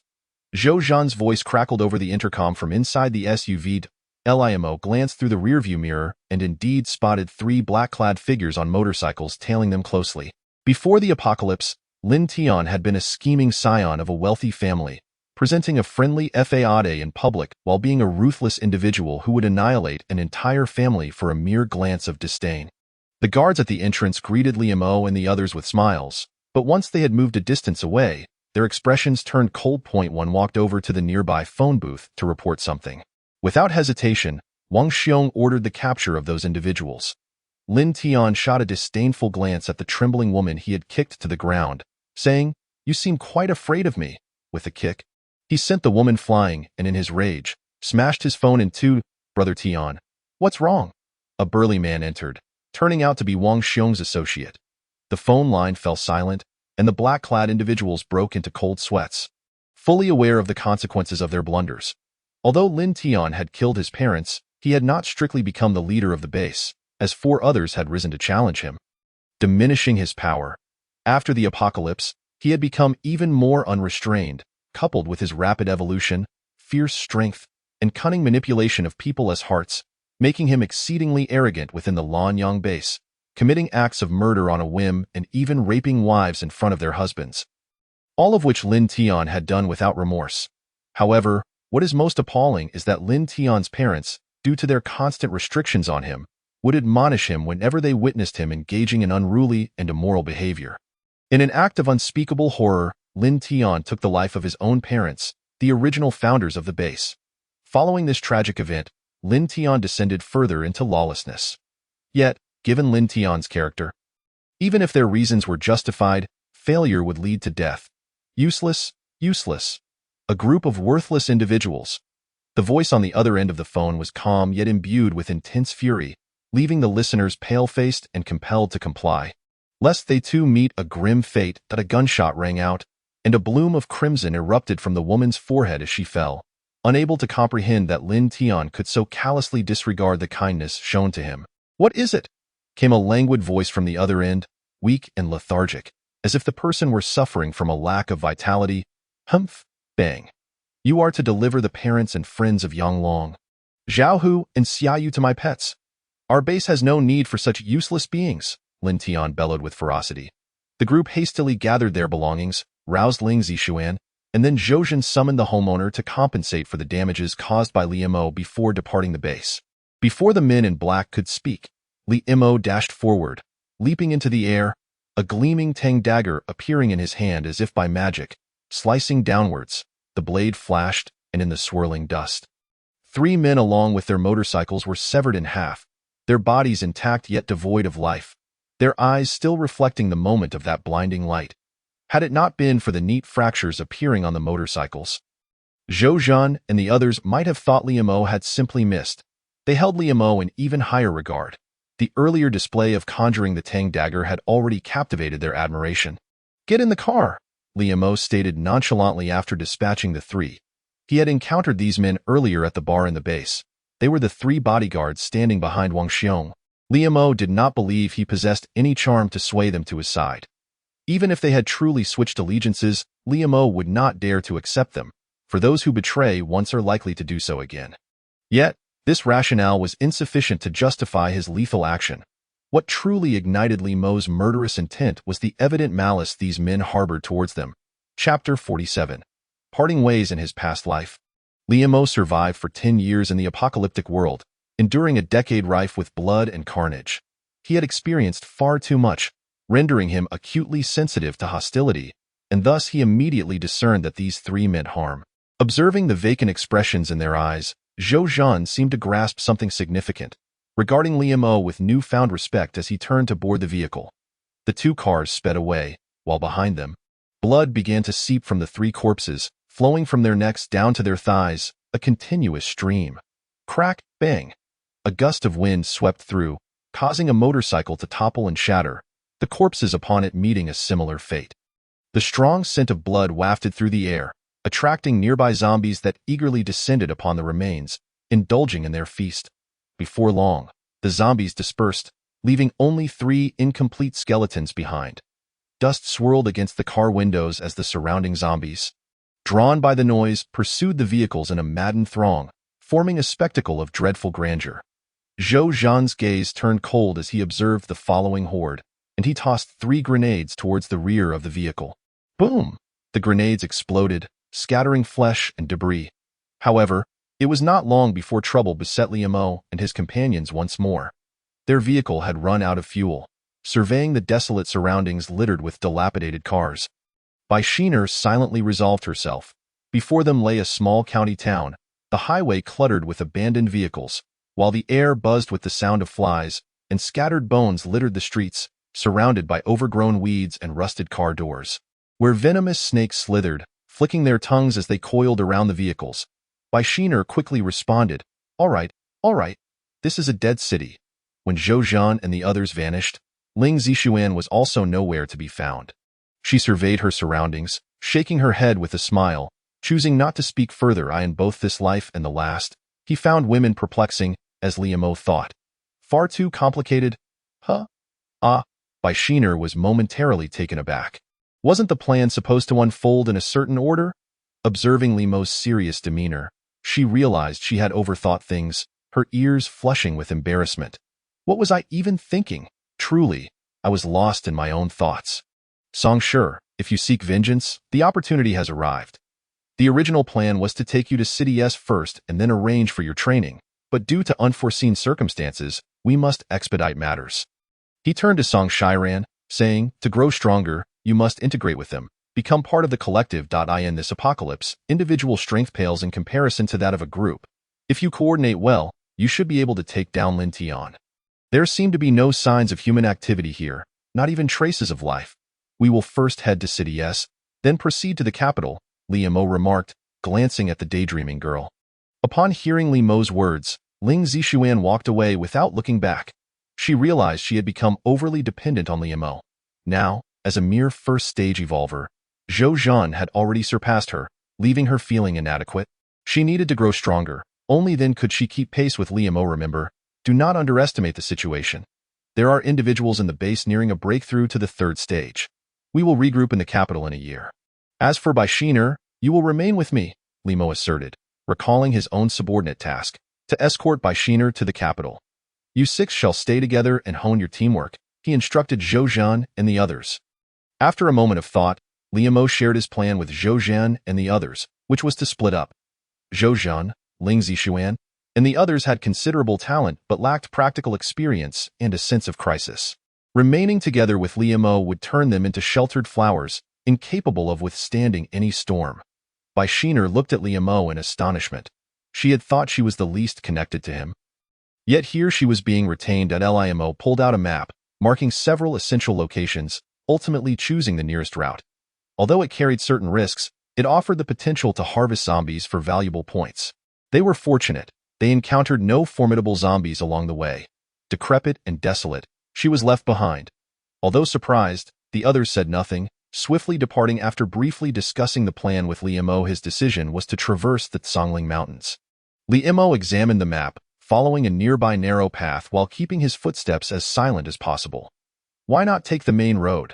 Because the main road was littered with stranded vehicles. And in the event of a large-scale zombie outbreak, those abandoned cars would become the greatest hindrance to escape. A night swiftly passed, and due to the need to avoid zombies and mutated beasts, they had not covered much distance. The surrounding zombies were scarce, almost to the point of being unimaginable. He glanced at the navigation. To reach their destination, they had to cross the labyrinthine residential area and proceed straight for about 500 meters. Did he truly intend to go there? Baishiner surveyed the desolate surroundings, where only wind and sand remained, alongside heaps of rusting cars. If Liu truly harbored ill intentions, she would have no choice but to take her own life. More critically, the road ahead was obstructed, with a congested mass of vehicles, both large and small, rusted and moldy, their frames cloaked in thick dust. Apart from the wind and sand, only Liamo and the other 8 living souls remained. The surrounding shops stood wide open, creaking in the wind, with thick layers of dust coating the tables and chairs inside. If he desired warriors nurtured in a greenhouse, Liamo had no need for such so-called strong individuals. He could easily create a multitude if he wished. Yet, it would be utterly meaningless. A tiger raised in a zoo will never compare to one born in the wild, for their wildness is dulled by captivity. And the same holds true for humans. The alleys were a convoluted maze, winding and turning. Unless one had lived here long-term, it would be challenging to discern direction. Fortunately, Liamo still possessed the navigation device, which clearly outlined the route, detailing entry points and exits, turns, and distances to walk. They swiftly navigated the alleys, encountering a few zombies along the way, all dispatched by Liamo with a single strike. The zombies in the alley were not numerous, and due to the terrain, they could not quickly gather, making the journey remarkably easy for the 3. At the end of the alley, they caught sight of the supermarket. But it brought their progress to a halt. The glance revealed a throng of shambling figures, each a mere husk of its former self, drifting about like phantoms. Liamo estimated that there were at least 5,000 zombies crowding the area in front of the residential buildings. But thankfully, these were all low-level zombies. As long as they avoided being surrounded, they posed little threat to Liamo and his companions. The 3 stealthily approached the alley's mouth, carefully observing the situation outside. This area was a commercial district, the most populated part of the entire county town, with countless zombies congesting the streets, even occupying the vehicles and buses. Chapter 48. A desperate dash. This place was utterly submerged in a sea of corpses. Baisheener's complexion turned pale as she gazed outside in terror, whispering, "It would be quite challenging to traverse from this alley to the street across.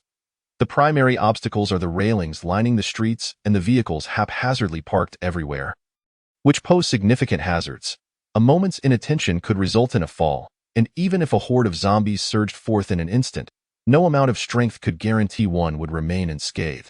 Moreover, traversing these streets demands considerable physical exertion, a toll that her body simply cannot endure. Liamo is certainly aware of this. While he himself may manage, Baisheener would face far greater challenges in making it through. What to do? Scanning the surroundings, he needs to identify several optimal landing spots for Baisheener, places where, even in the event of a misstep, she would not be immediately inundated by the undead. He must meticulously consider every possible mistake to minimize risk as much as possible. Exiting from the alleyway presents a good opportunity to find landing points, utilizing the nearby cars and the leaning branches of trees. While deftly avoiding the zombies in close proximity, he could then make a swift dash to eliminate the zombies at the railing, allowing him to leap onto the roof of a bus. But then what? The bus is still 50 meters away from the residential building, surrounded by a throng of ravenous zombies, with virtually nothing to step upon. Once they reached that point, they would be cornered. All the zombies would be drawn by the scent of the 2, rushing towards them like a torrent. At that moment, it would be implausible for Baisheener to remain on the bus roof. It would be a dead end. Where else could they go? Liamo pondered, surveying the area. Eureka! A spark of inspiration ignited within him. Although traversing directly from here would require maneuvering around the vehicles on the street, what if they approached from the residential building? Based on his observations, there were only a few zombies in that building. Liamo looked up at the nearby residential edifice. He could first use the nearby cars and light poles as stepping stones, then reach the building. He briefly shared his thoughts with Baisheener, who nodded in agreement, as there truly was no better plan. With a determined Baisheener safely on the ground, Liamo propelled himself forward, his Tang Dao slicing through the midsections of several nearby zombies with lethal precision. In a single bound, he reached Baisheener's side. Zzz! Liamo exerted force, sparks flying from the palm of the man in the conical hat. Baisheener nodded resolutely. As an evolved being, her physical fitness was exceptional, and under normal circumstances, she should be fine. With a fierce shout, Liamo drew a dagger from between his calves, swiftly dispatching a zombie with a clean cut to the throat. He then kicked the zombie's body away. Baisheener sprang into action, stepping onto Liamo's shoulder and launching herself towards the nearby bus. The man in the conical hat swiftly grasped Liamo's Tang Dao. Observing the situation below, Liamo noted that indeed, There were few zombies at the back door of the supermarket. They had evidently grown disinterested in traversing the 2-meter-wide road. A thunderous sound erupted from behind. As if the entire building were shaking, the two darted through the corridor like phantoms. Remember, speed is of the essence. Any slip-up could invite a horde of zombies, Liam warned. He shifted tactics, delivering a powerful punch. "No elevators!" Liam exclaimed, noticing by Exiner standing at the elevator doors, pressing the button. He leapt towards a large tree beside the building, his hands reacting with lightning speed as he grasped the trunk and slid down. By Exiner, seeing this, mirrored his movements. Though the door would not hold for long, it would momentarily obstruct the zombies. "Move, now!" Liam roared, pulling the stunned by Exiner towards the residential building as the dense throng of zombies pursued them ferociously. His arms were like iron, glinting with a metallic sheen beneath the moonlight. The man in the conical hat watched as Liam took the initiative. The Tang Dao appeared in a flash. Slicing downwards, before them stood a man in a conical hat, and they locked gazes. Bang, bang, bang. The sound of relentless pounding echoed from behind. Liam cast a glance at the woman before dashing into the corridor, unwilling to risk injury from the pursuing horde. There were not many zombies in the residential building, but a considerable number were closing in from behind. Without hesitation, he flashed forward, emerging from the alley and sprinting towards a Volkswagen parked beside the street. The closer zombies had begun to notice Liam and his companion, stumbling towards them with their blood-red eyes fixed in a frenzied pursuit. Liam brandished his Tang Dao, drenched in blood as he slaughtered mercilessly. The corpses of fallen zombies piling high beneath his feet, his score escalating at a frantic pace. The man in the conical hat simultaneously changed tactics, trading blows with Liam but midway through. Liam executed a swift change, his Tang Dao slicing above the conical hat man's head. Surveying the surrounding zombies, he adjusted his stance, springing into the air with a powerful leap. By Exiner steadied herself with one hand on the ground. Landing gracefully, Liam swiftly closed the door behind them. Through the glass, they could see thousands of zombies swarming outside, relentlessly battering against the entrance. The zombies behind them stood on the balcony, howling and roaring. Some even attempting to imitate Liam and by Exiner by sliding down the tree trunks, only to meet misfortune, impaled by branches and left dangling in the air. By Exiner surveyed her surroundings, bending her legs and launching herself, grasping a lamppost, then executing a 360-degree spin, sending several nearby zombies flying. With a slight exertion, she effortlessly reached the midpoint of the lamppost in her view. Taking the elevator was tantamount to seeking death. There was still power in the vicinity, but one could never be certain when the supply would fail. If the power went out, they would be trapped in the elevator, awaiting their demise, a risk far too great. The conical hat was knocked off by the Tang Dao, revealing a grotesque visage. What a sight it was, terrifying, repulsive, and loathsome. The face was pockmarked, covered in sores, with eyes shrouded in a pale yellow fluid, and lips torn by protruding fangs. Upon closer inspection, one could see the stitches crisscrossing across the face. The stitching marks on the cheeks and neck were increasingly pronounced. Even the head appeared to be a patchwork assembly, a grotesque amalgamation. The creature let out an incessant wail, a low growl that echoed. A cacophony of rage and fury. It exhibited all the characteristics of human behavior. Eyes, nose, mouth, ears, and so forth. Yet its arms were a terrifying mechanical construct, seamlessly integrated with its flesh, imperceptible to the untrained eye. If only a layer of bionic flesh could be added to the metallic arms, it would be even more perfect. Chapter 49. The First Defeat. The formidable raider in the palm of its hand lay a minuscule hole, resembling some sort of launching device.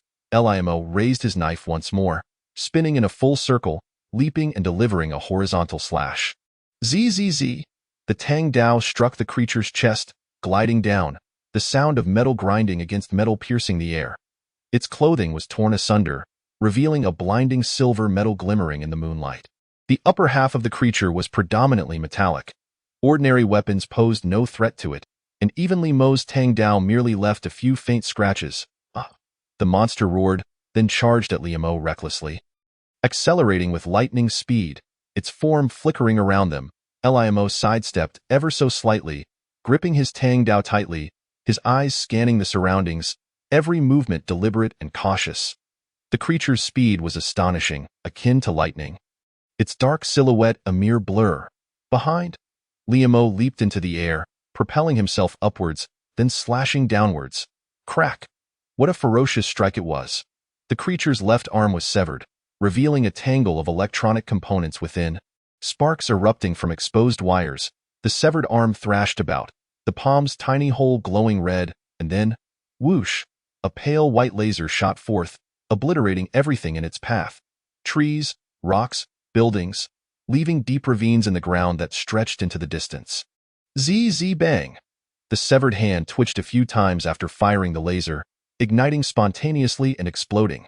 The creature paid no heed to its self-destructed arm. It raised its remaining arm, which was no longer a mere limb but rather a massive sword. Its sharp edge radiating a menacing white light, it swung downward, releasing a flurry of flying knives in its wake. Clang, clang, clang. Liamo retreated violently, his Tang Dao slicing through the air to deflect the flying projectiles. But just as he eliminated the last of the airborne knives, the massive sword approached him silently, its glaring blade threateningly close to his forehead. Now's my chance. A glint of determination flashed in Liamo's eyes as he contorted his body with unimaginable speed. Sliding past the steel monstrosity, bang! In an instant, he appeared behind the creature, delivering a merciless strike. A massive crack formed in the back of its head, blood and electronic circuitry sprang forth. Yet, even so, it remained undaunted. The creature spun around with blinding speed, its arm-turned sword descending. Liamo gripped his Tang Dao horizontally, blocking the blow just in time, casting a glance at Exiner beside him before surveying the ever-growing horde of zombies surrounding them. And he quickly made a decision. Liamo's figure flickered as he slashed towards the creature, which instinctively countered. Yet, in a flash, Liamo relinquished his blade, seizing Exiner's hand as they both retreated at breakneck speed. He hurled a grenade from his pocket. Boom! The thunderous explosion was accompanied by a cloud of dust, the air thick with swirling yellow sand, forming a small cyclone. They ran, sprinting for their lives. A roar. The steel monstrosity roared incessantly, its right arm transforming from a massive blade into a hand, which then grasped a nearby C-rank zombie, effortlessly crushing its head with a single squeeze, blood and gore splattering in all directions. The lowly zombies surrounding it trembled in fear, too intimidated to advance. Puff! Liamo halted his frantic escape, standing still as a mouthful of fresh blood erupted from him. He had sustained injuries. During the previous skirmish, he had been severely shaken by the formidable might of the steel creature. Supporting himself with one hand on the ground, his face was as pale as death, devoid of any color. Observing Liamo's injuries, Exiner's expression tightened, and she hurried forward, intending to assist him. However, Liamo subtly gestured for her to desist. I never anticipated encountering such a monster. Liamo forced himself to articulate, his gaze filled with profound trepidation. What monster? Although he had restrained her, Exiner stubbornly approached, lending her support and inquiring. The plunderer, the apex of the mutated beasts, Liamo managed to say with great difficulty. Mutated beasts can activate innate skills to become even more formidable, and as the king among mutated beasts, the plunderer is no exception, possessing even more grotesque abilities. Just as he spoke half of this, another mouthful of blood spewed forth, his complexion growing even more ghastly. How could a body nearly at the fourth tier of evolution be so easily vanquished by the plunderer? You should not speak further. Focus on resting, Exiner urged, having spotted a cave. She helped Liamo into the cave, her voice laced with urgency. You don't resent me? Liamo asked, observing Exiner's anxious expression as he forced a grin. He had killed her childhood companion, Hu Biao. If revenge was ever to be sought, now would be the perfect opportunity. Yet, she seemed to care for his safety even more than her own. I cannot harbor hatred. Exiner replied, momentarily taken aback before speaking bitterly. Her feelings were tumultuous. Had Liamo chosen to abandon her at the first sight of danger, he would not have sustained such grievous injuries. But he had not, and even in his flight, he had not forgotten to bring her along. How could she possibly hate someone like that? No, indeed. Liamo suddenly burst into laughter, crimson spilling from the corner of his mouth. Cough, cough, cough. His laughter was soon followed by violent coughing, causing him to appear even more emaciated. He glanced at his status, noting that there were still 36 hours remaining until the system upgrade was complete, indicating that during this prolonged period, he and Exiner would endure immense torment. With Exiner's obstruction sealing the entrance, the cave felt stiflingly warm, and the two sat awkwardly across from each other. Outside, intermittent zombie growls echoed, and soon afterward, they heard hurried footsteps approaching the cave's entrance. Peering through a crevice, they beheld 5 or 6 humans firing their weapons while fleeing, pursued by dozens of zombies. The gunfire sounded alarmingly close, and as the humans reloaded, the zombies seized the moment, lunging forward and overwhelming them. Their sharp teeth effortlessly pierced human skulls, and merciless claws pierced their bodies. The ensuing scene was one of ravenous consumption. As the horde of zombies tore into the humans, blood-soaked and horrifyingly grotesque, Exiner screamed. But Liam was quick to react, rushing towards her and covering her mouth and nose with his hand. The nearby zombies were immediately alerted, tearing into a chunk of flesh and sniffing the air. One stumbled towards the cave's entrance, pressing its face against the stone barricade and inhaling deeply. It roared at the stone, then bellowed to its fellow undead. The other zombies seemed to comprehend, rushing to the entrance and battering against the stone. Chapter 50. System upgrade successful. The mysterious red glass sphere. Just as Liam and Exiner believed they had been discovered, a figure suddenly appeared above the cave, glancing down at the zombies before fleeing. The surrounding zombies paused, vacantly staring at the stone they had been striking before turning their attention to the swiftly retreating human. Phew! After a long wait, Exiner exhaled in relief and pushed Liam's hand away to step aside. Yet Liam bore a serious expression. What had he just witnessed? He had seen the zombies momentarily dazed, resembling humans in their bewilderment, and as he glanced at the increasingly thin dust in the air, it all signified that the dark period was nearing its end. After a cacophony, silence finally enveloped the cave. With a few mangled corpses lying before the entrance, their brains devoured by the zombies, ensuring they would not mutate, Liam surveyed the surrounding bloodstains and glanced at Exiner, who was engulfed in self-reproach.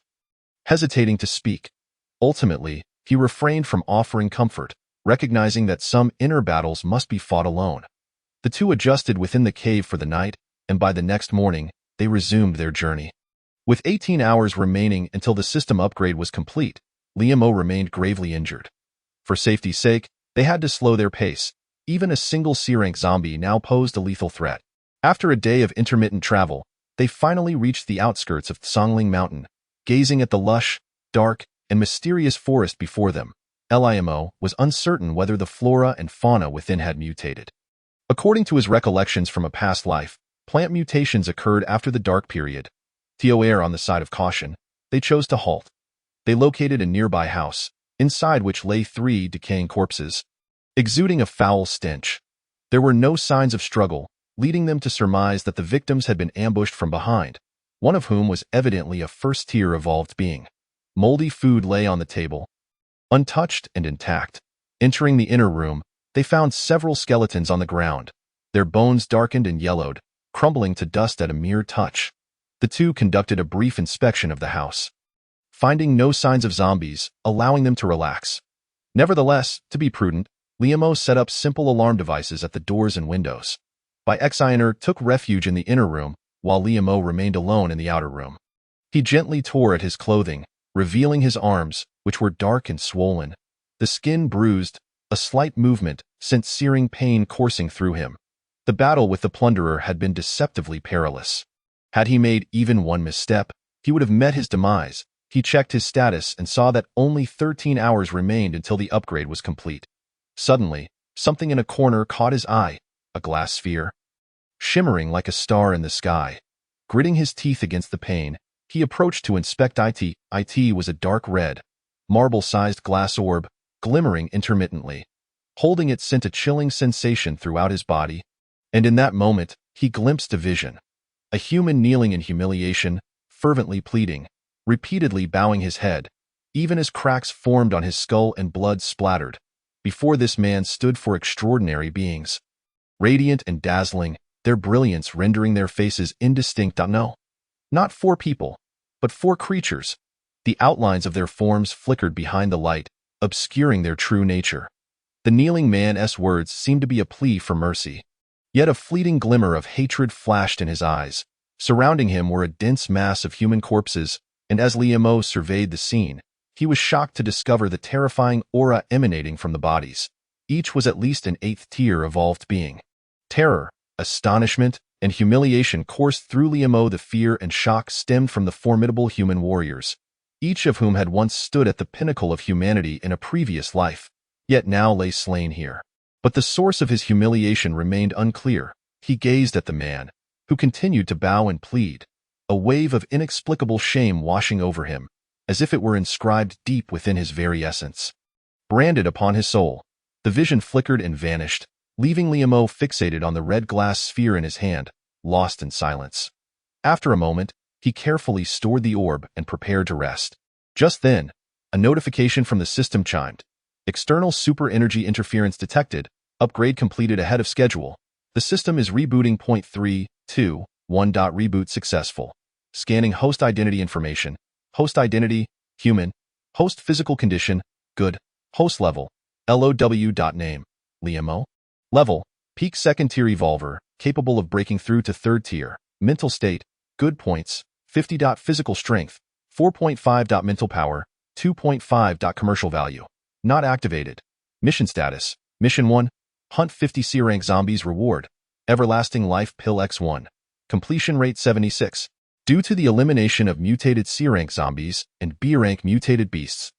Mission 2. Locate missing individual by XINR. Reward, Yellow Grade Weapon. Completed. Mission 3. Eliminate Yangjing Stone. Reward, 50 points. Unclaimed. Reminder. The above missions are 3 choices, with 2 to be completed within 1.5 months. Or the system will automatically terminate the host.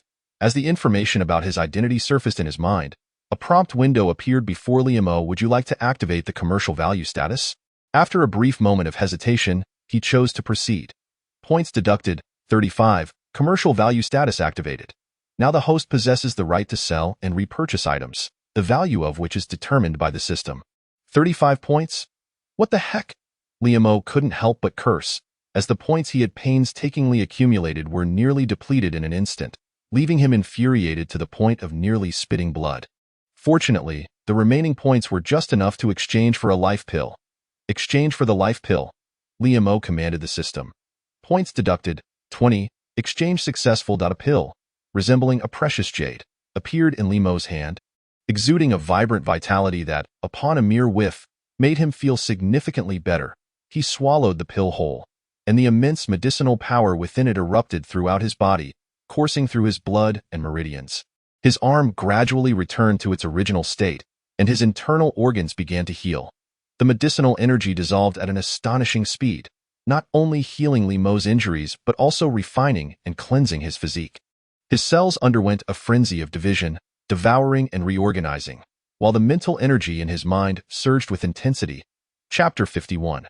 Stepping onto Tsongling Mountain several hours later, once the medicinal energy was fully absorbed, Liemo slowly rose to his feet, a glimmer of joy flashing in his eyes as he beheld his restored form. Check my attributes. Querying. Host's physiological functions. Good host level. Low rank. Peak of 2nd-tier evolver. Mental state. Good physical value. 4 mental power. 3 talent skill. 0 cooldown. Reminder. Host points are insufficient. Please hunt zombies promptly to acquire points. After the information displayed, the system fell into silence. Liemo, however, was beaming with joy. His physical prowess could now rival that of a 4th-tier evolver, and his mental power had reached the 3rd tier. This was an extraordinary gain, as it was known that enhancing mental power became increasingly arduous with time. He had originally estimated that it would take him at least half a year to reach 3rd-tier mental power. But unexpectedly, a single life pill had expedited his progress, resulting in a delightful surprise. Earlier, you mentioned detecting super energy interference that allowed for the early completion of the life pill. What did you mean by that? Liemo suddenly inquired, recalling the system's successful upgrade notification. Warning: host lacks the authority to access confidential information. Liemo was left utterly exasperated. This wretched system seemed to require permissions for everything.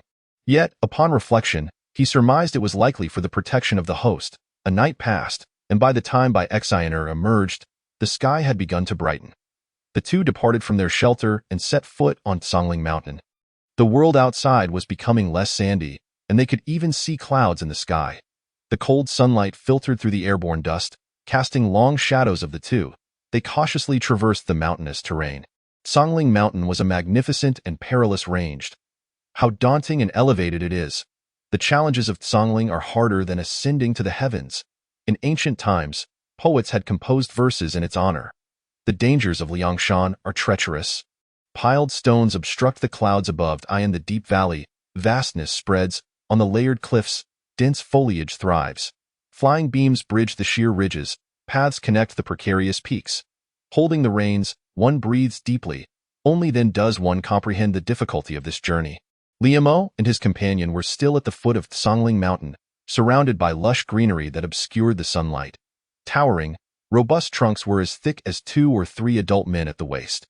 The leaves, each 5 times larger than those before the apocalypse, swayed gently, enveloped in an eerie silence. There were no birds or beasts, no floral fragrances, and not even a hint of bloodshed. The overwhelming vitality felt strangely unsettling. Suddenly, Liemo halted, turning sharply.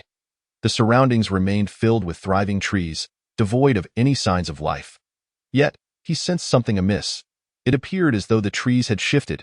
He recalled having seen a particular tree upon entering Crazily Mountain, for it bore a plaque inscribed with its number, date, and classification.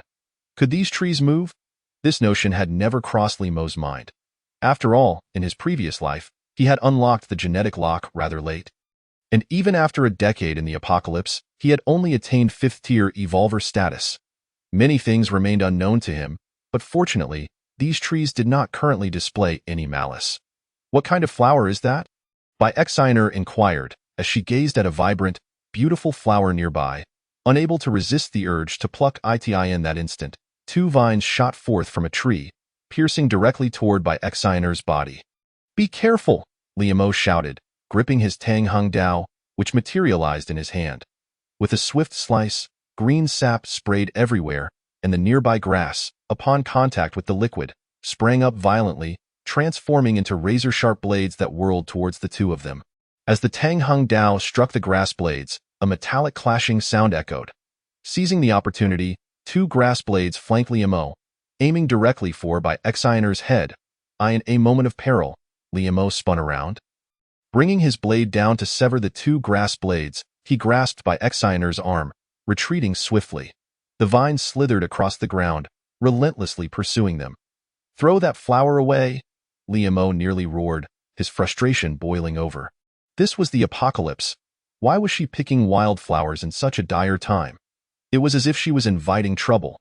Knowing full well that the apocalypse had erupted, with all creatures on the planet potentially mutated, she still couldn't resist plucking flowers. Liemo was at his wit's end.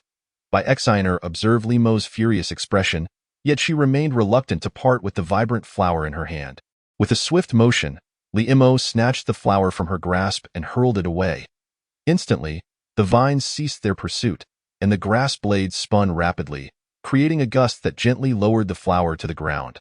As soon as the flower touched the earth, it sprouted vines that anchored themselves in the soil, causing the surrounding plants and vines to halt their chase.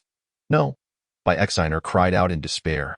Yet, her eyes gleamed with an unprecedented sense of possessiveness and greed, as she lunged toward the flower. Realizing the danger, Liemo swiftly incapacitated By Exiner with a chop to her neck and carried her away in a sprint. It was as though the entities around them had sensed her intent to seize the flower, driving them into a frenzy as they relentlessly pursued the two. The once quiet forest erupted into chaos. Deep within the woods, a group of zombies stood in a daze, resembling puppets. Suddenly, a violent commotion erupted in the forest, and they sniffed the air, their pupils turning crimson as they began to sprint. Liemo, carrying By Exiner, fled at breakneck speed, feeling as though the system had intentionally burdened him with a liability. By Exiner, lacking in ability yet high in troublemaking efficiency, truly left him with a headache. However, reflecting on By Exiner's earlier behavior, he sensed something was off. In that moment, she had appeared almost entranced, a stark contrast to her usual demeanor. "Illusion flower." The system's cold voice suddenly resonated in Liemo's ear, marking the first time it had actively communicated with him. Illusion flower? Could it be this flower that induced hallucinations in them? Indeed, before Liamo could even voice his question, the system preemptively answered. Liamo abruptly halted, gazing at the encroaching vines. He relaxed his body, allowing the vines to entwine and coil around him, unafraid and undeterred. Everything is merely an illusion. The grass blades pierced through his body like flying daggers. Yet he felt no pain, no blood, and not even a wound. Everything unfolded as Liamo had anticipated. It was all a mirage. As the vines gradually dissipated, the grass blades vanished, leaving only the nearly withered flower that by Exiner had plucked. Chapter 52. Zombie Assault. Desperate survival. The system identified this flower as the illusion flower, and he surmised it was indeed responsible for by Exiner's altered state. Detecting recoverable item. Illusion flower. Recycling price. 5 points. The system's icy voice echoed in Liamo's mind, and he stared in astonishment at the illusion flower in his hand, quickly reaching a conclusion. The system could repurchase certain items, provided they were in Liamo's possession or unclaimed. It was worth noting that the previous red glass orb had not been detected, as he had seen a similar orb in the hand of a fallen human evolver. Would you like to recycle? Yes, Liamo nodded as soon as he affirmed. A gentle breeze swept through, and the illusion flower in his hand vanished, with his points now displaying 5. He gently placed by Exiner on the ground and waited a moment until she finally regained consciousness. Awakening, by Exiner nervously regarded the man before her, scanning him up and down before finally sighing, "I didn't expect we'd die together." Huh? Her voice was soft, barely audible, akin to a mosquito, her ears flushed with embarrassment that extended to her neck. The two sprinted at full speed, utilizing their agility to shake off the zombies trailing behind. By Exiner's complexion turned ashen as she realized they were still alive. She and Liamo had not succumbed. More zombies crawled on the ground, their hands transformed into claws, and their limbs robust like tigers descending from the mountains. Buzz! A blade fell, leaving faint cracks on the arms of the zombie leader. Its bones already fractured. Liamo was oblivious to by Exiner's words, failing to notice her unusual demeanor. His focus was entirely on surveying his surroundings. Eye in the air, alongside the vitality emitted by the flora, lingered a faint scent of decay and blood. Suddenly, Liamo halted, swiftly drawing his Tang Hung Dao. Faced with the mutated zombies, escape was futile. It was better to fight to the death. Caution! In his previous life during the decade of the apocalypse, mutated zombies were rare. He never expected to encounter them in droves today. As the ambush failed, the zombies swiftly retreated, vanishing into the horde. While clearing the surrounding zombies, Liamo remained vigilant against the one that had just attacked him. That particular zombie was the true threat. With 2 swift strikes, he dispatched the approaching zombies, and in the blink of an eye, he appeared like a wraith behind the zombie leader, delivering a lethal blow to its head.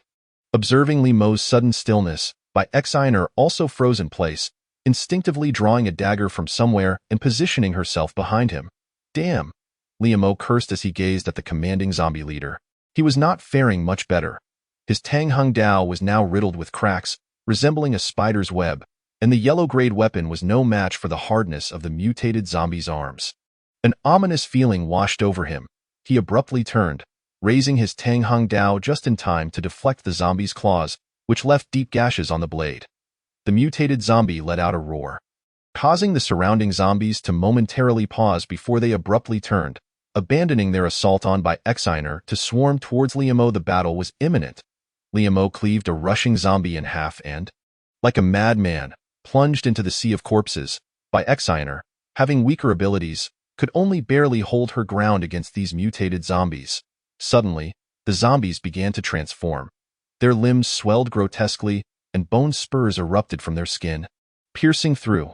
Looking up, he saw the very mutated zombie that had ambushed him earlier. One lunged at by Exiner from the left, its sharp teeth gleaming ominously. Running frantically was not a viable strategy. They would inevitably exhaust themselves. He collided with a tree, spitting out a mouthful of blood. Bang! Liamo was thrown back, struck by a tremendous force. Human instincts, alertness, and treachery were starkly evident in that zombie. This was bad. Liamo's pupils constricted as he noted the tremors in the ground. A horde of zombies was charging towards them.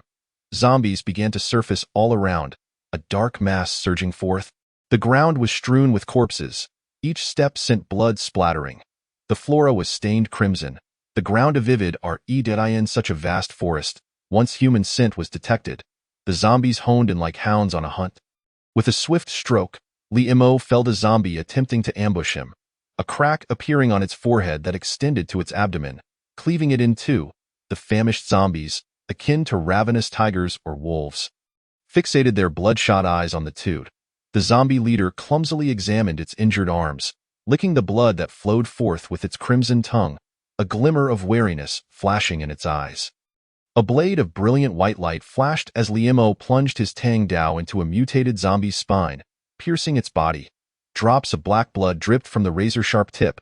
Seeing by Exiner in a daze, he shouted to rouse her. Bang! The Tang Hung Dao spun violently within the zombie's body, causing it to explode in a shower of gore. With a mighty roar, Imo's figure flashed, appearing beside by Exiner, delivering a decisive blow that sent the zombie crashing to the ground. Roar! The trees swayed, and the earth trembled violently, the dry twigs, grass, and dust visibly quaking. A zombie aimed for Imo's back, claws outstretched. Retreat!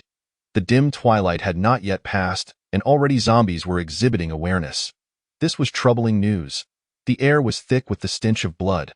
There was little yellow sand, and sunlight scarcely penetrated the dark forest. Rife with lethal intent, the famished zombies underwent a profound transformation upon catching a whiff of the delectable blood from the evolved beings. Imo sprinted. He cast a fearful glance, his heart racing. The nearly decayed visage of a zombie shriveled instantly, its sharp teeth growing increasingly menacing and frenzied. The zombie leader reacted swiftly, crossing its arms, the bones within resembling steel rods, hard and cold. Swish, observing the growing number of its kind around it. The zombie leader roared, shaking the entire forest. The surrounding zombies began to retreat rapidly, not daring to look back. The zombie leader cast a reluctant glance at Imo, perceiving this evolved being as an exquisite delicacy, yet recognizing the formidable threat it posed. Continuing the fight might lead to being devoured by the other zombies, and the sense of impending doom it felt compelled it to withdraw. The zombies advanced swiftly, retreating just as quickly, like a well-disciplined army. Imo watched in astonishment as the retreating zombies vanished into the distance. Chapter 53. Encountering mutated beasts again, unlocking the third gene lock. By Exiner was equally startled by the sight of the retreating zombies. Do these zombies have consciousness? Her voice trembled as she spoke to Imo, her eyes betraying her shocked. Imo's gaze was deep as he regarded the already retreating zombies. They exchanged a quick glance before hastily departing. They needed to reach Songling Mountain Pass before nightfall. The two figures swiftly vanished, leaving behind a blood-red expanse. Just then, a small lizard emerged from a patch of grass, its head swiveling left and right before it began to feast on the remnants of flesh left behind. The two figures navigated through the forest, soon halting their hurried steps. Before them lay a steep ascent, a narrow path winding along the rocky cliff, twisting and turning, requiring numerous bends in a short distance. Encircling the peak, below was an abyss that seemed bottomless, shrouded in thick mist mingled with faint yellow sand, imparting an aura of mystery. Chills emanated from the cliff's edge, and the path beneath their feet was treacherously steep. With each step, the stones around their feet rolled downwards, plummeting into the abyss without causing a ripple. A fall would surely be fatal. The two pressed against the rocky wall, moving swiftly as stones continued to tumble over the edge. After navigating dozens of bends, their view finally opened up.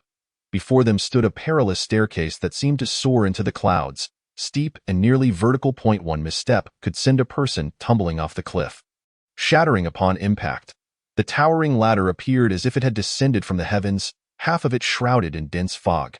Perhaps due to the elevation, there was little yellow sand here. Instead, a thick mist rendered visibility nearly non-existent.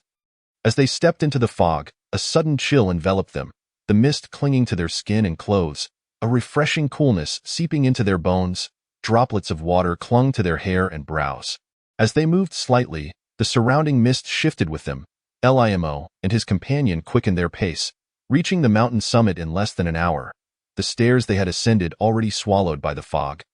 Vanishing from sight, the descent was somewhat easier, with numerous cable cars still lingering around, covered in moss and surrounded by decaying, foul-smelling corpses. The two hurried down the mountain. Suddenly, Imo halted, cursing under his breath. Damn. Before them stood a man in a conical hat, flanked by dozens of mutated C-grade zombies. Damn it. How did mutated beasts team up with zombies? Liamo silently cursed as he brandished his Tang Hung Dao, pulling by Xiner aside to face the man in the hat. The scent emanating from him was eerily familiar, akin to that of the steel monster they had encountered earlier. The 12 zombies behind him had bloodshot eyes, resembling enraged lions, as if they would spring into action at the slightest command from the man, tearing Liamo to shreds. Be careful, Liamo warned by Xiner, then charged forward. The Tang Hung Dao whirled, and Liamo leapt into the air, striking downwards. The man in the hat shifted slightly to the left, throwing a punch. Boom! The two collided, both staggering back a few steps. In that fleeting encounter, Liamo discerned that this was not the same steel monster they had faced before, for it was not nearly as weak. Himph! With a cold snort, Liamo's figure flickered, his Tang Hung Dao cleaving through the air. With a single strike, he severed one of the man's arms, the internal electronic components crackling with electricity. Seizing the opportunity, Liamo launched another attack, flashing directly behind the man in the hat, aiming a blow at his head. Clang! Crack! The Tang Hung Dao exploded, sending shards flying towards the back of the man's head. Roar! The man in the hat let out an enraged cry as his head instantly transformed into steel, yet it could not halt the onslaught of the Dao's fragments. The metallic glint of the blades pierced his steel skull, rendering it into a spiky mess. The man? No!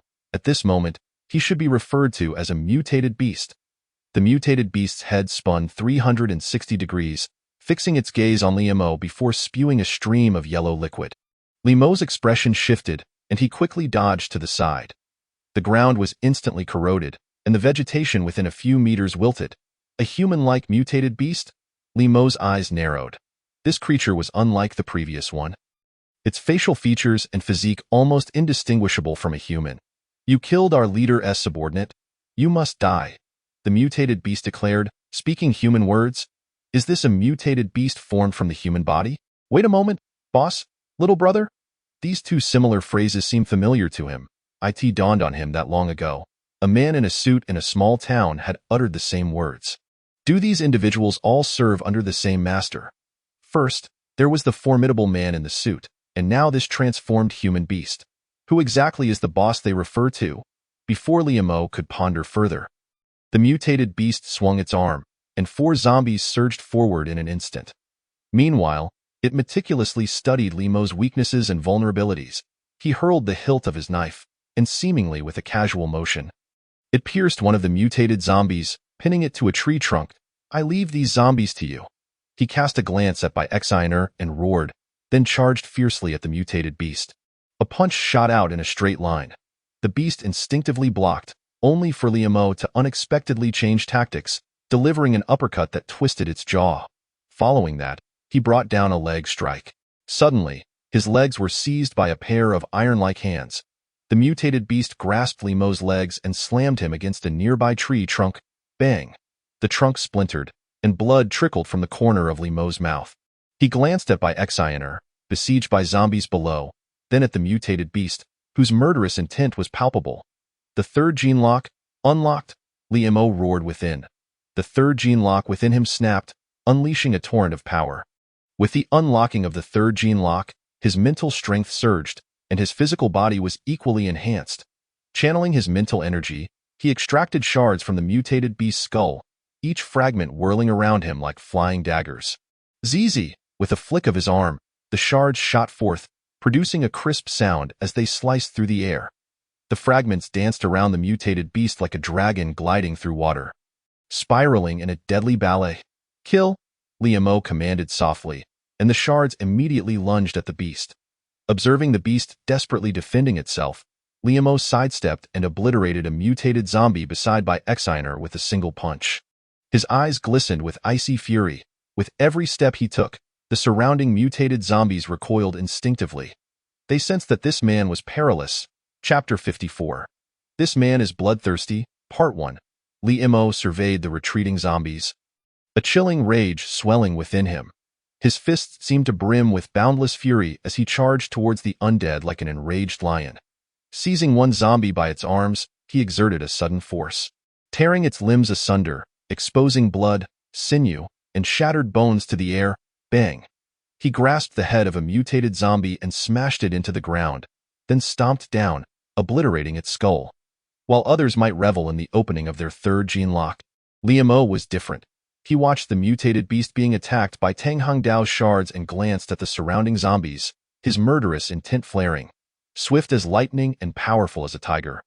Within moments, he decimated a mutated C-class zombie. A zombie howled at the mutated beast, seemingly pleading for assistance or perhaps asking for a retreat. Yet the mutated beast, ensnared itself, had no time to heed the cry. Gradually, Liam O felt a tinge of fatigue. While using his mental energy to combat the mutated beast, he also battled the mutated zombies, pushing his body to its limits. Kill? This question rendered by Exiner speechless, leaving her unable to retort. Suddenly, a torrential downpour began, prompting both of them to quicken their pace. "I've already been to hell once," Liam O declared as he swiftly decapitated the mutated beast, then seized by Exiner's dagger. Cleaving her in half, they laughed at the corpses of the zombies, then vanished into the swirling dust. Shoo! Shoo! Like a storm breaking through, numerous zombies were shot down before they could react. To this point, Liam O paused slightly, not intending to explain the force that had befallen him. Bang! A bullet shot from the left, and Liam O dove onto by Exiner, the bullet grazing his back. As he continued walking, he explained, "This one is different from the mutated beast we encountered earlier. It bears traces of intentional modification." Crack, crack! The sounds of bones fracturing and metal snapping resonated from its head. Suddenly, several motorcycles sped by, their whirring tires crushing zombies beneath them, while one motorcycle executed a swift maneuver, sending nearby zombies flying. Liam once more wielded his mental energy, directing the shards of the knife towards the surrounding mutated zombies. The streets were lined with sand-covered terrain, with scattered zombies sluggishly moving about. Some zombies, their legs shattered, could only crawl slowly along the long road. Figures darted out from the swirling sands, with motorcycles racing past them. Liam O assessed his surroundings, estimating the approximate end of the dim period. His plans had been disrupted by the earlier mutated beast. Originally, he intended to suppress them until the darkness lifted before unlocking the third gene lock, as that would yield greater benefits, possibly even unlocking a new skill at the third tier. This was also the source of his immense anger, but they were similar in essence. The human body has meridians, and animals possess them too. During the process of genetic mutation, their meridians gradually transform into carriers for electrical transport, thus preventing erratic electrical discharges within their bodies while enhancing their ability to wield the power of electricity. Damn! The humanoid mutated beast, witnessing all its subordinates perish at Liam-O's hands, felt its pupils turn a deep crimson, its arms splitting apart rapidly, bulging lumps appearing on its iron head. Was there perhaps someone or something nearby that made it wary, preventing it from striking? Could it be? A realization struck Liam-O. He felt a strange, bewildered sensation, followed by a sense of relief. He retrieved a map and opened the navigation, assessing his location. They were still approximately 2 days' journey from City S. Swish! Exiting the forest, they found themselves in an open expanse. Yet, fate was unkind, for at that moment, Liam-O's mood had plummeted to its nadir. Boom! A punch landed squarely on the mutated beast's abdomen, and before it could react, Liam-O had seized its head. The mutated beast's tentacles on its back lunged towards Liam-O, but by Exiner swiftly intervened, her dagger severing the tentacle with ease before plunging it into its heart. The wind rustled, and the sand beneath their feet swirled with nature's rhythm. As long as their brains remained intact, a constant flow of electricity would be generated within their bodies for use. As for their bones evolving into steel, it was partly due to carbon elements and partly due to external forces. The 2 arms in front gleamed with a metallic sheen, hard and sharp, each finger resembling a knife's edge, while its legs had grown more robust, revealing an impressive 8-pack abdomen. They ambled along, the sky now dotted with clouds. "The boss won't let you off, ha ha ha." The sound of rain pattering in the sky gradually descended, soaking their clothes. Zizi, zizi. The headless body of the mutated beast collapsed, its internal currents emitting a sizzling sound. Who said that having electricity and wires inside means it's definitely a robot? Liam-O retorted. "This certainly isn't a robot," by Exiner exclaimed in astonishment, pointing at the wires within the beast's body. "I'll be waiting for you in hell." Along the way, there were no zombies, and the path felt somewhat claustrophobic. As cold sunlight filtered through the dense leaves, creating a starlit ambience, with veins bulging, he glared at the head of the mutated beast, letting out a roar. The beast roared and struggled, yet ultimately could not escape the clutches of death. Two vine-like arms sprouted from its back once more, and the hair on its head sharpened like needles. After a moment of silence, he continued, "Mutated beasts are not commonly encountered. You need not worry." He speculated that his 2 encounters with mutated beasts might be closely linked to the boss they mentioned. Yet if he possessed such formidable power, why not take the initiative to eliminate him? "Let's go," Liamo said to By Exiner with a faint tone. Boom! A thunderclap resonated from the sky, the sunlight receding as dark clouds enveloped the earth. Motorcycles circled around Liamo and By Exiner. While the onlookers regarded them with derision, their gazes fixated on By Exiner. Woman. They had not seen a woman in quite some time. Feeling the heated stares around her, By Exiner took a slight step back, her expression darkening. The predatory gazes fixated on the two like wolves. The air around them felt charged with tension. Chapter 55. This Man is Bloodthirsty, Part 2. Should the man be killed or spared? A burly man stared intently at By Exiner, wiping his saliva as he inquired of his companion. The surrounding crowd turned their gaze as well, contemplating whether the man should be spared. After all, By Exiner was already their prey, and such a beauty would surely provide ample enjoyment. If the man is spared, I want her. One man gazed at Liamo with eyes filled with uncharacteristic tenderness, his demeanor exuding a peculiar charm which only served to nauseate those around him. They suppressed their disgust and stood respectfully before the man, though occasionally they felt a shiver run down their spines. Liamo felt a chill as well, the man's lingering gaze causing him to shudder involuntarily. The only exception in this gathering was By Exiner, who looked at Liamo in disbelief, then at the man, her mind conjuring an image of their torrid affair, a sight that was utterly unbearable. "Do you intend to surrender quietly, or will you put up a fight?" The man cast a tender glance at Liamo before suddenly speaking in a cold tone. In the blink of an eye, the crowd around them had already drawn their weapons, disregarding the queer individual, and aimed to incapacitate the two first. With a swift motion, Liamo did not respond. He had already demonstrated his resolve through action. A powerful punch sent the man's teeth flying, blood and saliva spilling forth, followed by an elbow strike that shattered the man's ribs, sending shockwaves through his internal organs. By Exiner also sprang into action in an instant, her dagger slicing through the throats of enemies like the scythe of death. Her movements were as fluid as a serpent. She slid low before springing upward, driving her dagger into one man's skull while her other hand seized another's throat. A gentle twist of her wrist elicited a sickening crack, leaving the man's gaze vacant and lifeless. The slightest disturbance had triggered chaos. The streets were congested with vehicles, creating a barrier between Liamo and the world beyond. Ahead, cars lay haphazardly, the acrid stench of gasoline filling the air. The soil beneath his feet was stained crimson, while the remnants of the undead gnashed their teeth. Roaring at Liamo, this man exuded a chilling indifference and a sanguinary aura, a perception that lingered in By Exiner's mind. Yet she understood that survival in this apocalyptic realm necessitated such ruthlessness. The roars of the zombies quickly captured the attention of the city's inhabitants, and the hurried sound of footsteps approached.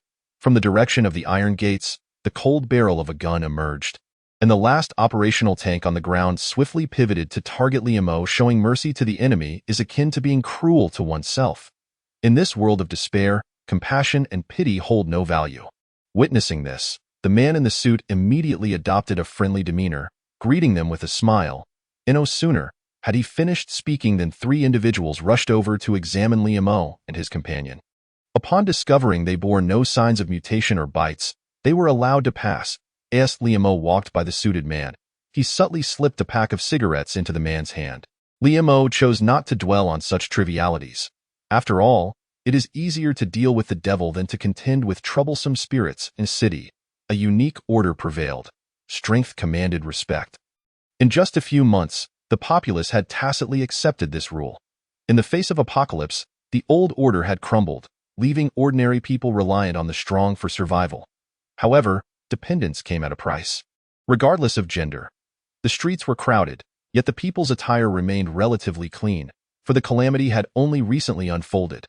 Nevertheless, the merchants appeared worn and haggard, as conducting business here required exorbitant taxes, 75 of transaction amounts, not including a minimum baseline tax. Most patrons merely came to observe, for the wares were primarily aimed at evolvers, who alone could afford such goods. A man in a suit brandished a sniper rifle, aiming at Li Mo's forehead. Transactions here were sanctioned by the higher-ups, and initially, some had attempted to use pre-apocalypse currency, only to realize that it was merely worthless paper. With the backing of the higher-ups at death's base, bartering became the norm, as tangible goods held value in this desolate world. Order reigned here. The hurried expressions of passers-by revealed no sign of ordinary individuals lingering. "Spare me! Spare me!" A man lay on the ground, his lower body damp, face contorted in terror, blood gushing from his neck as he pleaded for mercy. The two, mounted on a salvaged motorcycle, navigated their way forward. The marketplace permitted only minor exchanges, half a bottle of water or a partial loaf of bread, while larger items like firearms, vehicles, or ammunition required the approval of the city's founders, the Grim Reapers. Otherwise, no one dared to engage in illicit trade. They meandered leisurely, with onlookers briefly astonished by Exioner's beauty, but quickly averting their gaze. To them, she was someone beyond their reach, especially with a formidable evolver at her side. After all, they all wished to survive. Halt. According to Li Mo's memories from his previous life, S-City was divided into 3 main zones: the trading area, residential area, and training zone. A man on a motorcycle sensed impending danger and hurriedly attempted to flee. A mere half bottle of painkillers demanded in exchange of a full box of water and half a pound of rice, an exorbitant price few could afford. Li Mo abruptly kicked the man, who had been eyeing him with peculiar interest, sending him crashing into the motorcycle and the chaos. The man's handgun discharged, the bullet piercing through the skull of a fleeing individual. Blood sprang forth. The evolver Li Mo addressed the stunned crowd, recalling his previous visits to this city where he had engaged in trades for medical supplies, water, and ammunition. Bang! Ignoring the commotion, he picked up a handgun and fired, the bullet penetrating the man's head. This was the law Li Mo adhered to. Under the circumstances of an apocalypse, no one wished to offend an evolver, and no one would dare to antagonize a strong individual over a mere woman. For such an exchange was not worth the cost. After casually renting a room, Li Mo stepped out, compelled by an underlying purpose. Navigating the streets with familiarity, memories from his past life surged forth like a bubbling spring. The layout of the area mirrored his recollections almost perfectly: corners, shops, and surrounding signs, all reminiscent of times gone by. Chapter 56. The bun shop. Following his memories, he arrived at a bun shop. As he stepped inside, a wave of steaming aroma enveloped him, and he instinctively took a seat at a table near the door, casually stating, "Aunt Song, I'll have a basket of soup dumplings." The middle-aged woman at the counter appeared momentarily stunned, her gaze fixed on her sole customer, lost in thought. That familiar address, Aunt Song, echoed in her mind, etching a sense of recognition deep within her soul. Yet, despite scrutinizing the man seated by the door, she rummaged through her memories but could not unearth any pertinent information. Resigned, she served a steaming basket of dumplings. Lifting the bamboo lid released a cloud of warmth and fragrance. The dumplings, pristine and delicate, held a burst of savory broth within, small and exquisitely shaped like pagodas, translucent and shimmering with a golden hui. Li Mo tremulously lifted one to his lips and took a gentle bite. Tears streamed down his cheeks. The familiar taste unleashed a flood of memories from his past life. He stared blankly at the steaming, aromatic dumplings, choked with emotion. He longed to inquire about Song Yao's well-being. Yet the words eluded him. The despairing gaze of Song Yao from his previous life pierced his heart like 1,000 daggers, recalling the innocent girl who had perished hopelessly before him. Engulfed in flames, the image of her face, radiant amidst the inferno, became a haunting pain that would accompany Li Mo for eternity. He almost choked as he finished the basket of dumplings, his gaze misty as he surveyed his surroundings. He placed a large bag of rice and several cans of water on the table, then carefully retrieved a handgun from his waist, wrapping it in cloth before departing. Such days were relatively pleasant for them. Death's Base could be regarded as the most distinctive refuge among humanity's enclaves during the apocalypse. They revered the strong, yet did not oppress the weak. As long as one could pay the requisite taxes, one could live in safety indefinitely. Of course, this was contingent upon being an ordinary person rather than an evolver. INS City. Once one became an evolver, they were compelled to register at a designated office and undertake specific tasks, or else face expulsion. All transactions within the city occurred under the tacit approval of Death's Base, with surrounding shops relying on the higher-ups to provide necessary food, water, and other supplies, though a select few received free distributions. Aunt Song was among them. Limo was unaware of Aunt Song's status, yet he recalled that even in his previous life, she held a certain significance in S City. Other establishments might face disturbances, but hers would never be subjected to such chaos. He remembered an ill-fated third-tier evolver who had caused trouble there, claiming food poisoning, and had smashed several tables. The following day, that man's corpse was displayed in the city center. His wounds ghastly and indicative of a brutal execution. From Limo's recollection, the numerous injuries suggested the involvement of at least a dozen individuals, each leaving their distinct marks. As a gentle breeze swept by, Limo brushed past a woman, and in that fleeting moment, his body involuntarily shuddered, his legs feeling as heavy as lead. With each step, he felt an urge to glance back, yet ultimately refrained in his heart. This was the most cherished place for Aunt Song and Song Yao, and he did not wish to shatter that illusion. Upon returning to the residence, Limo found by Exiner absent. The room bore signs of a minor struggle, and on a nearby table lay a note. Limo, I've been taken away by my family. Do not search for me. By Exiner. Limo glanced at the words, a bittersweet smile crossing his face. His secondary mission had indeed failed. As expected, the system's notification echoed in his mind. Main mission. Locate the missing by Exiner. Completed. Hunt 50 Tier C zombies. Completed. Auxiliary mission. Escorting by Exiner to the capital has failed. Mission penalty. Rewards for the hunting mission will be withheld. Host strength will be diminished by 50%. Duration. 3 days. And the host points for hunting zombies will be reduced by 75%. Duration. 30 days. Hiss. Limo gasped in shock, internally lamenting. The penalties imposed by this system are excessively severe. Losing half of my strength is already critical, but the most devastating aspect is the drastic reduction of 75% in points gained from hunting zombies. This is tantamount to a death sentence. Feeling somewhat disheartened, Limo sat by the window, his heart floating like a leaf on the water as he gazed at the swirling yellow dust in the air. By Exiner had been taken away by her family. But what did he have to call home? Knock, knock, knock. The sound of knocking jolted Limo from his reverie. He slowly rose to open the door, revealing 3 men clad in tight black combat uniforms, armed with rifles and holding a tablet, presumably to record the information of the evolved. 2 men and 1 woman. All were second-tier evolvers, exuding an aura of an impending third genetic lock about to be unlocked. Truly, they were from the most renowned death god base of the previous life, Limo mused as he regarded the trio. They displayed ample goodwill, occasionally hinting at their desire to recruit him. For in their eyes, Limo was at least a second-tier evolver, and they regarded him as an equal, despite his outsider status. However, Limo declined their overtures. He did not wish to live under the shadows of others.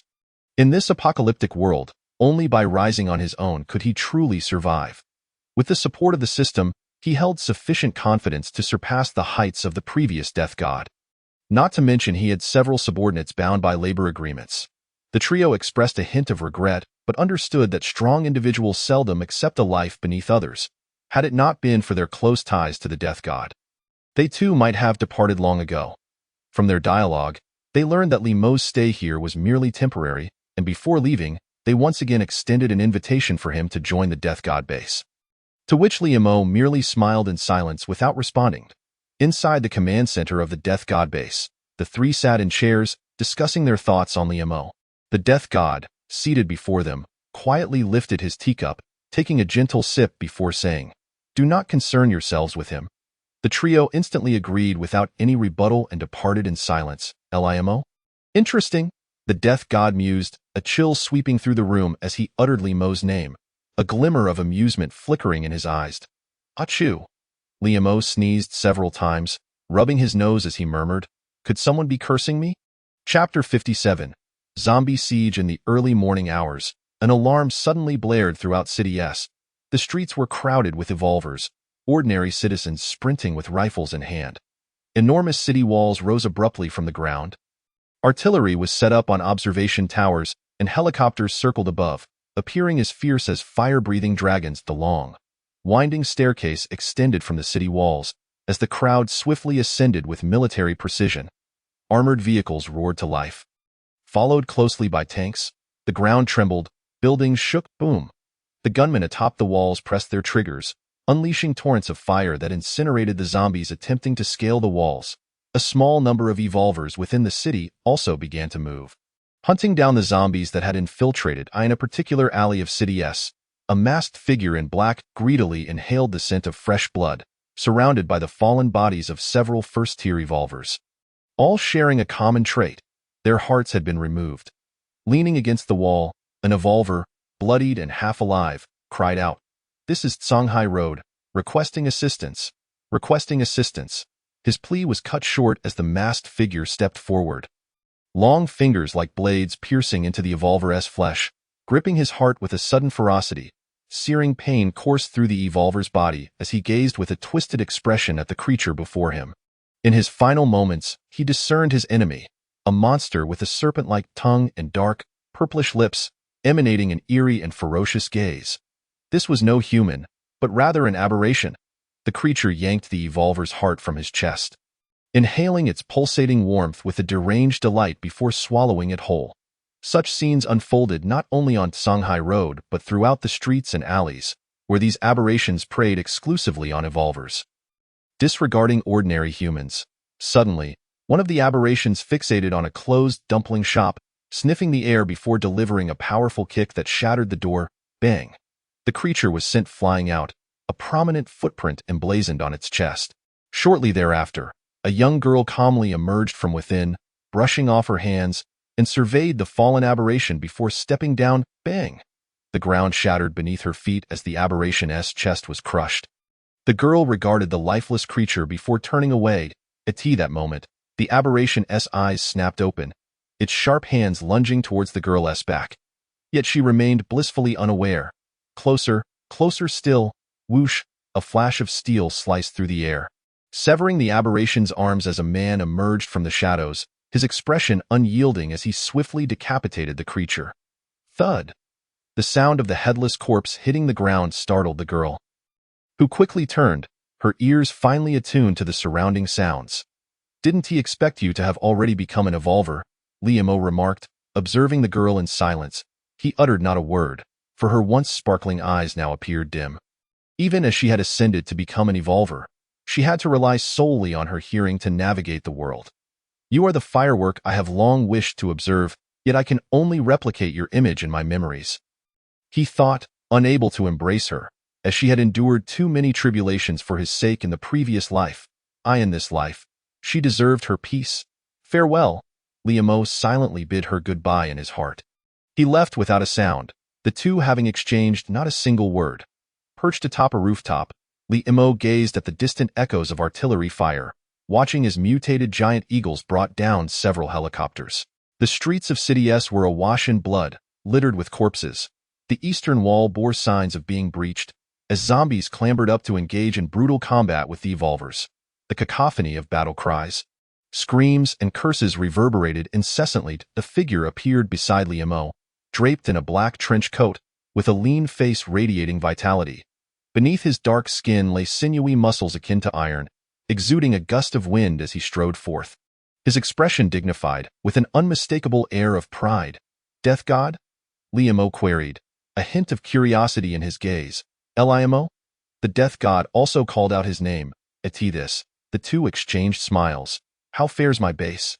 After a prolonged silence, the Death God broke the stillness. "As solid as a fortress," Liamo replied, pausing to articulate each word. "Ha ha ha, solid as a fortress, you say? The walls are on the verge of collapse. Pray tell, how is it solid as a fortress?" The Death God regarded Liamo with keen interest. "From ruin arises rebirth, reborn from the flames, solid as a fortress." The 12 simple words struck the Death God like a thunderclap, and he gazed at Liamo with renewed wonder, for the sentiments expressed mirrored his own thoughts. "Ha ha ha!" The Death God laughed heartily, repeating, "Interesting, interesting, truly fascinating. Indeed, very intriguing. Limeau's tone was measured, refusing to extend the conversation. Fully aware of how the death god base had fallen in the previous life. The most formidable fortresses often begin to crumble from within. In the sky, a mutated giant eagle, its crimson eyes fixed on a combat helicopter, prepared for an assault. Its feathers bristled, transforming into explosive projectiles, augmenting its power for close-range combat, albeit with the drawback of being ineffective at long distances due to the impact of wind. The eagle's feathers shot forth like missiles, striking the helicopter with precision. Boom! A blinding explosion lit up the sky, scattering debris and flames. Soon after, the giant eagle was felled by another aircraft, and the cycle continued. The zombies at the eastern wall were forcibly repelled, though at a significant cost, with the defenders opting to detonate explosives upon being bitten, leaping into the throngs of undead below. As the first wave of assault began to recede, all present understood that an even more brutal war lay ahead. Chapter 58. The death god is wounded. Are you not going to make a move? Limeau inquired calmly, observing the death god. The death god merely smiled faintly, remaining seated without any intention of intervening. In the city of S, all inhabitants began to bustle with activity, ammunition being continuously transported to the city walls above. The last remaining fighter jet circled ominously, while distant floodlights were abruptly activated, illuminating the city as if it were daylight. Below, the crowd commenced the grim task of clearing away corpses, when suddenly, a low-level aberrant emerged, ruthlessly tearing a nearby human in half. Just as it prepared to pounce on another victim, the Reaper on the rooftop made his presence known. He picked up a small stone, curled his fingers slightly, and flicked it with force. Whoosh! The stone shot forth with remarkable lethality, instantly piercing through the aberrant's skull. The Reaper nonchalantly clapped his hands and returned to his previous position. Treating the act as trivial, however, Limeau grasped the Reaper's intent, a display of power, perhaps. A faint smile graced his lips as he reclined on the rooftop. In his past life, he might have impulsively compared himself to the Reaper. But now he understood that refraining from revealing his strength was a prudent form of self-preservation. This was not due to fear of the Reaper, but rather a caution born from uncertainty. He was unaware if any of that person's subordinates still lingered in the city. It was wise to remain vigilant in the face of the unknown. You don't seem to be in great shape, the Reaper remarked, probing for a reaction. In his estimation, this man should have responded similarly, for no one wished to show weakness before an equal. Yet, Limeau remained unflinching. Indeed, Limeau nodded. He spoke the truth, for half of his strength had been forcibly diminished by the system over the past 3 days, leaving him in a less than optimal state. So candid. The Reaper was momentarily taken aback. He hadn't anticipated Limeau's directed mission. Did this man not fear that he might be compelled to remain? Or was he simply confident in his own abilities? The second wave of corpses began to rise. Limeau produced a bottle of beer, gazing down at the throng below. Feel free to take your time watching. I must attend to some preparations. The Reaper narrowed his eyes, fixating on the suddenly materialized beer bottle in Limeau's hand before vanishing from the rooftop. The zombies commenced their second assault. Not far from City S, a dozen second and third-tier aberrants stood poised, surrounded by a horde of zombies ranging from level C to D, while 3 mutated beasts loomed nearby, one of which was the apex predator among them, the Plunderer. Here gathered the enemies of humanity, save for the parasites. They gazed longingly at the city ahead, where the aroma of human flesh wafted enticingly, yet this morsel proved to be exceedingly formidable. The mutated giant eagles capable of aerial combat had all perished, and ground artillery suppressed any further advances, compounded by the fact that the lower-tier aberrants infiltrating the city had mostly met their end. We shall make one final charge. If that fails, we must turn our attention to those smaller bases. A female aberrant proposed. Agreed. The multitude of aberrants conveyed their offensive orders through thought waves, and the surrounding zombies launched a frenzied assault. The remaining fighter jet circled the city walls, unleashing a barrage of bullets that expressed unending fury. An aberrant leapt onto the shoulders of a zombie, coldly observing the fighter jet before propelling itself upward with a powerful kick, crashing into the aircraft's interior. Then, a heart-wrenching scream echoed from above. But even the most desperate cries could not compete with the cacophony of the battlefield. Limeau surveyed the chaotic scene of zombies. He understood this was the final battle for the Reaper's base. A victory would lead to great renown, and no zombies, aberrants, or mutated beasts would dare intrude again. A defeat, however, would consign the city's inhabitants to become their prey. The outcome was all but predetermined in his past life. The Reaper's base had triumphed resoundingly, garnering immense fame and attracting thousands of evolved beings to its cause. Flamethrowers mercilessly incinerated zombies, and artillery continued its relentless bombardment. The defenders on the walls never ceased firing. Liam felt a flicker of curiosity. How had the Reaper amassed such an arsenal of planes and cannons, not to mention an abundance of ammunition? Yet, he had no intention of inquiring, for he knew that such secrets would remain undisclosed. This wave of corpses, though fierce, did not match the strength of the first. The zombies soon faltered, as the Reaper and his few subordinates had eliminated a significant portion of the controlling aberrants, with the remainder fleeing in desperation, albeit at a considerable cost. The sudden onslaught of the plunderer caught the Reaper off guard, leaving him seriously injured, with 5 of the 12 evolved beings by his side perishing, all of whom were second tier. Upon receiving this news, Liam paused momentarily, then his expression brightened. The Reaper's injury implied that he could negotiate with him. The Reaper possessed healing elixirs provided by the system, such as the life elixir and the everlasting pill. Realizing this, he glanced at the nearby quiet Bowsy shop before disappearing into the night. "Hello," Liam greeted the pale-faced Reaper with a smile. At that moment, the Reaper appeared somewhat disheveled. A gaping wound in his left shoulder, and gruesome injuries marred his abdomen and thigh. The Reaper and his subordinates watched as Liam abruptly entered, their expressions shifting. One woman swiftly drew her combat knife, positioning herself protectively behind the Reaper. Liam observed the scene with calm composure, a slight smirk playing on his lips, if he truly intended to act. These mere first- and second-tier evolved beings were insufficient to pose a threat. "Everyone, step outside." The Reaper regarded Liam, slightly astonished. He had not expected this individual to breach the command center's tight defenses. He realized that Liam's power was not beneath his own at his peak, prompting him to decisively order everyone to leave. However, the woman seemed poised to speak further, yet the Reaper's menacing gaze stifled her words. "If anything happens to the boss, I guarantee you won't leave this room alive," she warned fiercely as she brushed past Liam. Liam simply chuckled lightly, remaining silent. He regarded the gravely wounded Reaper on the bed and shook his head. Such severe injuries could not be treated with mere human techniques. Suddenly, he understood why, in his previous life, the Reaper's base had fallen overnight. The Reaper had been left nearly incapacitated. "I can heal you instantly, but under certain conditions." Liam addressed the ailing Reaper calmly. "Speak," the Reaper replied, maintaining his composure, though he regarded Liam's words with skepticism. He was acutely aware of the severity of his injuries, believing they could not possibly be healed, let alone instantaneously. Chapter 59. The Deal is Sealed System. "Open the trading panel," Liam commanded. Opening trading panel. Current items available for trade. Anything under 50 points. Exchange for labor contract and life elixir. Trading in progress. Points deducted, 50, including transaction tax. Remaining points.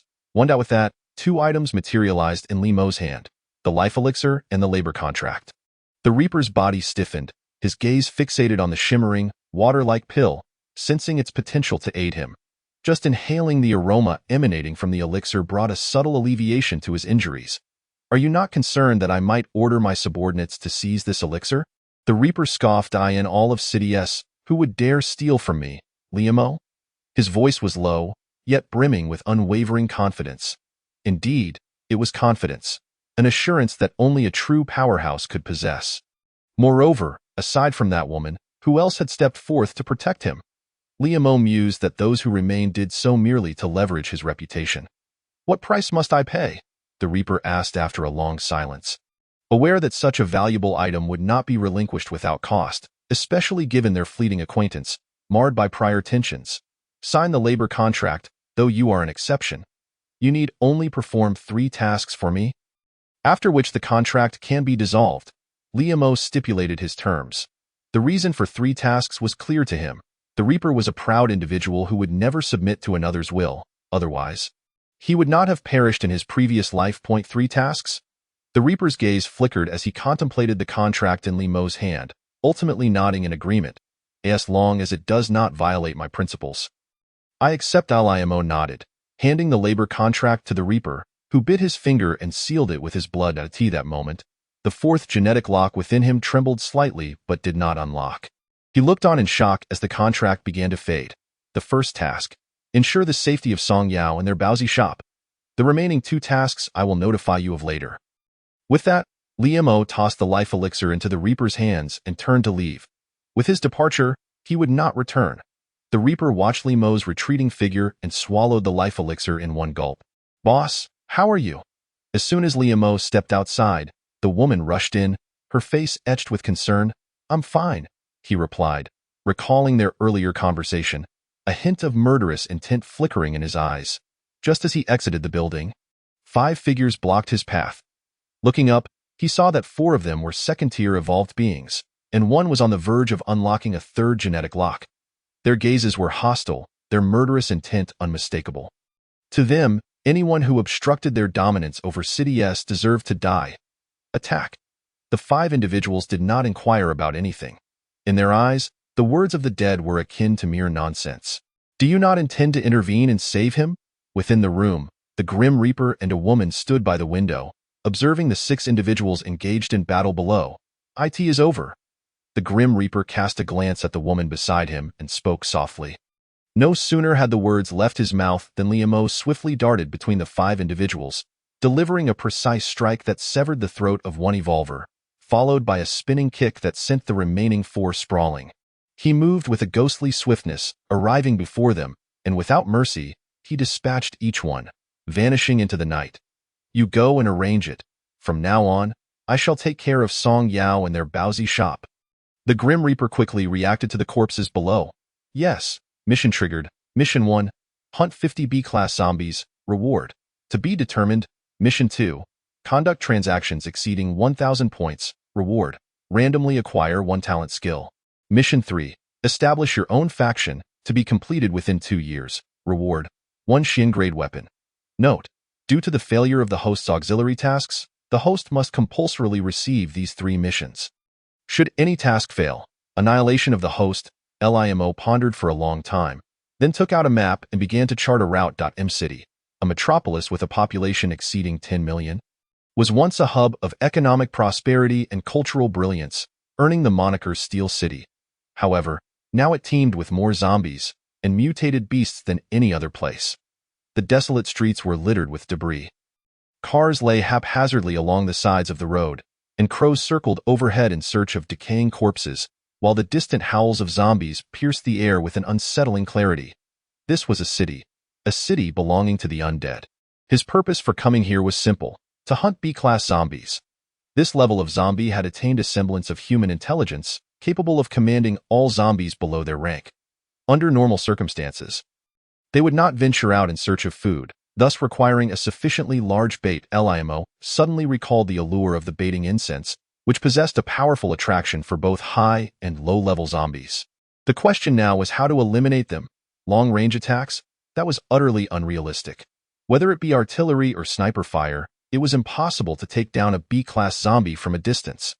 Their bodies were several times harder than diamonds, and long-range kills required consideration of factors such as wind speed and resistance. Moreover, they would have fled upon hearing gunfire. He perched atop a tall office building, meticulously observing his surroundings, continuously jotting down plans on paper, devising a method for a safe escape. After a moment of contemplation over his written plan, Limo commenced his actions. He was now set to hunt zombies and accumulate points. He had no intention of completing the first mission immediately.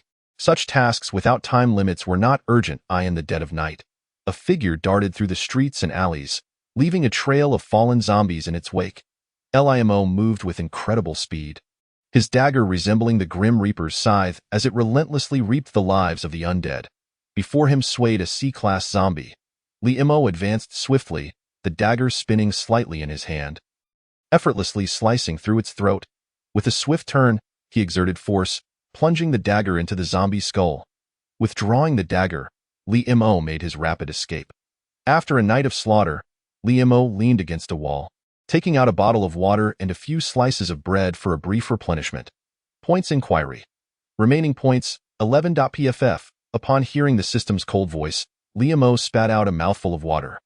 After hunting all night, having slain at least hundreds of C-class zombies and countless D-class zombies, he had only earned 11 points. Chapter 60. Preparation over half a month. The next day, he began gathering various electronic devices, arranging them on the street. Computers, televisions, phones, items of all sizes were carelessly laid out by Liam, who then dug several large pits to bury grenades, gunpowder, and other materials underground. He slowly transported gasoline from the surrounding cars and poured it onto the ground and the electronic devices. This was a trap centered around the surrounding vehicles and electronic devices, with gasoline and grenades encircling the abandoned cars. Exchange for baiting incense. Liam decisively exchanged for the incense. Exchange successful, points deducted, 5.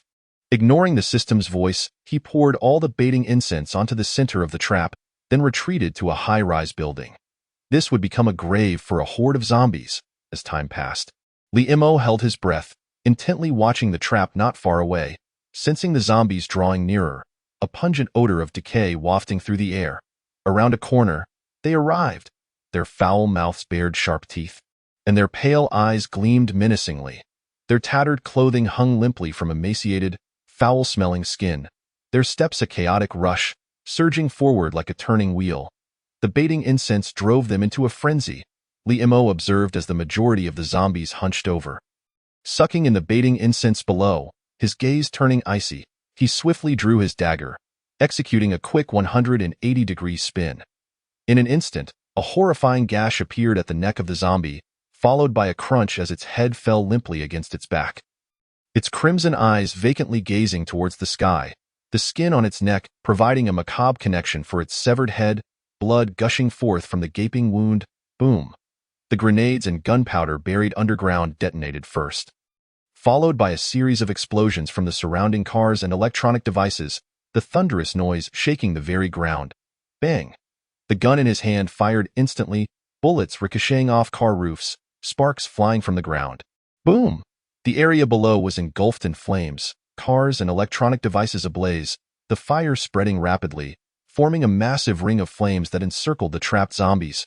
Brother, what should we do? Wang Long approached Liu, holding a rifle, each step causing his shoe to squelch in the viscous zombie blood. Damn! A B-class zombie spoke, eyeing the surrounding inferno, too fearful to advance. Its skin was notably greasy, and even a slight approach to the flames would result in a conflagration. Limbs and severed parts littered the ground, fallen corpses mixed with blood and flesh creating a mire, the black blood mingling with flesh turning the area into a putrid swamp. Liam watched the scene below with satisfaction. This was the culmination of his half-month efforts. Shortly after he left, a group of people arrived, horrified by the shocking sight before them, their astonishment amplified by the presence of the B-class zombie's corpse. A formidable being had arrived in M-City, yet it appeared not to be an evolver, but rather a zombie. This was good news for them. Liu calmly analyzed the surrounding devastation. Observing the wreckage, Liam swiftly departed in a hotel in M-City. The B-class zombie was not faring well either. Its left arm had been torn apart by the tremendous shockwave of the explosion, its chest riddled with shrapnel, and its left leg impaled by a metal rod, black blood gushing forth. Even more terrifying, half of its cheek had been obliterated.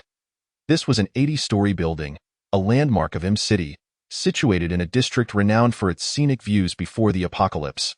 And it was one of the city's most upscale hotels. Below, the zombies were engulfed in flames, their anguished howls echoing. Liam dissected its head, extracting the pale blue diamond crystal from within and placing it into the system's storage space.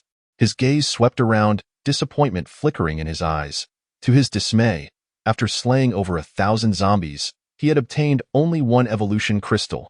The ground trembled violently, a deafening sound radiating in concentric circles. The immense and powerful sound waves shattering the glass of nearby buildings, sending soil and vehicle debris flying, countless zombie heads, intestines, and remains soaring into the sky like brilliant fireworks, only to come crashing down moments later. It is known that even artillery struggles to penetrate the skull of a B-class zombie, thus one can appreciate the magnitude of this explosion's power. Yes, however, we cannot ascertain whether such a strong individual is friend or foe. If he is allied with Li Hu, we might be in considerable trouble. Liu said sternly to Wang Long. Check for any remaining evolution crystals, then fall back. The B-class zombie gazed at the newcomers, about to utter something, but the dagger had already approached. The cold, merciless blade plunged into the zombie's skull, piercing its brain with brutal efficiency. The over 1,000 zombies that had fallen into the trap were largely buried here. Some reduced to a gruesome pulp, others left with only half their bodies crawling on the ground, their mouths still licking the remnants of the baiting incense. The air was thick with smoke, the black haze dispersing the yellow dust, the acrid scent of burning flesh and blood wafting through the atmosphere. With a swift leap, Li Imo descended, a dagger in hand, mockingly observing the B-class zombie impaled on the ground. The dagger spinning in his grasp. However, at that moment, no one had the presence of mind to explore the so-called beautiful sights below. They were not in the mood for tourism. The hotel was crammed with thousands of people. Most of the rooms filled with several individuals, even dozens squeezed together, and the narrow corridors were packed with crowds. Certainly, if one possesses the capability, several individuals may reside together in a single room. And they may even select a location with abundant natural light.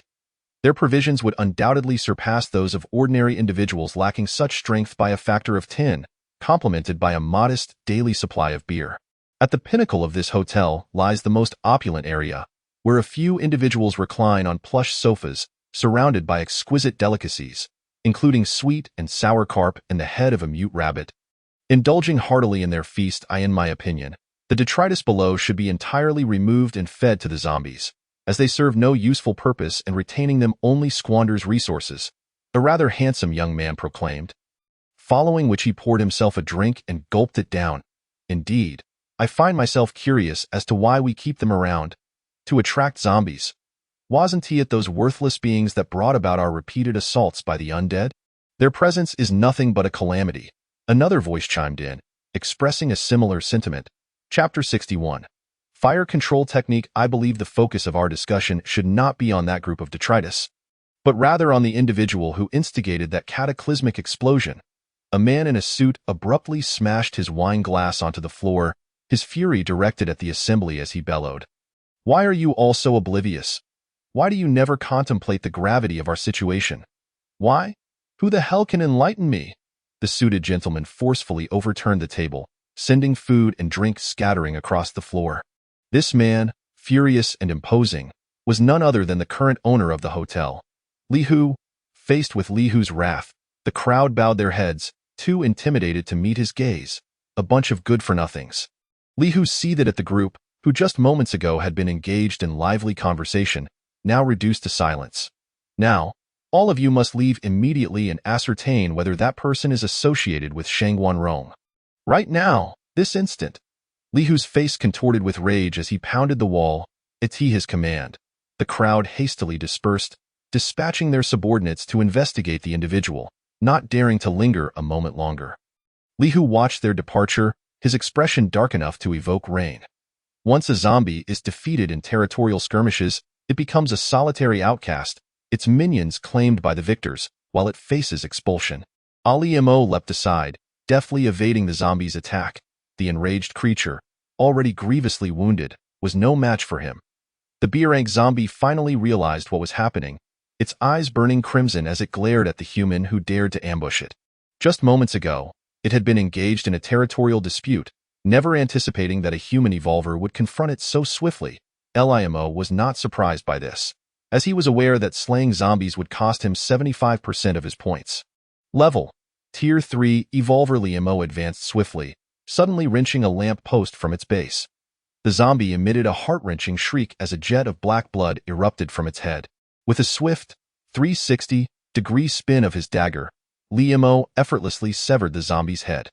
Inspecting the severed head, he found, as expected, no evolutionary crystal within. Fixating his gaze upon the fallen zombie, he discreetly drew his dagger. Being far from the major zombie territories of M-City, he aimed to resolve the conflict quickly to avoid attracting a horde. Once a zombie evolves to possess thought, it develops territorial awareness. And each zombie holds its territory in utmost regard, much like a sovereign cherishes their realm. However, a conundrum arises. While there are many thoughtful zombies, the confines of M-City remain limited. leading to a surplus of early B-rank territories and a scarcity of later ones, igniting conflict among them, exchanging for the fire control technique. With determination, Liemo struck first, vaulting into the air to plunge his dagger directly into the zombie's heart. He was genuinely curious about the zombies' reactions during territorial disputes. They rarely killed the vanquished, even when they posed no resistance. This peculiarity suggested an adherence to an unwritten rule, whereby zombies could freely dispatch their lesser kin yet refrained from attacking those of equal standing. Physical value: 4.5 points. 0 After several exchanges, the zombie was already severely weakened. Its arms had been dismembered, and it bore a gaping fist-sized wound in its chest. The system's cold announcement echoed, and Liemo felt a flicker of flame within one of his genetic locks, brimming with volcanic power. Host level. Low. Liemo observed the ash beside him, commanding the system, "Query my attributes." Mental power: 2.5. Querying.name. Liemo talent skill: 0 cooldown, fire control technique. Without hesitation, Liemo selected the fire control technique. Through the system, he gained insight into this skill, which, while ostensibly auxiliary, he perceived as the ultimate means of obliterating corpses. More importantly, its cooldown time was a mere 3 minutes. Points deducted. Exchange successful. Point query.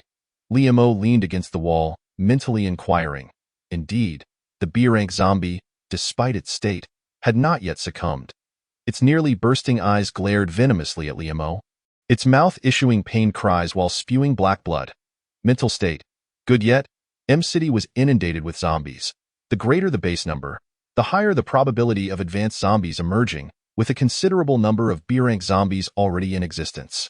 The zombies barreled forth, their decayed, cavernous heads spewing putrid blood. Bang! The wall of a nearby building was smashed through, a massive stone crashing down. A vertical light fixture from the ceiling swayed precariously before plummeting with a crash. A hard glass lamp post piercing through the zombie's skull and embedding itself in the ground. As he observed the nearby zombie carcass, Liemo swung his arm, and a wave of intense heat engulfed him. In an instant, the zombie's body was enveloped in roaring flames. With a single punch, the zombie's body was sent hurtling backward as if it were a weightless projectile. Unbeknownst to him, this seemingly inconsequential action triggered tension between the two major factions in M-City. At that moment, he was in pursuit of a solitary, wounded B-rank zombie.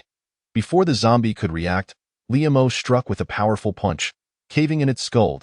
A swift kick sent the zombie crashing to the ground, and he quickly drew his dagger, poised to strike at the creature's head. The territorial skirmishes were ongoing, and the zombie he was tracking had just been defeated in a recent territorial contest.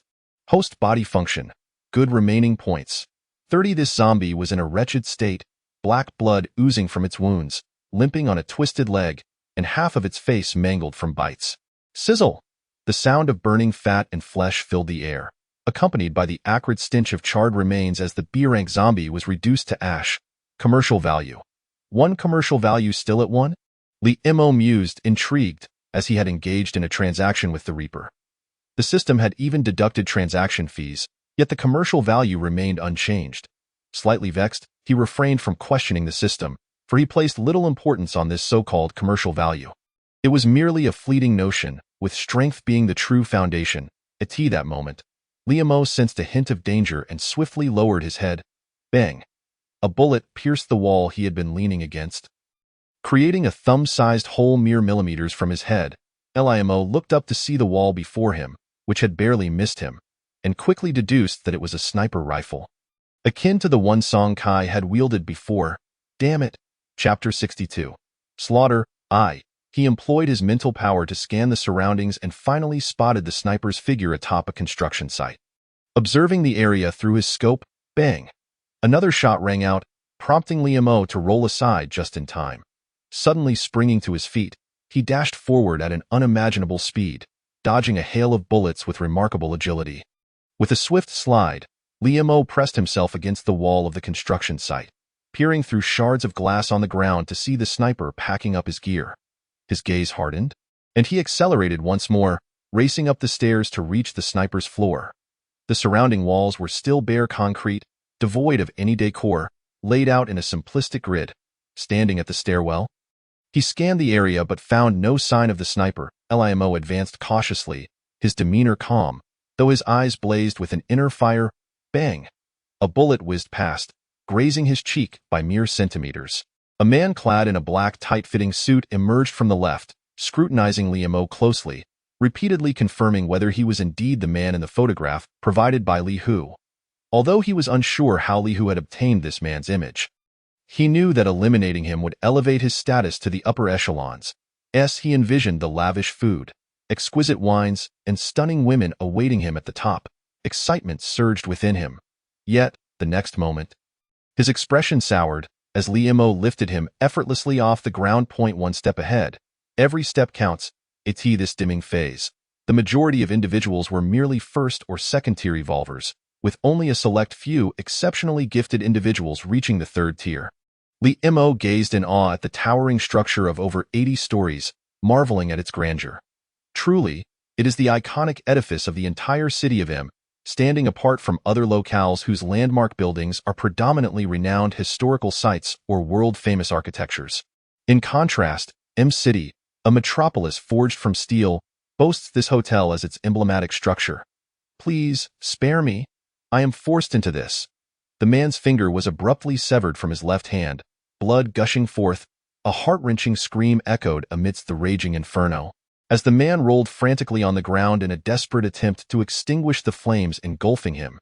Yet, all efforts proved futile, for the fire had ignited from within.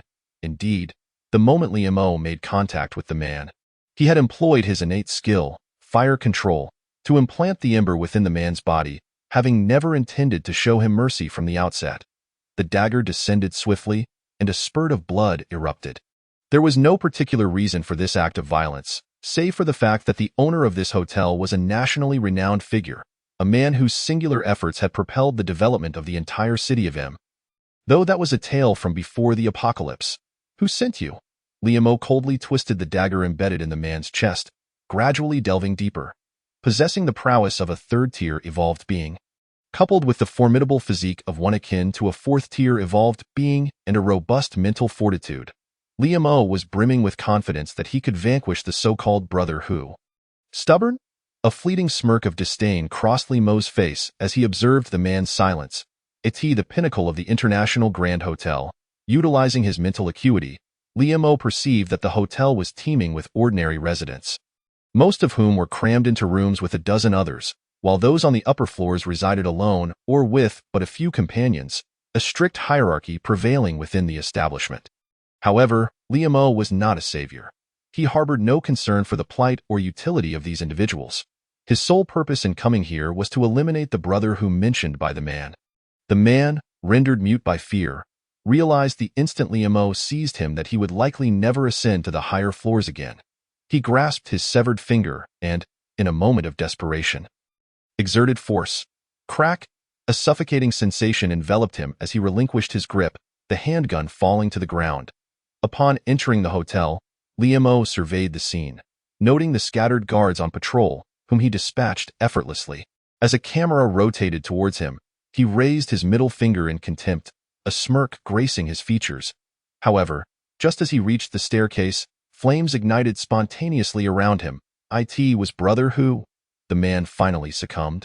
His eyes dimming, his face a mask of agony. In an instant, Li Mo wrenched the man's arm from its socket, blood flowing as the man let out a soul-piercing scream. In that moment, he resembled a wild stallion, forgetting pain as he galloped heedlessly. Ignoring the man's pleas for mercy, Li Mo released him. Grasping the man's collar, the dagger slowly plunged into his chest, Li Mo's hand turning slightly, the blade twisting within. He skillfully ensured that it did not pierce the heart, allowing the man to linger in agony. Who sent you? Li Mo coldly interrogated as he cast the man to the ground. Stepping upon his chest with a chilling demeanor, the International Grand Hotel. The man gasped through clenched teeth. I've said all I can. I beg you, spare me. Li Mo was unconvinced that brother who had taken these people in out of kindness. To him, they were mere pawns, tools to hold others in check or to fend off the onslaught of zombies. Rather than resisting the horde, they served as sustenance for the undead, drawing the creature's attention so that they might escape. The man's face twisted in agony, the pain piercing his very soul. Location? Li Mo demanded frostily. Still not speaking? The International Grand Hotel? Mo's gaze darkened as he recalled the man's charred remains, his eyes glinting with murderous intent. He noticed a photograph of himself on the ground. Though merely a blurred shadow, he recognized the background as the site he had orchestrated to explode. Who, witnessing the audacity of Mo on the screen, struck the wall with a fist, shattering it. "Whoever brings me his head will gain control of the hotel slave operations," he bellowed, his expression one of unprecedented fury. A second-tier evolved being, on the brink of unlocking his third gene lock, was provoked by a mere youth of around 20. He glared at Mo, his previous contingency plan now discarded. If Mo managed to survive the ambush, he would recruit him as a subordinate. But now he simply desired the boy's eradication from existence. Chapter 63. Carnage, Part 2. Mo effortlessly snapped the neck of a first-tier evolved being before him, a cold smile creeping upon his lips as he observed the retreating crowd. A fleeting shadow darted by, followed by geysers of blood as numerous evolved beings clutched their throats, despairingly collapsing against the walls as they succumbed to death. Mo spared no mercy towards these foes. For to show compassion to enemies is to be cruel to oneself. Boom! A shell was fired, and Mo leaped into a nearby room, leaning against the wall as he moved leisurely, suddenly halting. He delivered a powerful punch to the wall, bringing down the sturdy barrier along with the man wielding the rocket launcher outside. Mo emerged, lifting the man and, peering into the gaping hole created by the shell, with a sudden surge of strength, hurled him outside, reducing him to a pulp. As more obstacles appeared, they were no longer merely first-tier evolved beings. Many were second-tier, interspersed with ordinary individuals. Why ordinary people, you ask? The reason was simple. They served as meat shields, nothing more. The two factions exchanged glances, an eerie tension hanging in the air. They regarded Mo with trepidation, for his decisive brutality had etched itself into their souls. Moreover, they had heard rumors that this very man had been the catalyst for the recent explosion in M-City, one who dared to scheme against even B-tier zombies. How could they possibly resist? Gradually, under Mo's icy gaze, some began to falter, yet before they could retreat even a step, a second-tier evolved being behind them shot them dead. That second-tier evolved being incited the crowd. "What are you afraid of? He is but one man. If we kill him, the operations of slave trading within the hotel will be ours, and you will ascend to the upper levels, earning brotherhood's favor." A single stone stirred 1,000 ripples. Those few words ignited an insatiable desire within the crowd, driving them to madness. Crack! It was not that the individual's innate skill was ineffective, but rather that Mo was simply too formidable. Under the weight of his power, their skills could not restrain him. Yet, if the roles were reversed with an equally ranked evolved being, the interference might have hindered Mo for but a fleeting second. And even then, he was currently engaged in a burdensome battle. With a swift shoulder throw, the moment contact was made, a seed of fire was planted within. He grasped the renowned evolved being, slamming him against the wall. A second-tier evolved being was the first to strike, wielding a large blade that came crashing down. Mo sidestepped, seizing the sword, his arm exerting tremendous force. Altogether now, the instigator of the crowd roared when he witnessed a second-tier evolved being fall without resistance. At those words, the surrounding individuals surged forward like a flock of frenzied birds, while the instigator quietly retreated, fleeing the scene. Fire control, body enhancement, freezing. Another powerful individual activated his skills, but before he could unleash them, Mo had already detached his head from his shoulders. At last, he reached the top floor, where 4 second-tier evolved beings awaited him, their auras indicating they were not far from the third tier.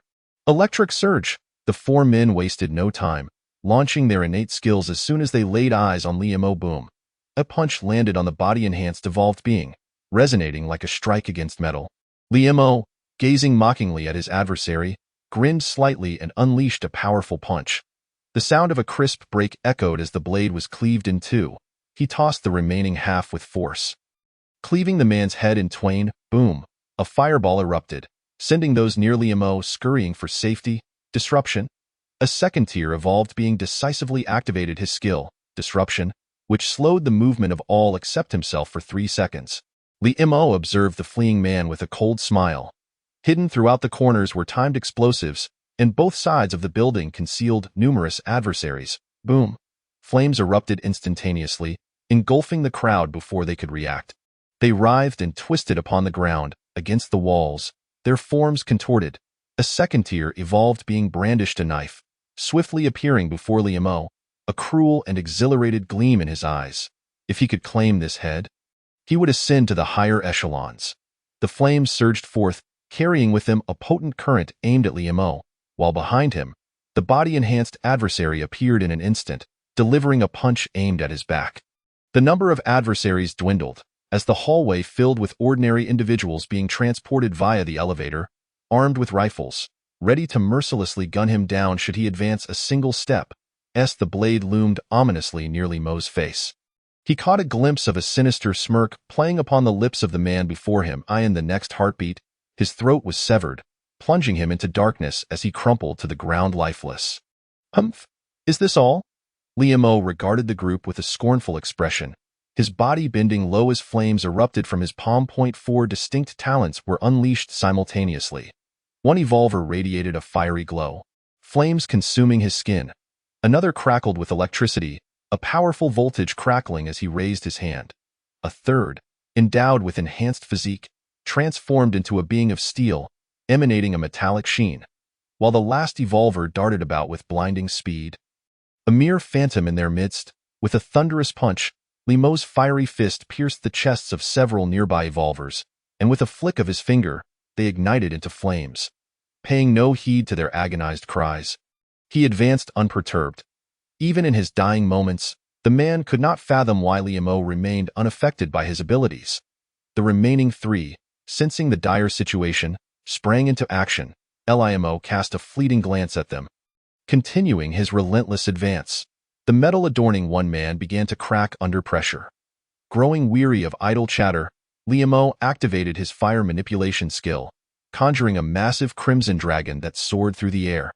Unleashed upon his adversaries, with a sweeping motion of his legs, he closed the distance between himself and the 2 nearest foes, his cold pupils sparking with embers as his dagger plunged into the chest of the evolver endowed with speed enhancement.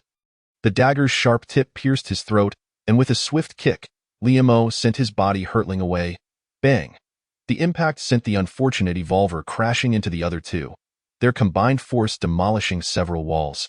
Debris cascading down as dust filled the air. The occupants of the adjacent rooms sensed the chaos, gunfire erupting as bullets tore through the walls in a relentless barrage. Liamo, eyeing the near-dead body of the enhanced evolver, seized him as a human shield. Initially, the bullets ricocheted off, but the increasing intensity of the firepower soon overwhelmed the man's enhancements, bullets tearing through his body and leaving a gruesome array of wounds. Casting aside the lifeless form, Liamo swiftly dashed into the room on his left, where the air was soon filled with the sounds of anguish as blood pooled upon the floor. Covered in blood, Liamo surveyed the carnage behind him with an increasingly indifferent gaze. The others, upon witnessing the spilt blood, screamed in horror, their terror palpable as they beheld the blood-soaked youth, only in his early 20s. He slaughtered mercilessly, valuing lives as mere trifles. He was a demon, and they must flee. Someone in the crowd bellowed, and the throng instantly scattered like frightened birds, fleeing in all directions. Escape! Liamo observed the panicked crowd, a sly smirk curling at the corners of his mouth. With his mental prowess, he retrieved the concealed explosives from the center of the room and hurled them towards the direction of the fleeing masses. A burst of flame following closely behind. Boom!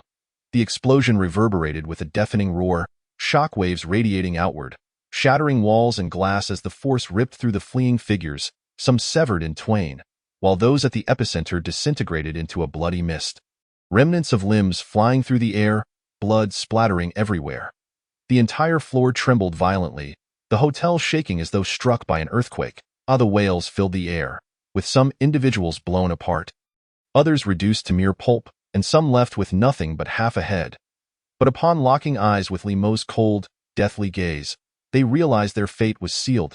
As he descended, several individuals fixed their gaze upon him, intent on robbing him, but before they could act, they lay lifeless on the ground. Liamo regarded the retreating crowd with a steely glare before turning to leave. In an instant, a few among them launched an attack. Disregarding the hostage in Liamo's grasp, their rifles unleashing a merciless torrent of fire. The emblem of the tiger's skull on their uniforms struck a familiar chord in his memory. Despairing figures crawled on the ground, leaving trails of crimson behind them as Liemo approached one, gripping their neck and coldly inquiring, "Where is your so-called brother, tiger?" In an instant, a dagger slipped from his leg, and within the next heartbeat, it was poised at a woman's throat, her skin parting as blood began to trickle. Ran away. She gasped, blood spilling from her lips. In this apocalyptic world, one must either be a butcher or a lamb. When Liemo finally reached the ground floor, chaos reigned. People greedily seized food and weapons, emboldened by the earlier battle that had revealed the potential downfall of the hotel's rulers. With the absence of Stone Tiger's intimidation, they acted without restraint, fighting amongst themselves, some brazenly taking advantage of women before their eyes. "Spare me! Let me go!" one begged, eyes filled with a glimmer of hope as they pleaded with Liemo. Below, figures began to emerge, a pair of evolvers led by a second-tier female, their demeanor far more serious than that of Stone Tiger's crew, though their true power remained uncertain. On the fourth floor, doors swung open to reveal iron cages, each imprisoning at least 4 individuals, their tattered clothes barely covering their bodies, their humanity all but erased. They screamed at the sight of Liemo, eyes ablaze with rage. These were no longer human beings, and thus Liemo granted them a swift end in a past life. He had narrowly escaped being fed to the beasts by this Tiger King. Spare him? Impossible, even in his current state of helplessness. Who could predict the future? It was vital to eliminate threats while they were still nascent. Liemo effortlessly dispatched the remaining foes, extracting a singular truth from each. Stone Tiger had fled. Observing the shattered structure around him, the ringing screams below, and hurried footsteps echoing incessantly, he realized that the notoriously Tiger was none other than the merciless Tiger King from his previous life. An unprecedented aura of terror emanated from him, the air around him suddenly growing scorching hot, fabrics and linens igniting in flames as waves of heat surged forth.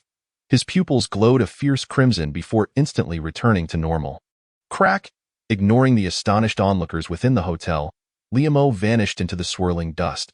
He casually entered a nearby inn, briefly clearing his floor of any threats, then reflecting on the events that had transpired. In his previous life, the first slave trade and the trafficking of humans had been initiated by the Tiger King, whose actions were driven solely by self-interest.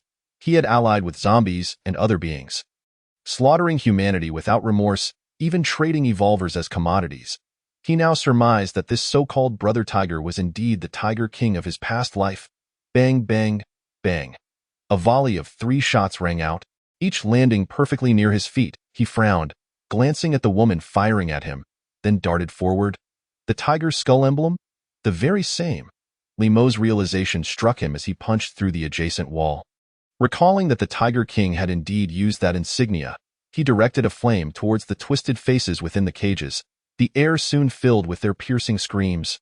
Bang! With ease, Liemo's dagger sliced through the woman's neck, lifting her lifeless body and hurling it towards the crowd, before swiftly weaving through them. Blood sprayed forth as gunfire ceased, those surrounding him collapsing limply to the ground, devoid of life. Everyone wished to survive, even in the direst circumstances, for no one wished to face death. A sharp crack echoed as a bone snapped, and Liemo felt a jolt of pain in his head before all life drained from him. Suppressing the rage boiling within, he gazed out at the encroaching darkness of the world, knowing that now was not the time for impulsiveness. He had yet to ascertain the Tiger King's precise location. And with numerous B-tier zombies still prowling the city, he could not afford recklessness. To eliminate the Tiger King, he must devise a careful strategy. As night descended, the outside world fell into a sinister silence. The night belonged to the zombies. Dim lights flickered below, revealing hordes of zombies aimlessly wandering, a relentless tide passing by the building where Liemo resided. Chapter 65. Emergence of the Mutated Zombie. Roar! A thunderous roar echoed, causing the zombies below to recoil, some prostrating themselves in terror, their frenzied eyes fixed on a massive figure kneeling not far off, as though subjects bowing before a monarch. Liemo's pupils constricted as he fixated on the direction of their reverence. A colossal, dark red mutated zombie, nearly 4 meters tall, advanced with each step leaving a terrifying crater in its wake. A single kick obliterated a car, the behemoth disdainfully surveying the kneeling zombies before continuing its march. Finally, the mutated zombie halted before the very building Liam-O occupied, sniffing the air with great intensity before unleashing a deafening roar. He was exposed. Realizing that his presence had been detected, Liam-O watched as the lowly zombies around him sprang to life, their eyes wild with frenzy as they swarmed towards the building like a rising tide. The corridor was suddenly engulfed by a putrid stench as a horde of emaciated zombies surged up the stairs, meticulously scouring each room and every corner as if they were soldiers executing orders. At this moment, Liam-O had already reached the rooftop, gazing down at the dark crimson undead below. This particular zombie was an amalgamation of human remains, evolved beings, and otherworldly corpses, its head adorned with 7 or 8 eyes scanning the surroundings with agility. Its long, sharp arms and powerful limbs were a sight to behold, while several human skulls were faintly visible within its abdominal cavity, and its sides exposed gruesome, blood-soaked bones to the air. Could he truly confront a B-tier zombie head-on? The answer was a resounding no, especially considering the throngs of lesser zombies lurking nearby. Tang Hungdao effortlessly severed the creature's appendage, the blade plunging deep into the zombie's shoulder, while Liam-O's arm twisted violently, sending flesh and shattered bones cascading to the ground. In his mind, Liam-O rapidly weighed the pros and cons, ultimately gritting his teeth and deciding to take a chance. He sprinted towards the mutated zombie, unleashing a burst of flame from his left hand, akin to a raging fire dragon surging towards the creature, engulfing it in inferno. Simultaneously, the Tang Hungdao in his hand reached the zombie's presence. Such a creature of this caliber should not even exist. Shouldn't the zombies during the twilight phase be weakened? Even B-tier zombies could only operate within their territory until the twilight period concluded. Yet this one had not only left its domain but brazenly displayed its might. Detecting the weaknesses of the mutated zombie, Liam-O leaned against a wall, mentally querying the system, exchanging for the Xian-grade Tang Hungdao. Another strike from the zombie emitted a deafening roar as it glared at Liam-O with fury, its steel-like right arm, complete with sharp claws, lunging toward him. Liam-O advanced with his blade, while the searing flames bore down on the mutated zombie, assessing, boom! A massive explosion erupted below, followed by a thunderous crash, as flames burst from the windows, filling the air with a pungent, burnt odor. The blow had severed its left arm. Zombies were beginning to infiltrate the alley, creating a suffocating sense of overcrowding at the narrow entrance. If that were truly the case, it would spell disaster. Crack! With a swift motion, Liam-O intercepted the zombie's iron right hand with his blade, while seizing the mutated zombie's left arm with his right. Liam-O's expression turned grave as he scrutinized the mutated zombie below, estimating that it could indeed rival a B-tier zombie. Even more terrifying was the realization that this creature's general physique was composed of evolved beings. Did this imply it possessed the innate skills of those evolved individuals? The tentacles emerging from its abdomen writhed with the dexterity of an octopus, while its pupils shifted from crimson to obsidian, the skin gradually adopting a metallic sheen. Its uneven teeth glistened with a metallic luster as its right arm swung, slicing through the air with a chilling whoosh. Leaping into the air, he brought down his blade, the Tang Hungdao viciously severing the newly grown left arm of the mutated zombie. The left arm appeared reinforced, and as his blade fell, the sharp crack of bones echoed, nearly embedding itself within its limb. Yet Liam-O found himself unable to dislodge it, afraid of fire. The veins in his right arm bulged as Liam-O glared at the zombie, suddenly exerting a tremendous force, his muscles tensing, transforming his arm into a fearsome weapon. With a downward stroke, the mutated zombie reacted swiftly, 2 tentacles sprouting from its chest in a desperate attempt to block the Tang Hungdao. Its attention was momentarily diverted by the massive explosion, as it observed the flaming building with its decaying flesh quivering violently. Liam-O observed the chaotic scene with icy resolve, a flicker of madness igniting in his eyes. Roar! Crack! The mutated zombie staggered back several steps, its form twisting as the severed left arm miraculously reformed, though dark blood continued to ooze from the new appendage. Afraid of fire? Liam-O paused, recalling the creature's trembling reaction to flames. Was it truly fearful, possessing the ability to manipulate fire while the zombie dreaded it? Should he engage or retreat? The sound of metal clashing echoed as Liam-O was forced to retreat, his arm tingling with numbness. The The bomb he had planted was triggered. This was the first time he encountered a creature resurrected from a combination of corpses. Another clawed hand from the zombie lunged at him, its razor-sharp talons striking with overwhelming force. Limo dodged to the side, his garments torn as 5 crimson claw marks marred his chest. The horde of zombies was closing in, the mutated zombie advancing without restraint, trampling its own kind into a bloody pulp. Seizing the opportunity, Limo leaped from the rooftop and swiftly maneuvered into the alley below. This alley was a maze of narrow corridors, incapable of accommodating a horde of zombies. Limo forcefully retrieved the Tang Hungdao, using its blade to parry yet another attack. He decisively exchanged for a new weapon. The Tang Hungdao was his best option, as he had become adept at wielding it. It was crucial to understand that innate skills were tied to genetic locks, which resided within the human body. Limo roared, applying force once more with his right arm. Crack! The sound of bone shattering resonated, and a surge of flames erupted from his right hand. The mutated zombie's left arm was uprooted, flames igniting on its right side. Chapter 66, Narrow Victory. 0 Cooldown. Limo's heart raced with fury. It was his first time utilizing this skill. The cooldown for fire manipulation instantly reset, and Limo, consumed by madness, charged once more at the mutated zombie. In a swift turn, he appeared behind the creature, his Tang Hungdao gleaming ominously as he struck downwards. Unexpectedly, 2 tentacles erupted from its back, unlike the previous meaty appendages. These were solid steel. The tentacles deftly coiled around Limo's Tang Hungdao, creeping up to ensnare his hand. In a shocking turn, the zombie's head executed a full 360-degree rotation, a sinister smile curling at the corners of its mouth, seemingly mocking Limo. Limo scoffed, a surge of gunpowder enveloping the Tang Hungdao. The dark blade instantly engulfed in roaring flames, scorching the tentacles wrapped around it until they glowed red-hot. Roar! The mutated zombie bellowed, its pupils widening in terror at the sight of the flames on its appendages, its right arm raising in a desperate attempt to sever the fiery tendrils. With a swift motion, it evaded the lower-tier zombies behind it, clutching its chest where a steel rod had pierced during the previous assault. Narrowly avoiding a fatal blow to its heart, he let out a howl, its iron-like right arm sluggishly rising, ultimately hanging limply at its side.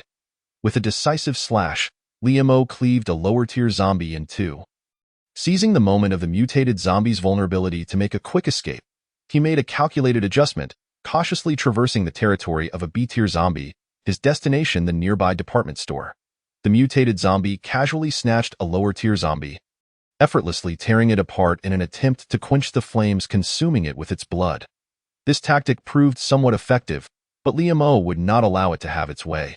Observing the scattered zombies below, he exchanged for a life pill and consumed it. Limo was taken aback, realizing that this mound of rotting flesh could be recycled. Indeed, he decisively confirmed, anything that could be reclaimed should not be wasted, as such items were valuable for points. After dispatching the mutated zombie, Limo was nearly exhausted, yet he unleashed a torrent of flames upon the incoming horde of lower-tier zombies, a red fire dragon erupting to carve a bloody path. Bang, bang, bang! Limo was hurled back several dozen meters, crashing through nearby walls, creating multiple gaping holes. The night sky, once beautiful, was now marred by slaughter and bloodshed. The ground trembled, and the walls around him began to collapse. Like phantoms in the dark, the zombies pursued him relentlessly, as they closed in on the injured Limo. The dangers of City M extended beyond the undead. Humans were also a threat. They charged towards him mercilessly. The blade plunged into flesh, a punch landed, causing the massive frame of the mutated zombie to stagger, raising a cloud of dust from the ground. Limo surveyed the interior of the department store from an upper floor. It was sealed off, with a few zombies on the first floor moving like puppets, while the second and third floors revealed no immediate threats. With a swift slide, he slipped past the zombie's left side, conjuring a flame in his left hand that ignited its body.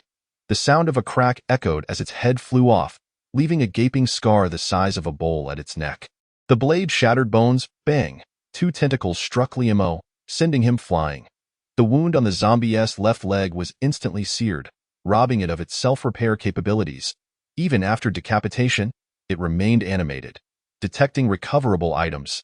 Decaying corpse. Do you wish to recycle, Xingtian? Liu immediately thought of Xingtian, the only difference being that Xingtian had eyes where its breasts were and a mouth at its navel, while this mutated zombie bore its head in its abdomen. Yet, his instincts warned him that something was amiss.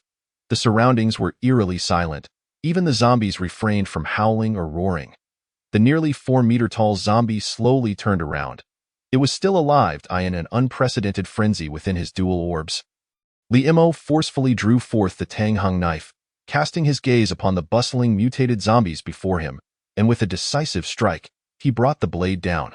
The bone spikes glistened in a ghastly white, blood splattering in vivid crimson, exuding a potent stench of gore. In an instant, half of the mutated zombie's head was severed, dark blood and brain matter splattering across the ground.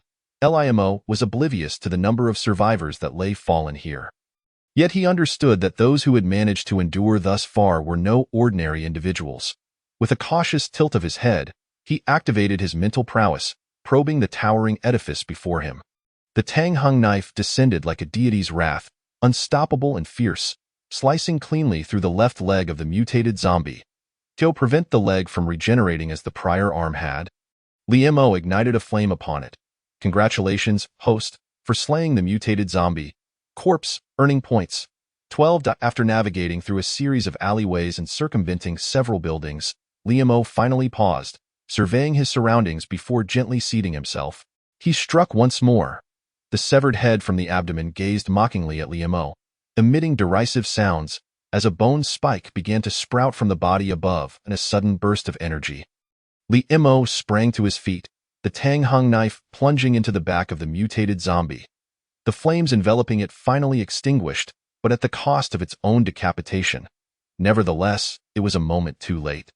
As the flames swiftly spread along its appendages, engulfing its entire form, the mutated zombie forcibly wrenched the bone spike free, and upon contact with its right hand, the spike transformed into a steel lance. Sharp and menacing. It roared in terror, retreating in haste. With dwindling provisions and water in the system space, Liu recognized the abundance of resources within M-City, pulling out a map and sketching several routes. Gasp! Liu inhaled sharply at the sight of the indistinct human heads visible within the mutated zombie's abdomen. Astonished that these heads could exert control over such a massive body. Boom! The imbalanced zombie toppled to the ground, its head severed by Liu's Tang Hung knife. The floor lay deserted, save for the zombies on the first level. The entire floor was eerily silent and vacant. Food and water remained untouched upon the shelves. The surroundings meticulously clean, as if someone had been regularly tending to them. The television mounted on the wall continued to loop its promotional spiel about the supermarket. The square boasts the most comfortable environment in the city, with the warmest service. Our food and goods undergo rigorous scrutiny. His mental probing abruptly ceased on the 4th floor, as a formidable resistance shattered Liu's focus. In that fleeting moment, he glimpsed a group of aberrants.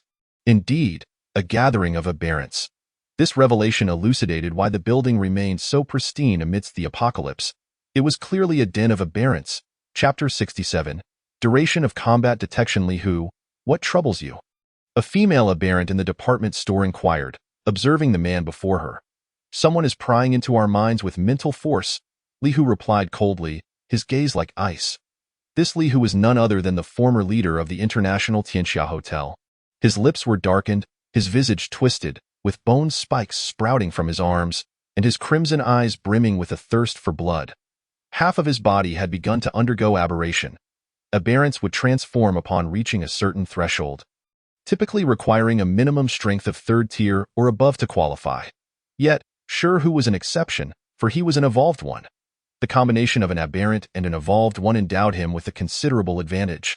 Compounded by a terrifying innate skill, time dilation, Liu opted to vacate the premises, recognizing the complexity of the department store's interior. Though he held confidence in his abilities, he was not yet arrogant enough to disregard the situation. Retreat was the wisest course. Abandoning the department store, Liu stealthily infiltrated a smaller supermarket, effortlessly dispatching the few zombies near the checkout counter. He recklessly tossed food, bottled water, and other supplies into the system's storage space. With a swift turn, an icy arrow shot through the air, striking the clock behind him. Evolved ones and aberrants? Liu discerned the identities of the two figures standing at the entrance. One was a second-tier evolved one, while the other was an aberrant.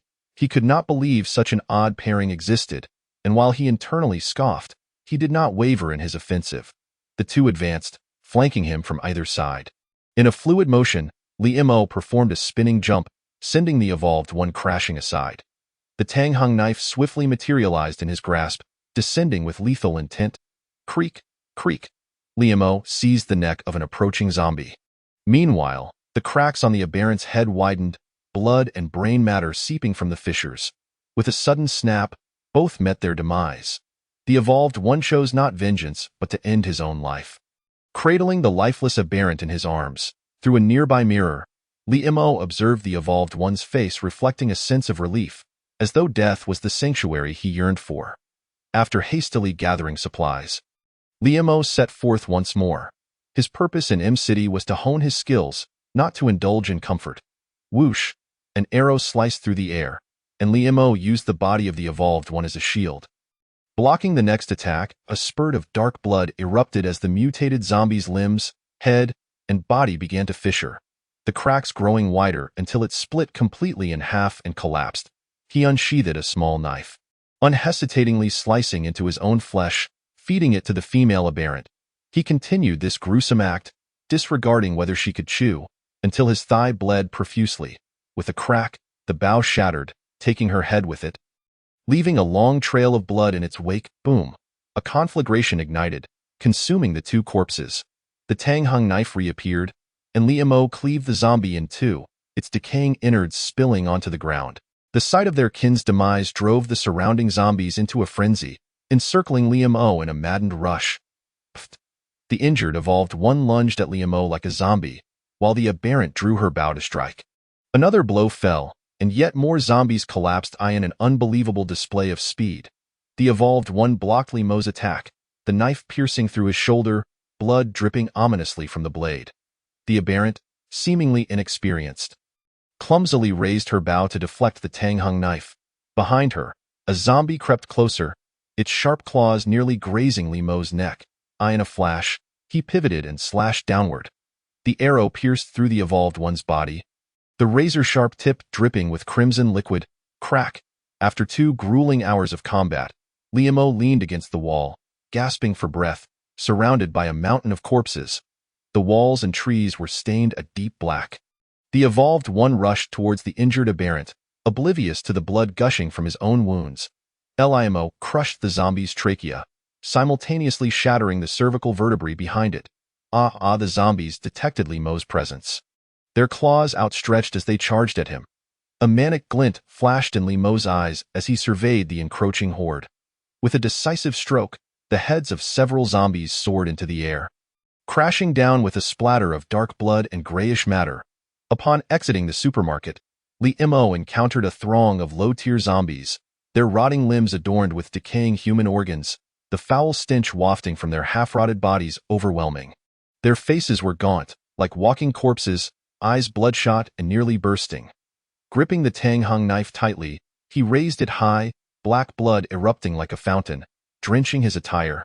The evolved one, witnessing the death of the aberrant in his arms, promptly grabbed an arrow from the ground and took his own life. Li-Mo casually hurled the evolved one to the ground, then turned his blade towards the aberrant. The corpses piled high. Some cleaved in two, others decapitated, while some were reduced to mere mush. The mixture of black blood and rotting flesh created a mire-like atmosphere, the ground sticky beneath his feet.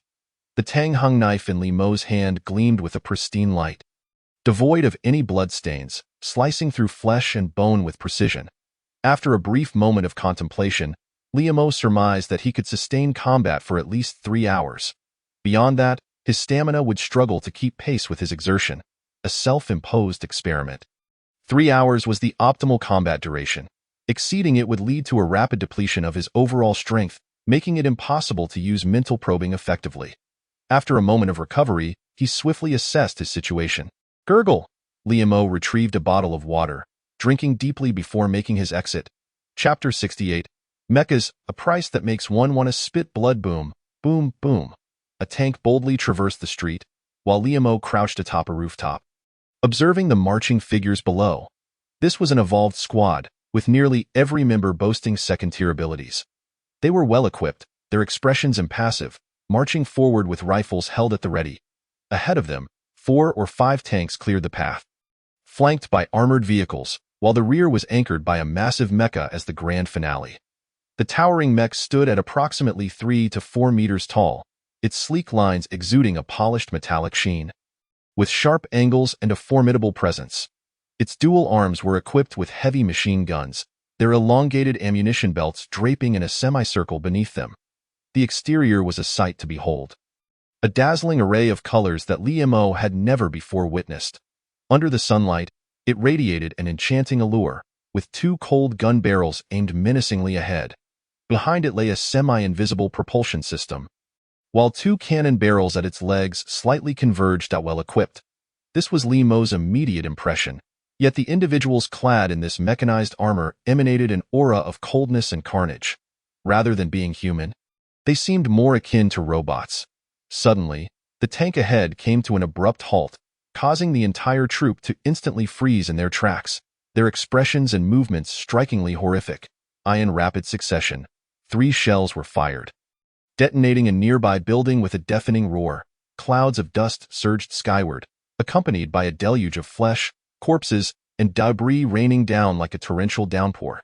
Their blood was green, their skin interspersed with flesh and steel. As Li Mo slightly picked up a piece of skin from the ground, the system's cold voice echoed in his mind. Green blood? Observing the bodies still falling around him, he waited until the group departed before approaching the corpses. In his previous life, though Li Mo was merely a 5th-tier evolver, he had heard of the existence of traitors, exceptional beings that stood neutral to humans, zombies, mutated beasts, and parasites alike. Their purpose was, as their name suggested, to conduct trade. Their deaths came without warning, as if their lifespans had abruptly vanished. Faces aged, skin withered, hair fallen. This phenomenon had caused quite a stir, simultaneously deterring many from attempting to harm the traders, as the fear of the unknown stifled greed in its cradle. The anguished cries were relentless, as both evolvers and ordinary individuals suffered tragically under the unexpected assault. Some were obliterated into mere pulp, while others had their abdomens torn apart, internal organs spewing uncontrollably. Li Mo recalled that in his previous life, only the top-tier blood roses had the right to trade with them. Anyone else who entered the trader's line of sight would be ruthlessly gunned down. Amidst the chaos, blood and flesh scattered like petals in bloom, creating a massive crater in the ground. Surrounding tanks, mechs, and evolvers mercilessly slaughtered the zombies and humans within their reach, executing indiscriminate attacks. Some bullets and shells even rebounded off their own ranks. Yet the crowd remained unfazed. The traders' mechs were undeniably formidable. The incredibly hard metal of their exteriors could withstand the assaults of dozens of mutated zombies. Based on his speculation, any evolver who boarded one of those mechs could escape unscathed even when surrounded by hordes of zombies. The fallen comrades were disregarded, as armored vehicles and giant mechs ruthlessly trampled over them. This mysterious unit seemed to have descended solely for the purpose of massacre. The resounding gunfire attracted the nearby zombies. Li Mo was slightly taken aback. Were those individuals traitors? No evolver or ordinary person was spared. After nearly half an hour of relentless shooting, the group finally began to advance. In that moment, Li Mo bore witness to the overwhelming firepower of the mech. As bullets shot forth in a continuous stream, tracing beautiful arcs in the air, the 2 cannon barrels at its legs suddenly opened to a 45-degree angle bang. They could trade with both humans and other species, but only if one possessed the requisite qualifications. Li Mo nearly spat blood upon hearing the price of the mech. It was simply exorbitant. He currently had barely reached 50 points. Yet his hard-earned points were insufficient to purchase even the most basic mech. System detected recyclable items. Trader skin. Bang, bang, bang. The soldiers before him moved swiftly, firing without hesitation. The soaring shells suddenly veered, plummeting directly into the nearby horde of zombies. Li Mo was utterly entranced by this prospect. D-grade mech, 80 points. C-grade mech, 120 points. B-grade mech, 300 points. A-grade mech, 1,000 points. S-grade mech, 10,000 points. And S-grade and above starting at 500,000 points. He remembered that in his previous life, a 7th-tier evolver, arrogant and self-assured, along with a few accomplices, attempted to rob the traders to seize their supplies. However, that powerful individual and his companions mysteriously perished as they approached the traders' camp. System, can you sell mecha? Liamo suddenly inquired. He glanced briefly at the differences among the various mechs. The D-grade mech could barely withstand the attacks of 2 B-tier mutated zombies. But it was cumbersome and lacked agility, with a dismal firepower configuration, only a Gatling-style machine gun mounted on its back. What was even more infuriating was that the pilot had to lie down to operate the machine gun. Whoosh, 2 shells fired, white smoke billowing from the barrels. This was utterly ridiculous. Yes, you heard correctly. Lying down, much like a tiger on all fours, was the only way to use the machine gun. The C-grade mech far surpassed the D-grade in both firepower and agility. The difference between the two was akin to that between primitive society and modern technological civilization. An absolute chasm.as for the B-grade. It was better described as a battlesuit, reminiscent of Iron Man from pre-apocalyptic American blockbusters. It could perfectly adapt to the human form, adjusting its state at will. More importantly, it belonged to the DNA series of mechs. What is a DNA series mech? To put it simply, it involves neural connection modification, creating connectivity neural connectors only for the limbs, without affecting human modes of existence. As for A-grade or above mechs, they were entirely fused with the human body, utilizing quantum phasing technology to seamlessly integrate the mech's body with human bones and skin, allowing for greater flexibility and portability, thus preventing various sudden emergencies. These types of mechs also possessed formidable flight capabilities, capable of harnessing energy from solar particles for unlimited flight. They were the ultimate choice for offense, defense, or retreat. Chapter 69. Power Enhancement. Trading Task Initiated. Liamo gazed enviously at the detailed descriptions of the various mechs. Combat types, support types, transport types, there was simply an abundance. However, he suddenly realized that his current trading privileges were limited. He could only trade items valued at 50 points or less, excluding the 50-point items, meaning that even with sufficient points, he would be unable to engage in trade. Points inquiry, querying. Current points, 48 points? Liamo pondered for a moment. The system's punitive measures for his last mission's failure were excessively harsh. Had it not been for this penalty, he might have already exceeded 100 points. Initially intending to exchange for the 4th-tier evolution liquid, he reconsidered, deciding that strength must be built steadily and should not be pursued recklessly. Inquiry for enhancement options. After a moment of contemplation, Liamo inquired. Physical enhancement, 20 points, 4th enhancement, mental enhancement. 8 points, 3rd enhancement, agility. 3 points, 1st enhancement, strength enhancement. 5 points, 1st enhancement, talent skill enhancement, 32 points. Liamo studied the enhancement page in his mind, realizing that as his strength grew, so too did his privileges and enhancement options. Initially, he could only enhance physique and mental capacity, but now he had at least 7 or 8 options. Red blazing. This strike was astonishing. Had Liamo not reined in his power, the collapse would have been far more catastrophic. His reflexes had also dramatically improved. Querying, talent skill, 0 cooldown, fire control. Task 3. Establish your own faction, to be completed within 2 years. Reward. 1 profound weapon. In an instant, Liamo felt a powerful force coursing through his veins, his 3rd gene lock ablaze with red flames, dancing like fire in a gale, swaying with the surge of power. Mental state. Good. Crack, crack. The floor of the entire building resounded with the sound of shattering. Task 2. Engage in transactions exceeding 100 points. Buy and sell. Reward. Random acquisition of a talent skill. With a single strike, the floor beneath Liamo trembled, followed by an endless web of cracks radiating from all directions. Mental strength.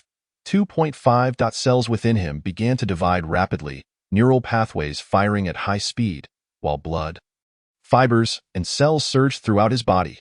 Liamo's limbs gradually became robust and powerful, his hearing sharper than ever. Points. 8. Agility enhancement, strength enhancement, talent skill, fire control enhancement. Liamo pondered briefly before deciding to enhance a few critical abilities first. Host's bodily functions. Good. Liamo felt as though he were in a steamer, his skin flushed, drenched in sweat, as flames erupted from his arms only to vanish moments later. His eyes glowed a fiery red, as if ablaze with intense flames. Boom. 3 enhancements deducted points. 40. Host level. Low. Boom. The entire level collapsed instantaneously, debris, and dust soaring into the air, bursting forth like a spectacular display before cascading downwards. Name: Li Mo Swipe. A figure sprang forth, leaping into the air and, in an instant, drawing a blade to slash downwards. Each stroke descended with a crisp sound that cleaved the air, possessing permissions for signing labor agreements and conducting transactions. System: does my possession of these two permissions imply that they are considered semi-free products? Li Mo pondered, perplexed by the notion of them being semi-free. Why did he refer to them as such? It was because the system clearly indicated that utilizing these permissions required tax fees. With a successful deduction, enhancement commenced. Wait, how did signing a labor agreement become a permission? He recalled that he had previously purchased it with points.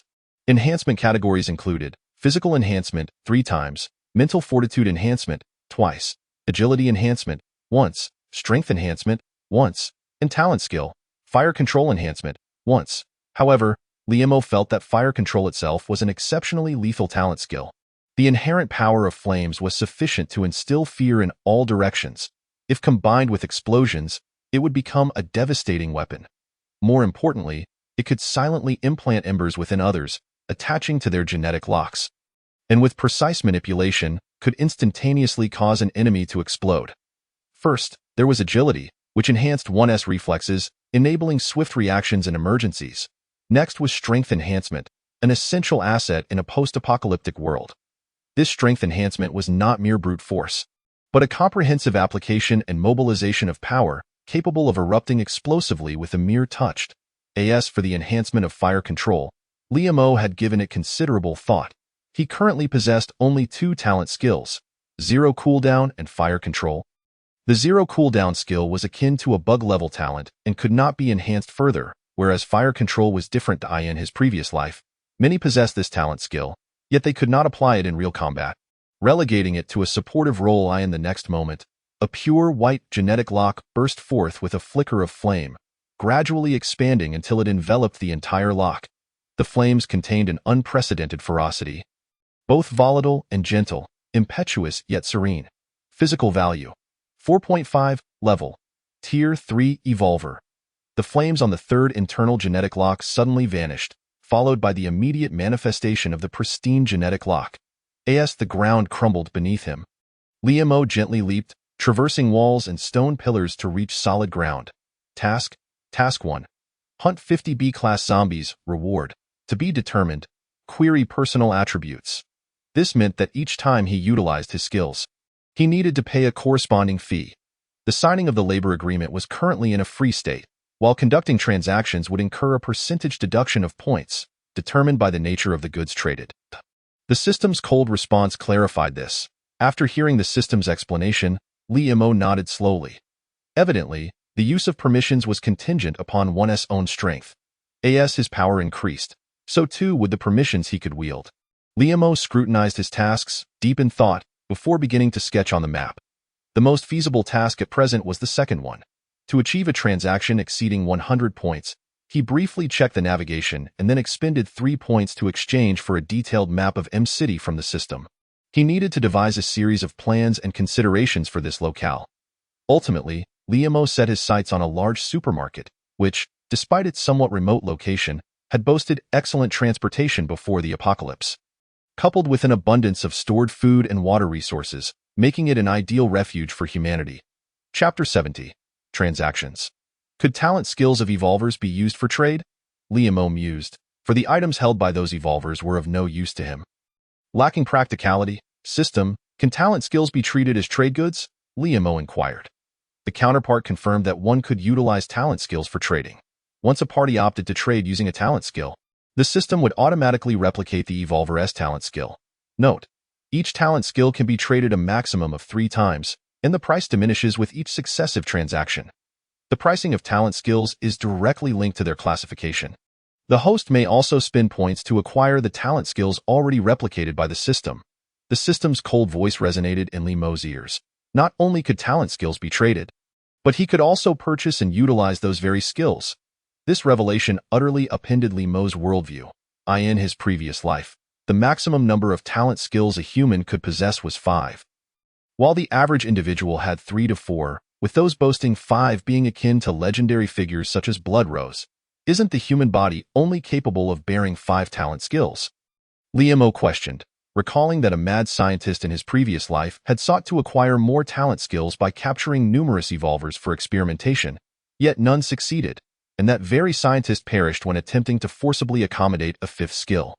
According to human thought patterns and physical capacity, you can only endure 5 talent skills, but who has defined evolvers as humans? The system's voice wavered with an unusual tremor. What do you mean?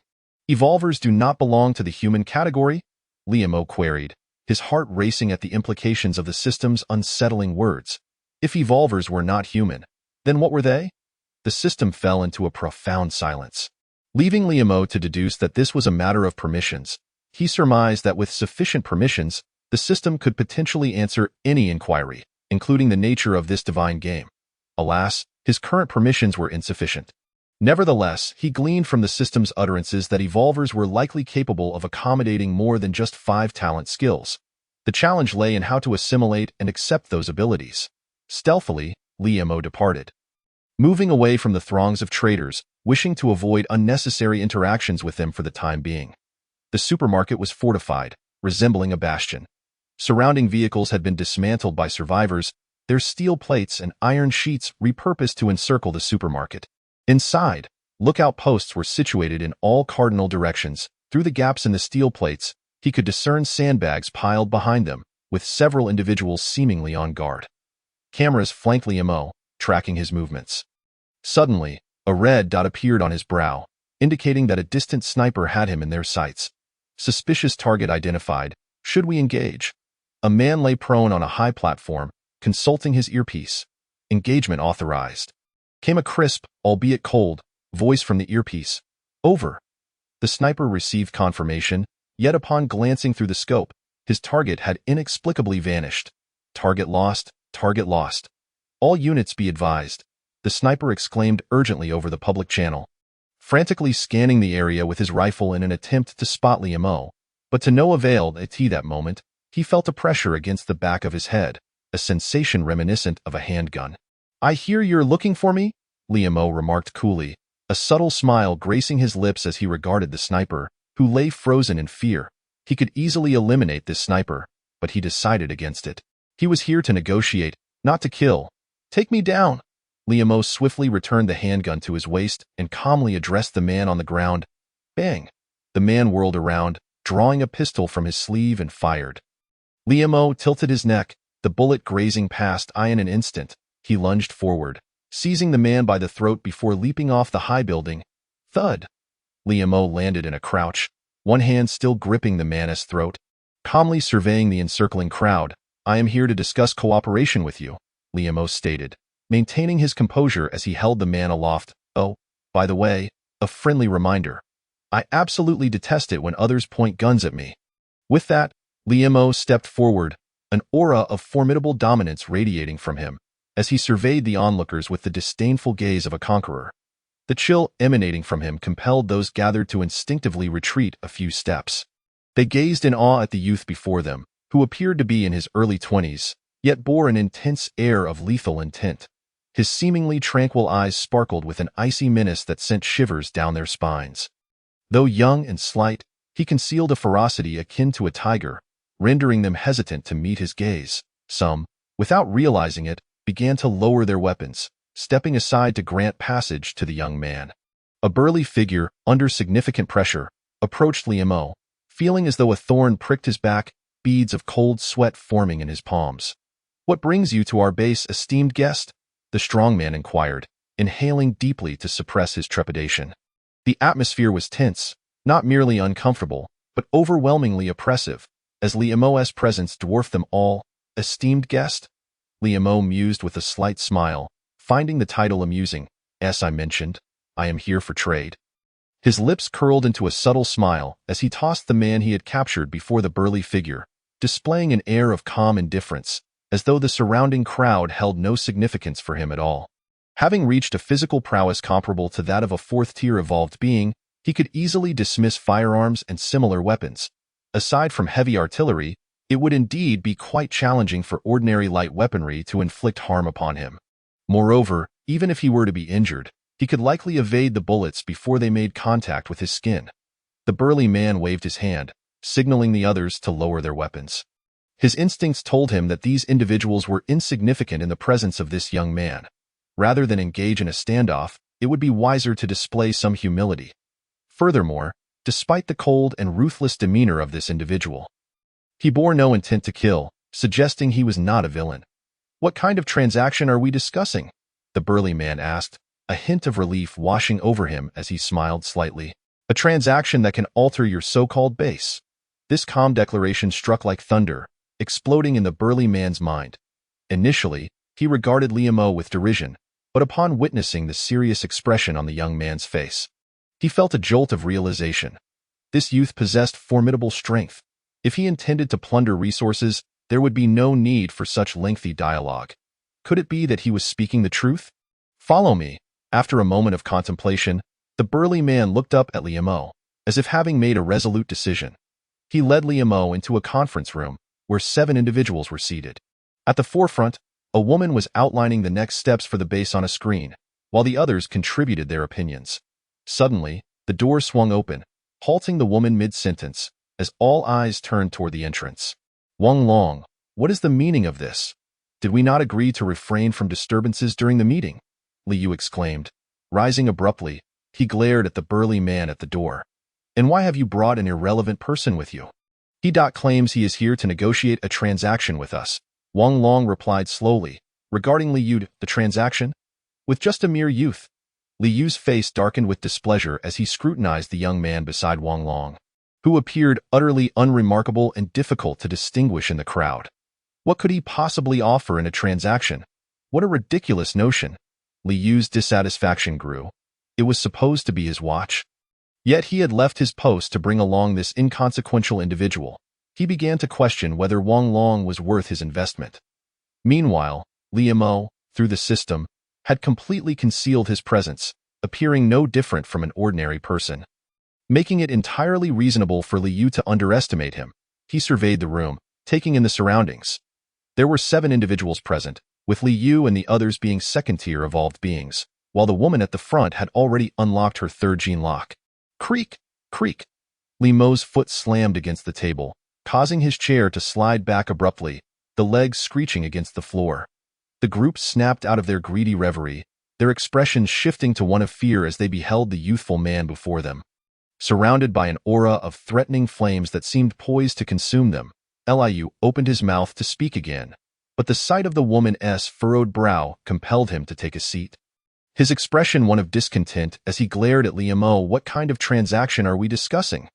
the woman inquired, as she settled into her seat and fixed her gaze on Liamo. Liamo snorted derisively, slamming his hand down on the table, shattering it into splinters. A terrifying aura emanated from him, enveloping the entire conference room in flames. "What are the everlasting life pills and vitality pills?" the woman asked hastily, recalling the earlier conversation. With a swift motion, Liu launched a punch aimed directly at Liamo's face. Liamo, observing the surroundings, noted how everyone, particularly the woman who had spoken earlier, was fixated on the pin in his hand, her eyes narrowing in contemplation. "Indeed, I possess 2nd, 3rd, and 4th-tier evolution fluids." Liamo observed the group's reactions with satisfaction. Their growing agitation only served to validate the value of his offerings, increasing the potential profit he could derive from them. With a thought, Liamo extinguished the surrounding flames, leaving the room unscathed, as if nothing had transpired. Yet the lingering heat and wave after wave of warmth told a story of the preceding chaos. Boom! Another bombshell revelation struck the group, their eyes ablaze with desire as they regarded Liamo, akin to famished beasts eyeing their prey. Tension filled the air, the silence palpable, each heartbeat resonating clearly. The woman quickly deduced that this youth was far from ordinary. The others began to grow restless. What was it they lacked? Surely, it was evolution fluids. The low-grade evolution crystals obtained from ordinary zombies had become virtually useless to them. Only by seeking higher-tier evolution crystals or fluids could they enhance their strength. The everlasting life pill could heal 75% of an evolved being's injuries, while the vitality pill could fully heal those beneath the 5th tier, even if they were on the brink of death. Evolution fluids, everlasting life pills, vitality pills, and of course, some exquisite weaponry. Wang Long, evidently unable to endure the oppressive atmosphere any longer, bowed slightly to the others in the room before hastily exiting, seeking relief from the tension. Liu Mo, having effortlessly evaded Li Yu's punch, remained calm, observing the group as if nothing were amiss. Greed, madness, impulsiveness, and desire flickered in their eyes, including that of the woman. Yet, the third-tier evolved woman recognized that Li Mo's seemingly casual evasion concealed profound intricacies. The moment the chair had slid back, the force it had borne was instantly neutralized. Under normal circumstances, there would have been scuff marks on the floor. Yet, none remained. Liu Mo pulled out another chair and seated himself. A smile gracing his lips as he addressed the group. I am here to conduct a transaction. After all, he was a merchant now, not a philanthropist. Pausing briefly, he gauged the group's reactions before continuing. Of course, if you are in need of food and water, I can provide those as well, but the price will be the same as for the evolution fluids. His fists were swift, his angles precise, clearly indicative of professional training. More importantly, his strikes were ruthless, devoid of any intention to hold back. A single punch from him could render an ordinary person defenseless in an instant. The atmosphere was quiet, as if Li Yu's impending wrath were inconsequential to him. In the center of the room stood a projector from the pre-apocalypse era, while the conference table was cluttered with computers and scraps of paper. Firearms and knives lined the walls, lending the room an air of orderliness. What did this imply? It suggested that this seemingly cheerful young man had effortlessly neutralized the weight borne by the chair. A feat beyond the capacity of ordinary individuals. While she could achieve a similar result, completing it in half a breath was beyond her capabilities. At that moment, the greed and madness in the eyes of the others were replaced entirely by trepidation. Humph! Evolution fluids? The woman suddenly stood, her arms bracing the table, her eyes wide with shock as she fixated on Liu Mo, her voice trembling slightly. The group felt as though they were engulfed in flames. Waves of heat crashing over them, the fire roaring and dancing wildly, interspersed with demonic laughter echoing throughout the room. You are the one, aren't you? The one who caused the great explosion a few days ago. Li Yu abruptly rose, staring at Liu Mo, his words tumbling out in a flustered manner. If there had not been a second explosion, it must have been me, Liu Mo replied calmly, observing the almost incoherent Li Yu. My apologies, I was rude. As soon as Liu Mo acknowledged this, Li Yu instantly bowed in apology, filled with admiration for the powerful figure behind the explosion. He anticipated his own behavior would be so brash today. He glanced up at Liu Mo, relieved to find no anger in his eyes, and felt a weight lift from his chest. Of course, his humility stemmed from a deeper fear. The fear that Liu Mo might kill him. One could hardly stop a ruthless individual bent on murder. By then, there might not even be anyone left to collect his remains. Despite the seemingly amiable discussions and planning among them, one could never be certain if someone was plotting in the shadows, seeking to usurp control of the base. In such a case, he would be cast aside as a pawn. No one wished to provoke someone capable of scheming against even a B-tier zombie. For doing so could lead to mutual destruction, and perhaps even worse, a situation where neither party escaped unscathed. What do we need to offer in exchange? The woman asked, quickly suppressing her shock. Liu Mo glanced at her in surprise, silently nodding in approval. Truly, she was the leader of this base. While others were still reeling in fear and contemplation, she had already regained her composure, engaging in a series of assessments and thoughts. What do you have? Liu Mo inquired, a smirk playing on his lips. But before we proceed with the transaction, shouldn't you introduce yourselves? I am Shangguan Rong, and these are Li Yu, Xiao Wei. The woman introduced the individuals beside her, her gaze fixed on Liu Mo as if trying to discern something. You are all second-tier evolved beings. I presume you have unlocked your innate skills? Liu Mo remarked calmly, having already determined that he had no need for resources such as water or food. As a temporary solitary figure, he lacked for nothing in that regard. What he truly sought were their innate skills. You mean to say you wish to strip us of our innate skills as a bargaining chip? Shangguan Rong's eyes narrowed, a glimmer of coldness flashing within her charming gaze. The others discreetly drew their weapons, preparing for a confrontation. To understand an individual's innate abilities is to grasp their lifeblood, enabling them to vanquish foes in unforeseen circumstances and to survive in dire straits. However, once such talents are laid bare, can they still serve as a safeguard? The answer is in the negative. Once one's innate abilities are exposed, it is akin to having one's throat seized, rendering them vulnerable to slaughter. Thus, those who evolve place immense importance on their unique skills, often refraining from disclosing them even to friends, brothers, or lovers, for one can never predict when betrayal might strike. In a world beset by chaos, trust becomes a perilous blade. They gazed upon the young man before them, tension crackling in the air. As an intangible haze of foreboding began to envelop the space, eerily silent as if a tempest were imminent. "Fear not, your innate abilities cannot be stripped away," Li Mo remarked with a gentle smile. Though internally he added a caveat, unless the genetic chain within is also removed, for innate abilities are tethered to one's genetic makeup. "I wish to ascertain the quality first," Shang Wanrong said. Fixing her gaze on Li Mo, "Let us first verify the everlasting life pill." "Certainly," Li Mo nodded, acknowledging that it was entirely reasonable to inspect the goods before their initial transaction.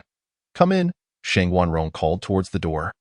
With a creak, the door swung open, and a man swiftly entered. "Fetch a few individuals to bring Yu Yang here," Shang Wanrong instructed the newcomer calmly, though her voice trembled slightly with excitement. If the everlasting life pill proved to be as the man claimed, then the evolution liquid might indeed hold true value. This was monumental news for them. Soon, individuals carried a man into the room. His body was swathed in bandages, soaked through with putrid fluids and dark blood, emitting a powerful stench. The man's left arm was severed at the joint, the wound appearing as if it had been cleanly sliced. His lower body bore countless scars from blades, and his bones were nearly shattered. The dimming of his 2 genetic locks signaled impending death.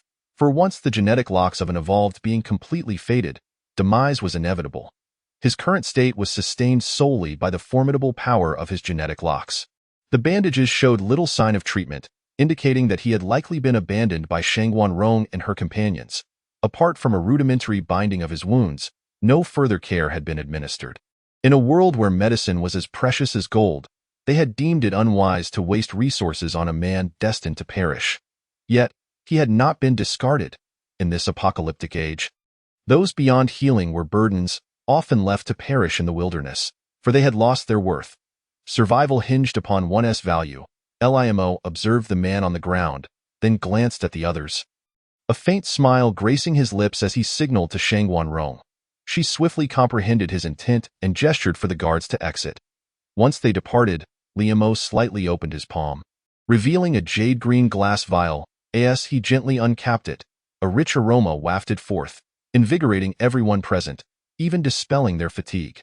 They gazed in disbelief at the vial in Limo's hand, then at the man on the ground, grappling with the reluctance to bestow such a precious elixir upon a seemingly worthless individual.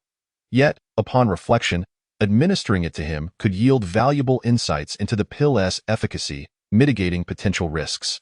Moreover, should the pill prove flawed, the only casualty would be the man lying there, of no consequence to them. Shang Wanrong, however, watched Limo's actions with palpable anxiety, glancing between him and the incapacitated man. Her heart racing as if a heavy stone were suspended above her head. Limo gently pried open the man's mouth and carefully placed the pill within. It dissolved almost instantaneously. Soon after, the wounds on his legs began to heal rapidly, the medicinal properties coursing through his body like a wild tide. The visible transformation caused the onlookers to gasp, as the once hopeless figure exhibited signs of recovery. Shang Wanrong's eyes shimmered with unshed tears, her body trembling, her gaze fixated on the man as if her heart would not settle until the pill had taken effect. It became clear to Limo why the man had not been abandoned. From Shang Wanrong's reaction, it was evident they shared a romantic bond. Chapter 73. The transaction concluded, Part 2, but could such feelings endure? Limo smiled enigmatically, choosing silence, for in his past life, he had witnessed too many instances of brothers turning against one another and spouses betraying their vows. In this chaotic world, trust was a rare commodity, which was precisely why he had insisted on binding agreements with Zhou Zhan and others. Without constraints, one could easily become a sword poised to strike. After approximately 7 or 8 minutes, the man's injuries had healed by 70%. The wounds on his legs had completely mended, leaving no trace of scars, while the once hollow despair in his eyes began to flicker with life. Yet, a lingering sorrow remained.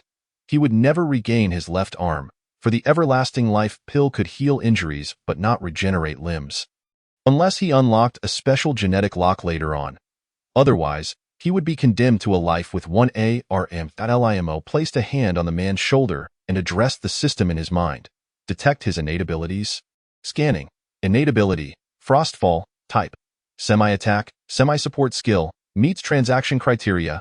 Assuming the counterpart has the willingness to trade. Initiating skill replication. 0.5 2085 100 innate ability. Frostfall replication complete. Transaction completed. Transaction value.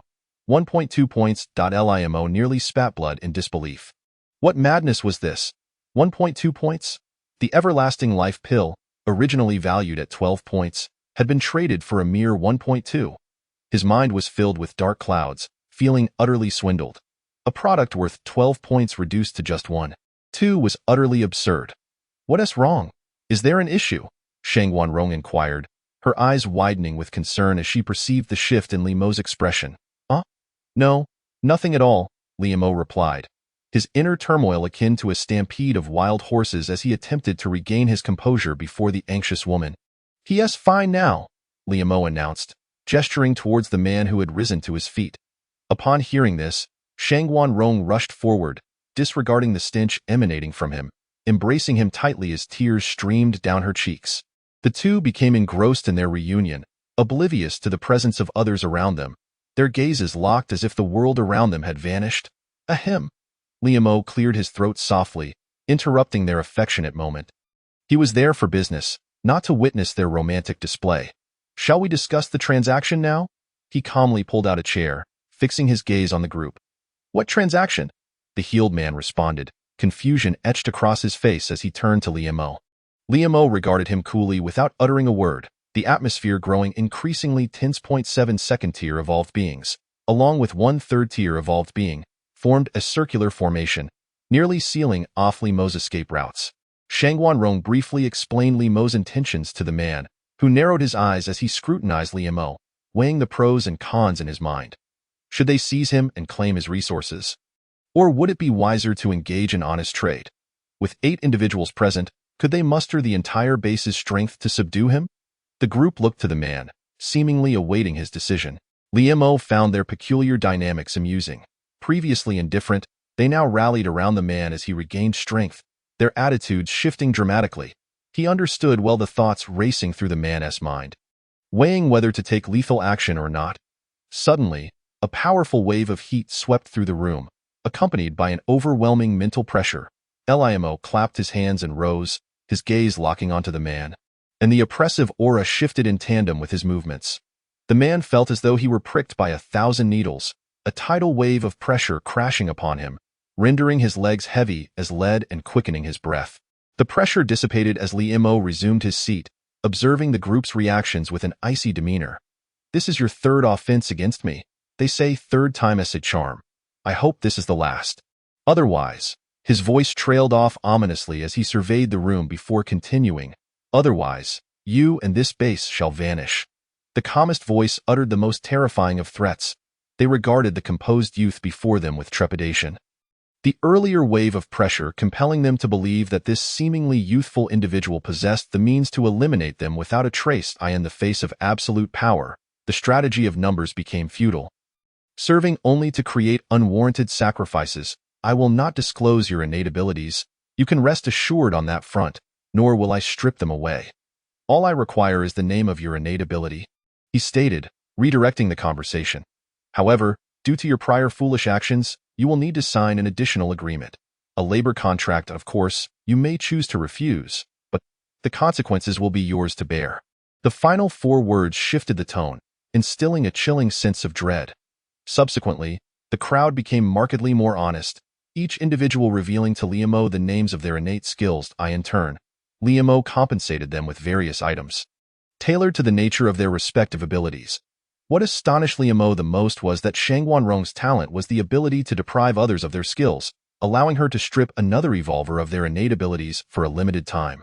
This skill could be likened to one of gruesome slaughter. As long as there was a level difference of no more than 3 tiers, she could arbitrarily take away an opponent's talent, and with precision. Yet, she had not chosen to employ this skill on herself. This nuance was intriguing. Shangguan was far from being as simple as she appeared, and it was no wonder she managed to dominate this base. For none among the gathering were to be underestimated. As for Li Yu, his innate skill left much to be desired, as it was self-detonation. This utterly useless ability made Li Mo reluctant to engage in any trade with him. Yet, driven by the need to boost his sales, he begrudgingly provided him with a vial of rejuvenating elixir. The other talents exhibited either supportive tendencies or were entirely auxiliary in nature. Few were of any genuine utility. Leaving Li Mo to silently ridicule the excitement they had previously expressed, he pondered the relevance of skills like Mist and Super Hearing in the battlefield. Mist had its merits, enabling a swift escape through smoke, but Super Hearing was utterly ineffectual, relegated to use outside combat. Nevertheless, as it was his inaugural trade, he welcomed all, accepting even the most lackluster talents, prioritizing quantity, with the intention of later selling these skills to others, thus ensuring no loss on his part. Chapter 74. The second bestowal. Over the next fortnight, Li Mo scoured several survivor bases in the suburbs, engaging in a series of transactions. Naturally, there were unpleasant incidents, such as an audacious small base that, overestimating its numbers, attempted to rob Li Mo, only to be eradicated entirely, leaving no survivor. Gradually, Li Mo acquired a new moniker, the Merchant of the Apocalypse, gaining renown within the survivor circles of M-City. Seated alone in a quaint tea house, Li Mo savored his tea, relishing this long-awaited tranquility. This place was a modest base repurposed from a prison, its imposing walls offering formidable protection against conventional artillery. The lookout towers encircling the area facilitated the movement of personnel. A few individuals reclined atop the walls, vigilantly observing their surroundings through the gaps. This converted prison base was neither large nor small. Yet it housed a tea house and a somewhat discreet establishment for less reputable dealings. The tea house was run by an exceedingly amiable old man, his white hair and small beard framing a face perpetually adorned with a smile. The tea house, modestly sized, featured 4 tables, each accompanied by long benches. Nearby, a kettle simmered over a flame, releasing wisps of steam into the air, which was infused with a subtle yet fragrant aroma. Surrounding the tea house was a plaza, likely once a shelter for inmates against the wind, and within it, Li Mo found himself the sole patron, allowing for a measure of peace. Another revolver, I see? The elder inquired with a gentle smile. Having tidied up the establishment and poured more tea for Li Mo, looking up, Li Mo noted the clear sky, unmarred by clouds, signifying the end of the gloomy period. As it aptly suggested, the world was in disarray and chaos reigned. Whether intentional or not, in the previous cycle, every base had been isolated on different islands, resembling a struggle for dominion. The elder observed Li Mo's silhouette with a silent smile, discreetly gathering the supplies on the table. A formidable mental energy coalesced in Li Mo's mind, radiating an astonishing power, which then branched out like tendrils, transmitting through his body with the swiftness of lightning. Soon, hordes of zombies would arise, and human evolvers would emerge like mushrooms after rain. However, the impending period of collapse was also fast approaching. Li Mo lifted his teacup, offering a slight smile and nod, then placing a bottle of water and a bag of bread on the table as payment before departing. It was inevitable that conflict would arise between bases, driven by the competition for population and resources. Although this base appeared relatively safe for now, its security would not last long, without a powerful evolver to safeguard it. Mere firearms would be inadequate against the onslaught of zombies and other foes. The stars twinkled in the night sky, a beautiful yet dark and mysterious tapestry that inspired longing. The only entities not segregated were the mutated beasts and parasites. Their numbers were scarce, and their strength remained intact on isolated islands. In this apocalyptic world, weakness was a sin. Yet, with such significant changes in this cycle, would the collapse still arrive? Waves of turmoil surged through him, coursing through his limbs, lungs, heart, and brain in a cyclical rhythm. Taking a deep breath, Li Mo felt a luminous net envelop him, infused with moonlight that streamed in from all directions. The geological structure of this planet would undergo catastrophic transformations. With rising sea levels submerging coastal cities, violent earthquakes, and devastating landslides flattening mountains, as tectonic plates shifted and fragmented, reducing human society to a series of isolated islands. His pupils dilated sharply, eyes piercingly cold and resolute. This world had persisted for far too long, and most had grown accustomed to it. Initially, Liamo had intended to conduct trade here, but the base was too weak, lacking even the merit to engage with him. Among its vast population, only a handful of evolvers existed, barely reaching the first tier, with not a single second-tier evolver in sight. Lying on the rooftop, gazing at the myriad stars, he sighed, having endured the gloomy phase. This base was commendable, providing a rare sense of peace. An ethereal net of light flickered around him, akin to a fishing net, embodying Liamo's mental prowess. After over half a month of transactions, he had completed 52 points of his mission, with 48 remaining. Previously, Liamo had cherished stargazing. Having lived in a world of despair for a decade, he found solace in lying atop a rooftop, gazing at the stars, which represented hope for him and those like him. After all, life had become utterly hopeless, and one must cultivate hope wherever possible.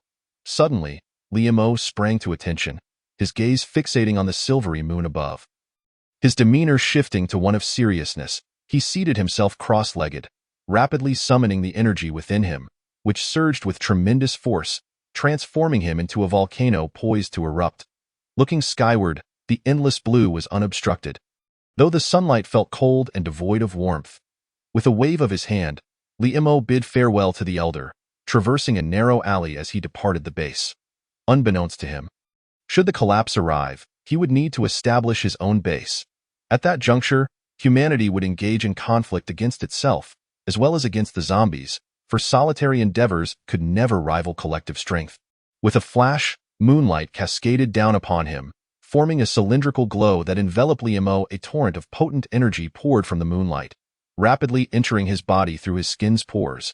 As twilight descended and night enveloped the world, humanity's power would be entirely fragmented, with countless zombies, each led by their own chieftains, roaming the islands. In this realm, humans and zombies stood in stark opposition. Sweat streamed down his face, soaking his garments as if he had been caught in a torrential downpour.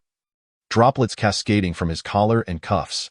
His complexion paled, and his eyes closed once more. The 3 genetic locks within him were being cleansed by the energy infused with moonlight, each cleansing amplifying the fluctuations of energy. On the gene chain governing his fire control ability, the once crimson flames had turned white, devoid of heat or energy fluctuations, as if they had ceased to exist.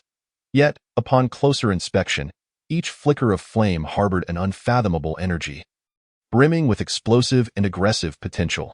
Suddenly, a deep rumble echoed within him, as the 4th genetic lock began to unlock, having opened significantly under the immense pressure of energy. Chapter 75. Departing City, Liamo swiftly channeled his mental energy to encapsulate the force of the 4th genetic lock. Restraining it, the overwhelming energy surged against his mental barrier with the fervor of a warrior facing death, relentlessly striving toward the genetic lock. As his mental power surged once more, Liamo devoted himself entirely to intercepting this energy. He was in no rush to unlock the 4th genetic lock, not until his mental prowess reached the 4th tier and his physical strength attained the 5th tier. What he sought was not a hasty elevation in rank, but rather a profound enhancement of his abilities. However, should he enter the 4th tier, the genetic locks would impose certain constraints, suppressing the development of his innate skills, as all evolution would then center around those skills, relegating aspects like physicality and mental power to secondary importance. Compellingly compressing this energy, he dissolved it within his being, feeling himself grow stronger. Clenching his fists, he unleashed a barrage of strikes, the sound of slicing air ringing clear and harmonious, akin to a beautiful melody. His agility heightened, fire control intensified, and his strength multiplied, rendering his body nearly indomitable. Lower-tier zombies found it impossible to breach his skin, let alone infect him. Based on the experiences of his previous life, he realized that the 4th genetic lock bestowed upon him the extraordinary talent of teleportation. This ability posed an immense challenge to one's physical strength, mental fortitude, and endurance, as the instantaneous movement nearly transcended the speed of sound. Without a robust physique, one could easily combust, rendering the threat level exceedingly high. Copy talent skill, deprivation, Liamo stated, having pondered in silence for a considerable time. The system responded, copy talent skill, deprivation, required points, 5. The points were successfully deducted, and the process of copying the talent skill commenced. Point 5. A sudden explosion resonated as the speedboat before him soared into the sky, a brilliant white blaze erupting in the air, followed by flaming debris cascading like a meteor shower, sinking into the riverbed. Limo contemplated for a moment before retreating. He was aware that M-City was now under the management of traitors, and the eradication of zombies, abnormal beings, and evolved individuals was merely a matter of time. He preferred to avoid any dealings with the traitors and deemed it prudent to leave at the earliest opportunity. The speedboat raced forward, sending up waves of blue water behind it. The river rippled, reflecting the starry sky above. It was more akin to a vast ocean than a river, stretching over 10,000 meters. It connected the inland to the sea, with a width exceeding 300 meters and a depth that seemed bottomless. Bang!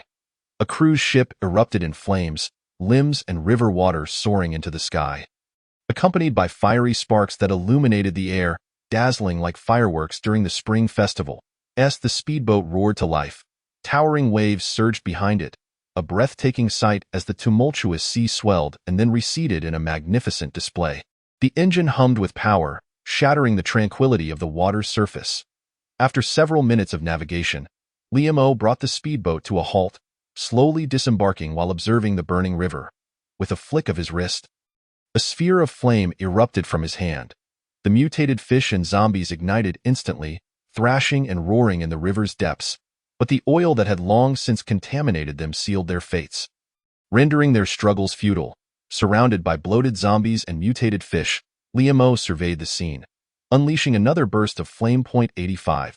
With a thunderous roar, the fire ignited upon contact with the water's surface, transforming from white to blue. Wherever the speedboat ventured, it left in its wake a sea of blue flames.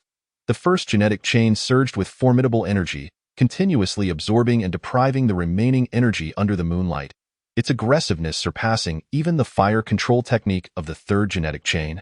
Unabashedly potent.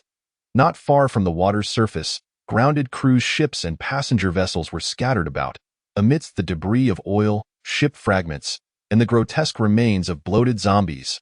Beneath the vibrant starry sky, a shadow flitted through the city's streets like a specter. The talent skill, deprivation, true to its name, was cold and ruthless. Even the other talent skills within the same individual seemed feeble in its presence.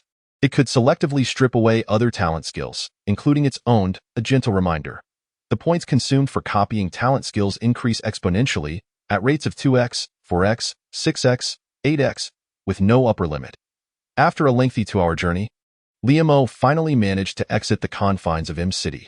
Glancing at the map, he noted that reaching Shangjing would require crossing another river. 20. Standing atop a rooftop, he gazed at the brightly lit area in the distance.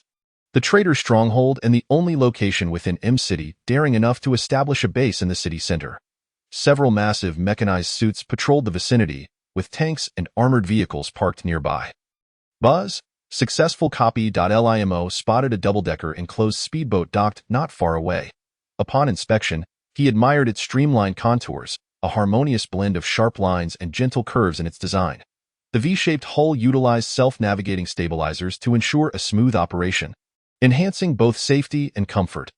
Its top was equipped with a signal light and illumination lamp, facilitating communication with other vessels and providing ample light for nighttime navigation. Rising slowly, Limo's eyes sparkled like lightning, exuding an undeniable aura of authority. The air around him shifted in response to his presence. He raised his gaze to the starry sky, where the silver moon gradually faded and the stars shimmered like blossoms. 100. The powerful illumination rendered the area as bright as day, with the orderly traders standing like robots in formation, utterly still.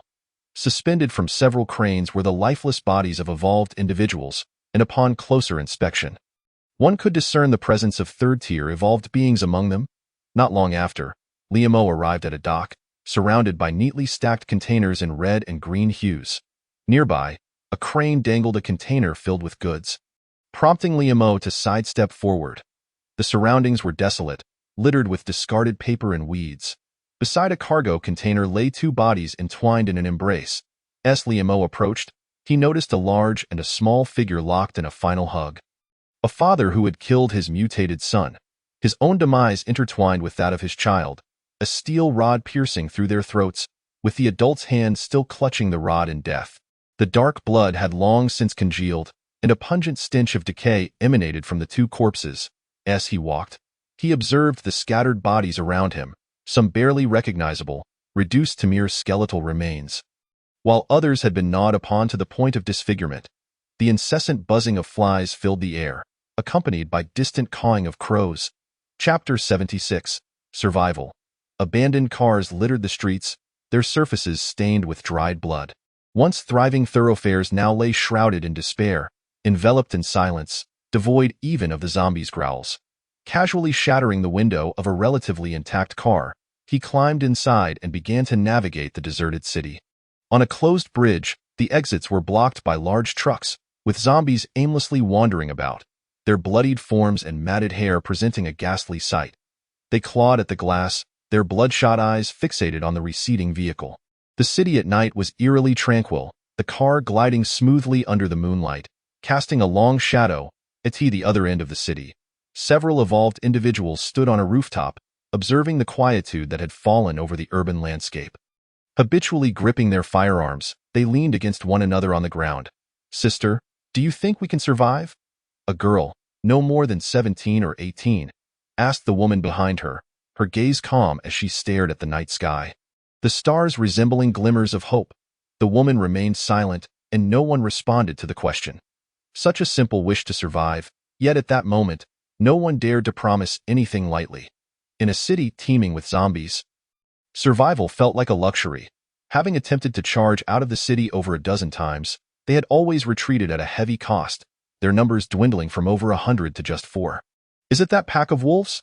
the woman queried, her expression grave as she scrutinized the vehicles below. "This door must be opened at all costs," Liam suggested, sensing no malice from the few individuals. "Look, there are people down below." One of the men, wielding a sniper rifle, fixed his gaze on the slowly moving vehicle, whispering to the women beside him. "Click, click, merchants? Do you think we would believe that?" The woman replied icily, her eyes narrowing at the dagger strapped to Limo's waist, poised to draw at any moment. "This is bad. It's the wolves' people." Bullets were chambered, aimed directly at Liamo. The corpses of zombies posed little resistance against Tang Hungdao's blade, which sliced through effortlessly, dark blood oozing from the blade. "Actually, it's not. There's only one person, likely another evolved being." The sniper, peering through his scope, recognized Limo's features clearly, quickly retracted his rifle, preparing to descend, with the others following suit. Liamo had initially intended to eliminate these individuals, but sensed their lack of hostile intent, prompting him to abandon his original plan. Shadows emerged from the darkness, 3 men and 1 woman. All second-tier evolved beings, likely the local inhabitants. The zombies within the warehouse became aware of Liamo, instantly turning to claw at him, their sharp teeth and bloodshot eyes resembling that of vampires in a frenzied rush. "Me? I suppose I could be considered a merchant," Liamo responded calmly, gently lowering the barrel of his gun. "You may regard me as a merchant of the apocalypse." With a swift motion, he arrived at the iron gate, his hand resting upon it without proceeding further. Boom! A flame erupted in the air, illuminating the dark warehouse in an instant. Limo seized a nearby zombie, and with a swift thrust, Tang Hungdao plunged into its body. Firearms held little efficacy against evolved beings. "If I were you, I wouldn't be foolish enough to aim a gun at me but rather hasten to stop the approaching convoy," Liamo suggested with a smile. "Oh, by the way, their vehicle seems to be emblazoned with 2 menacing wolf heads. This is our stronghold," the woman replied coldly. The group, all second-tier evolved beings, readied themselves as the vehicles came to a standstill. "Who are you?" the man with the sniper rifle inquired first, his finger poised on the trigger, ready to fire. Gently nudging the gate, Liamo stepped inside, Tang Hungdao appearing in his hand in an instant. "Zombies?" Liamo furrowed his brow, then focused his mental energy to scan the warehouse, confirming it was indeed teeming with low-level zombies, densely packed and overwhelming. With a smile on his face, he strolled about, casually surveying his surroundings. The intense heat caused the lock on the door to become somewhat loose, and with a resounding clang, the lock fell to the ground. The former warehouse was now teeming with zombies. In an instant, 4 individuals appeared before Liamo, blocking his path forward. They were deeply apprehensive that this man might open the iron door, unleashing a horde of zombies that would surge forth like a tidal wave, leaving them with no means of escape. "At least we are still alive," a burly man said while sipping his drink, his voice deep yet tinged with an odd sense of humor. His left arm bore several penetrating wounds, which, though healed, still displayed conspicuous scars. Limo cast a glance at the four individuals before him, furrowing his brow slightly. Soon, he withdrew his right hand, addressing them. "You can still leave now," with a faint smile. Limo felt the temperature of his palm rise as he touched the locked iron door. With a swift motion, he thrust his arm, slicing through a zombie's abdomen with his tang sword, cleaving its upper body in two. The dark, viscous blood mingled with putrid organs splattered across the floor. With a quick turn, he unleashed a powerful punch, obliterating a zombie's chest cavity with a gaping hole, then conjured a burst of flames that incinerated several corpses. "What lies within?" Ignoring the reactions of those around him, Limo pointed towards the iron door not far away, sensing the presence of recoverable items inside. As the system had conveyed a strong sense of yearning to him, moving leisurely, he surveyed the restless zombies around him before delivering a decisive slash. Limo parked his vehicle and gazed at the imposing building before him. Initially intending to leave, he was suddenly compelled to reconsider when the system alerted him to the detection of recoverable items within. This was the first time the system had proactively indicated the presence of such items. As previously, it would only scan what Limo had in his possession. This time, however, it had brought it to his attention, suggesting that the item in question was extraordinary. Upon hearing this, the expressions of the others shifted immediately, and the woman shot Limo a fierce glance before leading the three away from the building. As they entered the lobby, several guns were raised. With a crash, nearby zombies and shelves were cleaved in half. Limo's ferocity grew as he plunged into the horde, unleashing a brutal onslaught. The floor became increasingly saturated with dark blood as dismembered zombie bodies fell. Another swift cut, and yet another zombie was forcibly halved. A spray of black blood erupting. The dim warehouse was illuminated by the white flames, casting a pale glow that elongated Limo's shadow as he wielded the tang sword with an air of indomitable authority. Chapter 77. System fragments. With another slash, black blood splattered as Limo ruthlessly harvested the lives of the zombies around him, their numbers dwindling to a mountain of corpses, the cement floor turning into a quagmire of putrid flesh and dark ichor. Bathed in blood, Limo coldly regarded the final zombie, which, although only a C-grade, possessed a glowing object on its chest that seemed to bestow upon it some form of enhancement. His intuition told him that the object was what the system yearned for. With a thunderous impact, nearby goods and iron racks were split asunder, and even the ground cracked open. The zombie nimbly evaded Limo's strike, its crimson eyes filled with greed and desire. Grabbing a metal rod, it charged at Limo with a swift motion. Limo severed the rod in two, his arm driving the blade deep into the zombie's shoulder. The blade pierced through, the sound of cracking bones resonating within as Limo severed most of its left arm. The zombie's scarlet gaze grew increasingly terrifying as the glow emanating from its chest erupted, suppressing the white flames within the warehouse. A powerful surge of energy radiated forth, restoring its left arm instantaneously. As the glow spread like a spider's web across its head, body, and limbs, the zombie transformed into a luminous entity, its fiery radiance rendering it almost transparent, revealing its internal organs. A profound silence followed. As the system collected the fragments without any further notifications, the warehouse, now filled with dark blood, emitted a nauseating stench that lingered. Limo glanced at the heap of corpses and let out a cold snort. As flames surged around him, with a swift motion, a massive head was severed, momentarily suspended in the air before crashing to the ground, impaled by the shelf support. The fallen zombie suddenly opened its eyes, gazing at Limo, its sharp teeth bared as it lunged forward. The flames behind him blazed ever more fiercely, the roaring fire beginning to spread outward through the gaps. The intense heat emanating from his arm melded the iron door and frame together, allowing the inferno within to roar unabated. With a decisive thrust, the blade pierced the zombie's chest, cleaving through its internal organs effortlessly, the sharp edge remaining untainted by blood, glimmering alluringly in the light. The ground shook with the thunderous impact of the rubber arm crashing down, denting the surrounding iron racks.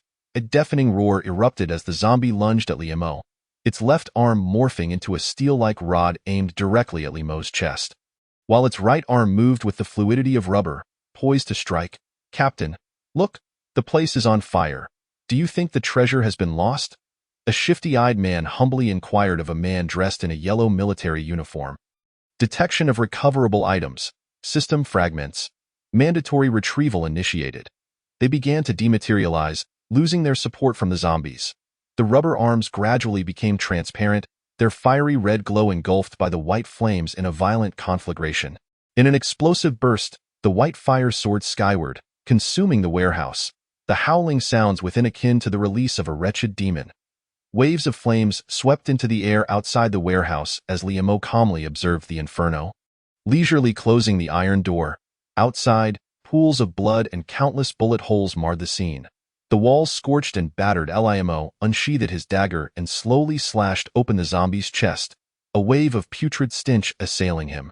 With delicate precision, he scraped away the yellowing, foul-smelling slime to extract a fiery red crystal from within. As a gentle breeze rustled, it lifted a scrap of paper, which Limo deftly caught, his eyes narrowing with a glint of ferocity upon reading its contents. He tossed the paper away, letting it dance on the wind, faintly illuminated by the dim light, revealing several blood-red characters. If you can survive, flee quickly. This was the warning and counsel previously given to him by the woman. With a swift motion, he severed 5 long rods, his figure ghosting through the warehouse. Leave it for now. The game is about to begin, the man referred to as Captain remarked, casting a fleeting glance at his companion before turning his attention to an open area below. Limo departed the building with determined strides. Suddenly, he materialized behind a zombie, the sharp tang sword radiating a chilling aura under the white light, reflecting the grotesque and twisted form of the creature. As the zombie prepared to retaliate with a roar, a dagger effortlessly pierced its skull. The impact sent dark blood and brain matter splattering against the walls, where the scene of the writhing rubbery arms was reflected. The expansive warehouse was once again illuminated by white flames, flickering more wildly than before, casting shadows that danced like demons unleashed from hell, eager to ravage the earth. When they had previously captured Yixian, they noticed the flickering red light within the warehouse, naturally believing it to be something wondrous. Thus, they had intended to investigate further, but the zombies' roars and the serpentine movements of the rubber arms had frightened them away. The crystal, with its sharp facets, housed a liquid reminiscent of lava flowing within it, which Limo raised to examine closely. To his surprise, he encountered a seemingly benevolent soul. A slight smirk of disdain crossed Limo's lips as he surveyed the eerily quiet hall. The system's cold voice echoed in his mind, and in an instant, the fiery red crystal in his hand vanished. The area was surrounded by electrified iron nets, enclosing the scene, while the corridors of the 2 lower floors were packed with individuals, thrashing, laughing maniacally, and descending into madness. On another table lay an assortment of snacks, where a well-dressed man meticulously recorded each person's betting activity, while his companions gathered the items from the table. On the top floor, a woman draped in pre-apocalypse luxury attire lounged on a sofa, attended to by 4 men, each responsible for massaging her feet, kneading her muscles, serving her drinks, and presenting her fruits, indulging in a life reminiscent of ancient nobility. She reclined slightly, revealing her alabaster skin, yet the 4 men remained oblivious, steadfastly performing their duties. One man's gaze inadvertently drifted upward, where 4 corpses dangled, each riddled with ghastly wounds, blood dripping incessantly. These 4 men had once served the woman, but one had met his demise simply for stealing a glance at her snow-white skin. In the wolf den, this woman was unequivocally the queen, and the fate of those who dared to desecrate her was no different from those 4. Death. Chapter 78. The frantic wolf den opened the door. The woman's languid voice pierced the air, sultry and enticing, stirring a rush of blood. Open the door. The man serving her drinks relayed the command, shouting down to the captain below. The captain regarded the individual with a nod, then abruptly pressed the button on the remote control he held. The large gate on the left side of the arena slowly creaked open, revealing 5 humans being escorted inside. Among them, 2 were merely first-tier evolved beings. The guards swiftly unshackled the 5 and hurriedly exited the scene. With a resounding clang, the iron door behind the 5 slammed shut, and the crowd on either side erupted into a cacophony of roars and shouts, their voices deafening as they clapped and writhed in an excitement akin to that of a bloodthirsty frenzy. "Place your bets," a man exclaimed, eyeing the 5 individuals in the arena as he placed a chocolate bar on the table. "I wager on number 2. Here, number 2 referred to the painted numeral on the back of the 5. While dual outcome indicated both survival and the killing of a similarly numbered zombie. The man glanced at the gambler, then at number 2, nodding in acknowledgement before beginning to jot down notes. The hum of the engine sounded faint amidst the crowd's uproar, as the iron gate opposite the 5 steadily ascended. Tension filled the air, with everyone, both in the stands and on the ground, holding their breath. The 5 dispersed in an instant, warily surveying the slowly opening gate while remaining cautious of their fellow humans around them. A roar erupted from within, sending the atmosphere into a frenzy. The spectators went wild, pounding on tables and chairs, bellowing at the individuals below. "Go on! Hurry up! Kill those bastards!" Number 3, charge. The cheers and screams cascaded into a relentless chorus. Meanwhile, Liam had quietly arrived near the base. The front half of this base was entirely constructed from shipping containers, creating a labyrinthine environment. Several watchmen stood atop the containers. Upon closer inspection, it was evident that they were all at least first-tier evolved beings, with some having reached the second tier. The base's strength was intricate, and its equipment was commendable. Behind the guards, several heavy weaponry pieces were concealed. Skillfully eluding the watchmen, Liam effortlessly infiltrated the base's interior, where the din was overwhelming in a vast, open space. For individuals were engaged in combat with 5 zombies, one of which was a lifeless human body, a mere ordinary person. The zombies present were not particularly formidable, all being D tier, a level that even Liam's skin could withstand, let alone pose an infection threat. His gaze fixated on a rather diminutive man, marked with a prominent number 2 on his back. Though he appeared somewhat frail, every step he took was a masterful evasion of the threats posed by both zombies and his fellow humans. His movements were agile. Despite not being an evolved being, he exuded a fierce determination that even the 2 evolved beings nearby could not match. Suddenly, number 2 sprang into action, utilizing the visual blind spots created by the humans against the zombies. He seized the initiative, brandishing his sole weapon, a metal nail, and charged toward the second zombie. "Ah!" he roared, his voice drowning out the cheers of the crowd, as the nail plunged into the zombie's skull. With a swift motion, he struck the nail, piercing through the zombie's head and sending its dark blood flying across the arena. The zombie froze, its crimson eyes dimming, and its body crumpled to the ground. Number 2 took a deep breath, then fled with astonishing speed, tossing a bloodied rag onto an evolved being as he departed. The other zombies, captivated by the blood, forsook number 2 and lunged toward the others. Those who had bet on number 2 erupted in frenzied cheers, hastily rushing to the betting table to claim their prizes. However, just then, a thunderous gunshot rang out. Someone on the first floor, witnessing number 2's survival, indignantly fired their weapon, having wagered all their possessions on number 2's demise, only to be astounded that this individual had lived. In the next heartbeat, their head was sent flying, the expression of rage still etched upon their face as their hand instinctively reached for their neck. Warm blood gushing forth, this individual was ultimately deceased. Their head rolled onto the arena floor, inciting the remaining zombies into a frenzied state, tearing apart the 3 living individuals in an instant, with a roar. One zombie lunged at the humans, but upon contact with the iron net, a powerful electric current scorched it, causing its decaying skin to sizzle. Amidst a series of sharp cries, the zombie was incinerated, while the others were swiftly shot down by armed individuals. "Apologies, sir.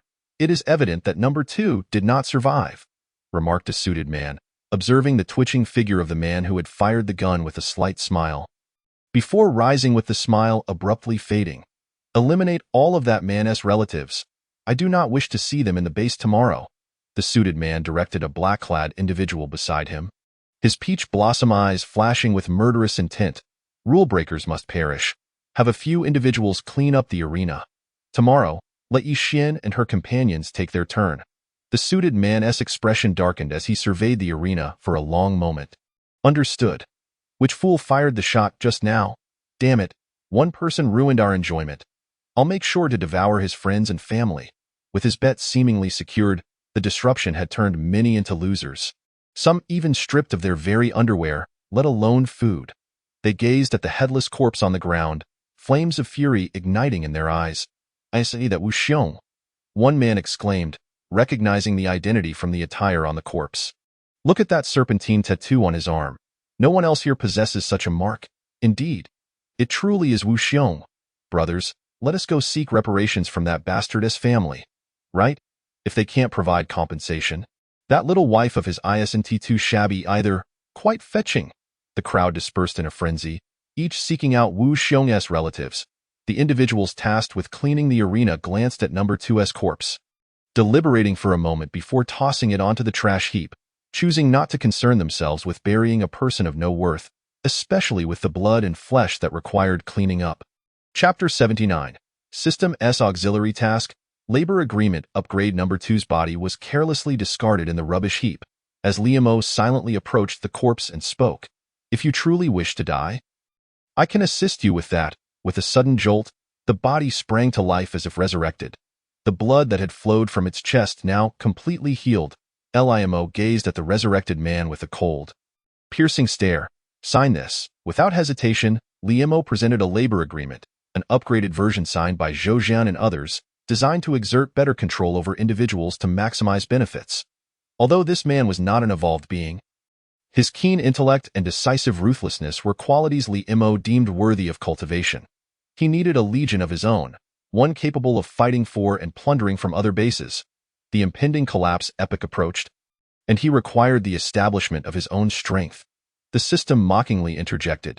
Do you simply take in anyone you see? Are you not afraid of being called a bleeding heart by readers? Liamo's frustration mounted. What do you mean by bleeding heart? This is merely the utilization of surplus value. Besides, when have I ever taken in just anyone? I only accept those with potential. Wait a moment. Was that system just engaging with me? And with a hint of sarcasm, does it have its own consciousness now? As the powerful aura retracted, number 2 stood respectfully before Liamo, bowing his head, awaiting further orders. With Ling Zixuan, Zhou Jian, and now number 2, all possessing considerable strength and potential for unlocking their genetic locks, they would become invaluable aids in the conquest of territories once his base was established. Unbeknownst to him, Liamo gradually harbored ambitions of territorial conquest. Task planning. The system requires the host to reach Shangjing within 6 months, reunite with Ling Zixuan and others, establish his own base before the collapse epoch descends, and commence warfare. Soon, a surge of powerful energy began to flow into number 2, causing the first genetic lock within him to snap open, swiftly followed by the second. The intense blaze drew the attention of everyone within the wolf base, and hurried footsteps echoed as a thorough search commenced. At that moment, Liamo had already infiltrated the base's interior. The words labor agreement adorned the top of the paper, the crimson title emanating an eerie aura, appearing as if it were a living entity, constantly shifting and moving across the paper before engraving itself into the bone and soul through the wound on his thumb. Objective task initiated. As the system's host, you must ensure your merchant name resonates throughout the world. Go forth. Return to me when I need you. Liamo calmly addressed number 2, transforming him into a mere puppet, yet felt no emotional upheaval within. This is monstrous, Liamo lamented helplessly. Why was this the case? It was due to a directive embedded within the upgraded labor agreement. The host is king. Anyone who signed this upgraded labor agreement must unconditionally submit, or face immediate annihilation. Sign it, or I will truly leave you here. Liamo swiftly advanced, gripping number 2's neck and throwing him back onto the trash heap. The short knife was swiftly thrown to the ground by the second individual, who looked at the young man before him with indignation and lamented helplessly. Just escaped the wolf's den, only to fall into the tiger's lair. Why must my fate be so bitter? At that moment, he suddenly drew a short knife he had found amidst a pile of rubbish, glaring fiercely at Liamo before executing a swift maneuver to press the blade against Liamo's neck. Just as the knife was poised to mercilessly sever Liamo's throat, the second individual abruptly realized that he had instead placed the blade against his own neck. His face turned a deep shade of purple as he clutched his throat, struggling to breathe. This was a post-apocalyptic world where only the strong held sway. The second individual nodded, and with a swift motion, vanished into the night, his gaze icy and his formidable mental power bearing down heavily. Signed.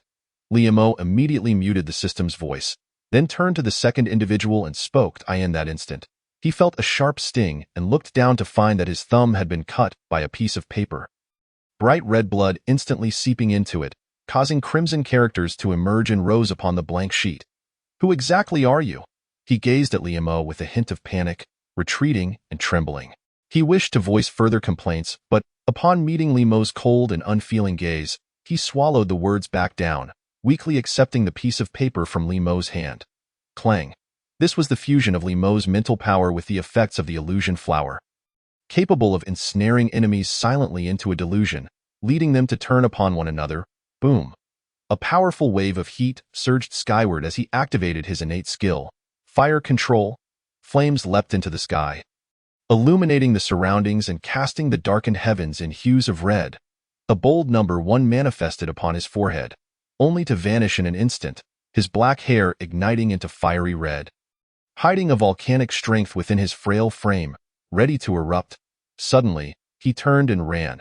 His instincts warned him that this was no good thing. It was best to make his escape. Damn it, Li Mo swore vehemently. As he already had 3 unfinished tasks, and now 3 more had emerged. Was there no end to this system? You guessed correctly. This system has integrated genetic emotional fragments and now possesses a semblance of human emotion. Yes, the moment he grasped the short knife, Li Mo used his powerful mental energy to create a simplistic environment, leading the second individual to falsely believe he had captured him.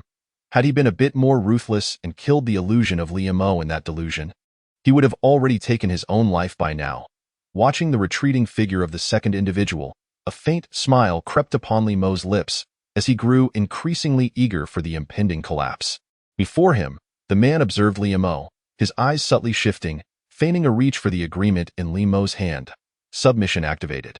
Locate remaining system fragments, reward points. 1,000. Sitting across from him was a woman, the queen of this base. She lounged on the sofa, reclining sideways to gaze at Li Mo, her eyes filled with unspoken allure. She slightly shifted her thigh. The fabric slipped away, revealing her snow-white leg, igniting a whirlwind of imagination within Li Mo, stirring his blood.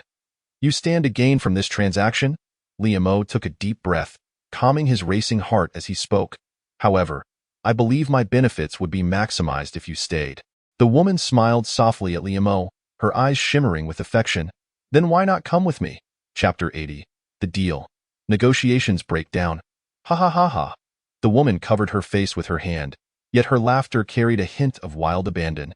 Her gaze remained fixed on Li Mo, as if seeking some hint of weakness in his icy demeanor, which bore the expression of one who felt the world owed him millions, an undeniably displeasing sight.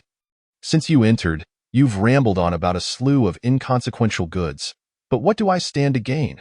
With a flick of her long sleeve, she suddenly rose, her once tender gaze turning icy. Crackle! Frost began to spread across the floor, walls, and sofa, filling the room with an overwhelming chill. A 4th-tier revolver. Her innate skill must be frostfall. Li Mo assessed the situation calmly, instantly discerning the woman's strength.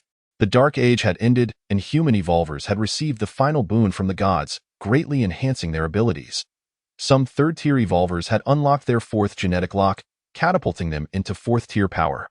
Yet Li Mo had long possessed the strength to contend with 4th-tier evolvers, facing the woman without a hint of fear. As he moved closer, the encroaching frost melted away, and with a sweep of his right hand, a powerful wave of heat surged forth, causing all the frost within the room to evaporate. Humph! The woman huffed coldly, unwilling to yield, and activated her innate skill, Frostfall, once more. The room was filled with alternating waves of heat and cold, clashing against each other. The woman smiled like a blossoming flower, while the man remained calm as still water. If you add 2 more bottles of vitality pills, this deal will be sealed. What do you think? The woman, undeterred by Li Mo's unyielding presence, spoke up suddenly. Continuing down this path brings no benefit to either of us. If we both suffer, it will only allow others to reap the rewards. You seem rather uneasy about your subordinates. Li Mo narrowed his eyes slightly, a smirk gracing his lips as he spoke, realizing his earlier suspicion was correct. This queen had significant conflicts of interest with certain factions within the base. And if so, what of it? You should know that you are now a mobile treasure trove. If I were to leak the goods you previously mentioned, you would likely find yourself pursued by all of humanity. Do you truly believe you can survive this? Li Mo's eyes turned icy, and the waves of heat surged once more. Deprivation. He coldly addressed the woman before him. In an instant, she felt her genetic chain quiver violently, and the two innate skills bound to it dulled in an instant. Damn it! Her complexion shifted abruptly. She never anticipated that this young man could strip her of her innate skills. With a forceful strike against the sofa, she launched herself upward, drawing a long sword and aiming directly for Li Mo's head. Swish! The Tang Hung Dao appeared in an instant, Li Mo enveloping the blade in white flames, coldly regarding the woman charging towards him. His arms swinging sharply, the scorching air carried a powerful blade aura, and a fiery red arc swiftly descended upon her. Ha! The woman spun mid-air, her red dress billowing like a celestial being, leveraging the air to land forcefully and execute a sweeping strike. Li Mo's body shifted, the Tang Hung Dao vanishing from his hand as he faced the incoming woman, his body vibrating violently. Clang! The heavy iron plates on his body clattered to the ground, and the iron sand strapped to his thighs fell away. He felt an immediate lightness, his overall speed skyrocketing. "You're quite the madman," the woman exclaimed, astonished by the heavy objects falling from Li Mo's body. In such chaotic times, everyone sought to survive, and a key aspect of survival was to travel light, as cumbersome items could lead one into traps. Yet, this man carried such burdensome equipment. He truly was a lunatic. An absolute lunatic madman? Li Mo regarded the woman's expression, a faint smile on his lips. He did not share that view. Without sufficient trials, how could one attain extraordinary strength? Just as one cannot witness a rainbow without enduring a storm. Swish! A blade hand struck the woman's neck, and he swiftly withdrew the rope. The woman staggered, nearly toppled by the sudden force. Quickly regaining her stance, she glared coldly at Li Mo and launched another attack. Their figures darted swiftly within the room, trading blows and counters. Swish! The woman swept in, and Li Mo raised his arms in a cross to block her strike, then suddenly shifted tactics, seizing her right leg and slamming it to the ground. Bang! The sound of shattering floorboards echoed, followed by a cloud of dust. Damn it! The woman's long dress lay in tatters, her complexion marred with injuries, her once snow-white skin now streaked with blood, her hair disheveled. Appearing utterly disheveled, a red shadow flashed past, and the woman was once again before Li Mo. A punch was thrown. Li Mo met her strike with his own. Bang! Both bodies were propelled backward at great speed, and Li Mo crashed violently against a stone pillar, shattering the debris that fell around him as he activated his innate skill. White flames extended like chains, spreading from the walls, coiling and lurking like a venomous serpent poised to strike. Observing the woman who was coughing blood, Li Mo thought to himself, "Truly, she is a fourth-tier evolver. Even without her innate skills, she remains remarkably formidable." Swish! He advanced once more, kicking the woman away, and the white flames surged alongside him. The flames transformed into 4 chains, binding her limbs. Damn it! The woman, ensnared in midair, struggled desperately against the fiery chains, her beautiful features contorted in fury, hair wild and disheveled, her mouth spewing curses at Li Mo like a scorned harpy. "We could have had a civil conversation, yet why is it that some people insist on threatening me?" Li Mo coldly regarded the enraged woman and spoke calmly. "What I detest most is being threatened by others. If you have the guts, go ahead and kill me. Let's see if I even blink." The woman suddenly regained her composure, her gaze icy as she regarded Li Mo, her earlier pride returning, reminiscent of the queenly demeanor she had displayed prior to their dialogue. "Kill you? If I were to reach the point of collapse, be it before or after its arrival, I might have chosen without hesitation to end your life.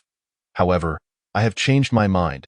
Upon finishing his words, he produced an upgraded labor contract and pressed the woman's palm against it. Buzz!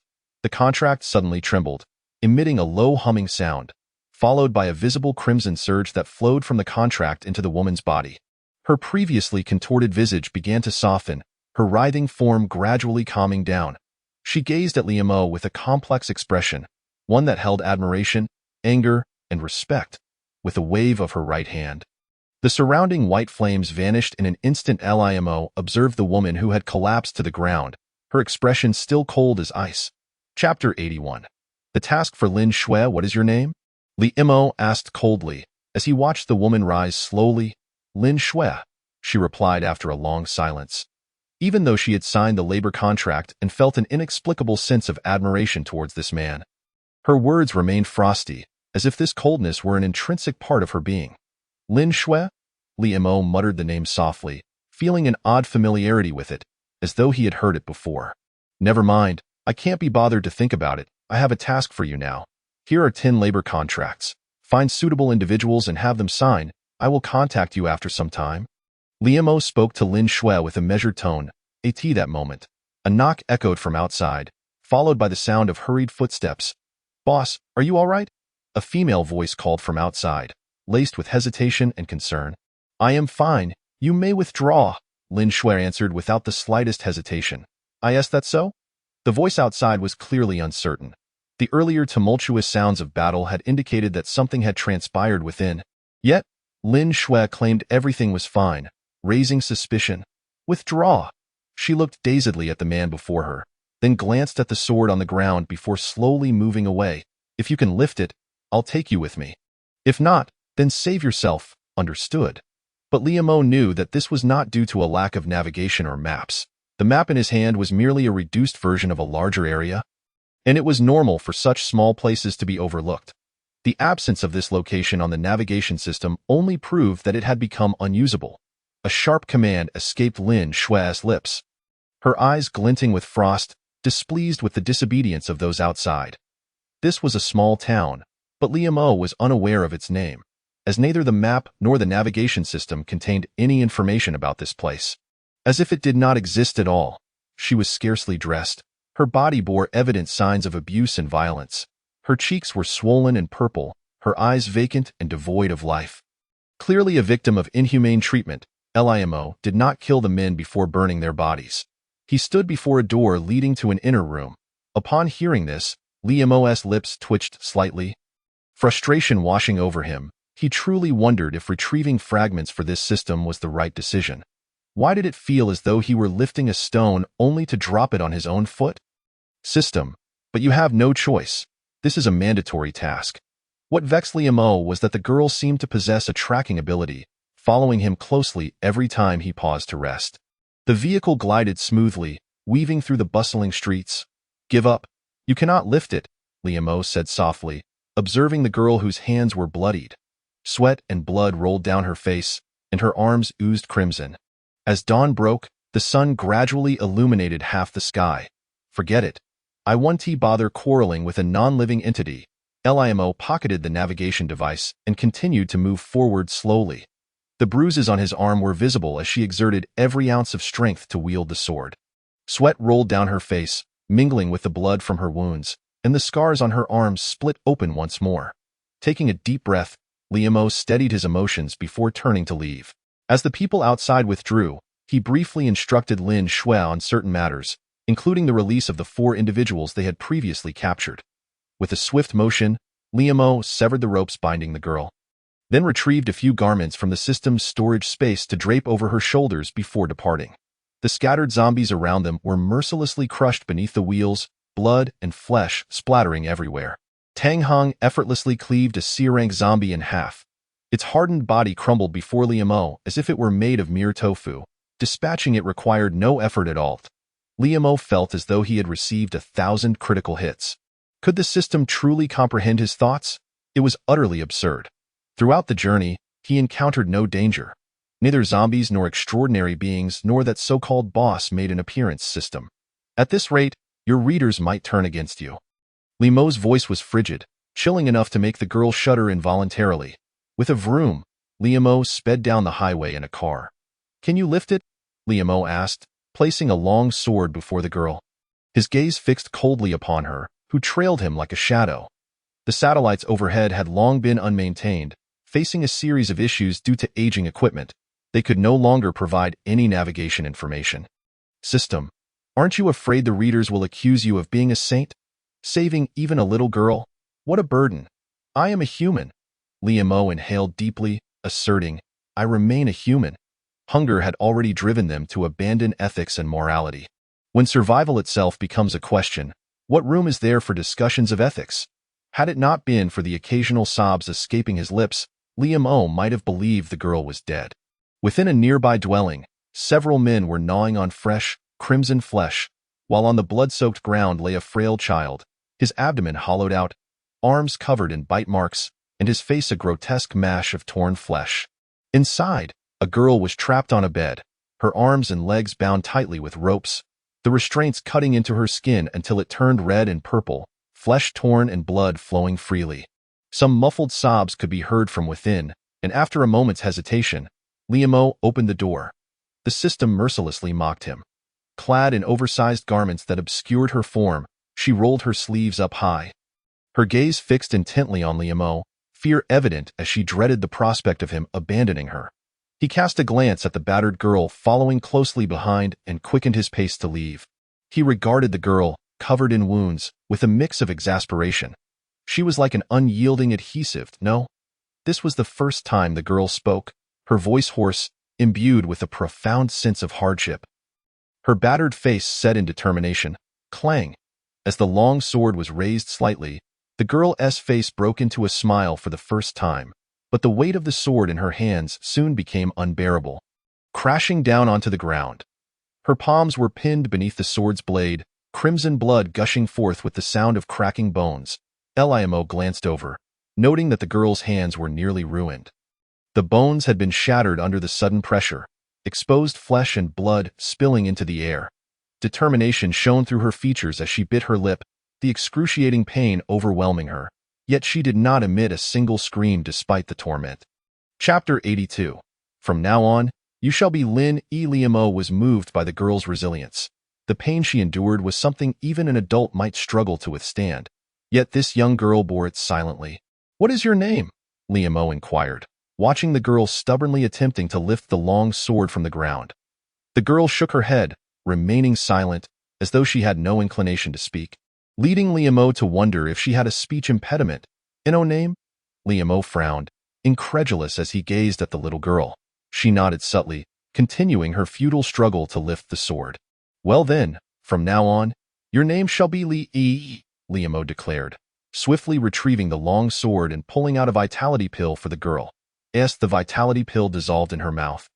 Its potent healing properties rapidly mended her injuries, and her hands gradually returned to normal. "Go and slay it, and I will take you with me." Liamo tossed his mysterious dagger to the girl, gesturing toward a low-level zombie staggering below. Following the girl looked toward the creature. A zombie with vibrant skin, relatively clean save for a grotesquely torn half of its face, with an eyeball dangling precariously. "All right." The girl gritted her teeth and charged forward, dagger in hand. Upon noticing the human, the zombie turned, its dull gaze suddenly filled with hunger, lunging toward the girl with ravenous intent. With a deep breath, the girl steeled herself, gripping the dagger tightly. Swish! She rolled aside just as the zombie lunged, landing on the ground with a thud, giving her the opportunity to stab downward with her dagger. Yet the zombie swiftly reacted, its powerful arms sweeping toward her, sending her flying aside before it lunged once more. The girl instinctively glanced toward Liamo, only to find his expression calm and unperturbed, merely observing as the zombie charged at her. "Go and slay it, and I will take you with me. Go and slay it, and I will take you with me. Go and slay it, and I will take you with me." These words surged forth in the girl's mind like a haunting specter. As Liamo's voice echoed, spiraling and exploding within her consciousness, in an instant, the girl transformed, gripping the dagger tightly as she faced the advancing zombies, gritting her teeth and charging forward. With a swift motion, she lowered her head, leveraging her height advantage to plunge the dagger into the neck of the zombie. The creature, bent low in an attempt to bite her, found itself thwarted by an insurmountable difference in stature. Its head jerked downwards, only to collide with the dagger embedded in its throat. A sickening sound resonated as the blade pierced through the zombie's skull, crimson blood mixed with brain matter pouring from the gaping wound atop its head. Followed by the fall of a pale blue crystal from the zombie's cranium, a gentle breeze swept through, and the zombie collapsed lifelessly to the ground. This creature's demise could hardly be attributed solely to Li. It was as though it had met its fate through its own folly. Yet, certainly, one could argue that Li had played a role in its death. After all, in the theater of battle, luck is indeed a facet of strength. Cautiously, the girl retrieved the fallen crystal, gradually approaching Liamo to present the evolutionary gem to him. Liamo regarded Li in silence before uttering, "Come with me." The system chimed in, "You are such a bleeding heart." Liam chose to disregard the system's prattle. Accompanied by the girl, he resolved to continue their journey en route to the capital. Li's genetic locks were unlocked, yet for reasons unknown, she had not awakened her talent skill despite reaching the second tier, which left Liam somewhat disheartened. An evolutionary without talent skills is akin to a soldier on the battlefield without a weapon. In advanced combat scenarios, these skills are indispensable. Although disappointed, Liam refrained from voicing his feelings, while Li seemed to sense the shift in his mood, growing increasingly rigorous and harsh on herself. As their journey progressed, she began to embody the essence of a sorceress, eagerly seeking out zombies and striking without mercy. "Let us take a break," Liam said, sitting on a sofa while observing Li practicing against a wooden dummy. To his eyes, her arms bore bruises of blue and purple, and her expression was one of pain. She cast a calm glance at Liam before resuming her training. The sound of her strikes against the wooden figure resounded throughout the room. Liam felt overwhelmed by the scene. Thus, he decided to step outside for a breather. This place was a base they encountered on their journey to the capital. After over a month of arduous travel, he had chosen to allow Li a brief respite here. Upon seeing Liam's intent to exit, Li immediately halted, instinctively trailing closely behind him. The system mockingly remarked, "You look just like a caretaker now." Yet Liam retorted silently in his mind, "But you see her power growing rapidly." The system fell into a contemplative silence, recognizing the truth in Liam's words. Throughout their journey, Li had swiftly evolved from an ordinary individual to a second-tier evolutionary. Her overall capabilities rivaling those of a third-tier evolutionary, provided that the latter did not utilize their talent skills. The base itself was somewhat cramped, surrounded by makeshift structures of plastic sheets, foam boards, or mud, stacked in rows, with narrow pathways barely allowing for one person to pass. Various individuals stood around the premises, both men and women, clad in revealing attire. Some women even approached Liam boldly, only to retreat hurriedly at a glance from his companion, Li. After walking for about 10 minutes, they arrived at a tailor's shop, where Liam intended to purchase a few suitable outfits for Li. As it was rather inappropriate for her to continue wearing his clothes, not to mention the impracticality of loose garments in combat. Upon entering the cramped and crowded tailor's shop, a sharp-looking young man approached them. "Good sir, what can I do for you?" The attendant greeted with a smile, quickly discerning that Liam was not an ordinary patron, but rather a second-tier evolutionary in this base. Ordinary folk held an unprecedented respect for the strong. So Liam was not surprised by the attendant's demeanor. The local residents had little means to buy clothing. Ordinary people could not afford it, and typical low-tier evolutionaries were reluctant to spend. Thus, the tailor's business was generally poor. One could even say it was dire, with hardly anyone paying it a visit. The shop's decor leaned towards the archaic, with a counter displaying a length of silk. "Sir, shall I make clothing for you, or your sister?" the attendant asked with a grin, bowing slightly. "Please make her a few suitable outfits," Liam indicated Li, and of course. The man nodded enthusiastically, preparing to approach Li to take her measurements.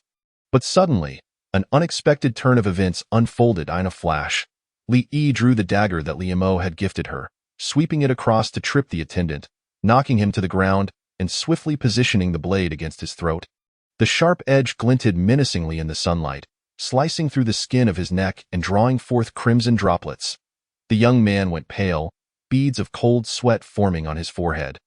Trembling uncontrollably, he had not anticipated that a simple height measurement would lead to such a predicament. Having been treated like royalty from a young age, he had never faced such defiance, yet today, he found himself at the mercy of a girl who had just severed his ear. His predicament was compounded when the 4 evolutionaries behind him exchanged glances, recognizing the despair and helplessness in each other's eyes. What a burden it was to have such a master. "Pardon, spare me. My father is the leader of this base." In their hearts, they all shared the same sentiment. Escape was their only option. The idea of dying for their master was far too naive. As they witnessed the 4 flee in haste, the young man simmered with rage, nearly leaping from his spot. "In return, I can offer you a few beautiful women. The slender-waisted, ample-bosomed kind," he added, casting a knowing glance at Liam, pulling Li behind him, addressed the slowly rising attendant with an apologetic tone. "My apologies. She has a strong aversion to strangers approaching her." He watched as the attendant, clutching the dagger he had purchased for thousands, shook his head in resigned amusement. The attendant dusted himself off and, with a wise demeanor, retrieved 3 sets of clothing for the girl from a back room. Liamo handed over some supplies in exchange, then departed with Li Yi. In an instant, the 4 fled, not daring to look back. Survival was their utmost priority. Just as the duo approached their rented accommodation, they were intercepted by a group of evolutionaries. "Kill them," the young man cried, clutching his bleeding ear, frustration evident in his voice. A closer look revealed a slight dampness in his trousers, a clear sign of fright-induced incontinence. Suddenly, he, devoid of any dignity, knelt before Liamo and Li Yi, repeatedly bowing his head in supplication. The speed was remarkable. The men behind him barely had time to react before Liamo had severed the young man's ear. Having just experienced the earlier confrontation, he dared not show any defiance before Liamo. Had he not acted swiftly, he might have fallen victim to the seemingly innocent girl. The wailing cry echoed as the man clutched his ear. Howling in agony, the stench of blood flooding the it was not entirely his fault for being such a coward. Rather, it was Liamo's intimidating presence that overwhelmed him. "Please spare me. I'll give you anything you want," he pleaded desperately, devoid of his earlier arrogance. "Get out of the way. Escape." How naive. A mere ordinary person stood no chance against a true evolutionary. He would likely find himself in a grave without a burial. Bowing and begging for mercy seemed to be his only glimmer of hope. At the forefront of the group was a slick young man, his hair styled back, a cigar clenched in his mouth.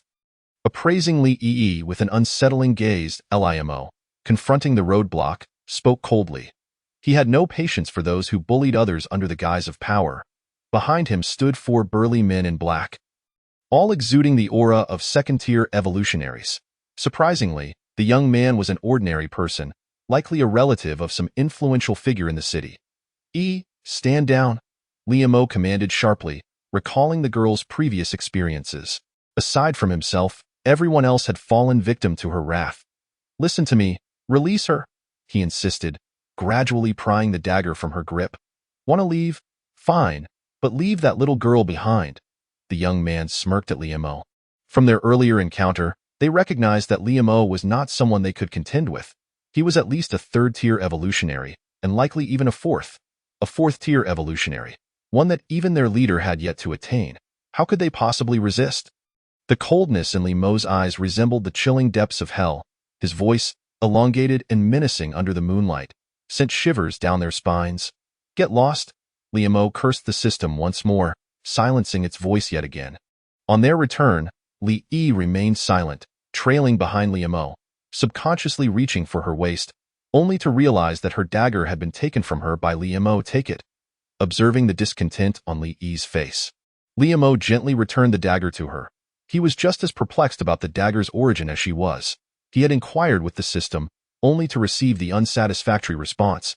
It too was unaware. At that moment, the system mercilessly taunted. "You seem to be a stranger as well. You two have merely known each other for a little over a month." Not succumbing to a zombie's bite, but rather meeting his demise at the hands of a little girl in the base, he had no recourse for his grievances. Thump, thump, thump. The sound of the man's heartbeat echoed like rolling thunder. Piercing through the stillness of the surroundings, he collapsed to the ground, desperately clawing at the earth and retreating further back. "My father is the leader of this base. Oh, and my mother is the wealthiest woman in City M. I can offer you money, an abundance of it. Whatever you desire, I shall provide. Please, spare my life." The man pleaded incessantly, beseeching Liamo for mercy.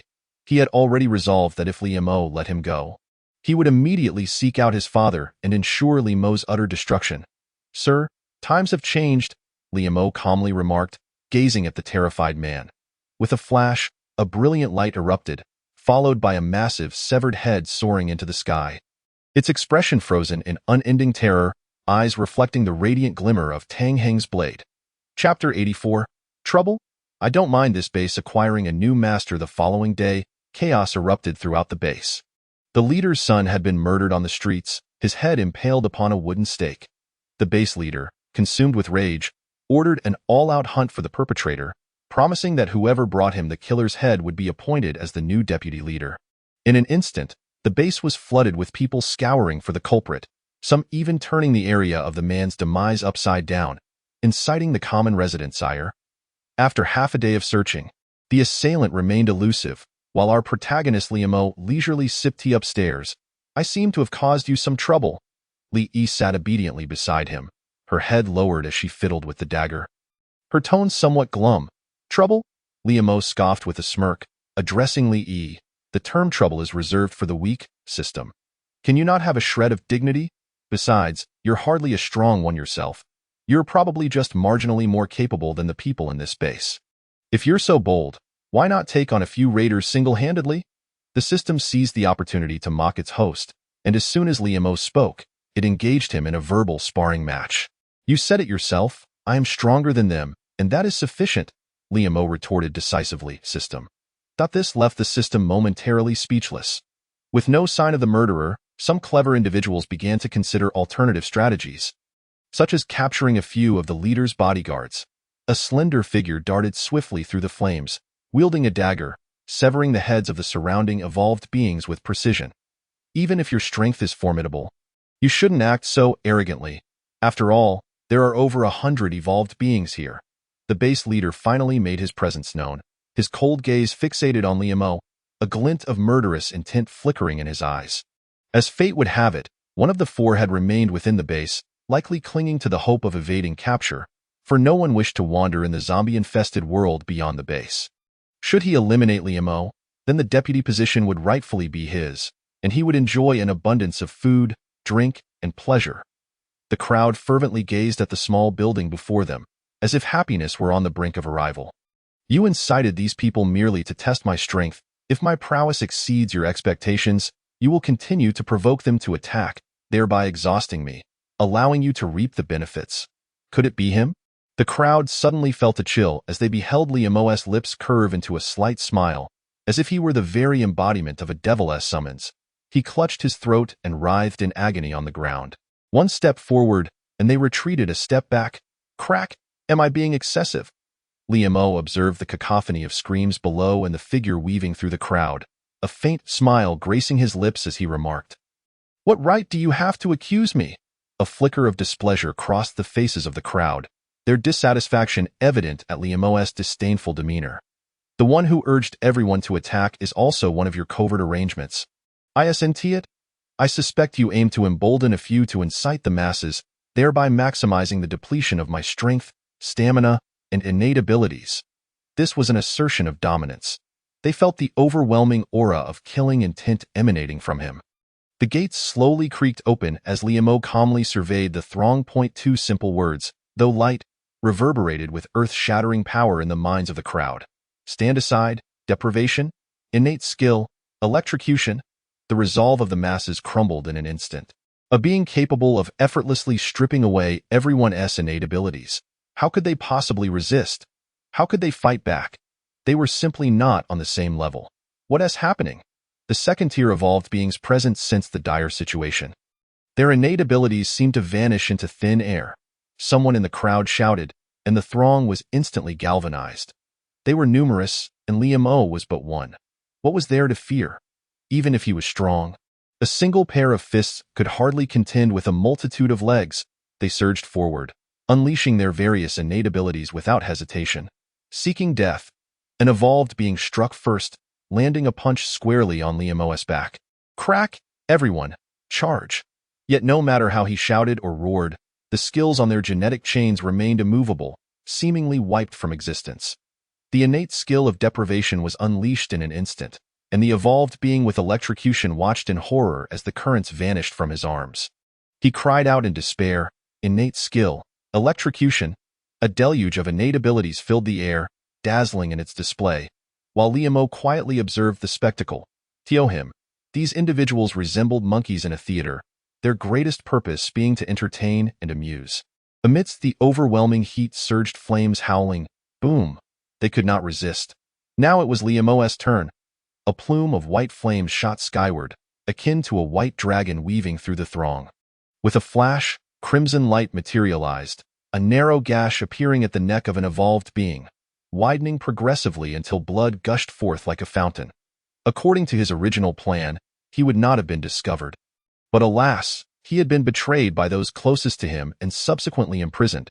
A punch struck as if against iron, his entire arm fracturing instantaneously, its bones reduced to splinters. Thus, Liam O was exposed. And the base leader surrounded the small building where Liam O was located. Crowds amassed below, brandishing various weapons. Some wielded guns, others knives, and some even brandished a fire poker. They stood beneath Liam O's building, their eyes brimming with desire.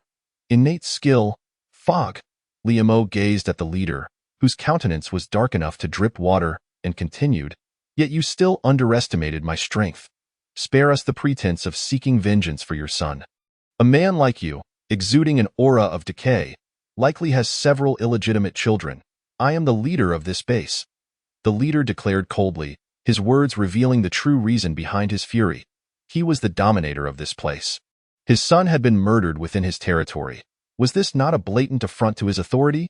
Regardless of his feelings toward his worthless son, he should respond out of principle, step forward again. "And I would not mind if this base acquired a new leader," Liam O warned, a glint of menace flashing in his eyes as he regarded the man who dared to advance. A wave of formidable mental energy surged forth, locking the man in place. Chapter 85. Sudden incident. The man halted abruptly, feeling a chill from Liam O's piercing gaze, as if he might lose his head at any moment. Rapidly calculating the pros and cons in his mind, he ultimately chose to withdraw his left leg. Liam O was right. Was he truly making such a fuss over a worthless son? Clearly not. As a base leader, he had 4 or 5 illegitimate children. There was no need to provoke a potential 4th gene lock opener for the sake of a son who couldn't even unlock his genes. Observing the chaos below, the man fell silent for a long while before choosing to retreat. If he were absolutely certain he could take down Liam O, he would not have hesitated to act. Li, her figure stained crimson, swiftly severed a man's head with her dagger. Boom! A thunderous explosion reverberated, the white flames below growing ever more rampant, the relentless howling akin to a demon's roar. Liam O vanished in a flash. Pulling Li to safety. Boom! The second explosion erupted, sending a shower of severed limbs and blood into the air, dazzling like a firework display, only to rain down with white flames, crashing to the ground like falling meteors, creating numerous deep craters. Soon after, the dust swirled, and the dark smoke and white fire enveloped the area, the acrid scent of charred flesh spreading unchecked through the air. From the haze emerged 2 figures, resembling demons descending from hell, walking slowly into view. As the dust and smoke dissipated, the scene revealed a gruesome tableau of severed limbs and mangled bodies, a veritable hell on earth. No blood remained, for the fierce and searing flames had instantaneously evaporated all traces of blood upon the ground. The yellow earth became a charred expanse, while the remnants of clothing lay scattered, turning to ash and drifting away in the gentle breeze. Along the way, no significant threats arose, and the few zombies encountered were effortlessly dispatched by Li. Wishing to retreat. How could Liam O allow such an opportunity? His arms bulged with veins as he seized 2 tongues and, with a sudden force, yanked them violently towards himself. At that moment, white flames surged from Liam O's arm, swiftly enveloping the black and purple tongues. The sheer force caused the elongated tongues to begin tearing apart. Black and purple blood dripping onto the ground, creating a grotesque sight. A wave of heat pulsed through the claws. Liam O squinted and was astonished to discover that the long tongues were entwined with searing magma. Danger! Liam O instantly pivoted, skillfully evading the zombie's claws, his gaze fixed on the long tongues, which burned with fiery intensity. With a swift motion, the tongue, armed with iron-like barbs, slithered through the ash, lunging towards Liam O with alarming speed. As stones fell, a hissing sound filled the air. Boom! The blistering white flames enveloped Liam O's arms, the tongues recoiling as if mortally wounded, retreating at an unimaginable speed, their surfaces singed and blackened. Soon after, he departed the base with Li. However, this brief respite was short-lived. Less than 10 kilometers from Shangjing, the duo was confronted by a gigantic monstrosity blocking their path. Madness had overtaken Liam O. With a swift slide, he appeared before the long tongue, facing its assault head-on, his right fist clenched. Roar. The long tongue, fixated on Liam O, unleashed a ferocious roar, its left arm puncturing the floor before swinging upward with astonishing speed. Towering at a height of 3 meters, its robust limbs rivaled those of the decayed corpses previously encountered. Strangely, the zombie bore deep purple skin, easily mistaken for black unless closely examined, Limo coldly observed as the man departed. A faint smirk curling at the corners of his mouth. This was a long-tongued zombie, which Limo had affectionately dubbed Chang-Shi in his previous life. Hiss! The sound of flesh being sliced echoed as Limo severed the tip of the long tongue, which writhed like a hedgehog on the ground, struggling until Li crushed it beneath her foot. This creature rivaled a B-class mutated zombie, and more perilously, the system was temporarily unable to detect its weaknesses, indicating that, thus far, the long tongue possessed no vulnerabilities. Roar! An unprecedented agony surged through its entire being like a lightning bolt, as the long tongue screamed in maddened rage, clutching its own tongue with arms akin to blades. A massive stone hurtled toward Limo, who swiftly summoned the Tang Hung Dao, striking down the incoming rock with 2 swift slashes. Ah! The long tongue roared, its right arm lunging forth, 5 razor-sharp claws gleaming with a metallic sheen under the sun. Its forelimbs were 2 pairs of enormous, deep purple claws, exuding an ominous glow that sent shivers down one's spine. Its long, agile tongue, adorned with steel-like barbs, became even more menacing in the sunlight. Moving like 2 deadly serpents, locking onto Limo with deadly intent. The iron-like claws pierced through the deep purple tongue, as its powerful muscles bulged like rolling hills. The long tongue's muscles swelled, its cells rapidly undergoing mutation, transforming its already formidable body into an even more powerful form. What once was a single tongue now split into 2. Whoosh! The 2 tongues shot toward Limo like bullets, wrapping around his arms and starting to slither towards the roots, inching closer to his brain. The robust purple muscles of its limbs resembled ancient trees, their textured patterns vividly visible. Hiss! The 2 tongues, seemingly infused with corrosive properties, caused Limo's clothing to emit a pungent white smoke. Summoning every ounce of strength, Limo's fist hurtled toward the long-tongued zombie's head with astonishing speed. Faster than its claw attack, bang! His fist struck the long-tongue's head with immense force, transmitting power from its forehead to the back of its skull, causing its eyes to explode and its cranium to rupture. Brain matter splattering out. The long-tongue's merciless claws, as hard and cold as steel, penetrated Limo's body, 5 claws piercing through his chest, crimson blood dripping down, appearing particularly vivid under the sunlight. Bang! The zombie was sent reeling from the impact of Limo's punch. The claws withdrawn, Limo felt the sharp crack of broken ribs in his chest. Chapter 86. Unlocking the 4th gene lock. The long tongue advanced, suddenly raising its foot. Limo, gritting his teeth against the pain, rolled aside just in time. The earth trembled violently. As it struck down, dust rose, forming a barrier of 4 to 5 meters, spreading from the long tongue's center. If that foot had landed on Limo, even his body, comparable to a 4th-tier revolver, would have met its demise. Limo braced himself on one hand. Gasping for breath, his visage extremely pale, beads of sweat cascading down his forehead from the torment. A wave of agony, seemingly sourced from his very soul, washed over him, more intense and severe than before. A pain that relentlessly stimulated his nerves to the brink of madness. Ah! A frenzied roar erupted from Limo's lips as uncontrollable white flames began to spread, emanating from his mouth, nose, ear canals, and pores, engulfing his entire being like a real-life ghost rider. The flames grew wilder and more ferocious. Limo's cold eyes were enveloped by the icy white flames as he gazed at the long tongue. Now engaged with Li, his eyes ablaze with madness. Bang! The long tongue seemed to sense something, swatting Li away before charging toward the fiery Limo. With each step it took, the ground trembled. Dust billowed as it moved, its foot shattering the solid ground into powder, demolishing nearby structures with casual ease. Bang! A fist collided with the long tongue's chest, and the white flames surged forth. Hiss! A noxious green liquid erupted from the zombie's skin, thick and bubbling, repulsively disgusting. To Limo's astonishment, this liquid extinguished his flames. This was unprecedented. Normally, the flames released by his innate abilities were impervious to extinguishment. Gasping for breath, Limo swiftly pivoted, evading the long tongue's attack range. Clang! The Tang Hung Dao appeared in his hand, and he coldly regarded the long tongue. Suppressing his white flames, he leaped into the air, executing a downward strike. Clang, clang, clang. The iron-like claws effortlessly deflected Liam's assault, a smirk of derision gracing its nearly shattered visage, as its long tongue shot forth like a released arrow, reaching Liamo in an instant. In a split second, Liamo spun midair. Hiss! Sparks flew as the blade scraped against the claws.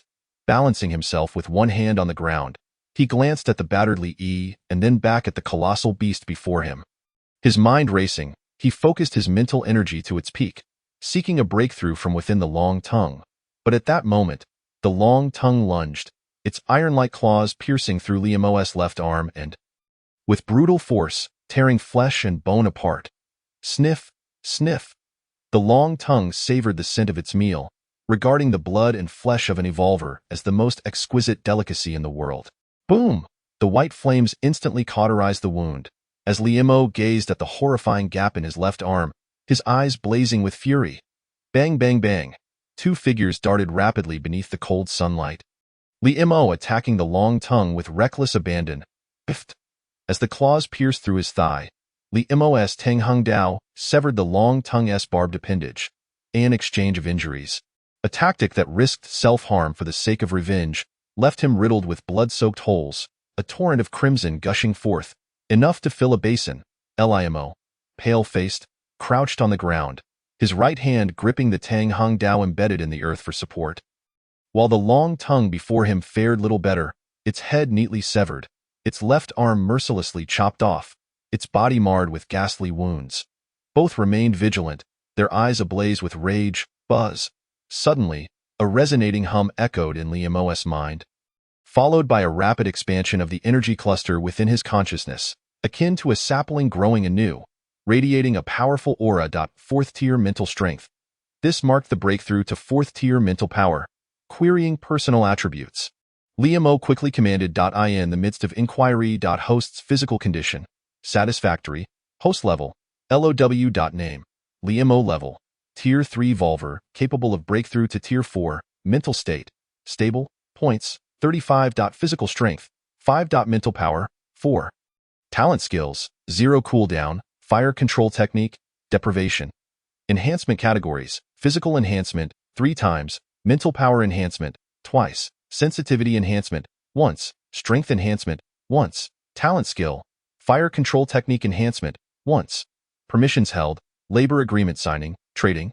The instantaneous breakthrough of mental power has rejuvenated Liamo's physical form, raising his physical strength from 4.5 to 5, signifying that he now possesses physical prowess rivaling that of Tier 5 evolvers.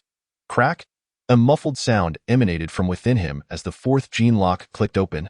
A surge of formidable energy instantly healing Liamo's corporeal form.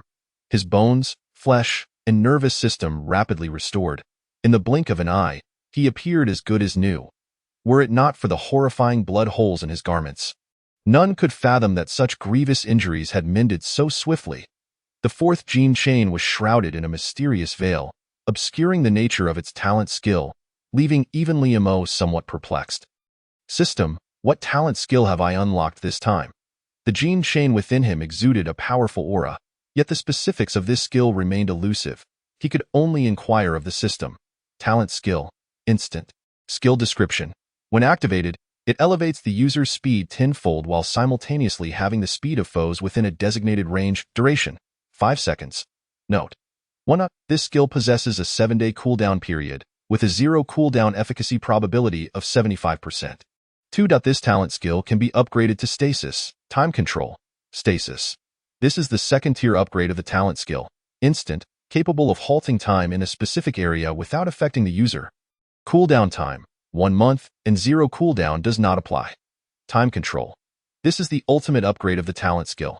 Instant, allowing the user to manipulate time, potentially returning to the past or advancing to the future. Cooldown time, 100 years and 0 cooldown does not apply. Upon hearing the system's explanation, Liamo's eyes sparkled. This talent skill, Instant, was nothing short of monstrous. As he beheld the oncoming claws, he swiftly activated the talent skill. Talent skill. Instant. Chapter 87. slaying the long-tongued in an instant. Li Mo's speed surged, rendering the movements of the long-tongued creature excruciatingly slow in his perception, as it approached with a velocity discernible to the naked eye. Tang Heng held his blade tightly, coldly observing the long-tongued zombie, his weapon flashing with rapid precision. Slash, slash, slash, with lightning speed, Li Mo severed the limbs of the long-tongue. Splatter! The mutated zombie's massive head burst apart like a smashed watermelon. Brain matter and blood splattering everywhere, its horrid eyeballs rolling free. Crack! With another strike, a blood-red gash appeared in the creature's chest, yet due to inertia, it continued its charge. The upper body was cleaved in two. Black-purple blood spraying across the ground. Leaning against the wall, Li Mo gasped for breath. The use of talent skill. Instant was immensely draining, leaving him somewhat fatigued, his muscles aching, and his complexion pale as he gazed at the dismembered long tongue. After a brief respite, Li Mo produced a life pill for Li Yi, then spent some time rummaging through the remains of the long tongue, detecting recoverable items. Death pupil, recovery points. Unknown? Death pupil?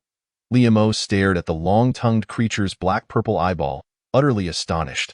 This thing was called the death pupil. Even more bewildering was its unknown price. Reflecting on his past, had he ever truly trusted anyone? Zhou Zheng and others were mere instruments of value. By Xian Air was a means to an end, and even Ling Zixin had initially been regarded with a utilitarian mindset. After all, in the apocalypse, the utility of evolved individuals was of utmost importance. Limo maximized his mental power, vigilantly monitoring the slightest signs of movement around him. After all, in the apocalypse, betrayal lurked everywhere. The girl had uttered a single word, displaying no reaction whatsoever, not even a basic inquiry. Wait, what did he mean by elite-level drops? Could it be that, like in games, defeating monsters led to gear drops? That seemed utterly absurd. Nevertheless, he nodded. The more astutely he was, the more pleased he felt, as no one wished to accompany a cold, dull-witted companion. Did they? If not for recovery, could it be implanted in a human body? Li Mo silently scoffed. Death pupil. Exclusive drop from the long tongue. Possessing the skill, Medusa's eye, capable of instantly petrifying enemies within a certain radius, rendering them unable to resist, though it does not inflict actual harm. Cooldown time. 3 days, mastery. Perfect. Glancing at the girl focused on her dagger, Li Mo smiled slightly, never expecting to experience a day of being trusted. Viewing the description, Li Mo scrutinized the black-purple eyeball in his hand and inquired. Lies left eye manifested a dense web of blood-red threads, which abruptly adhered to the black-purple pupil, gradually drawing it into her eye socket. Yes, Li Mo nodded without hesitation. Whoosh, a golden flash flickered by, and the death pupil in Li Mo's hand vanished in an instant. Li Yi suddenly looked up, her large eyes fixed intently on Li Mo, then pointed at the eyeball in his hand, asking, "Is this the thing? I noticed you gazing at it for quite some time." If implanted in Li Yi, would there be any side effects? Li Mo pondered for a long while before asking. Li Yi was already a Tier 2 evolver, yet what perplexed him was that she had not activated her talent skill. If this eyeball were to be implanted into her, it could indeed serve as a formidable asset. Pop! It truly could be implanted? Holy moly! After the dim period, zombies gradually produced certain special items within their bodies, which we categorize into 5 tiers: common, master level, elite level, expert level, and king level. The system paid no heed to Li Mo's queries, projecting a detection report directly into his mind. Lie suddenly looked up, anxiously regarding Li Mo. Much like a child who had aired, good implantation target. Li. Enhanced strength? Yes, system. Are you certain there will be no adverse reactions? Li Mo asked with a serious expression, as he wished to avoid any risk of Li being infected by the eyeball. Items dropped vary based on the environment in which the zombies originated and their individual levels. The system can currently recover all drops below elite level. Having said that, Li Mo severed his direct communication with the system, turning to the girl fiddling with her dagger and softly asking, "I have something here that can enhance your strength. Do you want it? Lift your head." Li Mo instructed the girl focused on her dagger to implant the death pupil into Li-Yi.is implantation confirmed. The system inquired once more. The dagger sliced her finger, and Li cautiously concealed her injured hand behind her back. Looking up at Li Mo, "Just give it to her. I will first consult her opinion. Risk value, 0.2. Note. This is an exclusive elite level drop, and the system cannot accurately estimate its price. Please judge its value yourself. As the apocalypse progressed, the entire situation grew increasingly convoluted. After reading the system's introduction, Liamos suddenly paused. The system had referred to we rather than it, and the use of we indicated that these tiers were delineated by at least 2 or more individuals. Who could these tier delineators be? Did they have any connection to the individuals he had seen with the red glass ball? Li was deemed suitable for implantation with no side effects or adverse reactions. The system coldly responded, fusion time, 1 hour. Points deduction successful, fusion commencing 0.34 potential host for implantation, points required for implantation, 20, currently detected implantable subject, Li compatibility, 100. However, the system suggested that this item could be implanted into himself, combining with his talent skill, 0 cooldown, allowing him to petrify enemies almost infinitely. Throughout his journey, he had signed labor agreements with numerous individuals, some voluntarily, others coerced, such as the Queen from the Evil Wolf base. Only those individuals established under the system's labor agreement would he grant a certain degree of trust. Don't be so clever. It hurts my feelings, Liamo inwardly lamented. Yet upon reflection, with zombies, mutants, and aberrant beasts already in existence. What else was impossible, however? The drops were indeed quite absurd. Time ticked by, the sun rose high in the sky, and the chilling sun finally released its true warmth, scorching and dry, mercilessly baking the earth as waves of heat rippled through the air like phantoms. He checked the fusion progress, only to find it at a mere 70%. Liamo stared speechlessly at the steamy surroundings. This heat wave was directly affecting cellular activity within him, making him quite uncomfortable. Right? He also had Frostfall. Liamo suddenly recalled the first talent skill he had copied through trade. Frostfall, but it seemed he had no capacity left to accommodate Frostfall within his gene chain. This realization left him feeling quite exasperated. Chapter 88. The mutation of the death pupil. Fortunately, the fusion speed of the death pupil suddenly accelerated. Limo watched the progress bar on the panel flickering. 50, 70, 95, 99, 100. Elite level drop. Death pupil fusion successful. Just as the panel reached 100%, the system's cold prompt echoed in Liamo's ears. He gazed into Li's eyes, which had transformed from a deep purple-black to a blood-red hue. With what appeared to be fiery entities swirling within her irises, fierce and brutal, Li looked up at Liamo, and the man before her appeared entirely crimson, as if fresh blood flowed vividly before her. Suddenly, she blinked, and the figure before her morphed into a black-purple, long-tongued zombie, its steel-like barbed tongue sweeping toward her. Buzz! A faint rumble resonated. Li's pupils turned to ash in an instant, as a petrifying force emanated from her left eye. Crack, crack! The surrounding metal objects and airborne scraps of paper were instantly transformed into stone statues, which then exploded into dust. Liamo swiftly evaded, his hurried steps causing everything on his person to rapidly petrify and shatter. What is happening with the system? Liamo roared within as he ran, glancing at the encroaching petrifying energy. Detection in progress. Detection successful. The changes produced by the death pupil have perfectly fused with Li's body, mutating and evolving after absorbing the genetic energy within her. But why is she attacking me? Liamo lowered his head just as a beam of white light shot past him, instantly petrifying an advertisement board above him. The death pupil evolved into the death eye. Having just undergone this evolution, it induced intense hallucinations in Li. The system speculates that in her hallucinations, you were killed by the Long Tongue. And now she is pursuing Long Tongue for revenge. The system's cold voice carried a hint of gloating, as though it relished witnessing Liamo's predicament. Then I must apologize. With a swift movement, Liamo dodged the white light sweeping behind him and shouted. Talent skill. Deprivation. A powerful wave of energy radiated outward in a circular pattern from Liamo Buzz.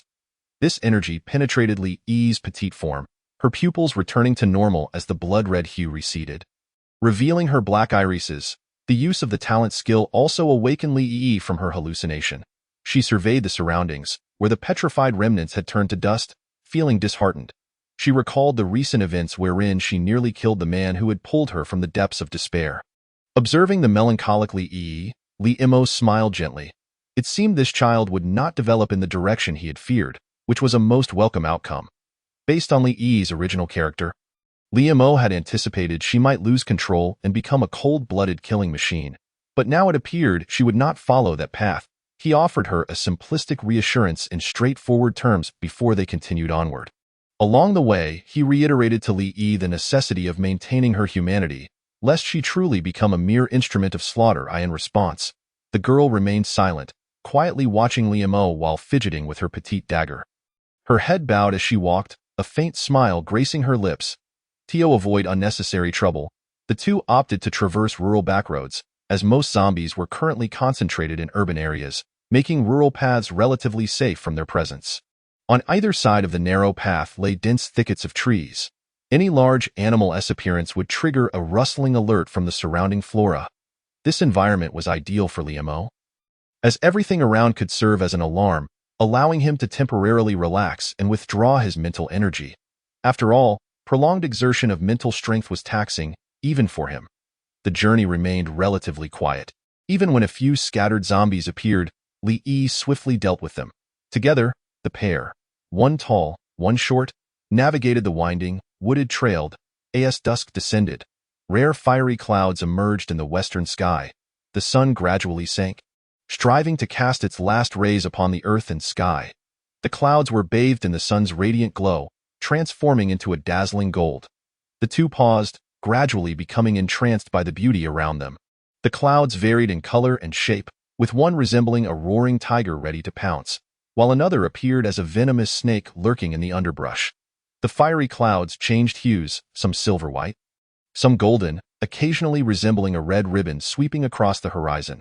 If the apocalypse had not erupted, Li Mo mused, he would likely be lying at his desk, gazing out of the window, waiting for class to end. Suddenly, he felt a wave of sentimentality wash over him. How many ifs could there truly be in this world? The only thing he could do now was to survive, to establish his base in this maddened world and continue living. Nothing more. Nothing less. Before long, they reached the outskirts of the Shangjing base, but refrained from entering, for inside, chaos erupted, with artillery fire lighting up half the sky. Intense searchlights illuminated the area around the walls, making it easier for the evolved beings atop the walls to see the situation below.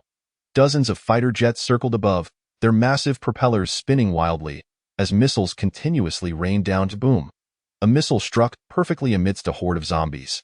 The moment it landed, it detonated, sending a fiery shockwave that obliterated the surrounding undead. Boom. Another bomb fell, followed by a similarly powerful shockwave. Bang. The two waves collided, instantly turning the nearby zombies into a pulpy mass. A mushroom cloud rose into the air, as a relentless barrage of bombs and incendiary devices pounded the ground below. The earth transformed into a sea of flames, with zombies crowding together, maximizing the incendiary's destructive potential. Boom! A fiery explosion erupted, as the burning zombies let out desperate cries, struggling until they were consumed by flames. This was nothing short of a one-sided massacre.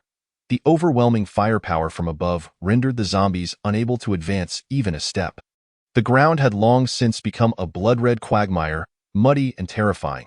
However, this absolute suppression did not last long, as Li Mo soon discovered the emergence of mutated beasts. Giant mutated eagles soared into the sky, their once black feathers now a vibrant red, resembling carriers of impending explosions. Ground-based anti-aircraft artillery swiftly repositioned to target the giant eagles. Bang, bang, bang. Shells were launched, their casings clattering to the ground as the fighter jets sprang into action. Engaging in an aerial dogfight, the fighter jets, now distracted by the giant eagles, lost their aerial cover. Without strong firepower support, the zombies surged once more toward the walls, tightly clustering against them, indifferent to the trampling of their own kind. Forming a horrifying human ladder. Bang! A fighter jet that had just evaded the giant eagle spotted the formed ladder and immediately opened fire. Whoosh, whoosh, two shells were swiftly launched, accurately aimed at the crimson ladder. Foolish! Li Mo observed the launched missiles, his voice cold. This act was tantamount to self-destruction. The zombies had already rendered the wall riddled with holes, and its resistance was exceedingly fragile. Yet, no matter how fragile, it still posed a significant hindrance to the zombies. But now, it was too late. The launch of the two shells prematurely sealed the wall's fate. The moment the missiles fell marked the time the wall would be breached. No! A commander, resembling an officer, nearly shouted in despair, his eyes reflecting a glimmer of hopelessness. He closed his eyes tightly, sinking helplessly to the ground, aware that the zombies would soon breach the first line of defense. The evolved beings atop the wall watched the incoming missiles with a sense of despair settling in their hearts. Retreat from the first line of defense. A commander shouted sharply, his eyes bloodshot. His face contorted in anguish. Boom, boom.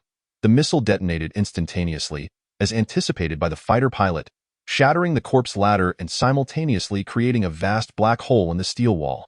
The emergence of this gaping maw did not deter the zombies. They trampled over the mangled remains of their fallen kin, surging forward in a relentless tide.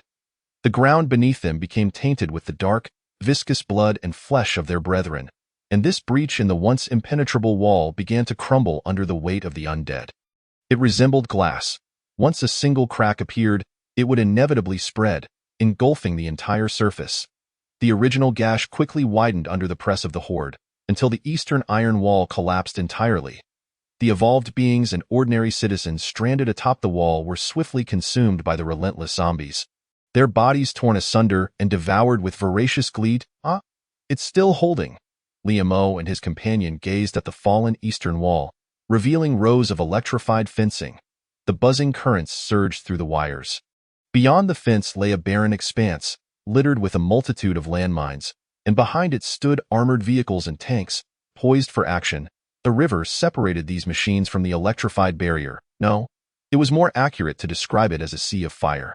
The iron plates of the artificial river parted, revealing a flow of ashen, red magma, now laid bare to the air. The bubbling magma occasionally erupted with fiery bubbles, scorching the surrounding earth to a charred black. As the zombies halted momentarily, caught in a moment of indecision before the electric fence and the river of magma, the sudden roar of cannon fire shattered the stillness. Boom! A shell exploded on the ground, obliterating the nearby zombies into a shower of limbs, which shot skyward before plummeting onto the electrified netting. Zzzt. The powerful current instantly incinerated the severed flesh, and with a resounding crack, the remnants ignited on the wires. The combination of artillery fire and the scent of flesh from the evolved beings drove the previously hesitant zombies into a frenzy, as they madly charged toward the electric fence, heedless of the lethal voltage that coursed through their bodies, tearing them apart and scorching them. Boom!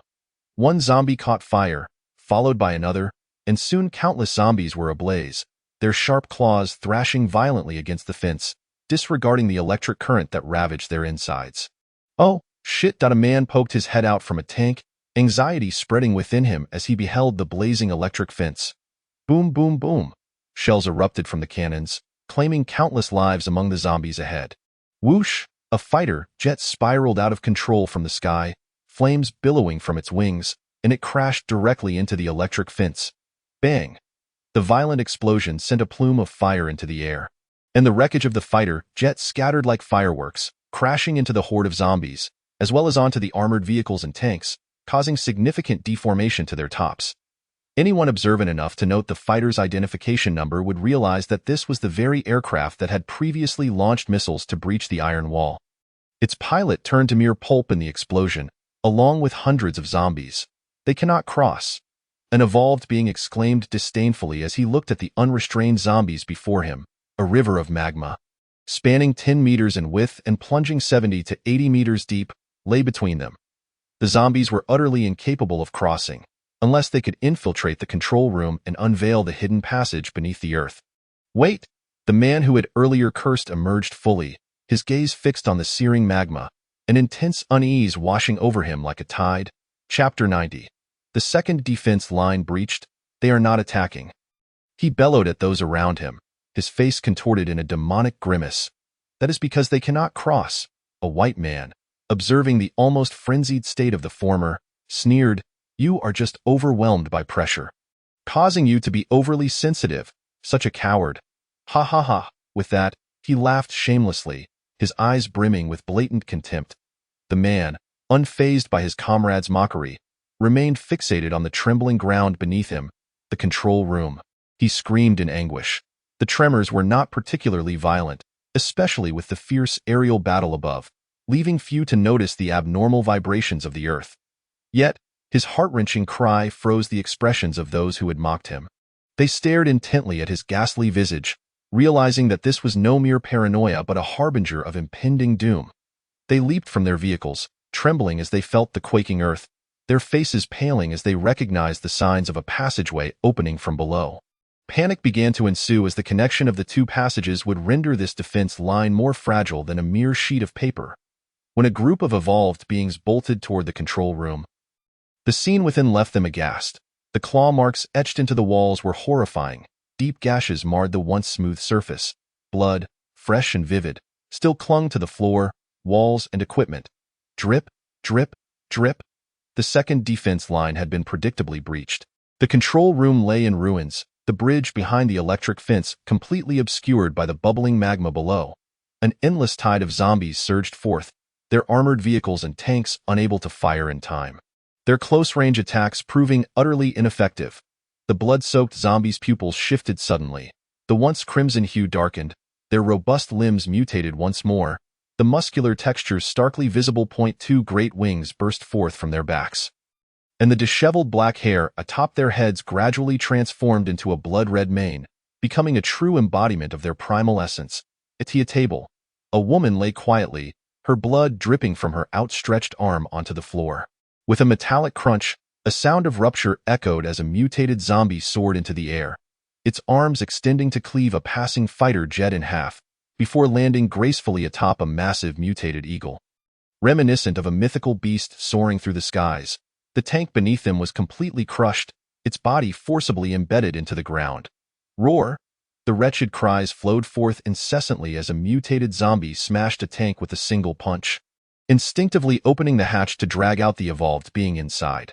Standing atop the tank, the zombie roared several times before using all its might to rend the evolved being's body in twain. The atmosphere thickened with despair as they sat in shock before the utterly destroyed control room, their will to resist extinguished. Some even quietly drew their handguns, aiming them at their own temples. The surrounding corpses bore similar fates. Their abdomens hollowed out, their flesh devoured. They rushed into the control room, but were met with the crackling sounds of electric sparks. All controls and devices within had been activated and subsequently destroyed. While flames consumed the bodies sprawled on the floor, her eyes widened in terror, filled with despair, her mouth twisted in a grimace, her head and neck connected only by a thin layer of flesh.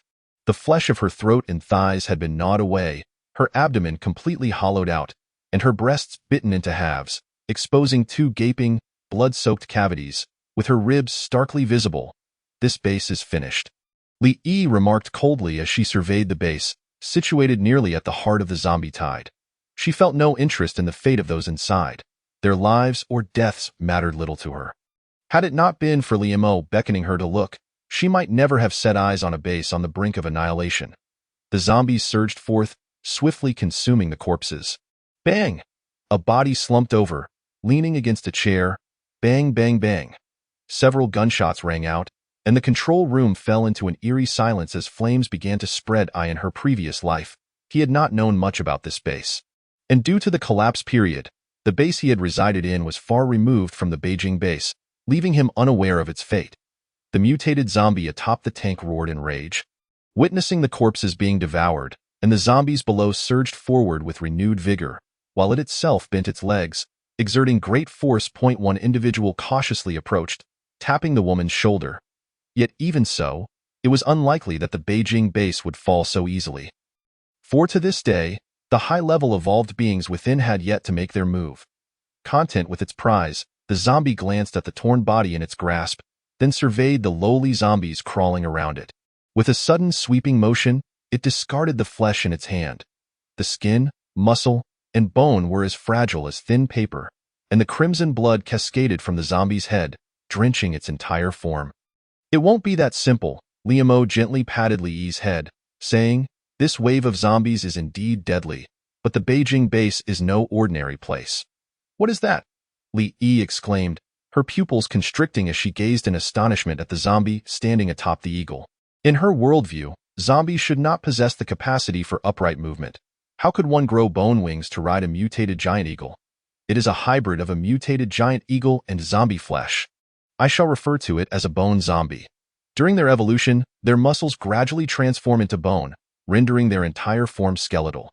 However, their sole advantage lies in their ability to fly, and their strength is roughly on par with mine. Liemo explained, observing the bewildered expression on Li Yi's face. He possessed a certain understanding of skeletal corpses, as in his previous life, he had engaged in combat with a newly mutated skeletal corpse as a fifth-tier evolver and had succeeded in vanquishing it. Remember, their weakness lies in the left chest. Do not be misled by the glowing area on their right side, for that spot is akin to a ticking time bomb. Observing Li Yi, who appeared pensive, Liemo cautioned her. I understand. Li Yi nodded, choosing to unconditionally obey Liemo's words without question, perhaps viewing them as inherently correct. Are you planning to lend assistance? Li Yi inquired abruptly, her gaze fixated on the artillery fire and the endless horde of corpses below. A chilling intent to kill flashing in her eyes. Chapter 91. The capital is in peril. Why do you ask? Liemo was taken aback, regarding Li Yi with confusion. Intuition. Very well. Liemo found himself at a loss for words and then remarked, I see no necessity to take such risks. In my estimation, while there exists a possibility of victory at the Shangjing base, it remains regrettably LOW.AS for why he was here. One could only blame that wretched system. It was a task from the system. System. I can't perceive what the host is contemplating. Do you think it appropriate to openly insult me like this? But in this situation, how do you expect me to infiltrate this base? Forcing my way in would be tantamount to courting death, Liemo silently scoffed. According to the system's calculations, the likelihood of the Shangjing base repelling the tide of corpses is a mere 15%, while the probability of total annihilation is 80%, and the chance of personnel escaping is only 5%, and of course, special circumstances are excluded. The system coldly responded. This implies the host completion of the task is 100% assured. Upon witnessing such absurdly fabricated probabilities from the system, Liemo nearly spat out a mouthful of blood. How could it claim a 100% chance of task completion? Why not assert a probability of 1000%? Liemo squinted at the nearly besieged Shangjing base, rapidly contemplating strategies. The base must not fall, yet the system's assessment of its chances stood at a dismally low 15%. But what? Is that hesitance befitting a soldier? Speak. The superior's expression darkened as he addressed the individual. Forcing himself to regain composure, Liemo continued to observe the unfolding events below, having anticipated the system's response long ago. However, he noted that the system, after merging fragments, had become increasingly anthropomorphic. Upon learning that the second control room had been breached by the abnormal beings, Chief Lin had taken his own life. This advisor, with a stiffened demeanor, spoke up. What shall we do? Must we invoke the labor agreement? The system's newfound emotional capacity left Liemo uncertain whether it was a blessing or a curse, and he sighed inwardly, choosing to remain silent. This Lin Xiaohu is the direct nephew of the chief. Only a select few at the upper echelons are privy to this matter. Let us depart. The woman slowly withdrew from the man. Observing the resolute expression on his face, bang. The system abides by its own regulations. Liemo found himself speechless, having been ridiculed by a system. Forget it. I shan't be angered. Now that zombies and abnormal beings have mobilized. Why is there no reaction from the parasites? This is abnormal. Another option exists. The mechs? Stealthily infiltrating and negotiating with the leadership of the Shangjing base could be a possibility, but that thought was quickly dismissed by Liemo. The situation within the Shangjing base was intricate, and once inside, he would be at their mercy, compounded by the uncertainty of their strength. It would be unwise to take such a risk, for that would be akin to lifting a stone only to drop it on one's own foot. In the apocalypse, human nature should never be overestimated. System, what repercussions await if this subsidiary task fails? Liemo inquired, harboring a tentative hope that he might glean an answer. If not, he would have to devise alternative measures. The requirements of the subsidiary task entailed rendezvousing with Ling Zixuan and others at the Shangjing base. But if Shangjing were to fall, could it still be referred to as the Shangjing base? Certainly not. The fall of a base signifies its obliteration. Indeed, Chief Lin, originally named Lin Xiaohu, graduated from Shangjing National Defense University. At the age of 22, he participated in the international command competition, securing first place and earning global acclaim for his military prowess. He harbored another, lesser-known identity. Such occurrences proliferated throughout the Shangjing base. Beggars, delinquents, and seemingly ordinary factory workers, upon seeing information on their phones, released a palpable aura belonging to evolvers. Even more astonishingly, all these individuals were second-tier evolvers. I must take my leave. In a dim underground chamber, a young man gazed tenderly at the woman in his arms, his eyes shimmering like stars, for the person before him was the embodiment of the cosmos. How could it happen so swiftly? Who was responsible for the second control room? His expression darkened as he surveyed the crowd, his voice laced with a chilling authority, revealing the unmistakable air of a third-tier evolver. Report, it was Chief Lin. However, another advisor stood, trembling slightly at the furious countenance of the chief, particularly intimidated by the oppressive aura emanating from him, which prevented him from meeting his gaze. That child has always been headstrong. Ha ha ha! The chief chuckled softly, tears glistening in his eyes, as the assembled personnel bowed their heads in silence. This was the first time they had witnessed their formidable leader in tears. Yet they tacitly chose to remain silent. He took his own life. Upon hearing this news, he was momentarily stunned, then slumped into a chair, feeling as though he had aged a decade in an instant. Deploy! A man, who had been eating noodles, abruptly drew two halves of a combat knife from beneath the table upon reading the information on his phone, unleashing a fierce aura that enveloped him. He nodded to the others nearby before vanishing into the night. Inform the third line of defense to engage fully. All evolvers must mobilize. After a brief moment of sorrow, the chief rose once more. Surveying those present, he issued his orders decisively, aware that he could not falter now. He must compose himself. Telegrams flew out, and phones rang incessantly, a flurry of combat directives emanating from the command room. All the advisors present observed the chief as he continued issuing orders. From his cold, piercing gaze, they perceived a raging inferno within, capable of igniting the entire world. Chief, the second line of defense has been breached. A diligent operator reported, his expression grave as he observed the screen, where almost 2/5 of the area was illuminated in red, indicating those zones had succumbed. An additional fifth flickered yellow, signifying it was under siege by zombies. In the command room of the Shangjing base, you think this system would divulge that information? The system's sarcastic voice suddenly echoed, seemingly mockingly emotionally thoughts. It was clear that failure of the task would incur penalties. Yet it neither wished to nor could disclose this to Li Mo. Although this was merely a subsidiary task with no explicit mention of severe repercussions, Li Mo dared not take it lightly. The last time he had escorted by Sheener as part of a subsidiary task, the consequences of failure had been dire, and this time, should he fail again, the repercussions might exceed his imagination. The middle-aged man referred to as the chief slammed his hand on the table before him, his expression so dark it seemed it could drip water. No, that idea was promptly discarded by Li Mo.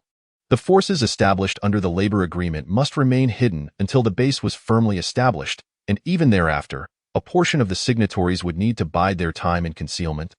Hence these individuals could not be mobilized. Will you return?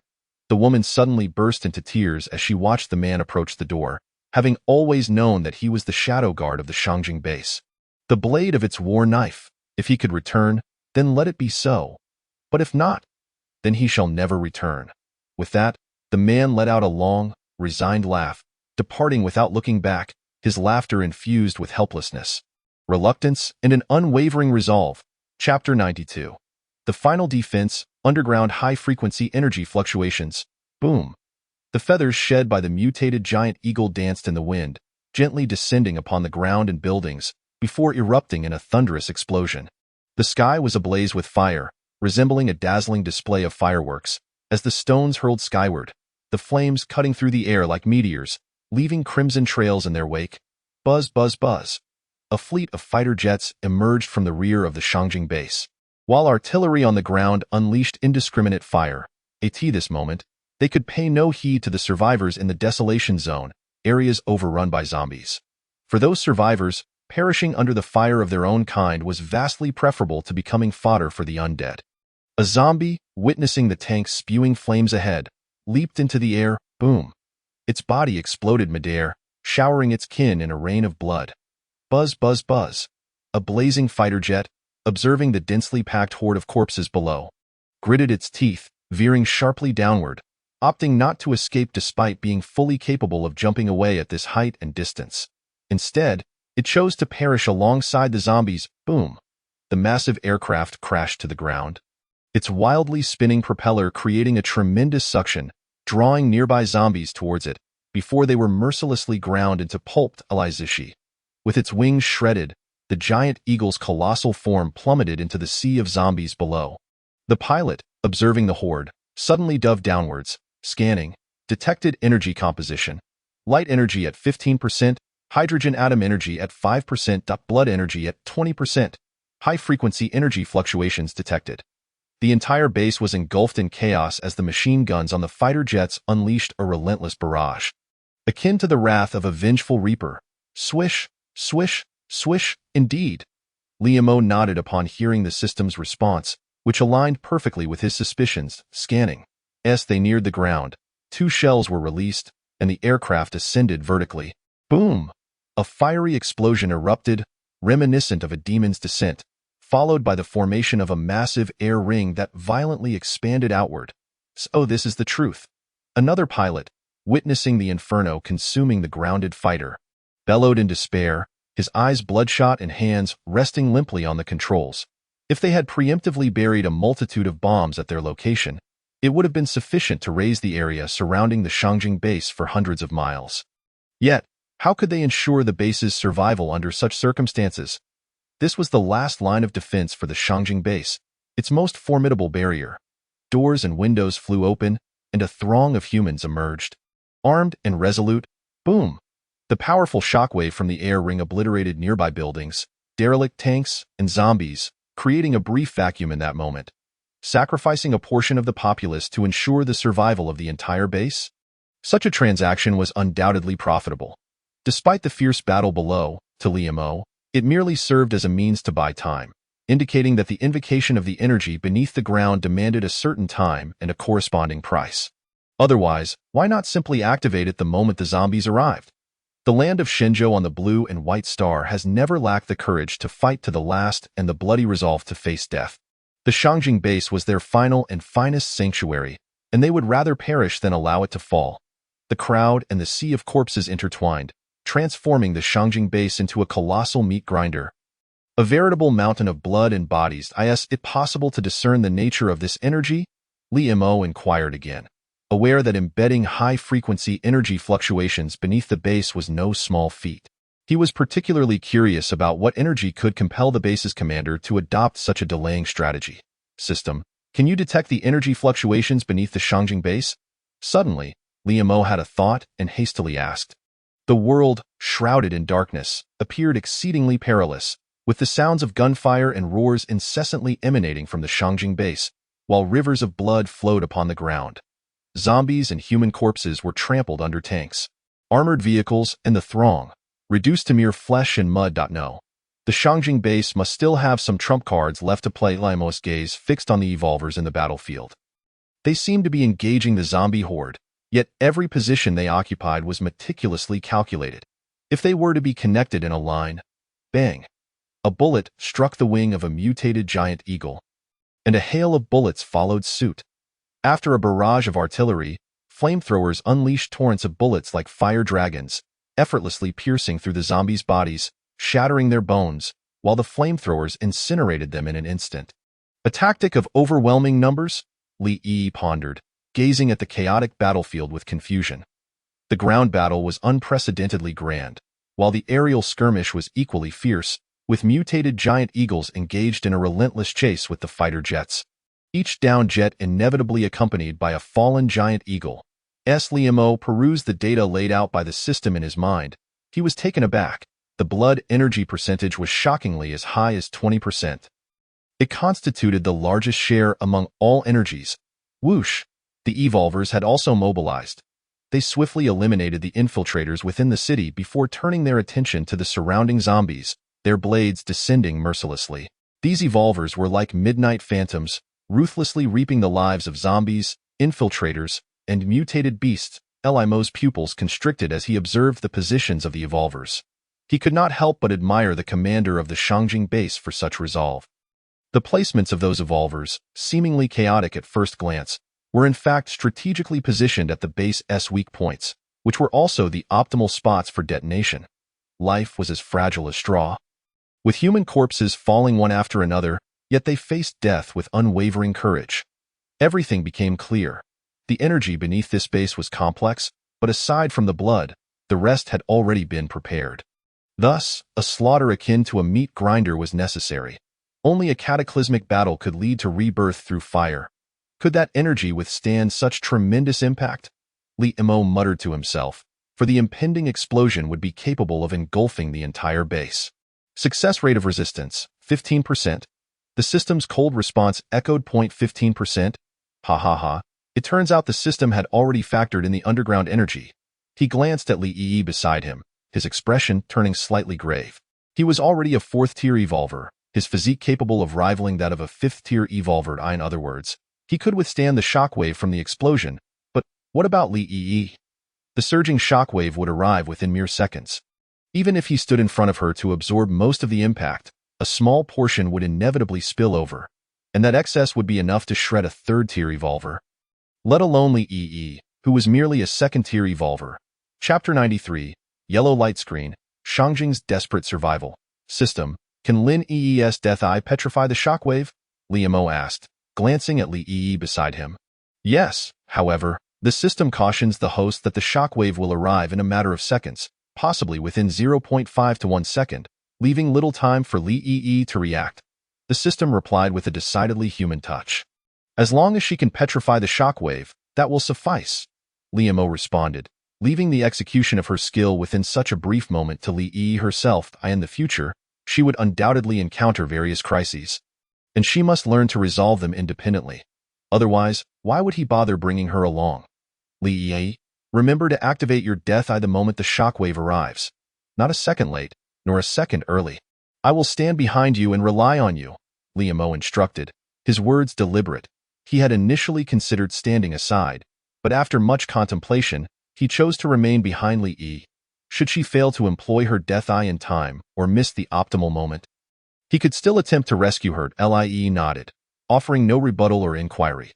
To the eyes of an ordinary person, Li Imo's actions might seem as if he were using Li Yi as a human shield.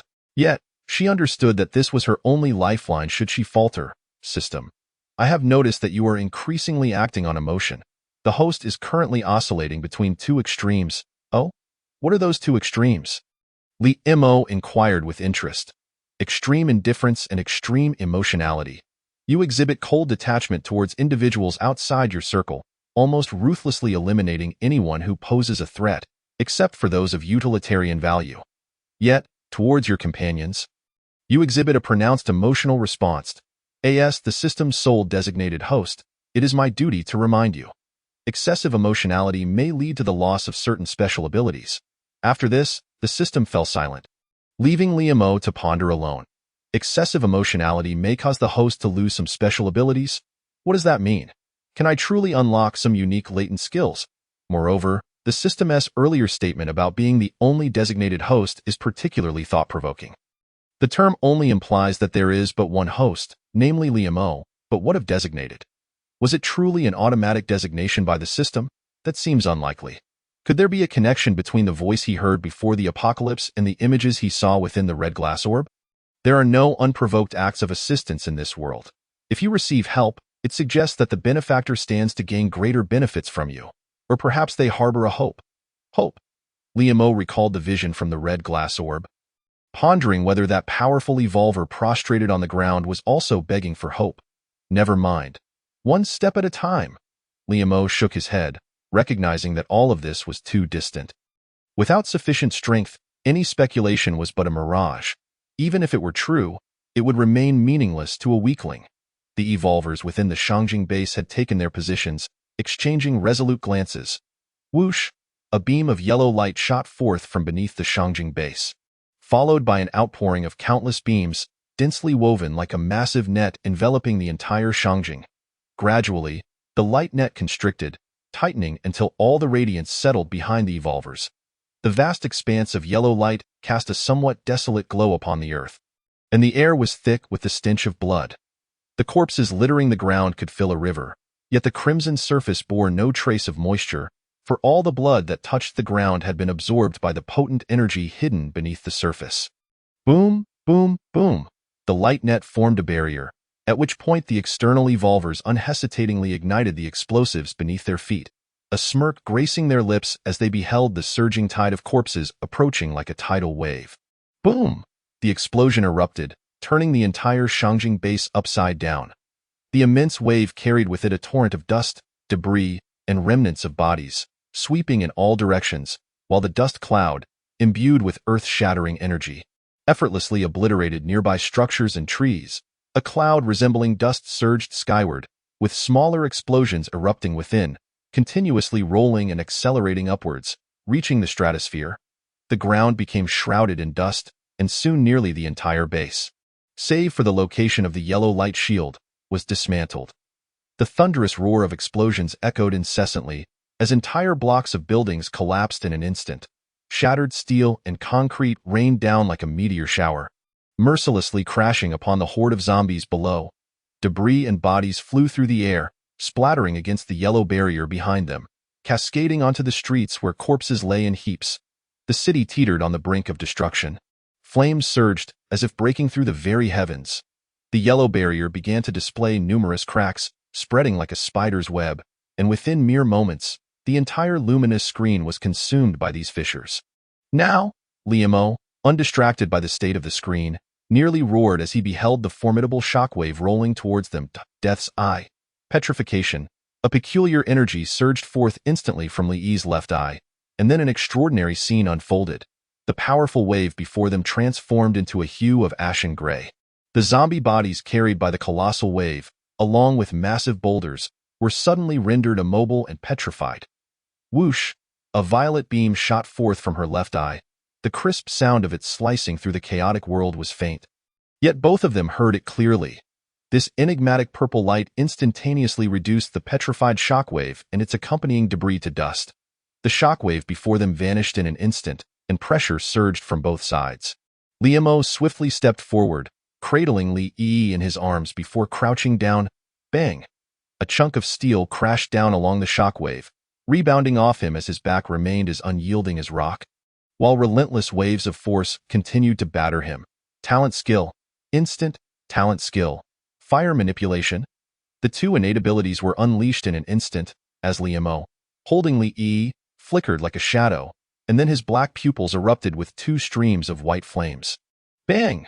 The white flames erupted forth, their unrestrained might forcefully dispersing the shockwaves on either side. The sky once more blazed with brilliance, white light intermingling with red flames, resembling a magnificent display of fireworks. As the surrounding shockwaves gradually dissipated, Liamo set Li down, his eyes registering a flicker of astonishment. The shockwaves, shattered and petrified by Li, still possessed such formidable strength. On the slope where he stood, wherever the eye could see, trees lay severed in half, scattered haphazardly across the ground. Chapter 94. Victory. The surviving remnants of Shangjing. This hillside lay in ruins, with numerous limbs of zombies strewn across the treetops. Grotesque heads abandoned on the ground, and severed limbs gruesomely embedded in the earth, alongside a plethora of internal organs hanging from branches. The soil beneath his feet bore a dark red hue. Each step sank into repulsive flesh mush. He glanced back at Li, then shifted his gaze towards the Shangjing base. The yellow screen lay shattered, its top barrier crumbling like broken glass, falling piece by piece to the ground before vanishing. Crackle, crackle! The sound of fragmentation echoed, as the yellow barrier became increasingly riddled with cracks, until it ultimately collapsed under the strain. Whoosh! Yellow light radiated from the Shangjing base, cascading like a galaxy descending from the heavens. Like countless stars scattering their glow, the starlight fell, imparting a hint of color to the desolate Shangjing base, akin to a sudden burst of color in a black and white world. Surrounding the base were innumerable remnants of zombies. Flesh, blood, and severed limbs radiated outward from the center, with those closest to the explosion zones suffering the most. The proximity rendered it impossible for any intact corpses to remain. The bodies of evolved beings and zombies were thoroughly intermingled, with the only discernible remnants of identity reduced to tatters in the explosion's wake. Thousands of evolved beings were reduced to mere bones, forever entwined in eternal slumber upon this land. The The scene was akin to that of a hellscape. The air thick with the acrid scent of blood amidst swirling yellow dust. As he surveyed the surroundings, the Shangjing base appeared as though it had been turned upside down, with yellow stones and fractured valleys strewn about. Apart from the glimmering yellow lights of the base, there was no indication of human existence in the vicinity. It was barren, desolate, resembling a landscape left in the wake of a volcanic eruption. As if a tornado had swept through, embodying divine wrath or celestial retribution. Yet, this was neither divine punishment nor celestial retribution, but rather the result of the mysterious force lurking beneath the Shangjing base. The combination of concealed power and its sudden eruption compelled Liu to connect the base with this unfolding game, for the methods employed suggested an intelligence far beyond human technological capability. To bury the light within the earth, using blood as a triggering medium, to arise from despair, and to crumble amidst brilliance. Was there a connection between Shangjing and its orchestrators? Yet, that notion seemed implausible. All evidence indicated that the instigator of this apocalypse aimed to eradicate human civilization on Blue and White Star. He could not believe that these individuals would so benevolently assist humanity in establishing such formidable defenses in the early stages. Suddenly, a possibility flickered in Liu's mind, only to be swiftly suppressed, for the system could, to some extent, detect the thoughts within him. He could not yet place complete trust in this seemingly flawed entity, especially as the notion he had entertained bordered on audacious and shocking. Yet it was the only explanation that made sense. He took a deep breath, calming his emotions as he quietly advanced towards the Shangjing base with Li Yi. The surrounding zombies had retreated. After the cataclysmic explosion, a multitude of zombies, aberrants, and mutated beasts had been reduced to dust, while those fortunate enough to survive chose to withdraw unconditionally, for to press on would be a senseless endeavor. A glimmer of gold spilled forth from the east, the night gradually receding, as sunlight slowly bathed the land in its radiance. The two walked along the path, the surroundings bleak and desolate, strewn with irregular stones. As if they had stepped into a desert wasteland, devoid of life. Unsightly rocks jutted out, their sharp edges glinting ominously under the sunlight. Leaning slightly, Liu scooped up a handful of sand and gravel. As he gently squeezed, the dark black and blood-red hues within the substances revealed themselves. This was no mere sand and stone. It was flesh cloaked in the guise of sand and gravel. With each step taken lightly, the two turned their backs to the golden light and proceeded towards the base ahead. The Shangjing base, having recently endured a brutal war, had no time to scrutinize incoming personnel. As the aftermath of battle still loomed heavily over it, the color white, symbolizing death, fluttered in every window, while the expressions of those around were steeped in sorrow, mechanically rebuilding their devastated city.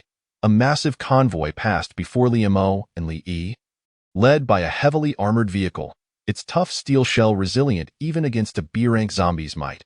Cannons and Gatling guns adorned the vehicle's roof, their cold barrels lying in wait like a coiled tiger. Poised to pounce on its long-locked prey, the heart of the convoy was a colossal iron cage, with thick iron bars resembling elephant legs securing a human captive within. This person was bound tightly, their limbs shackled by chains as thick as thighs, a massive sticker plastered across their body, and a metal rod piercing through their neck. With a fierce exterior, they appeared almost demonic, their disheveled hair framing a countenance marred by deep scars, and their dark pupils bore the weight of an abyss, while wounds on their back nearly breached their chest. Liu gazed at the slowly advancing cage, a sense of familiarity washing over him. He felt he had seen this man somewhere before, yet no matter how hard he tried to recall, his memory eluded him. I have definitely seen him somewhere, Liu silently affirmed, for within those abyssal eyes lay a profound mockery. A disdainful derision towards all, as if he were utterly indifferent to his plight, almost as if he were merely enjoying a game. The convoy gradually faded from view, and the humans around began to busy themselves once more. Clearing the streets of blood, Liu led Li Yi to a modest inn, which, rather than a traditional lodging, resembled more of a hall, with the sign merely indicating its function as an inn. Inside were numerous injured individuals, the elderly, the sick, and the weak. Upon noticing newcomers, they instinctively grasped weapons left strewn on the floor, preparing to attack, but upon realizing they were merely two humans, they once again lapsed into a lethargic state. Surveying his surroundings, Liamo took in the scene around him. This was nothing short of a refugee camp, with tattered bed linens, ragged individuals, and expressions of utter despondency, as if for them, mere existence was a burden. Yet, had it not been for their earlier instinctive actions, Liamo might have been truly perplexed by the sight before him. These individuals were seasoned performers, flawlessly embodying the roles of beggars and the weak. Had there still been an Oscar, it would surely belong to them. Each corner of the hall was equipped with surveillance cameras, monitoring the area with a 360-degree view, while beneath each camera lounged 4 or 5 young men. Sporting bleached hair and wearing threadbare pants, with cigarettes dangling from their lips, their faces reeking of impropriety, akin to street thugs from the pre-apocalyptic world. Chapter 95. Aberrance, the emergence of purple parasites. The two chose a seat by the window, aware that there remained a considerable distance before reuniting with Ling Zixuan and others. According to their original agreement, they were to meet a year later, yet the system's supplementary tasks compelled Liamo to alter his plans. Fortunately, the labor agreement still possessed the ability for long-distance communication, allowing him to relay this development to Zhou Jian and the others. However, while the labor agreement could transmit messages, it bore a significant flaw. Only the host could send messages, leaving no room for dialogue between parties. As for Ling Zixuan, he had provided her with a phone capable of receiving information, so she should have also received the news. The protracted wait had grown rather tedious. Liamo, in a fit of spontaneity, retrieved some coffee and snacks, placing them before him. He handed a bag of cookies to Li Yi. Observing her indifferent acceptance of the offering, Liamo merely smiled with calm composure before proceeding to brew his coffee. As hot water cascaded into the glass cup, a gentle warmth enveloped the surroundings, and a thick mist clung to the rim. He took a small sip of the coffee, only to grimace at its bitterness. After rummaging in his pocket for a while, he produced a modest amount of sugar, adding it to his cup, and finally relished the beverage with satisfaction. Holding the cup aloft, he seemed to exude a sense of pride, a faint smile curving his lips as he surveyed the despondent crowd around him. Their instinctual grasp of weapons earlier could only be described as a primal defense mechanism. But what now? One might ponder how a famished, ragged individual would react upon witnessing another indulge in cookies and coffee before him. The answer is unequivocal. They would seize the opportunity for theft in a world devoid of law and ethical constraints. Who would care for moral reproach? After all, survival trumps all. These individuals likely belonged to the underground factions within the Shangjing base. In Liamo's previous life, he had encountered similar clandestine organizations lurking in the shadows, answering solely to the commands of the base's leader, tasked with addressing matters that the regular military could not, such as neutralizing potential threats, not threats in the form of zombies or mutants, but rather those evolutionary beings that posed a challenge to the leader's status and authority. Liamo referred to these hidden forces as hunters. The individuals before him appeared to be hunters of the Shangjing base. Yet their presence seemed to indicate a final stand rather than an extermination of potential dangers. Finally, someone recognized the oddity of the situation. They were, after all, refugees. Witnessing a person brazenly consuming coffee and food should incite them to act rather than remain in a stupor. Liamo's brow furrowed as he observed the sudden emergence of a creature. It was a mutant, one that had transformed through the consumption of both evolved and zombie flesh. More alarmingly, it harbored a purple parasite. Deadly. Parasites are classified by color: white, black, green, purple, red, and the highest tier, gold.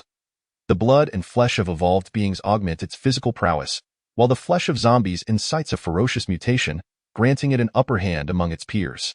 Hence, Liamo surmised that the purple parasite's ability to reside within this creature was due to its consumption of both human and zombie meat.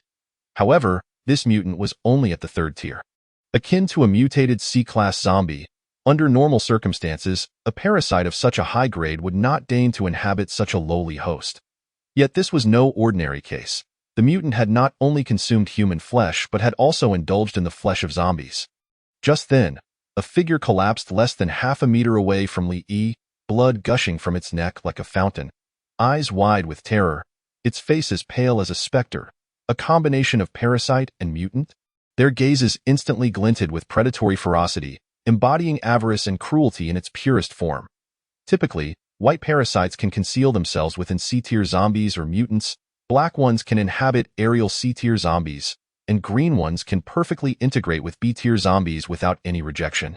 Purple parasites can merge with both B-tier and mutated zombies, achieving true symbiosis, providing the host with enhanced powers while the host offers a perfect vessel. This mutant's physique was a dark purple, its muscular limbs rippling with strength, its violet eyes scanning the vicinity, in a swift motion. It seized a corpse, eviscerating it with ease, its hands delving deep to extract the intestines and lungs, feasting voraciously. In the chaos of the previous moments, killing a person was deceptively simple, as everyone had instinctively immersed themselves in their roles, oblivious to the looming danger.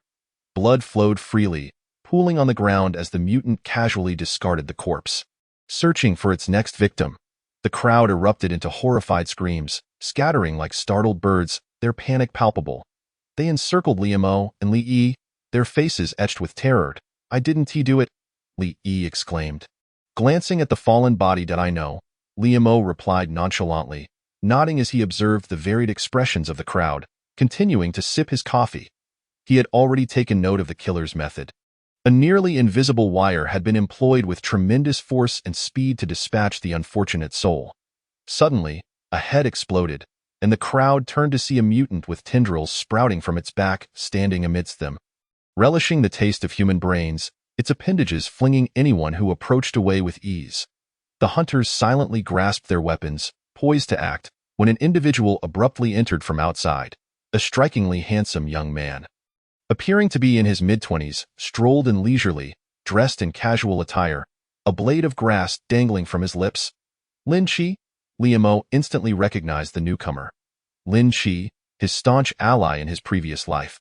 But how had he ended up at the Shangjing base, and as a third-tier evolved being no less? Liam recalled the Lin Chi of his past. Unremarkable, perpetually adorned with stubble, and often found loitering in bars, hardly a figure of strength. Yet here he stood, a third-tier evolved being. It seemed that some significant event must have transpired in his previous life, stripping him of his genetic potential and leading to his decline. Chapter 96.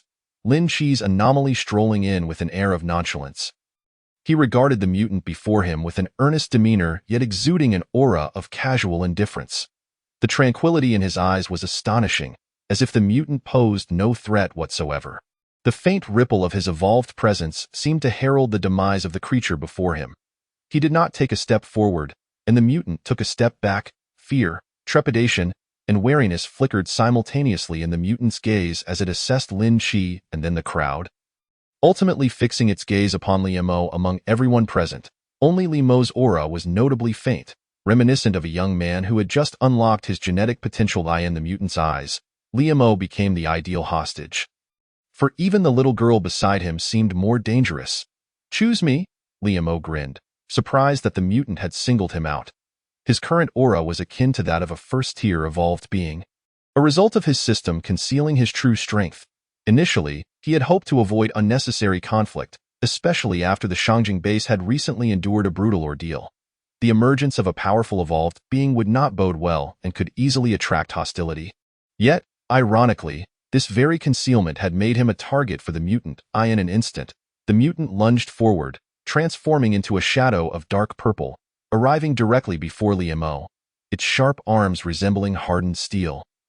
Its violet pupils gleaming with excitement as the parasites within it thrummed with anticipation. To it, Liam was the ultimate nourishment. Just then, an unexpected turn of events occurred. Lin Chi, moving with astonishing speed, appeared in front of Liam, a mild smile gracing his face, his eyes narrowing slightly. With a sharp crack, he seized the mutant's metallic arms, exerting a tremendous force, the sound of breaking bones echoing through the hushed hall. Then, with the precision of a razor-sharp blade, his arm pierced through the mutant's body. The once formidable form crumpled like paper, black-purple blood seeping from the wound as Lin Chi grasped its heart in his hand. Thud, thud, thud.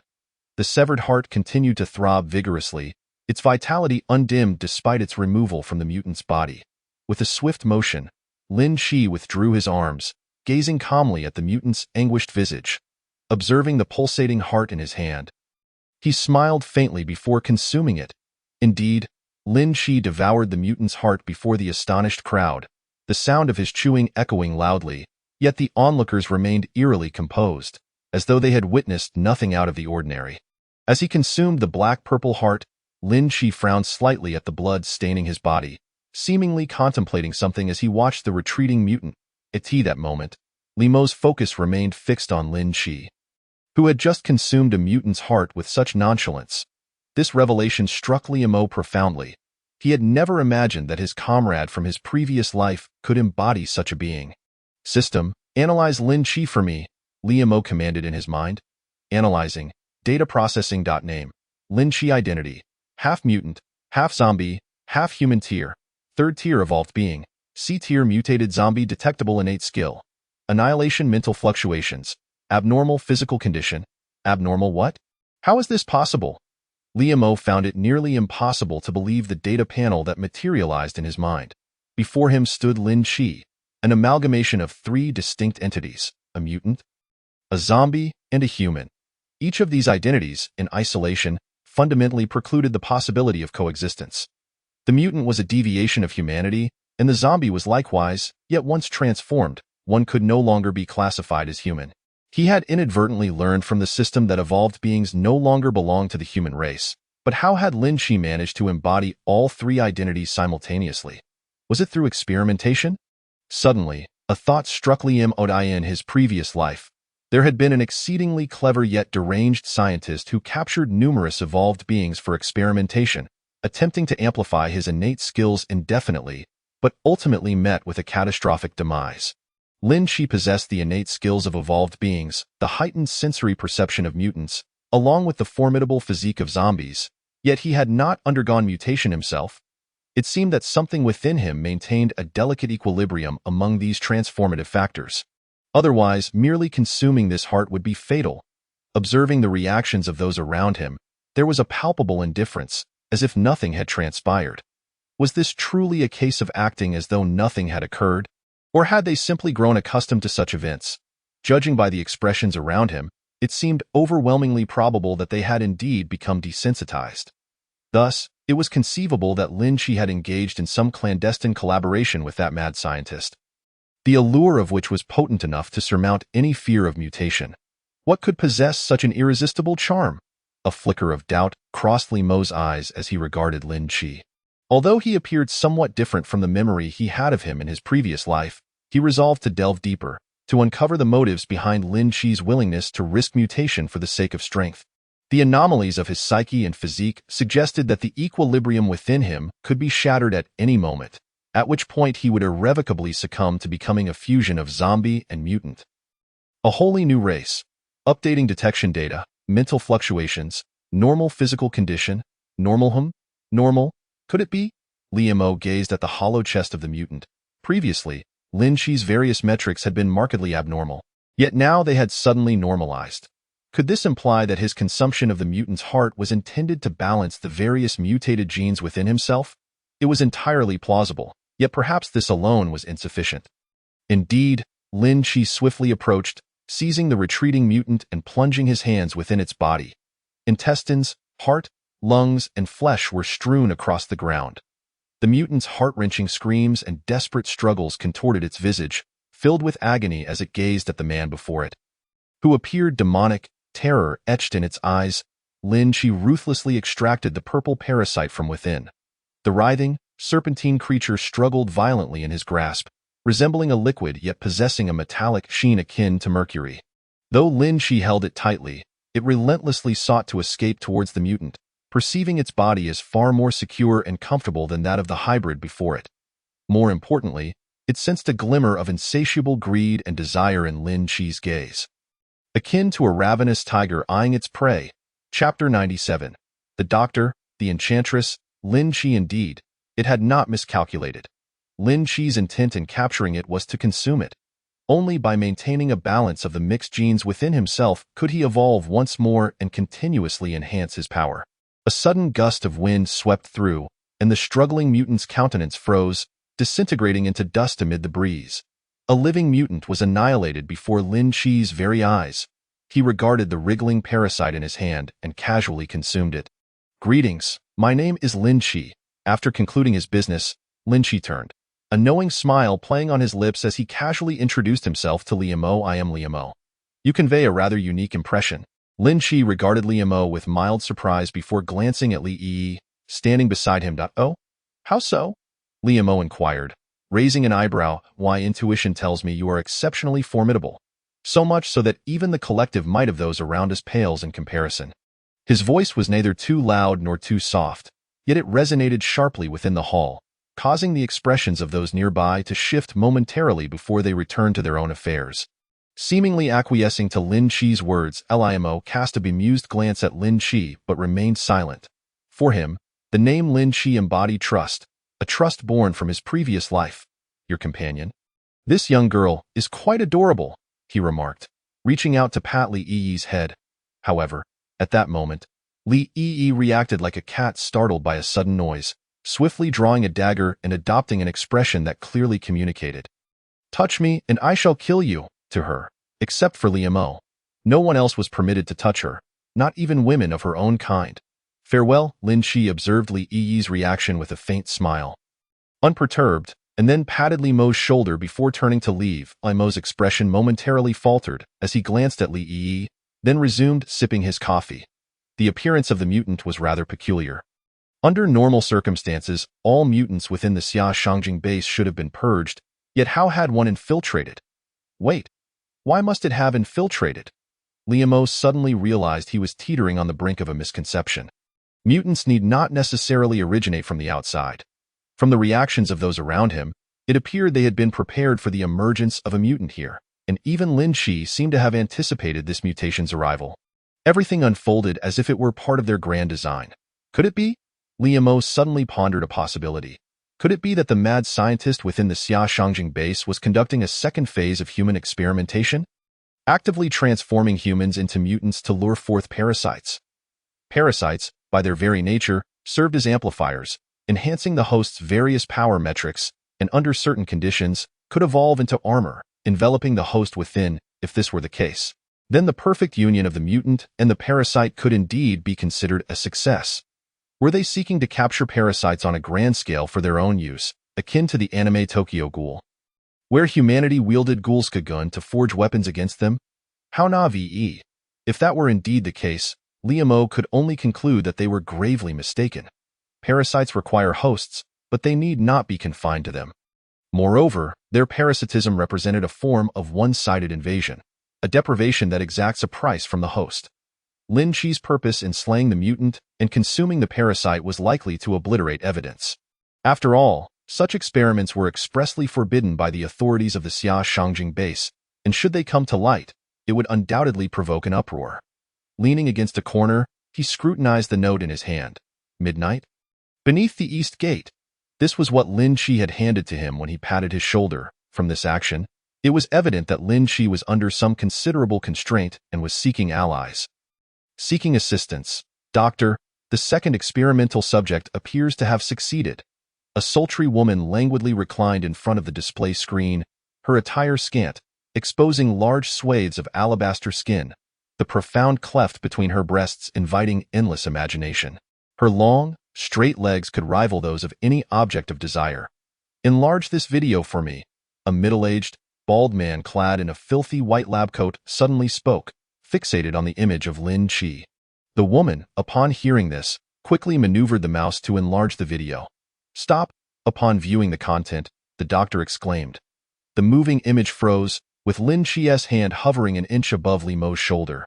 Enlarge this area? The doctor pointed at Lin Chi's hand, sensing something amiss. Why was Lin Chi making contact with an unfamiliar man? His middle finger curled slightly, as if conveying some message. The woman double-clicked again to magnify the image once more. Yet nothing was revealed. At that moment, the laboratory door swung open, and Lin Chi sauntered in, lazily chewing on a blade of grass, just in time to catch sight of the two observing the display, which depicted his earlier interaction with Liu Mo. Lin Chi paid them no heed. He had grown accustomed to the doctor's surveillance, yet witnessing the scene laid bare for the first time stirred a mild discontent within him. For the feeling of mistrust was decidedly unpleasant. I am retiring to my quarters, Lin Chi stated flatly to the two of them. The enchanting woman cast a flirtatious glance at Lin Chi, her eyes sparkling with mischief. Do not forget your mission? The doctor suddenly interjected as Lin Chi opened the door, his tone unusually stern. I am aware. With a slam, Lin Chi closed the door behind him, gazing at the walls adorned with photographs. A bittersweet smile gracing his lips. Sister, I will undoubtedly save you. His gaze fixated on the image of the girl, an unprecedented determination ignited within him. He would rescue his sister, even if it meant utterly losing his sanity and becoming a half-zombie, half-mutant monstrosity. In the hall, his innate skills seem exceptionally formidable, and they can be utilized without restriction, Li Yi remarked, glancing at the thoroughly disposed of mutant carcass. Indeed, annihilation is a power that can rival the most gruesome of slaughters. However, it is not without its constraints. Limo paused momentarily before continuing. The cost of employing it is one's own lifespan. The more frequently it is used, the faster vitality diminishes, as each application accelerates the body's metabolic rate. I do not mind. It is merely unfortunate that I have yet to unlock my innate skills. At this juncture, Li Yi lowered her head, her expression tinged with disappointment. But you possess the Eye of Death. Limo replied with a slight smile. The power of the Eye of Death is remarkably potent as well. Upon hearing Limo's words, Li Yi's expression brightened slightly, and a faint smile graced her lips. Chapter 98. I can help you break free from control. The night in Shangjing was exceptionally beautiful, with the starry sky resembling a cascading galaxy, vibrant yet mysterious. The surroundings were illuminated, with armored vehicles and excavators passing by. While a diverse crowd hurried through the streets, Limo intended to find a place to settle Li Yi before making his way to the East Gate. Yet Li Yi refused to heed his suggestions, insisting on accompanying him regardless of his protests, leaving Limo with no choice. He sensed Li Yi's growing dependence on him, a situation that he was uncertain whether to deem good or bad. And with a wry smile, he chose not to intervene. The East Gate was the most severely damaged. The ground lay parched, and the earlier powerful gusts had reduced bodies to mere dust. Nevertheless, the air remained thick with a pungent stench of blood. The city walls had completely collapsed, their charred surfaces riddled with marks from gunfire. Nearby, a large searchlight illuminated the area, casting elongated, distorted shadows. The ground was as desiccated as a desert, crunching underfoot like gravel. The two stood beneath the city gate, waiting for a moment before Lin Chi arrived.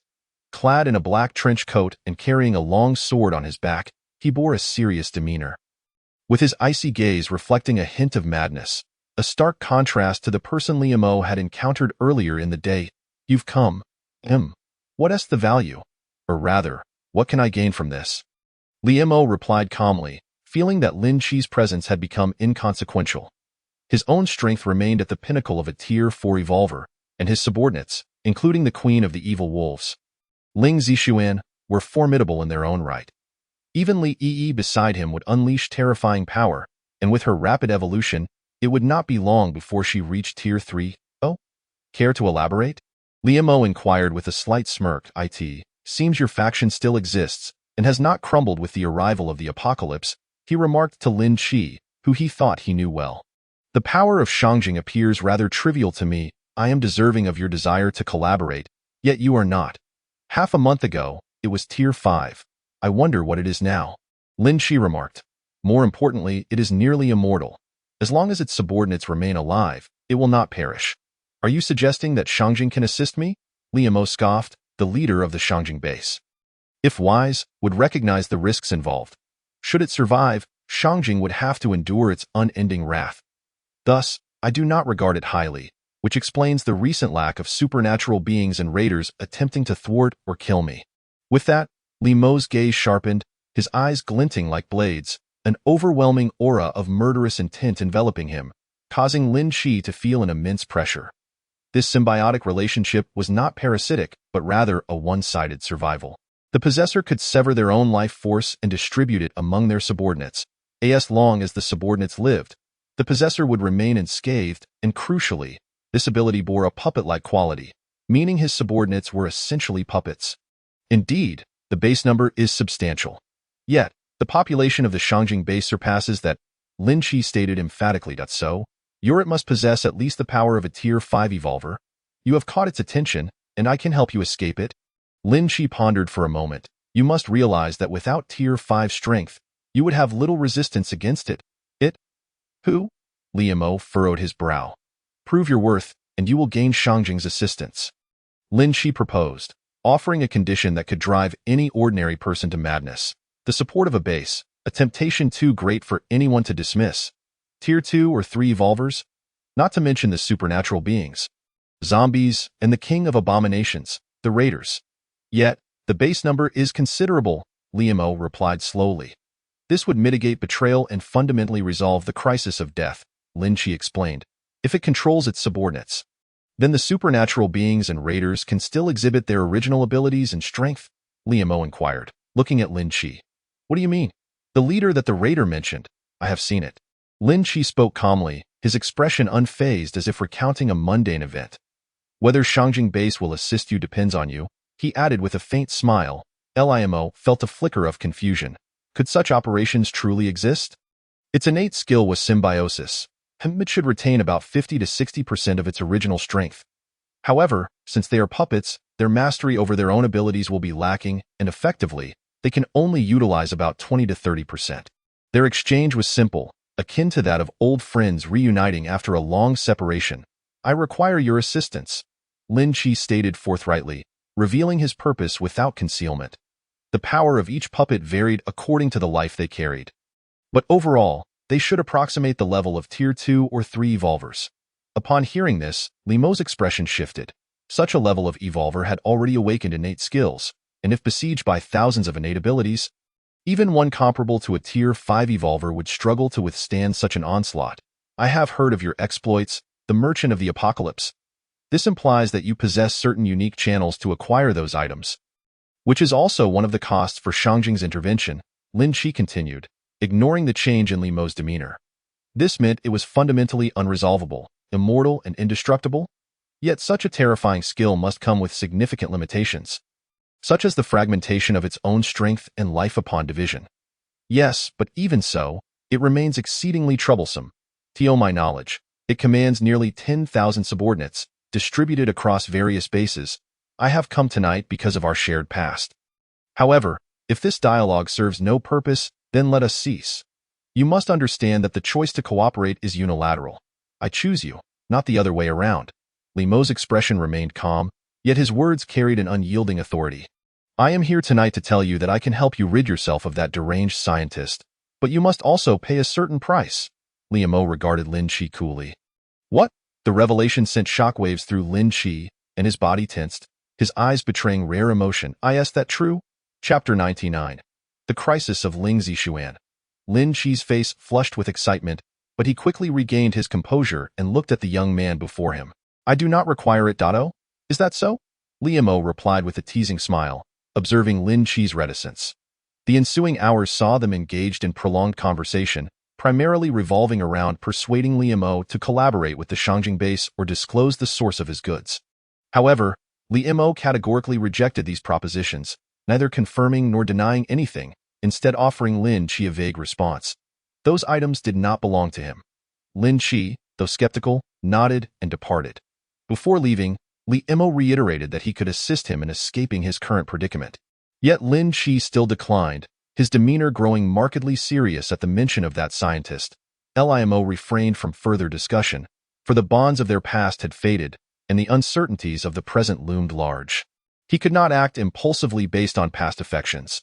The two waited in Shangjing for approximately 10 days, during which Zhou Jian and others gradually joined them. Limo was astonished to discover that Zhou Jian and his companions were mostly Tier 3 evolvers, and the youngest, Lei Jian, had even unlocked his 4th gene lock, suggesting they had encountered extraordinary opportunities. However, Limo did not inquire about their experiences or gains. Each individual possessed their own secrets, even if they had signed labor agreements. Ling Zixuan remained unreachable. Each message Limo dispatched seemed to vanish into the void, yielding no responses. This led him to speculate whether Ling Zixuan had met with misfortune, though he deemed that unlikely given her innate skills and the sword she wielded, which should have allowed her to navigate the early apocalypse with ease, provided she had not been ensnared by a tide of corpses. Yet the reality was quite the opposite. At that moment, Ling Zixuan was covered in wounds, her black combat suit tattered, her hair disheveled, and her injuries grievous. A horrifying claw mark marred her cheek, appearing as if it had pierced through, blood gushing forth relentlessly. Her back bore the scars of bullet wounds, and a cloth was tightly wrapped around her left knee. Yet the crimson blood and her labored movements indicated that her knee was likely shattered. The long sword in her hand, stained with blood, appeared particularly menacing, the red liquid seemingly coursing over its surface.